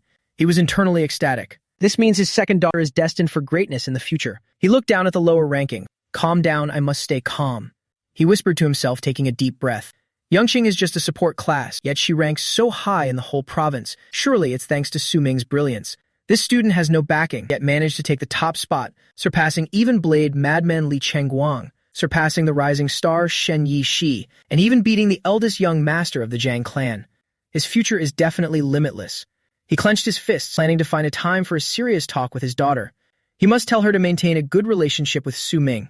Nowadays, Yang and Gru and the Jiang family are in constant friction, and there are conflicts with other financial syndicates as well. Deep down, he knew very well that something could happen to him at any moment. Everything is just too fragile, so he must quickly prepare a way out. The high-level leaders and experts of Longguo were gathered around a large screen. Their eyes were glued to the list of this year's top student geniuses. Not just for Zhongchuan province, the national results had just arrived fresh off the press. Whether in Zhongchuan or all of Longguo, less than greater than. I firmly held the champion's throne. Less than greater than. Amazing. Simply amazing. Less than greater than. A middle-aged official's eyes lit up.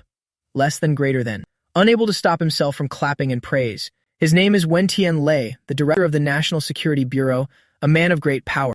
National security matters and the annual resource allocation. For class changers, all go through his hands. His temples reflect with silver, evidence of his daily toil and devotion to the country. Usually, he maintained an expressionless face, but today, on that very face, an unmaskable smile broke through. He was clearly, genuinely happy for me. However, he quickly withdrew the smile, his cold, handsome face regaining its solemnity. His gaze swept over the fact of reaching level 16 in the newbie dungeon, pausing for a moment as his fingers tapped gently on the table. Then he even took on an Earth rank mission from the Sky Tower Association, and it doesn't end there. He even completed a C-rank bounty mission, directly completing his initial rank as a diamond rank hunter. Ranking. This is not something that can be achieved by luck alone. This strength, mindset, skill, and talent, isn't every single one of them top tier. He clenched his fists, his eyes flashing with a golden light, his tone full of certainty. Then a woman stepped out from the crowd. It was the vice mayor of Suanjing, Ran Ling. She adjusted her black glasses and approached the director with a frown. This student is from our city of Suanjing. Hearing this, Wen Tianlei slowly turned his gaze, asking Vice Mayor An, "Do you know anything about this student? He has always been quiet and low-key, unlike Shen Yi-shi, who shone from very early on, so he is quite curious." Ran Ling thought for a moment, then spoke cautiously. "Director, this student's story is a bit complicated. He's an orphan, brilliant in studies but very surviving on scholarships and never bowing to anyone. Everything he's achieved today is through his own effort. To be honest, when he became a sword controller, I didn't think much of him at first." At this, the corner of her mouth twitched slightly.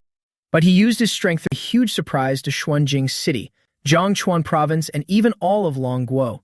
There was a hint of pride in her voice. After all, an unprecedented genius has appeared here. Good. That's excellent. Wen Tianlei clapped lightly and nodded with satisfaction. A genius from such an impoverished background is truly precious. In the future, he may be the one who bears the heavy responsibilities of Longguo. We must protect him well. Next year, the educational resources for Xuanjing City will be triple from the previous level. He waved his hand, making the decision on the spot, less than greater than, then smiled and looked over at Vice Mayor An. Less than greater than. Your city's mayor position has been vacant for quite a while. Less than greater than. Take office officially next month. Less than greater than. When An Ranling heard this, a flash of joy appeared in the depths of her eyes. She had been in the vice mayor position for several years, without any progress until now. Finally, today, the opportunity has arrived. Thank you, Director. She suppressed her internal emotion, answered seriously, and then stepped back behind the crowd of leaders. Wen Tianlei continued to stare at the screen. This year, the provincial ranking rewards for everyone will be distributed as usual, but with one exception. He stood there with his hands behind his back, his eyes cold as ice as they toward Blade Madman Li Chengguan. This guy will not receive any reward, no matter if he is ranked third. As these words were spoken, everyone was stunned, but a few leaders had already anticipated this outcome, and their expressions remained unchanged. Blade Madman Li Chengguan, that guy really is a maniac. The news had already spread everywhere.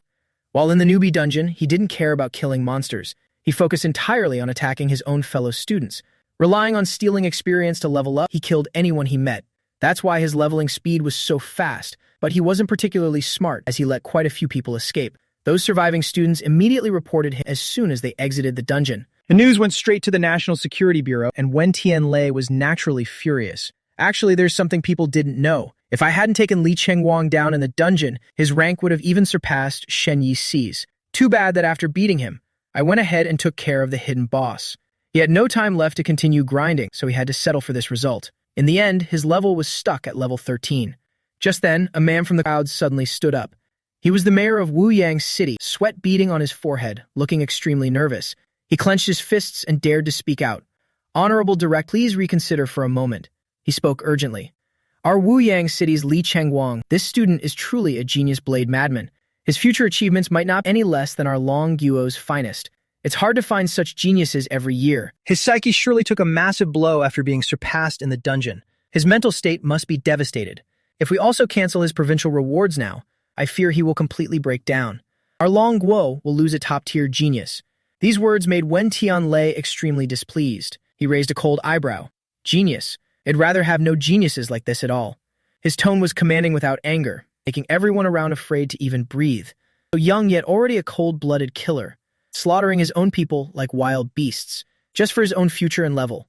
If this kind of person is allowed to grow, he will instead become a disaster for our Long Guo. His face was frigid.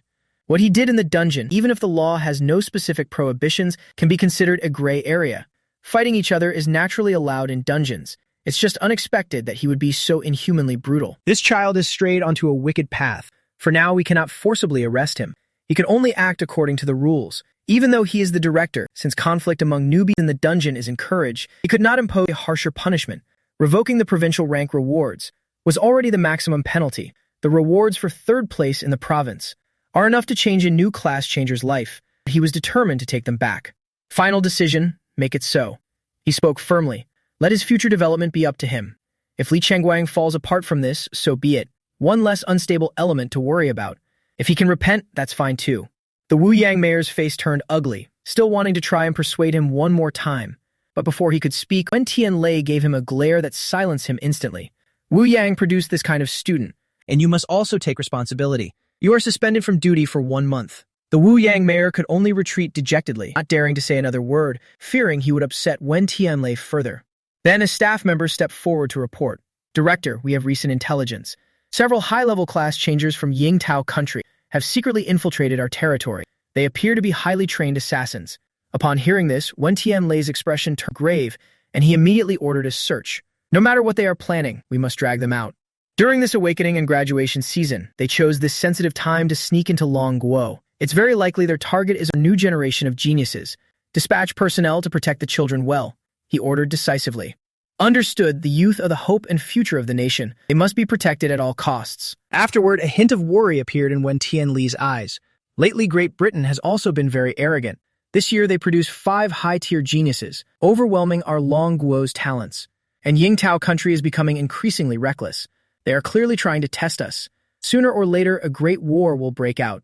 After seeing the results announced, I immediately opened my personal mailbox. Rewards had indeed been sent. It turned out to be a bird egg. This egg had dark blue patterns on it, its material transparent like crystal, and it felt slightly cold to the touch, just like a piece of jade.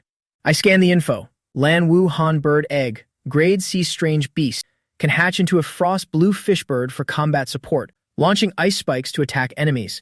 I directly performed the sublimation process. Sublimation successful. The bird egg immediately turned pitch black, looking extremely eerie. Mingdian egg, grade S, strange beast, can hatch into a netherworld bird full of killing intent, helping to eliminate enemies on the battlefield. Incubation time, 90 days. I didn't expect it to upgrade straight to grade S. After my luck attribute increased, the all things sublimation skill is indeed much more powerful. This kind of strange beast in all races' store would sell for at least 100 million. All races' currency is Jianglin currency. If converted, it's worth at least 1 billion. The only thing I'm not satisfied with is the long incubation time. I put the egg into my personal space to wait for it to hatch. Next, I opened my inbox, and countless admission letters flooded in like a tide. In this world, there are no universities, only demon hunting organizations. After graduating high school, you can choose to join one of them. The Sky Tower Association sits above all other demon hunting organizations. At the very least, they have priority to recruit any genius. Later, you can still join other demon hunting organizations. There are periodic demon hunting assemblies and dungeons opened. Except for the Sky Tower Association, each person is only allowed to join one single demon hunting organization. I began to carefully consider my choices, browsing through my admission letters.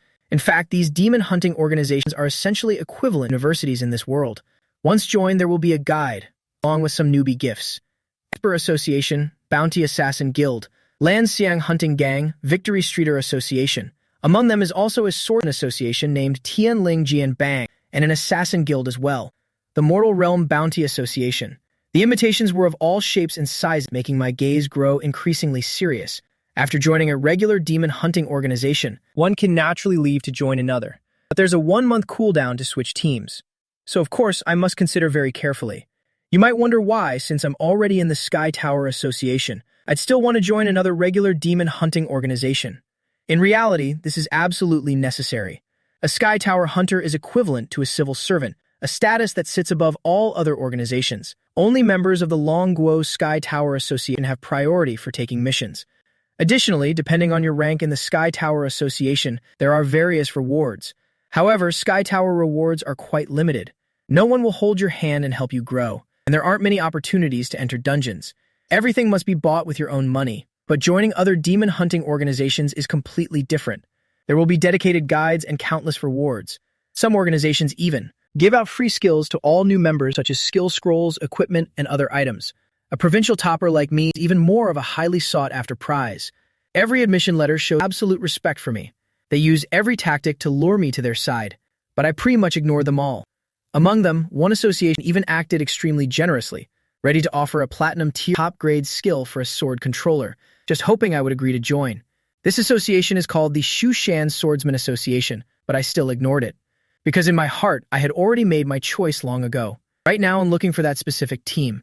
I don't meet any other teams. This is also a conclusion from my experience in my past life. If I recall correctly, that organization was named Heisha. I remember this very clearly. That organization accepted a massive price to purchase the exploration rights for a certain dungeon. It's an Earth-ranked dungeon called Hai Bin Chao. In all of Longguo, less than 10 associations bought the exploration rights for that dungeon. And Heisha is the only organization that doesn't require any tedious procedures. As soon as you join, you can immediately enter the organization's hunting dungeon. Only by joining that association can one immediately gain the right to enter and explore that dungeon. And right within that dungeon, there's something I desperately crave. That is an epic-grade piece of equipment. An epic-grade item appearing in a D-ranked dungeon?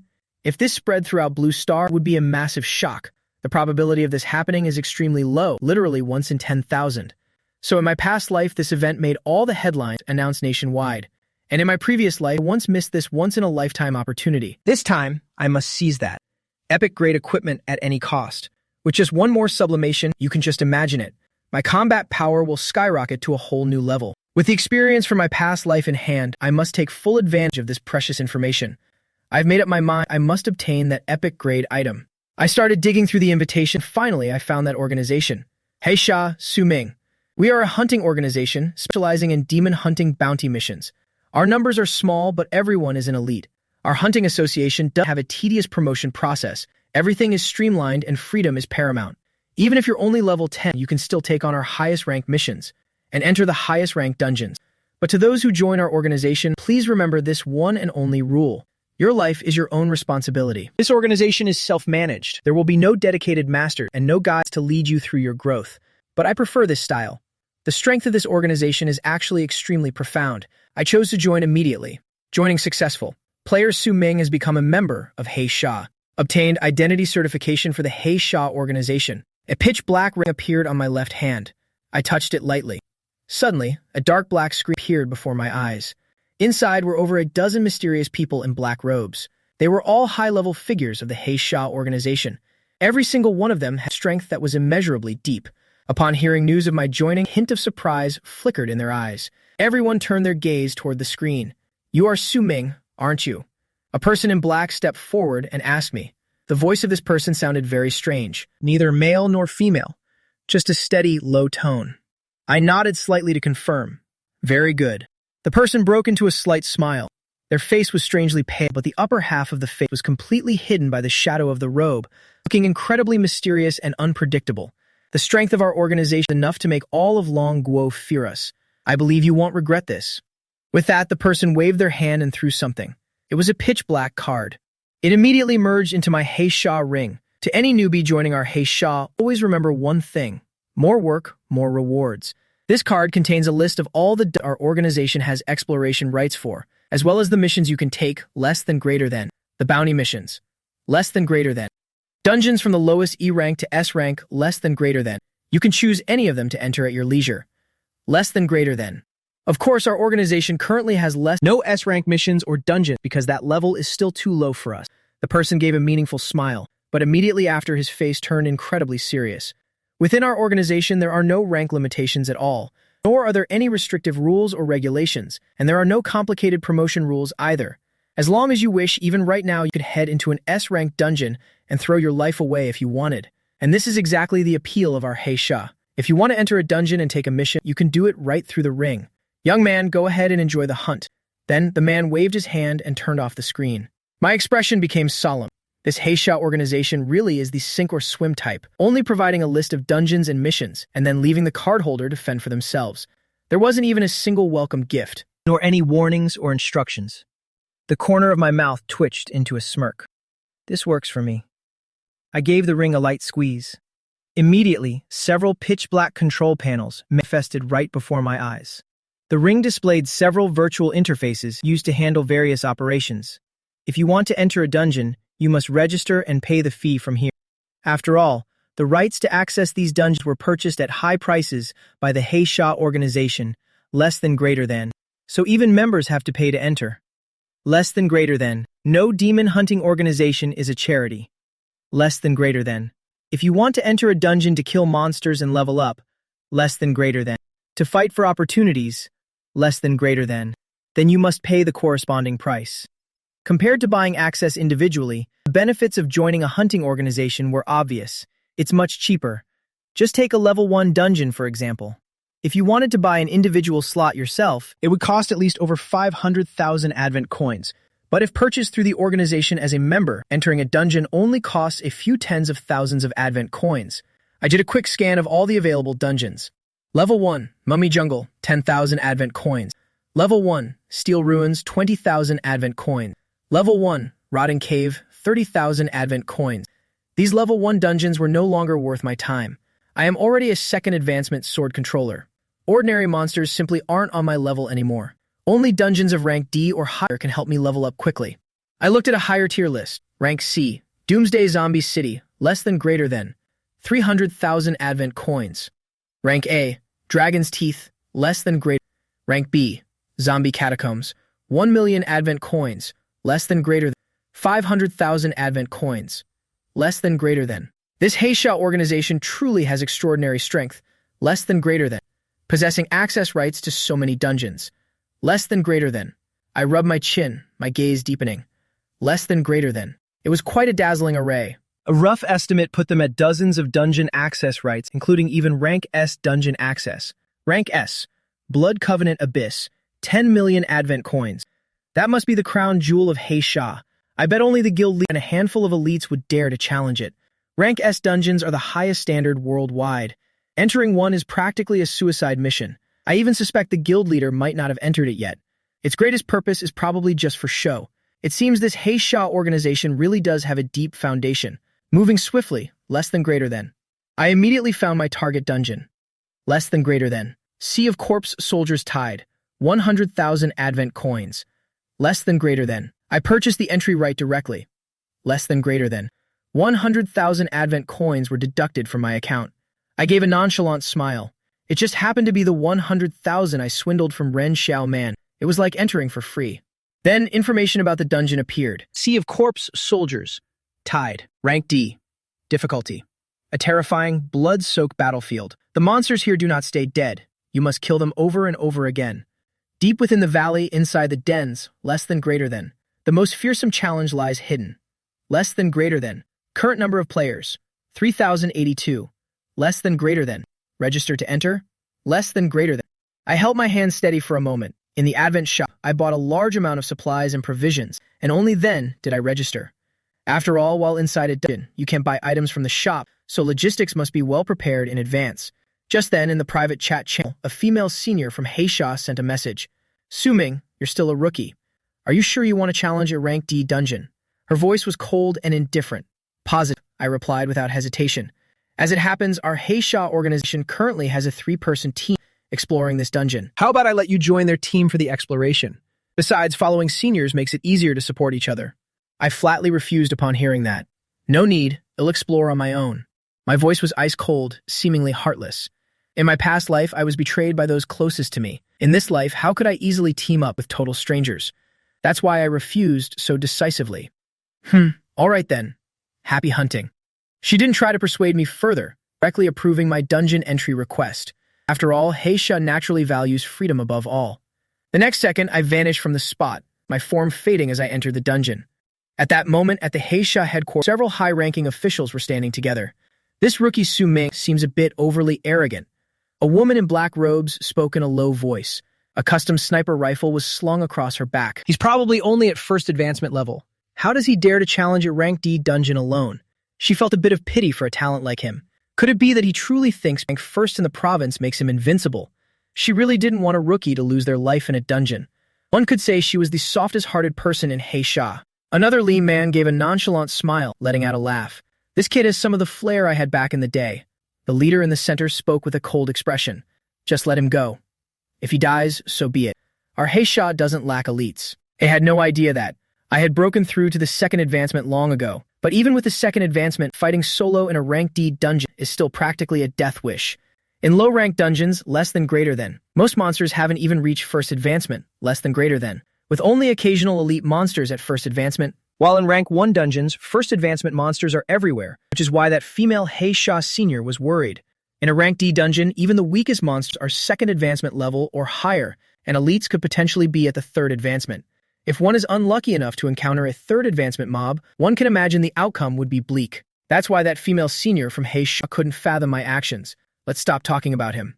A burly man in black robes stepped forward, saying that instead of worrying about this rookie brat, we should focus on this year's Rookie Combat Assembly. All the hunting organizations will send their newly awakened rookies from this term to participate. Word is that this year's Champions Guild will receive exploitation rights for 10 high-level dungeons, and the champion themselves will receive an epic grade item reward. Items below epic rank are considered common. So the rank is extremely rare. After epic come ancient, legend, and mythic. Our Heisha has always been few in number. However, being few also means fewer rookies. Counting Su Ming, we have fewer than 10 rookies joining this year. I fear it will be hard to win the assembly. The leader only gave a faint smile as if everything was well within his control. Haha, no need to worry. Let things take their natural course. I have already made all the arrangements. I felt my body floating for a moment, and I slowly touched down on the ground. Opening my eyes, I had appeared inside the dungeon. The first thing I felt was a bone-chilling cold. I looked around, and a desolate wasteland met my eyes. Frozen ground and snowy skies with ice mountains everywhere. The sky was covered in thick fog.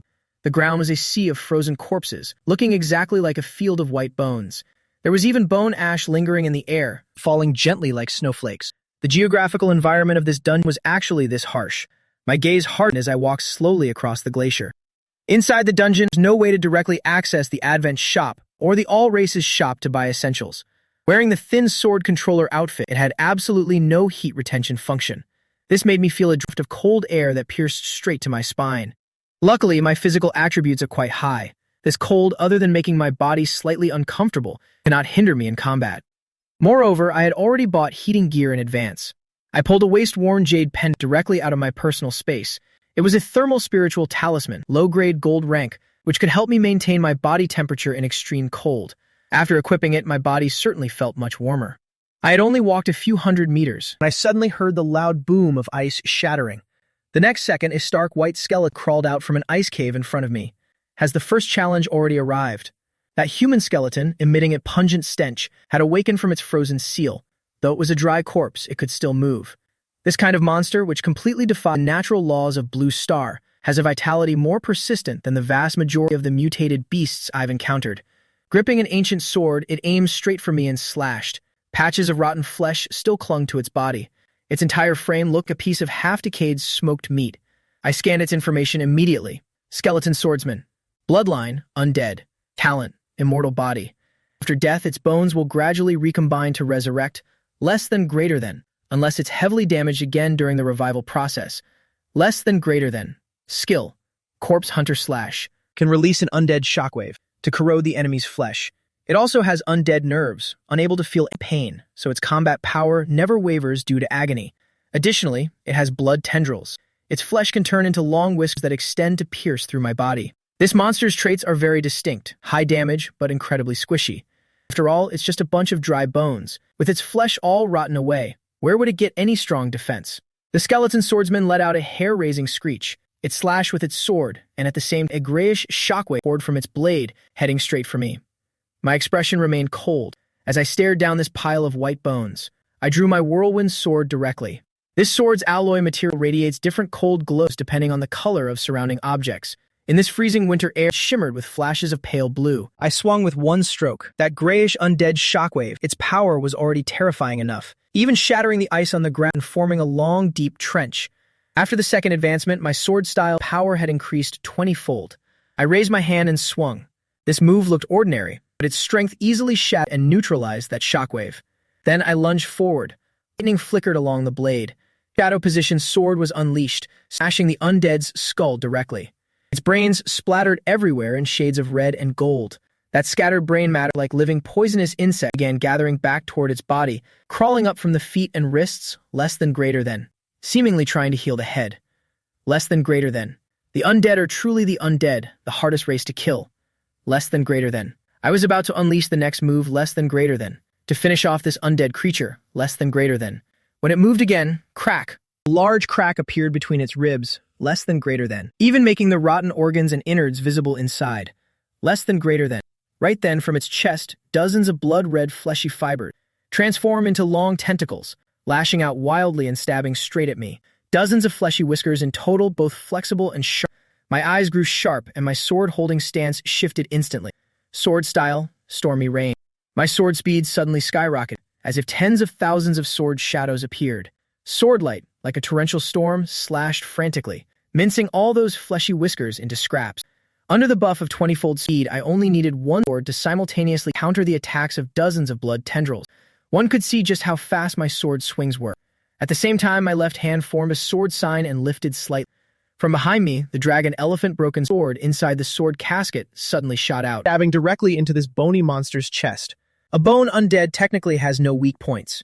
Even with its head smashed, it can still launch attack, the only way to temporarily kill it. The dragon elephant blade, carrying a stream of firelight, circled around it several times. The golden-white sword aura flowed, finally severing all the monster's limbs. It was instantly reduced to just a torso, tumbling to the ground.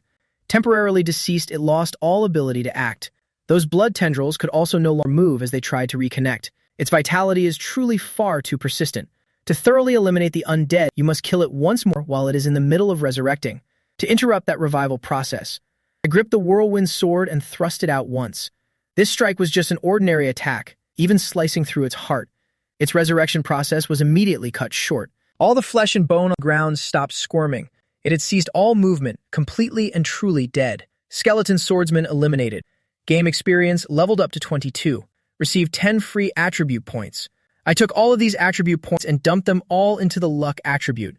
Shadow Position sword skill. Proficiency increased. Leveled up to mid-grade gold.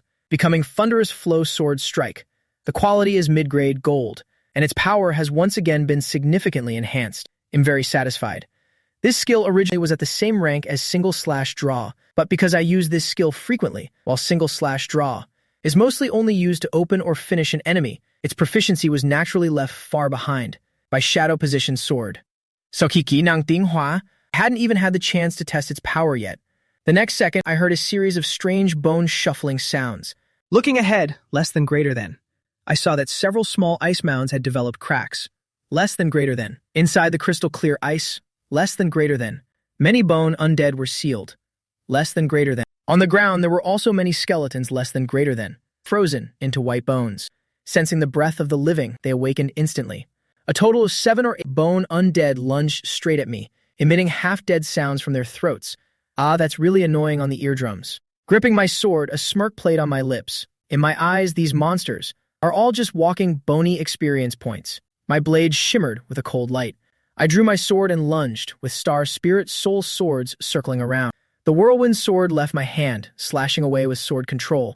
At the same time, Dragon Elephant Broken Sword left its sheath, the broken blade spinning in mid-air, carrying a blazing fire to incinerate the skeletons' bodies. Fire naturally counters these undead, so the damage was naturally sky-high.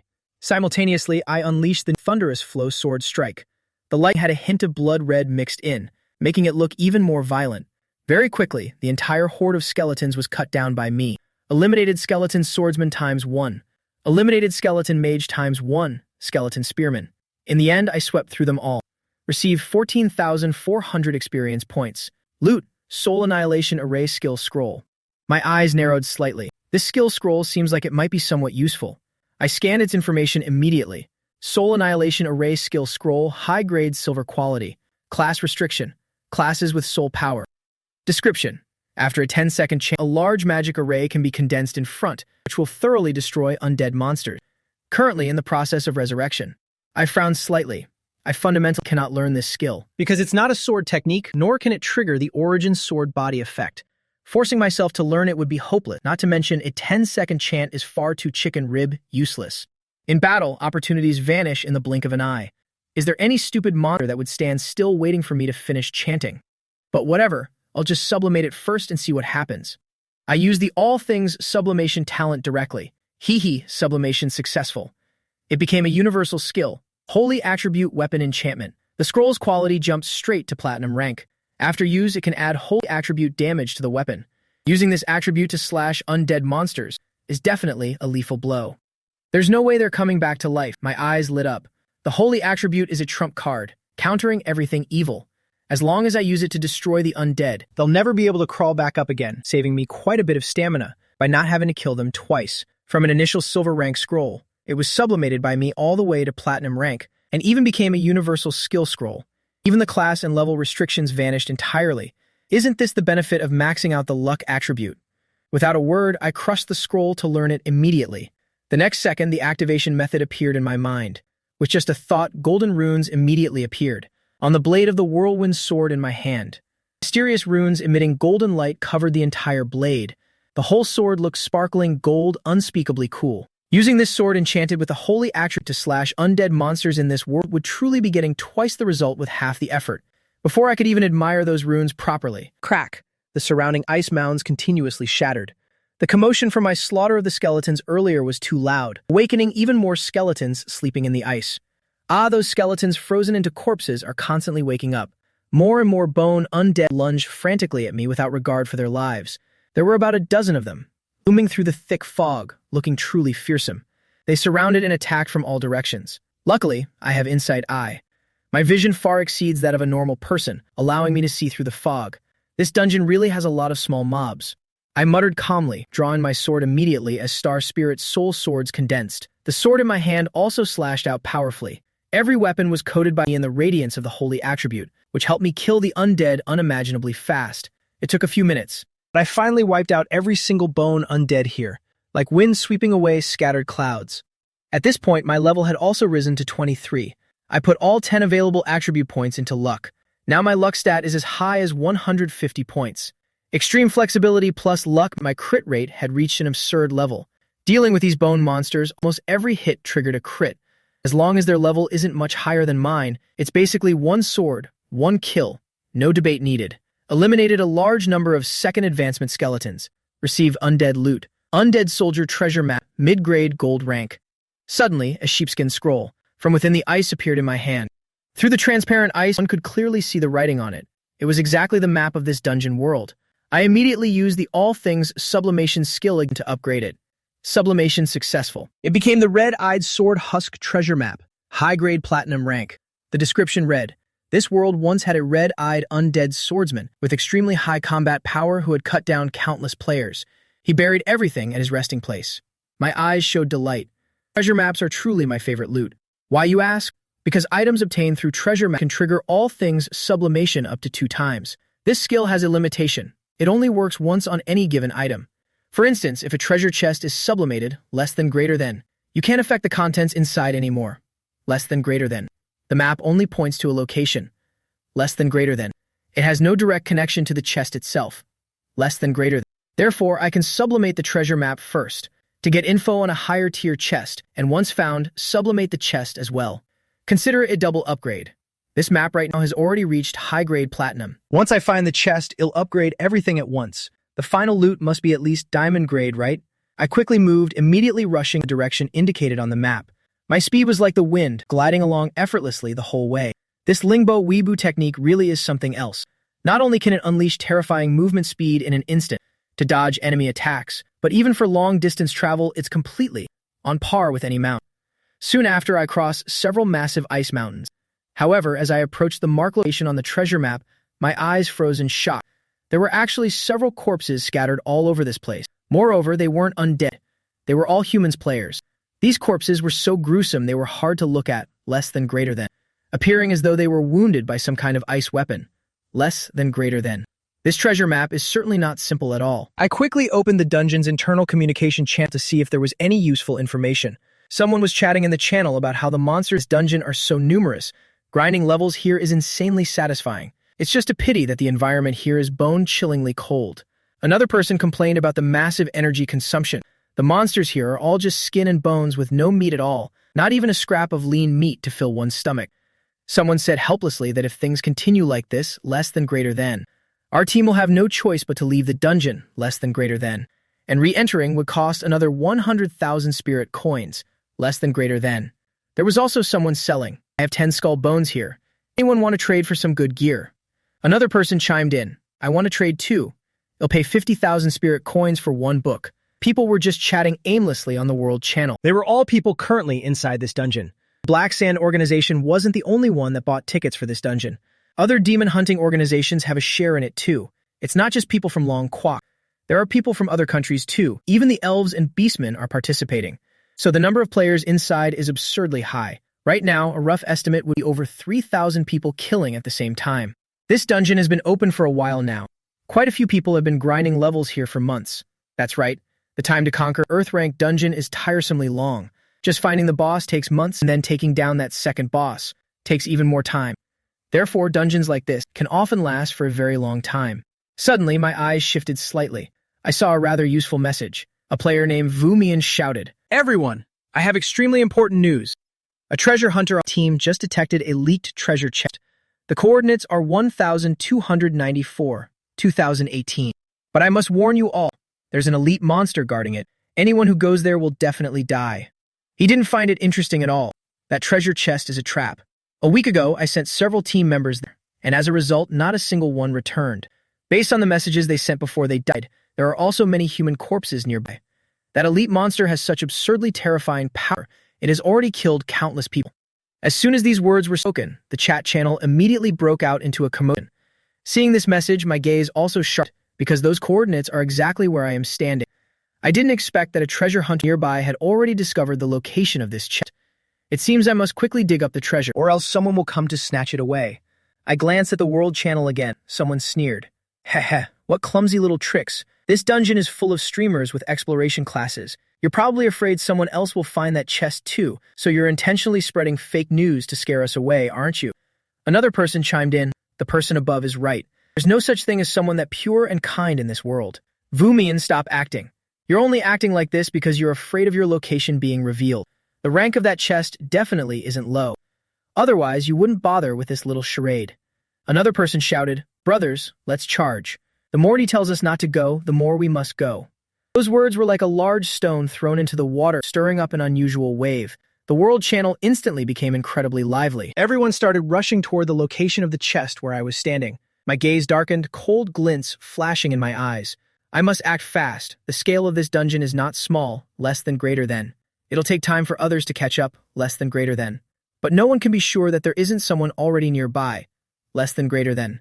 I quickened my pace, following the long trail of blood. On the ground as I rushed forward. Along the way, sure enough, I saw more and more human corpses, at least a dozen of them. Each of their deaths was more gruesome than the last, and their wounds were all identical. Their chests were covered in cuts that looked like frostbite, appearing as if they were made by some kind of sharp weapon condensed from frost, causing the faces of the corpses to turn dark purple, as if their entire life force had been drained dry. On the ice along the way, bloodstains were scattered everywhere, merging into a crimson ice river that snaked forward. How chilling. After over an hour of hard work, less than greater than, I finally arrived at this strange mountain, less than greater than. All around, ice and snow were condensed into a bamboo forest, less than greater than. The tall, transparent bamboo stalks looked lifelike, like magnificent ice sculptures. However, the edges of this bamboo species were incredibly sharp, as if someone had intentionally sharpened them. Looking closely, in the center of the bamboo forest was my platinum chest, embedded deep beneath the ice in the middle, shining like new. However, before I could rush forward to open the chest, a gaunt skeleton death guard slowly stepped out from ahead. It was completely different from the other underlings. Its entire body radiated an atmosphere full of danger and an extremely powerful pressure. In its blood-red eyes, cold, murderous intent flickered, and with its long, slender limbs, it held twin swords firmly in its hands. I only needed a glance to recognize it. This underling was the one recorded on the treasure map. Hongman Kiem Hai, a level 31 elite monster, possessing the undead lineage. All its attributes were incredibly strong, especially the undying body talent and proficiency in dual sword skills, making it an extremely formidable opponent. What surprised me even more was that when this monster was alive, it turned out to be just like me, an awakened player. He was originally a class advancer of the undead race. Although this race possesses powerful undead magic and resurrection abilities, it also has a fatal weakness: the inability to cultivate skills related to life force. Furthermore, during the process of dying and returning to life, it's very easy to fall and become a mindless demon, exactly like this Hong Nan Kiem Hai before me. I immediately drew the long Tuong broken sword from my waist. Dealing with this kind of third job advancement, Monster requires absolute caution. I thought it was some other monster. I didn't expect it to be the true Hong Nyan Kiem Hai himself, who could still fight to protect the treasure even after death. Before I could make a move, this red-eyed underling acted first and launched an attack. His figure was fast to the limit, his after-images stretching into a blurred ribbon. A characteristic clattering sound of bones echoed from his mouth. His left hand held a 1,000-year profound ice greatsword, as thin as a cicada's wing, less than greater than. While his right hand tightly grasped an obsidian shortsword as black as ink, less than greater than. The two swords had completely opposite styles, less than greater than, but both possessed terrifying power as they slashed toward me. I didn't back down and rushed forward to meet the blow. The long Tuong broken sword in my hand swung in a fierce strike. Draw sword, one slash! My body turned into a deep blue sword shadow, soaring through the air. Horrific sword chi enveloped me, nearly tearing the atmosphere apart, and in an instant, it shattered that decayed sword chi. A hint of shock appeared in his gloomy, blood-red eyes. Clearly, he didn't expect to encounter such a powerful opponent. Under the 20 times boost to sword technique power and speed from the original sword body, even if there was a gap between my attributes and this underling's, I could still face him with ease. My draw sword, one slash pierced through the enemy's body. This strike not only destroyed the sword light from the elite monster, but also smoothly cut off its lower jaw. I pierced right through the arm holding his sword, severing it from his body and revealing glowing red sparks within. Hong Nan Kiem Hai hunched over, its pupils shrinking in sheer terror. It snatched the severed arm from the air and pressed it back onto its shoulder, the bones and flesh instantly reattaching as if it were never injured. I already knew. The self-healing ability of the undead race is incredibly eerie. Naturally, that previous attack couldn't deal too much damage. A glint of pure, murderous intent appeared in his eyes. Having seen my true strength, he finally started getting serious. Countless strands of gloomy death chi flickered on the blade, bringing a powerful pressure that weighed down on the twin swords. In the next instant, he unleashed highly violent technique. Twin Sword Mad Lotus. The black and white swords in the underling's hands looked like black and white assassins, swinging with unpredictable transformations. Endless death chi turned into cold sword shadows, closing in on me. Every living being would shredded into a pile of rotting meat by his blades. However, facing this move, I remained expressionless, not even bothering to draw my second sword. Instead, using only this long Tuong broken sword, execute the Gale Storm sword skill, plunging into the turbulent battle. In a flash, I seemed to transform into the 1,000-handed Guanyin, unleashing countless radiant sword lights before me. Amidst the jarring clangs of collision, the entire space was filled with ice shards and flying sparks. The air was thick with rising mist and crystalline fragments, along with the intense clashing of metal. My sword was too fast. It blocked every single attack, and I could use Gale's Storm Sword to confront him head-on without being harmed at all. With Twin Sword Mad Lotus broken, Hong Nan Kiem Hai's eyes filled with horrific shock he didn't expect. I could use one sword to suppress his dual blades, without falling into a disadvantage even slightly. On the contrary, my momentum was continuously skyrocketing. My sword techniques grew fiercer as the fight went on. My skill proficiency was rising at a dizzying pace. The reason I only used one long Tuong broken sword against this elite monster, this underling, was because it was a perfect opportunity to upgrade Gale Storm's sword. This is a great chance to increase the skill's rank thanks to the original sword body. Even though my level is much lower than the opponent's, less than greater than, I'm still confident that matching one sword against two wouldn't leave me trailing behind. Less than greater than. Furthermore, the opponent's skill less than greater than is very similar to my Gale Storm sword. Using these two skills to cancel each other out in battle will make my proficiency soar like a kite in the wind. Very quickly, my Gale Storm sword completed a breakthrough, ascending to lower gold rank. Gale Torrent sword. It didn't stop there. I continued swinging to push the proficiency even higher, because the enemy's level far exceeded mine, so the experience points and proficiency both received bonus modifiers. I had to seize this chance to swing my sword with all my might. Every slash was converted into proficiency points. The skill ascended again to mid-gold rank. Breezing Rain's slash. I kept delivering lethal strikes, feeling so exhilarated that I laughed out loud. Hong Nan Kiem Hai facing me, immediately felt a pressure as heavy as a mountain. Though he had fallen and lost his reason, perhaps some shred of instinctive reasoning still remained. Right now, an incredibly disbelieving expression appeared in his eyes. He couldn't comprehend how my combat power could suddenly advance so rapidly, the same set of sword techniques constantly evolving mid-battle. The duel between us lasted for several minutes. The snow and ice within a few meters' radius were gouged into deep furrows by the sword strikes. The surrounding ice bamboo forest was also cut down section by section. Wherever the sword chi passed, nothing remained intact. First, I was pushed back step by step, but now less than greater than. I had turned the tables and started cornering him. Less than greater than. The matchless sword momentum gradually caused the weapons less than greater than of that dual-wielding underling to become covered in nicks. After all, my sword is a diamond rank weapon, plus it has fire and holy enhancement attributes. My long tuong broken sword is incredibly sharp and can easily slice through platinum rank weapons. At this moment, the skill ascended once again to upper gold rank. Gale Rain Kill. My sword speed suddenly increased terrifyingly, causing the red-eyed underling's twin swords to be shredded and riddled with damage covered in countless chips. He let out a roar of fury. No human had ever dared to suppress him to this extent. His whole body erupted with violent aura, and a dark grayish-black moonlight surged out from his frame. His twin swords spun in a circle like a crescent moon, slashing straight toward my neck. In that instant, my gaze turned ice cold. The broken blade fragment suddenly shot out from the scabbard on my back, and the long tuong broken sword turned into a brilliant spark of fire, slashing directly at the monster's skull.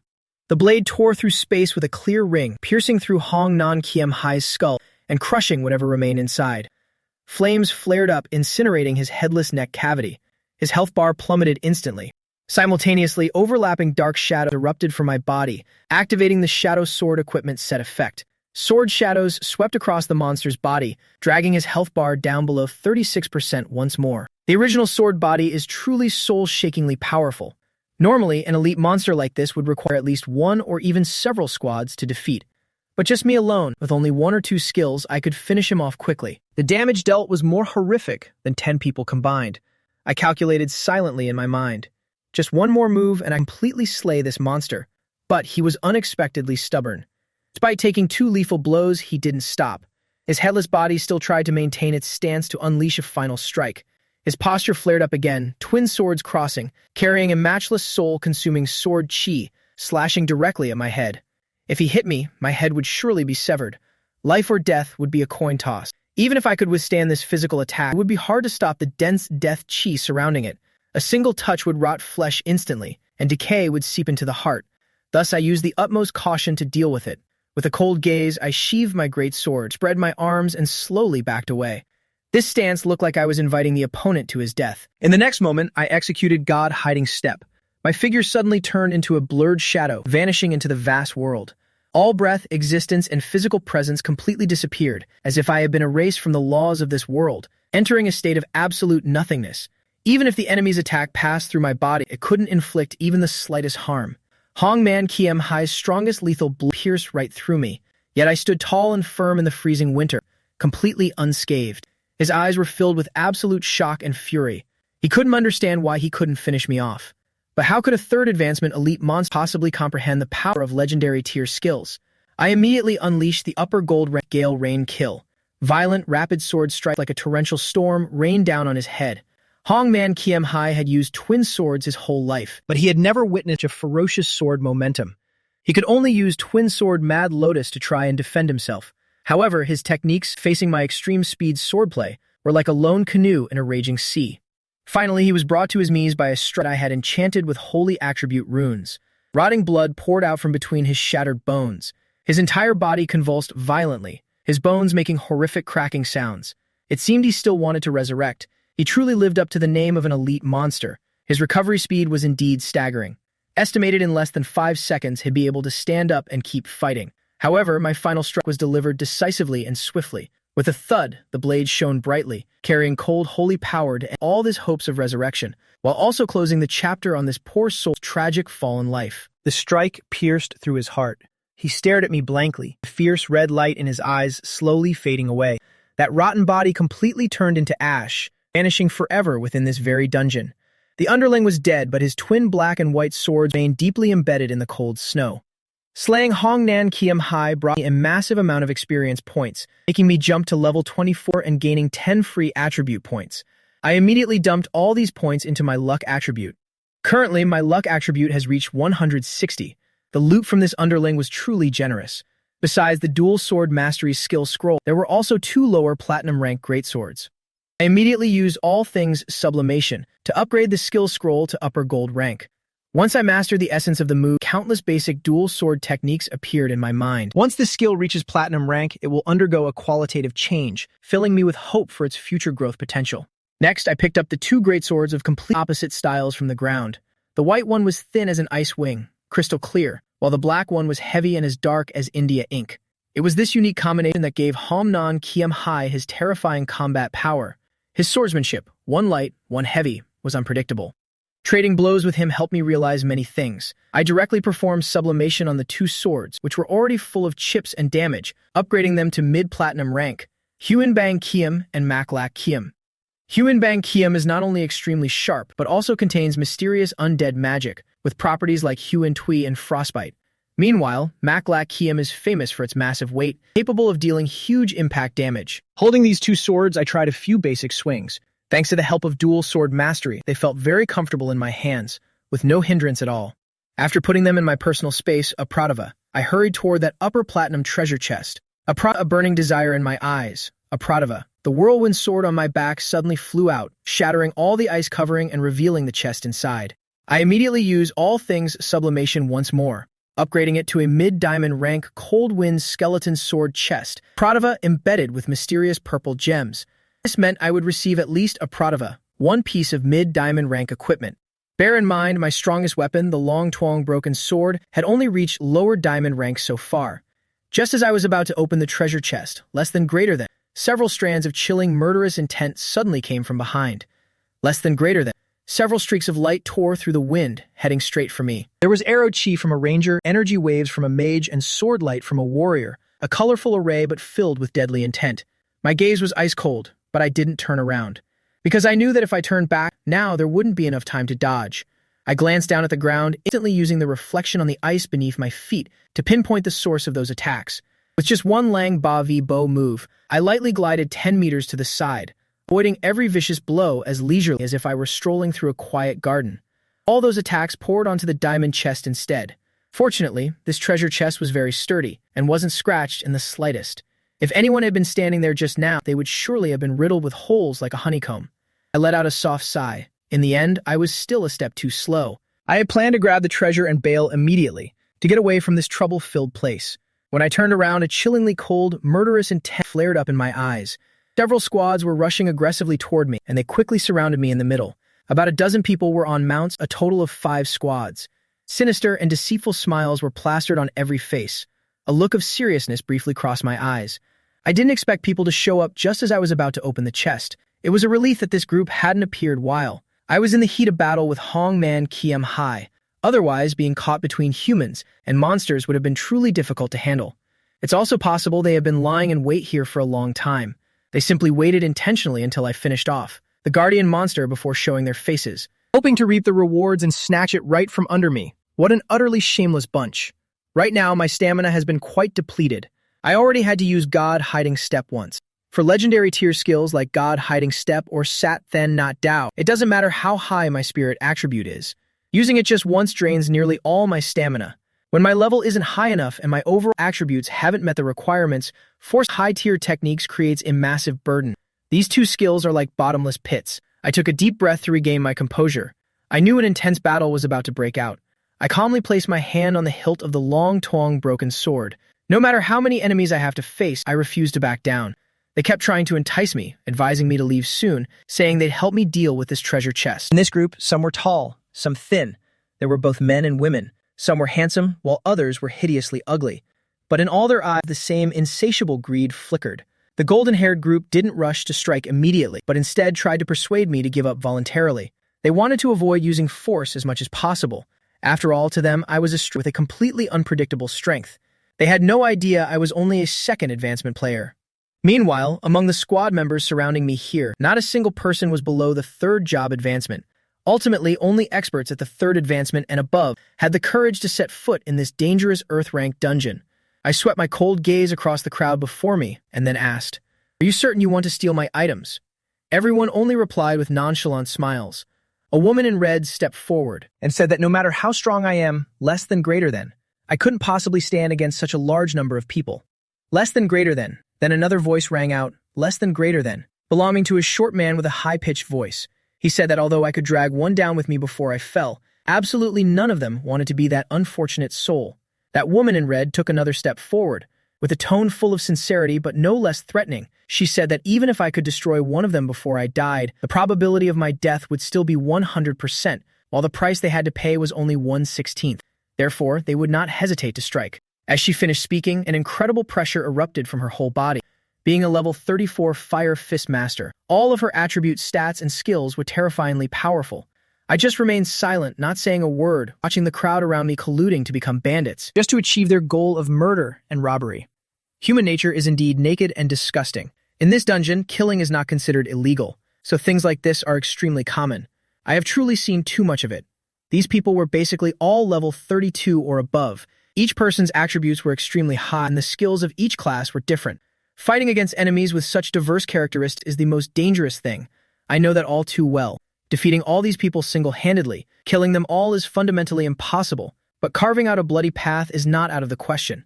With a flash of murderous intent in my eyes, I directly took out a wine flask. Seeing this, everyone's eyes flickered with doubt, less than greater than. They began to speculate, less than greater than. Could this be some secret medicine to boost cultivation in an instant? Less than greater than. At this time in the crowd, a man in a black robe was less than greater than, squinting his eyes and staring at me. He said, less than, greater than.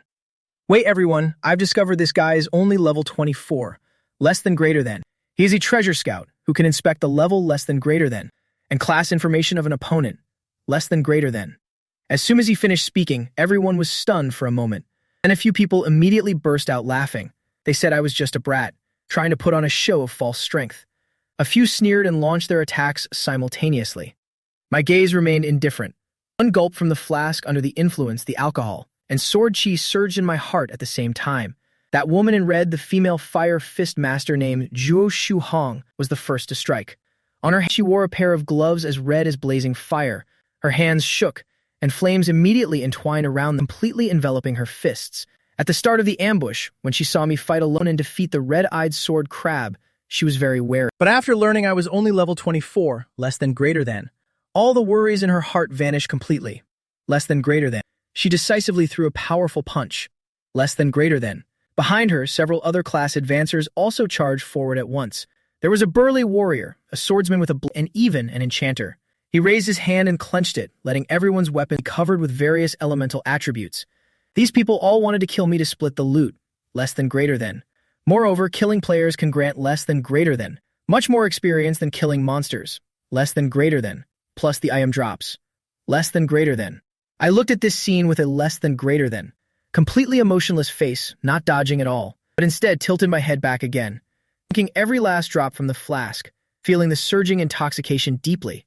At this very moment, the world in my eyes seemed to slow down. The power of my sword techniques skyrocketed in an instant.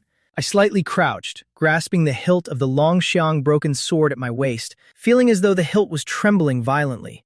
A clicking sound echoed, causing my entire hand to vibrate incessantly. It seemed I could no longer restrain the sword, as if it wanted to break free from its scabbard and soar out. Seeing this, the crowd began to sneer. I looked indifferently at the people mocking me, less than greater than. They asked if I was so scared that my hands were shaking, less than greater than. However, they had no intention of stopping, less than greater than. Every attack converged instantly from all sides, less than greater than, surrounding me in the center. Before the attacks even landed, the ice beneath my feet began to crack. This is the super 1,000-year glacier of the dungeon, and being cracked like this showed just how terrifying the pressure from their attacks was. I could feel my breathing halt, a premonition of a death-dealing strike. The hair all over my body stood on end. After all, this was a group of rank 3 experts. Any single blow would be hard for me to withstand. I'm a typical high attack, low defense class, not very skilled at defense. However, my state of mind was perfectly calm, less than greater than. I've always believed that offense is the best defense. Less than greater than. I frantically dumped points into my less than greater than, agility attribute specifically for today. Less than greater than. Furthermore, my hands shook not from fear, but from sword chi. By now, intoxication filled my chest, and vast sword chi was already circulating on the blade, hidden deep in the scabbard, just waiting for a fateful strike. To brew this attack to its perfect level, I had been forcibly suppressing it, gathering all the sword chi within. I had never used the draw sword slash after charging up, as no enemy was worthy enough for me to use it. Today, I finally found a great opportunity. My eyes were cold, my face emotionless, my hands trembling more and more violently. The crowd's attacks arrived right before me, less than a meter away. Especially Zhuo Shuhong's fire fists, which had nearly reached a position just an inch from my face. A few strands of hair were already burned to ash by the searing hot fist wind. I remained motionless, frighteningly calm. Despite being surrounded, my gaze remained still. My combat experience outweighed all of theirs combined, so I could always make the most accurate judgment, unswayed by emotion. Not until Zhuo Shuhong's fist was an inch away. The spinning axe of the dual-axe warrior was at my forehead, less than greater, just a second away. Less than greater than. Every attack had approached to the extreme limit, less than greater than. It seemed I would be crushed on the spot in the next moment. At that exact moment, I finally made my move. With a boom, a terrifying current circulated from the blade. The moment I pulled out the long shang broken sword, the long shang blade in the scabbard behind spun forward, snapping perfectly onto the broken sword. A complete long sword appeared like the Milky Way, an unrivaled force that nothing could stop, enough to shatter any platinum-grade weapon. The brilliant blue current exploded violently. Within it surged an electric net mixed with blood red, along with golden flames shooting from the broken sword. Less than greater than. The three intertwined colors looked terrifying. Less than greater than. In a flash, my whole body soared through the air, less than greater than, leaving a deep, long sword trail, like a crescent moon slashing diagonally, sweeping across the battlefield in an instant, soaring over 100 meters away. This sword chi charged straight ahead, directly piercing through several bodies, shredding half of Zhuo Shuhong's torso. In her eyes, which a moment ago held the joy of success, was now complete bewilderment. Her entire body had been slashed in half by me. That brilliant thunder sword chi grievously wounded her. Her eyes went dull, filled with disbelief. Intense pain, at this very second, shattered both her confidence and her health bar. Her HP dropped to 0 instantly, the life in her eyes quickly fading. Could it be that I lost? I am rank 3. Rank 3. I cannot die. Very quickly, her mangled corpse collapsed to the ground, bright red blood staining the ice. She was instant killed by my single strike, shocked to death on the spot. This single strike of mine was far too terrifying. Killing Zhuo Shuhong was not the end. Carried by the sword chi, surged ahead for dozens more meters. In the air, the three-colored lightning sword chi took several seconds to completely dissipate. On the ice surface below, a deep and long melt scar appeared. Along its edge, there were nothing but black burn marks left by black electric arcs. Everyone who had attacked and stood before bore the weight of this single strike. This strike hit at least 6 people, fresh blood spurting into the sky. Witnessing this scene, the eyes of everyone around were shaken to their core. This one strike directly finished off Zhuo Shuhong and that enchanter further away. These two died with their eyes wide open, full of regret as their bodies slumped to the ground. Their entire bodies were mangled, every piece of defensive gear unable to withstand a single blow. The few lucky survivors weren't doing much better. Where the sword chi struck was deep to the bone, blood gushing out profusely. The berserker coughed up a large mouthful of blood, sent flying backward by the single strike. The sword chi had pierced his chest, shattering his lungs. He was the strongest, sturdiest of the bunch, a high HP meat shield, yet facing my single strike, he was also grievously wounded. The swordsman who had just charged me, both he and his blade were cut in two, his upper and lower body completely separated. Luckily, he had life-saving equipment, creating a barrier so he didn't die. He immediately took out an expensive instant healing potion to seal the wound. Only about 6 people had attacked, with 10 others who hadn't moved yet. At this very moment, those people realized that they were actually the foolish ones. The truly calm one had been standing outside observing coldly. The berserker's face was extremely ugly. He suddenly turned to look at the treasure scout, who had claimed I was only level 24 and roared, "You bastard treasure scout. You dared to lie to us." How could the power of his sword technique be only level 24? The swordsman's gaze was also gloomy to the extreme. He glared at the treasure scout. "You dared to trick us into attacking. He'll kill you." The dual-axe warrior was also shaking with rage, slowly approaching the treasure scout. Seeing this, the treasure scout felt his scalp go numb. He hurriedly explained, "I didn't lie to you guys. This player's name is Shashin. Maybe he used some title to replace his display name. My skill level isn't high enough, so I can only see the level. I couldn't see his class or specific information. I really wasn't lying." The treasure scout was crying without tears, only able to tremblingly hold out a hand. "Brothers, I must clarify something. This guy has already leveled up to 26. The words caused an uproar throughout the arena. I was being besieged by a crowd, yet I still leveled up.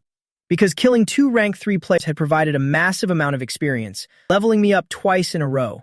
The swordsman's gaze was cold as he swung his blade and chopped off the treasure scout's head. Treasure scout is purely a support class. Their combat ability is extremely weak, and without any life-saving gear, he was killed instantly. Those who were grievously wounded by me all aggressively spat on his corpse. What bad luck. If I'd known, I wouldn't have listened to this treasure scout. He definitely tricked us.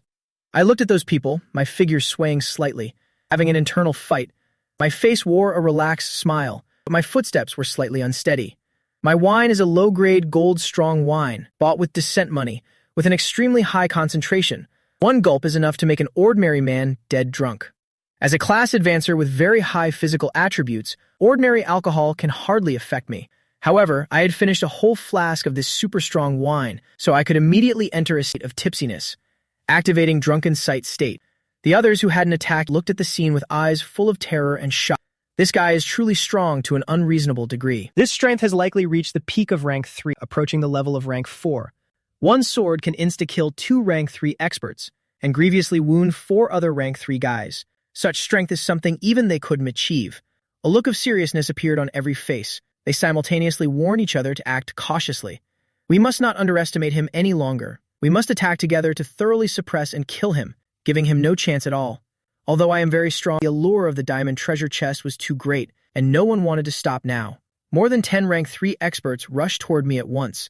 The few who had just been grievously wounded by me had also recovered their strength and wanted to regain their pride. This time they were wiser, using their fastest techniques, denying me any time to charge up. They believed that I couldn't possibly use such a powerful move many times in a short period. I decided to use the gale-piercing dance kill. Violent sword shadows flashed in my hands, creating a dense waterfall of blades, blocking the vast majority of attacks. At the same time, countless streaks of sword chi shot out. Under the guidance of the drunken sword, every sword skill had a chance to attach sword chi, significantly increasing their power. Sword light sparkled like raindrops, neutralizing many offensive strikes. However, I was still forced to retreat gradually. Someone shouted loudly, telling me to give up the treasure chest and they would spare my life. They couldn't understand why I was so stubborn. Witnessing this, I seemed to recall my past life, at the edge of the death dungeon, where the image of being cornered by Zhang Yang and Ren Xiaoman returned once more to my mind. Human nature is greed, and in dungeon areas without restrictions like this, they immediately become extremely ruthless. The blade in my hand moved at extreme speed, while I also urged the spiritual blade behind, the whirlwind sword and the scabbard sword hovering in the air to slay the enemies.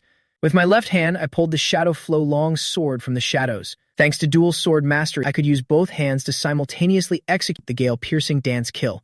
Countless wild sword shadows danced before me, shredding even the mist in the air. I also drew the black and white twin swords from my personal space, using sword control to urge them into a killing frenzy. Forcibly controlling multiple weapons was too taxing, and my physical stamina seemed to be burning up extremely fast. The crowd began to suffer wounds gradually, but they still gritted their teeth and spurred each other on. They didn't expect I could counterattack so tenaciously with such aggressive sword techniques. During the assault, wounds also began to appear on my body. Some skills had managed to pierce my defense and land hits. I used Lingbo microsteps to dodge while executing the gale-piercing dance kill, putting everything I had into defense and holding out. However, rank 2 ultimately has limits, and my health had dropped to only 50%. I had also retreated to the very edge of the treasure chest area. Just 10 more meters, and I would leave the range for collecting the chest. I didn't want to give up this treasure chest. It was the worthy reward of killing the elite monster. These people were truly shameless, and rage boiled in my heart. A chilling, murderous intent appeared in my eyes as my gaze swept over the crowd. He's probably reaching his limit too. Everyone, use your finishing blows. Intensity of the crowd's attacks suddenly skyrocketed, and I was continuously pushed back. At the same time, I also felt an invisible force beneath my feet beginning to twist and hold me. It turned out there was an entrapment mage in the crowd using an entwinement spell. The speed of my lingbo microsteps suddenly slowed. Then, a dark red chain appeared from mid-air.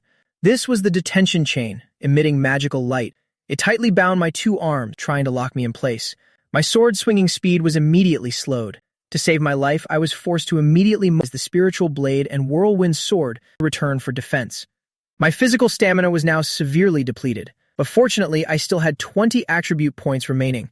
These were free attribute points gained after leveling up twice just now. I have to admit, the experience from killing players is indeed far more than from killing that rank 3 skeleton. I had shot straight up to level 26. I immediately dumped all these points into spirit power to recover some stamina. At the same time, the proficiency of draw sword slash had been upgraded to high-grade gold. Since I used this skill to kill higher-level enemies and dealt massive critical damage, the proficiency points gained were naturally high.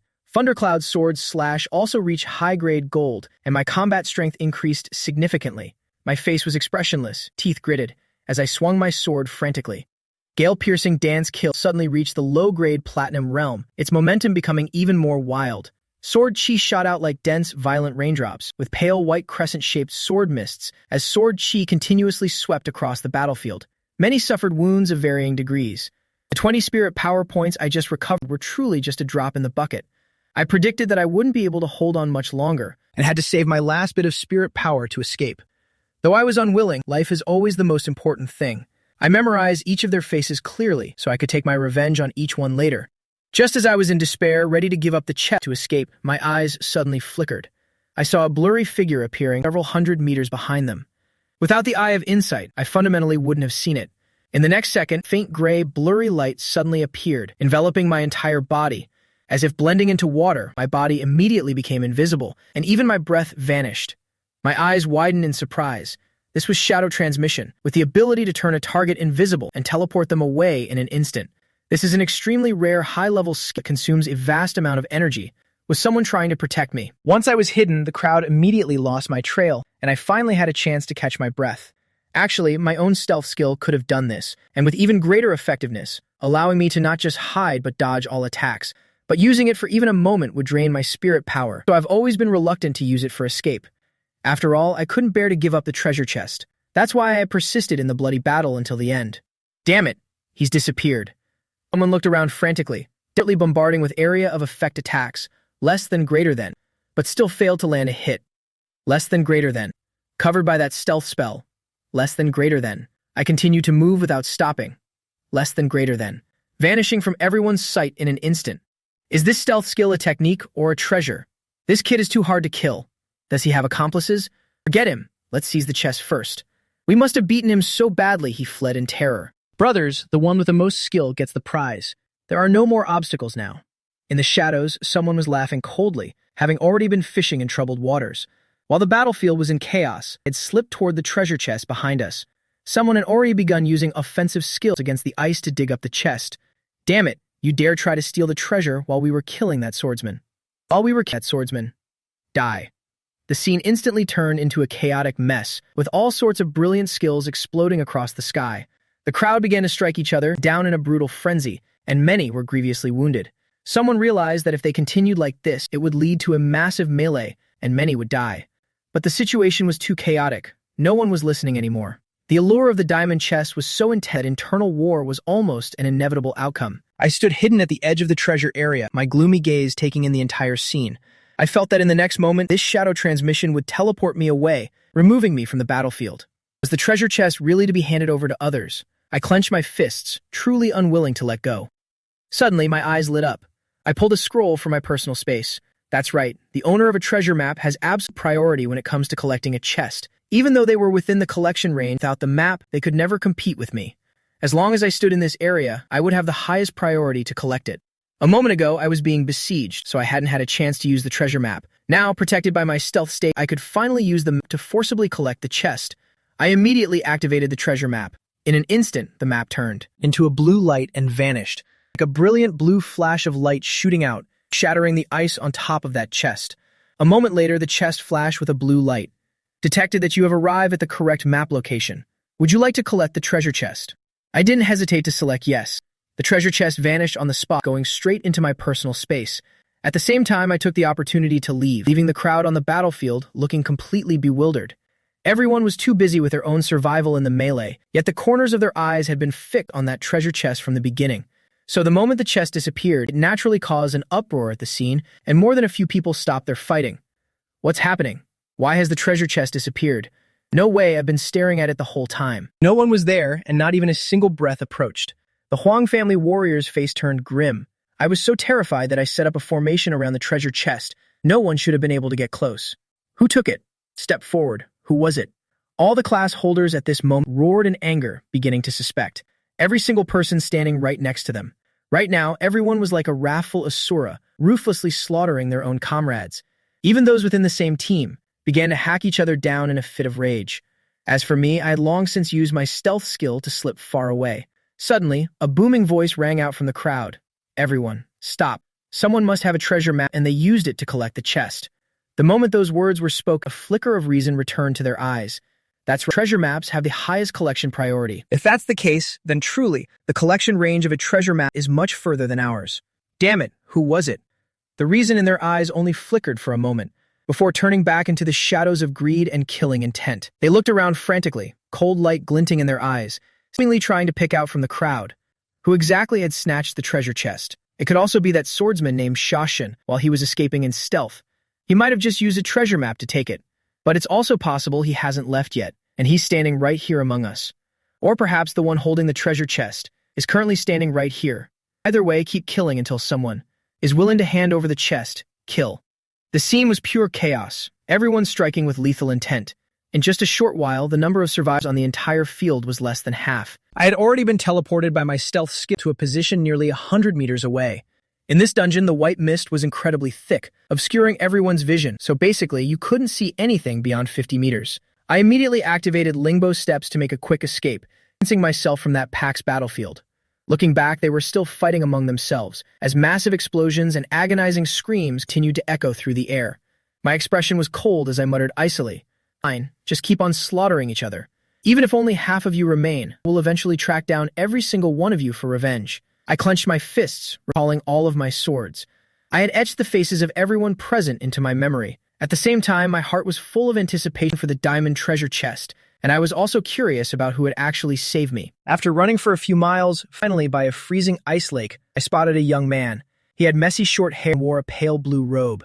His right hand gripped a long ebony staff of quite high quality. Turns out he was a half-elf, the offspring of a human and an elf, accepted neither by human society nor tolerated by the elven race, regarded as carrying filthy blood. However, this person was incredibly clever. He had learned appearance disguise technique to hide the pointed ears characteristic of the half-elf race. Thanks to this, he could survive freely within human society. Except for someone like me with the Eye of Insight, which allows for the absurd probing of all information, it would be very difficult for anyone else to see through his true race. No wonder he could use a conduction spell. This is normally a skill that can only be learned after the 4th job advancement, but because he's a half-elf, he could break the rules and learn it as early as the 3rd advancement. Each race's skill tree is different, and compared to humans, the elven race has a far stronger learning capacity for magic system skills. Moreover, the innate spirit of elves also has a higher limit than humans. When a human first awakens at level 1, their spirit attribute limit is 10 points, whereas for the elven race, it's 20. From this point alone, elven race's magical talent is clear. "Why did you save me?" I stared at him and asked calmly. Wu Mian slowly turned his head toward me, extending a hand. "I am Wu Mian." His voice was very pleasant with a deep tone, a natural advantage of the elven race. As long as one carries elven blood, their appearance will naturally never be ugly. Any elf would possess the pinnacle of beauty in human eyes. However, this half-elf player named Wu Mi didn't look like the noble and ethereal elves found in people's typical stereotypes. On the contrary, his entire being exuded a weathered and haggard aura with scruffy stubble, messy hair, and a mage robe covered in stains. Coming a bit closer, I could smell a faint scent of alcohol on him. Sha Shen. I shook his hand. We both introduced ourselves. Once names are known, remote communication becomes possible. I use my title instead, which serves the same purpose. Sha Shen.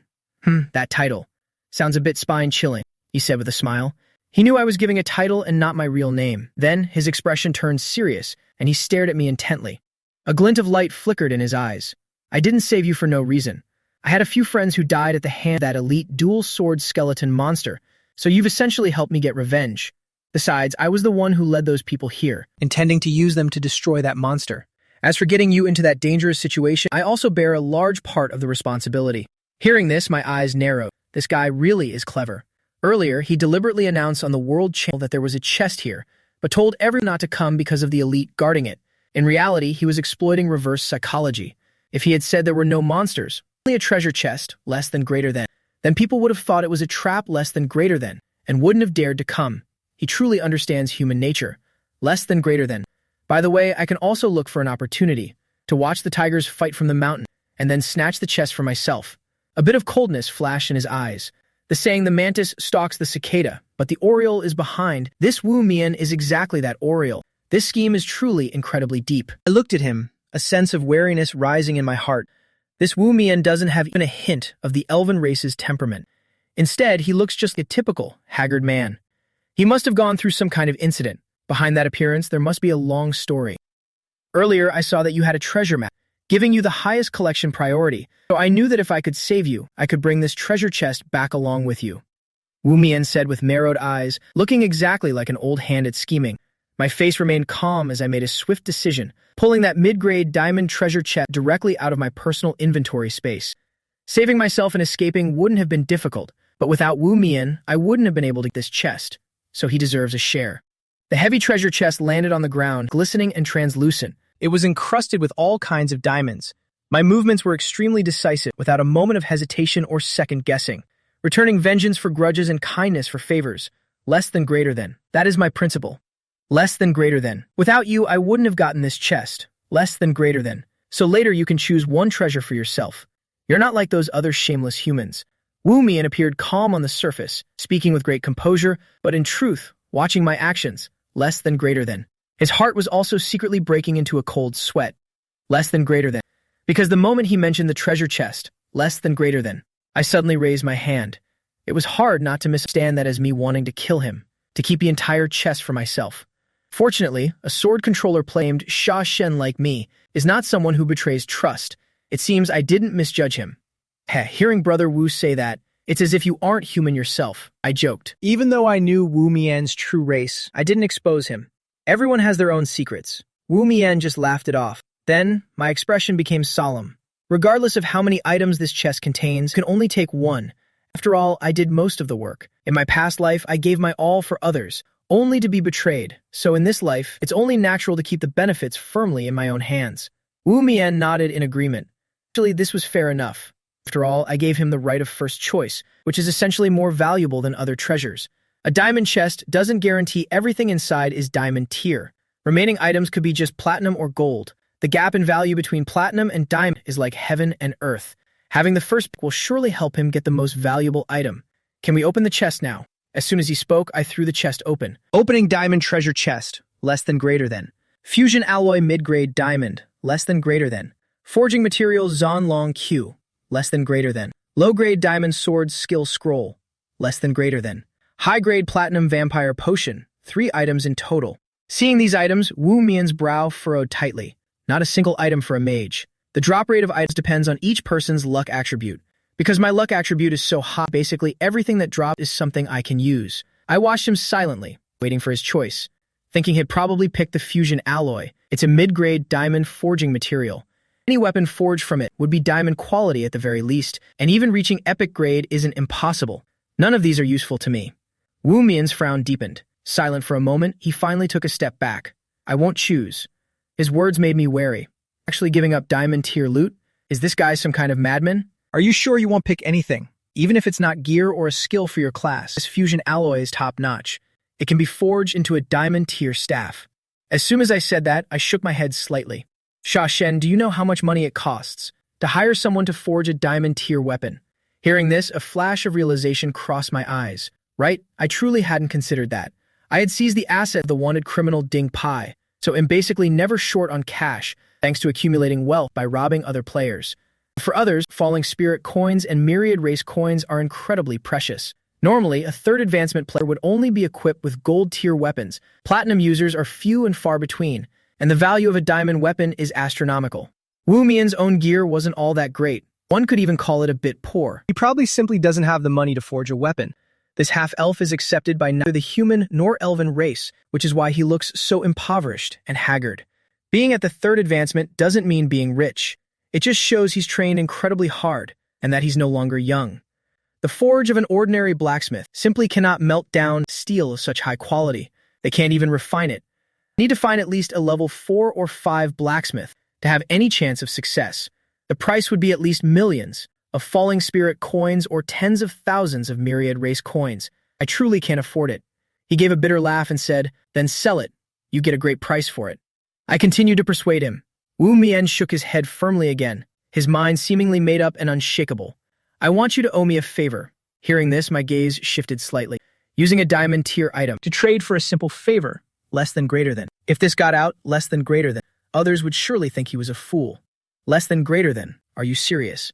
Less than greater than. I frowned and asked in a low voice, and Wu Mian nodded slightly in confirmation. "You are so young, likely not even 20, that you can fight on equal footing. With so many third advancement experts, I suspect you have a 10-star talent." I remained silent, giving him no answer. "Your future is bound to be incredibly bright, and I believe that your worth in the future will be far greater than this piece of diamond-tier iron." As he said this, a touch of melancholy appeared in Wu Mian's eyes. It seemed his heart was weighed down by heavy concerns, something suppressing him so much it was hard to breathe. Even diamond-tier items couldn't help him. Only a much more powerful entity could offer hope, and that matter must be gravely significant. It forced him to seek any glimmer of hope by any means, even to the point of being willing to give up even diamond-tier spoils of war. An infinite curiosity rose within me. What exactly had this mysterious young man gone through in his past? His whole being exuded such a haggard air, and his eyes seemed to hide an endless sorrow. No wonder he reeked of alcohol like that.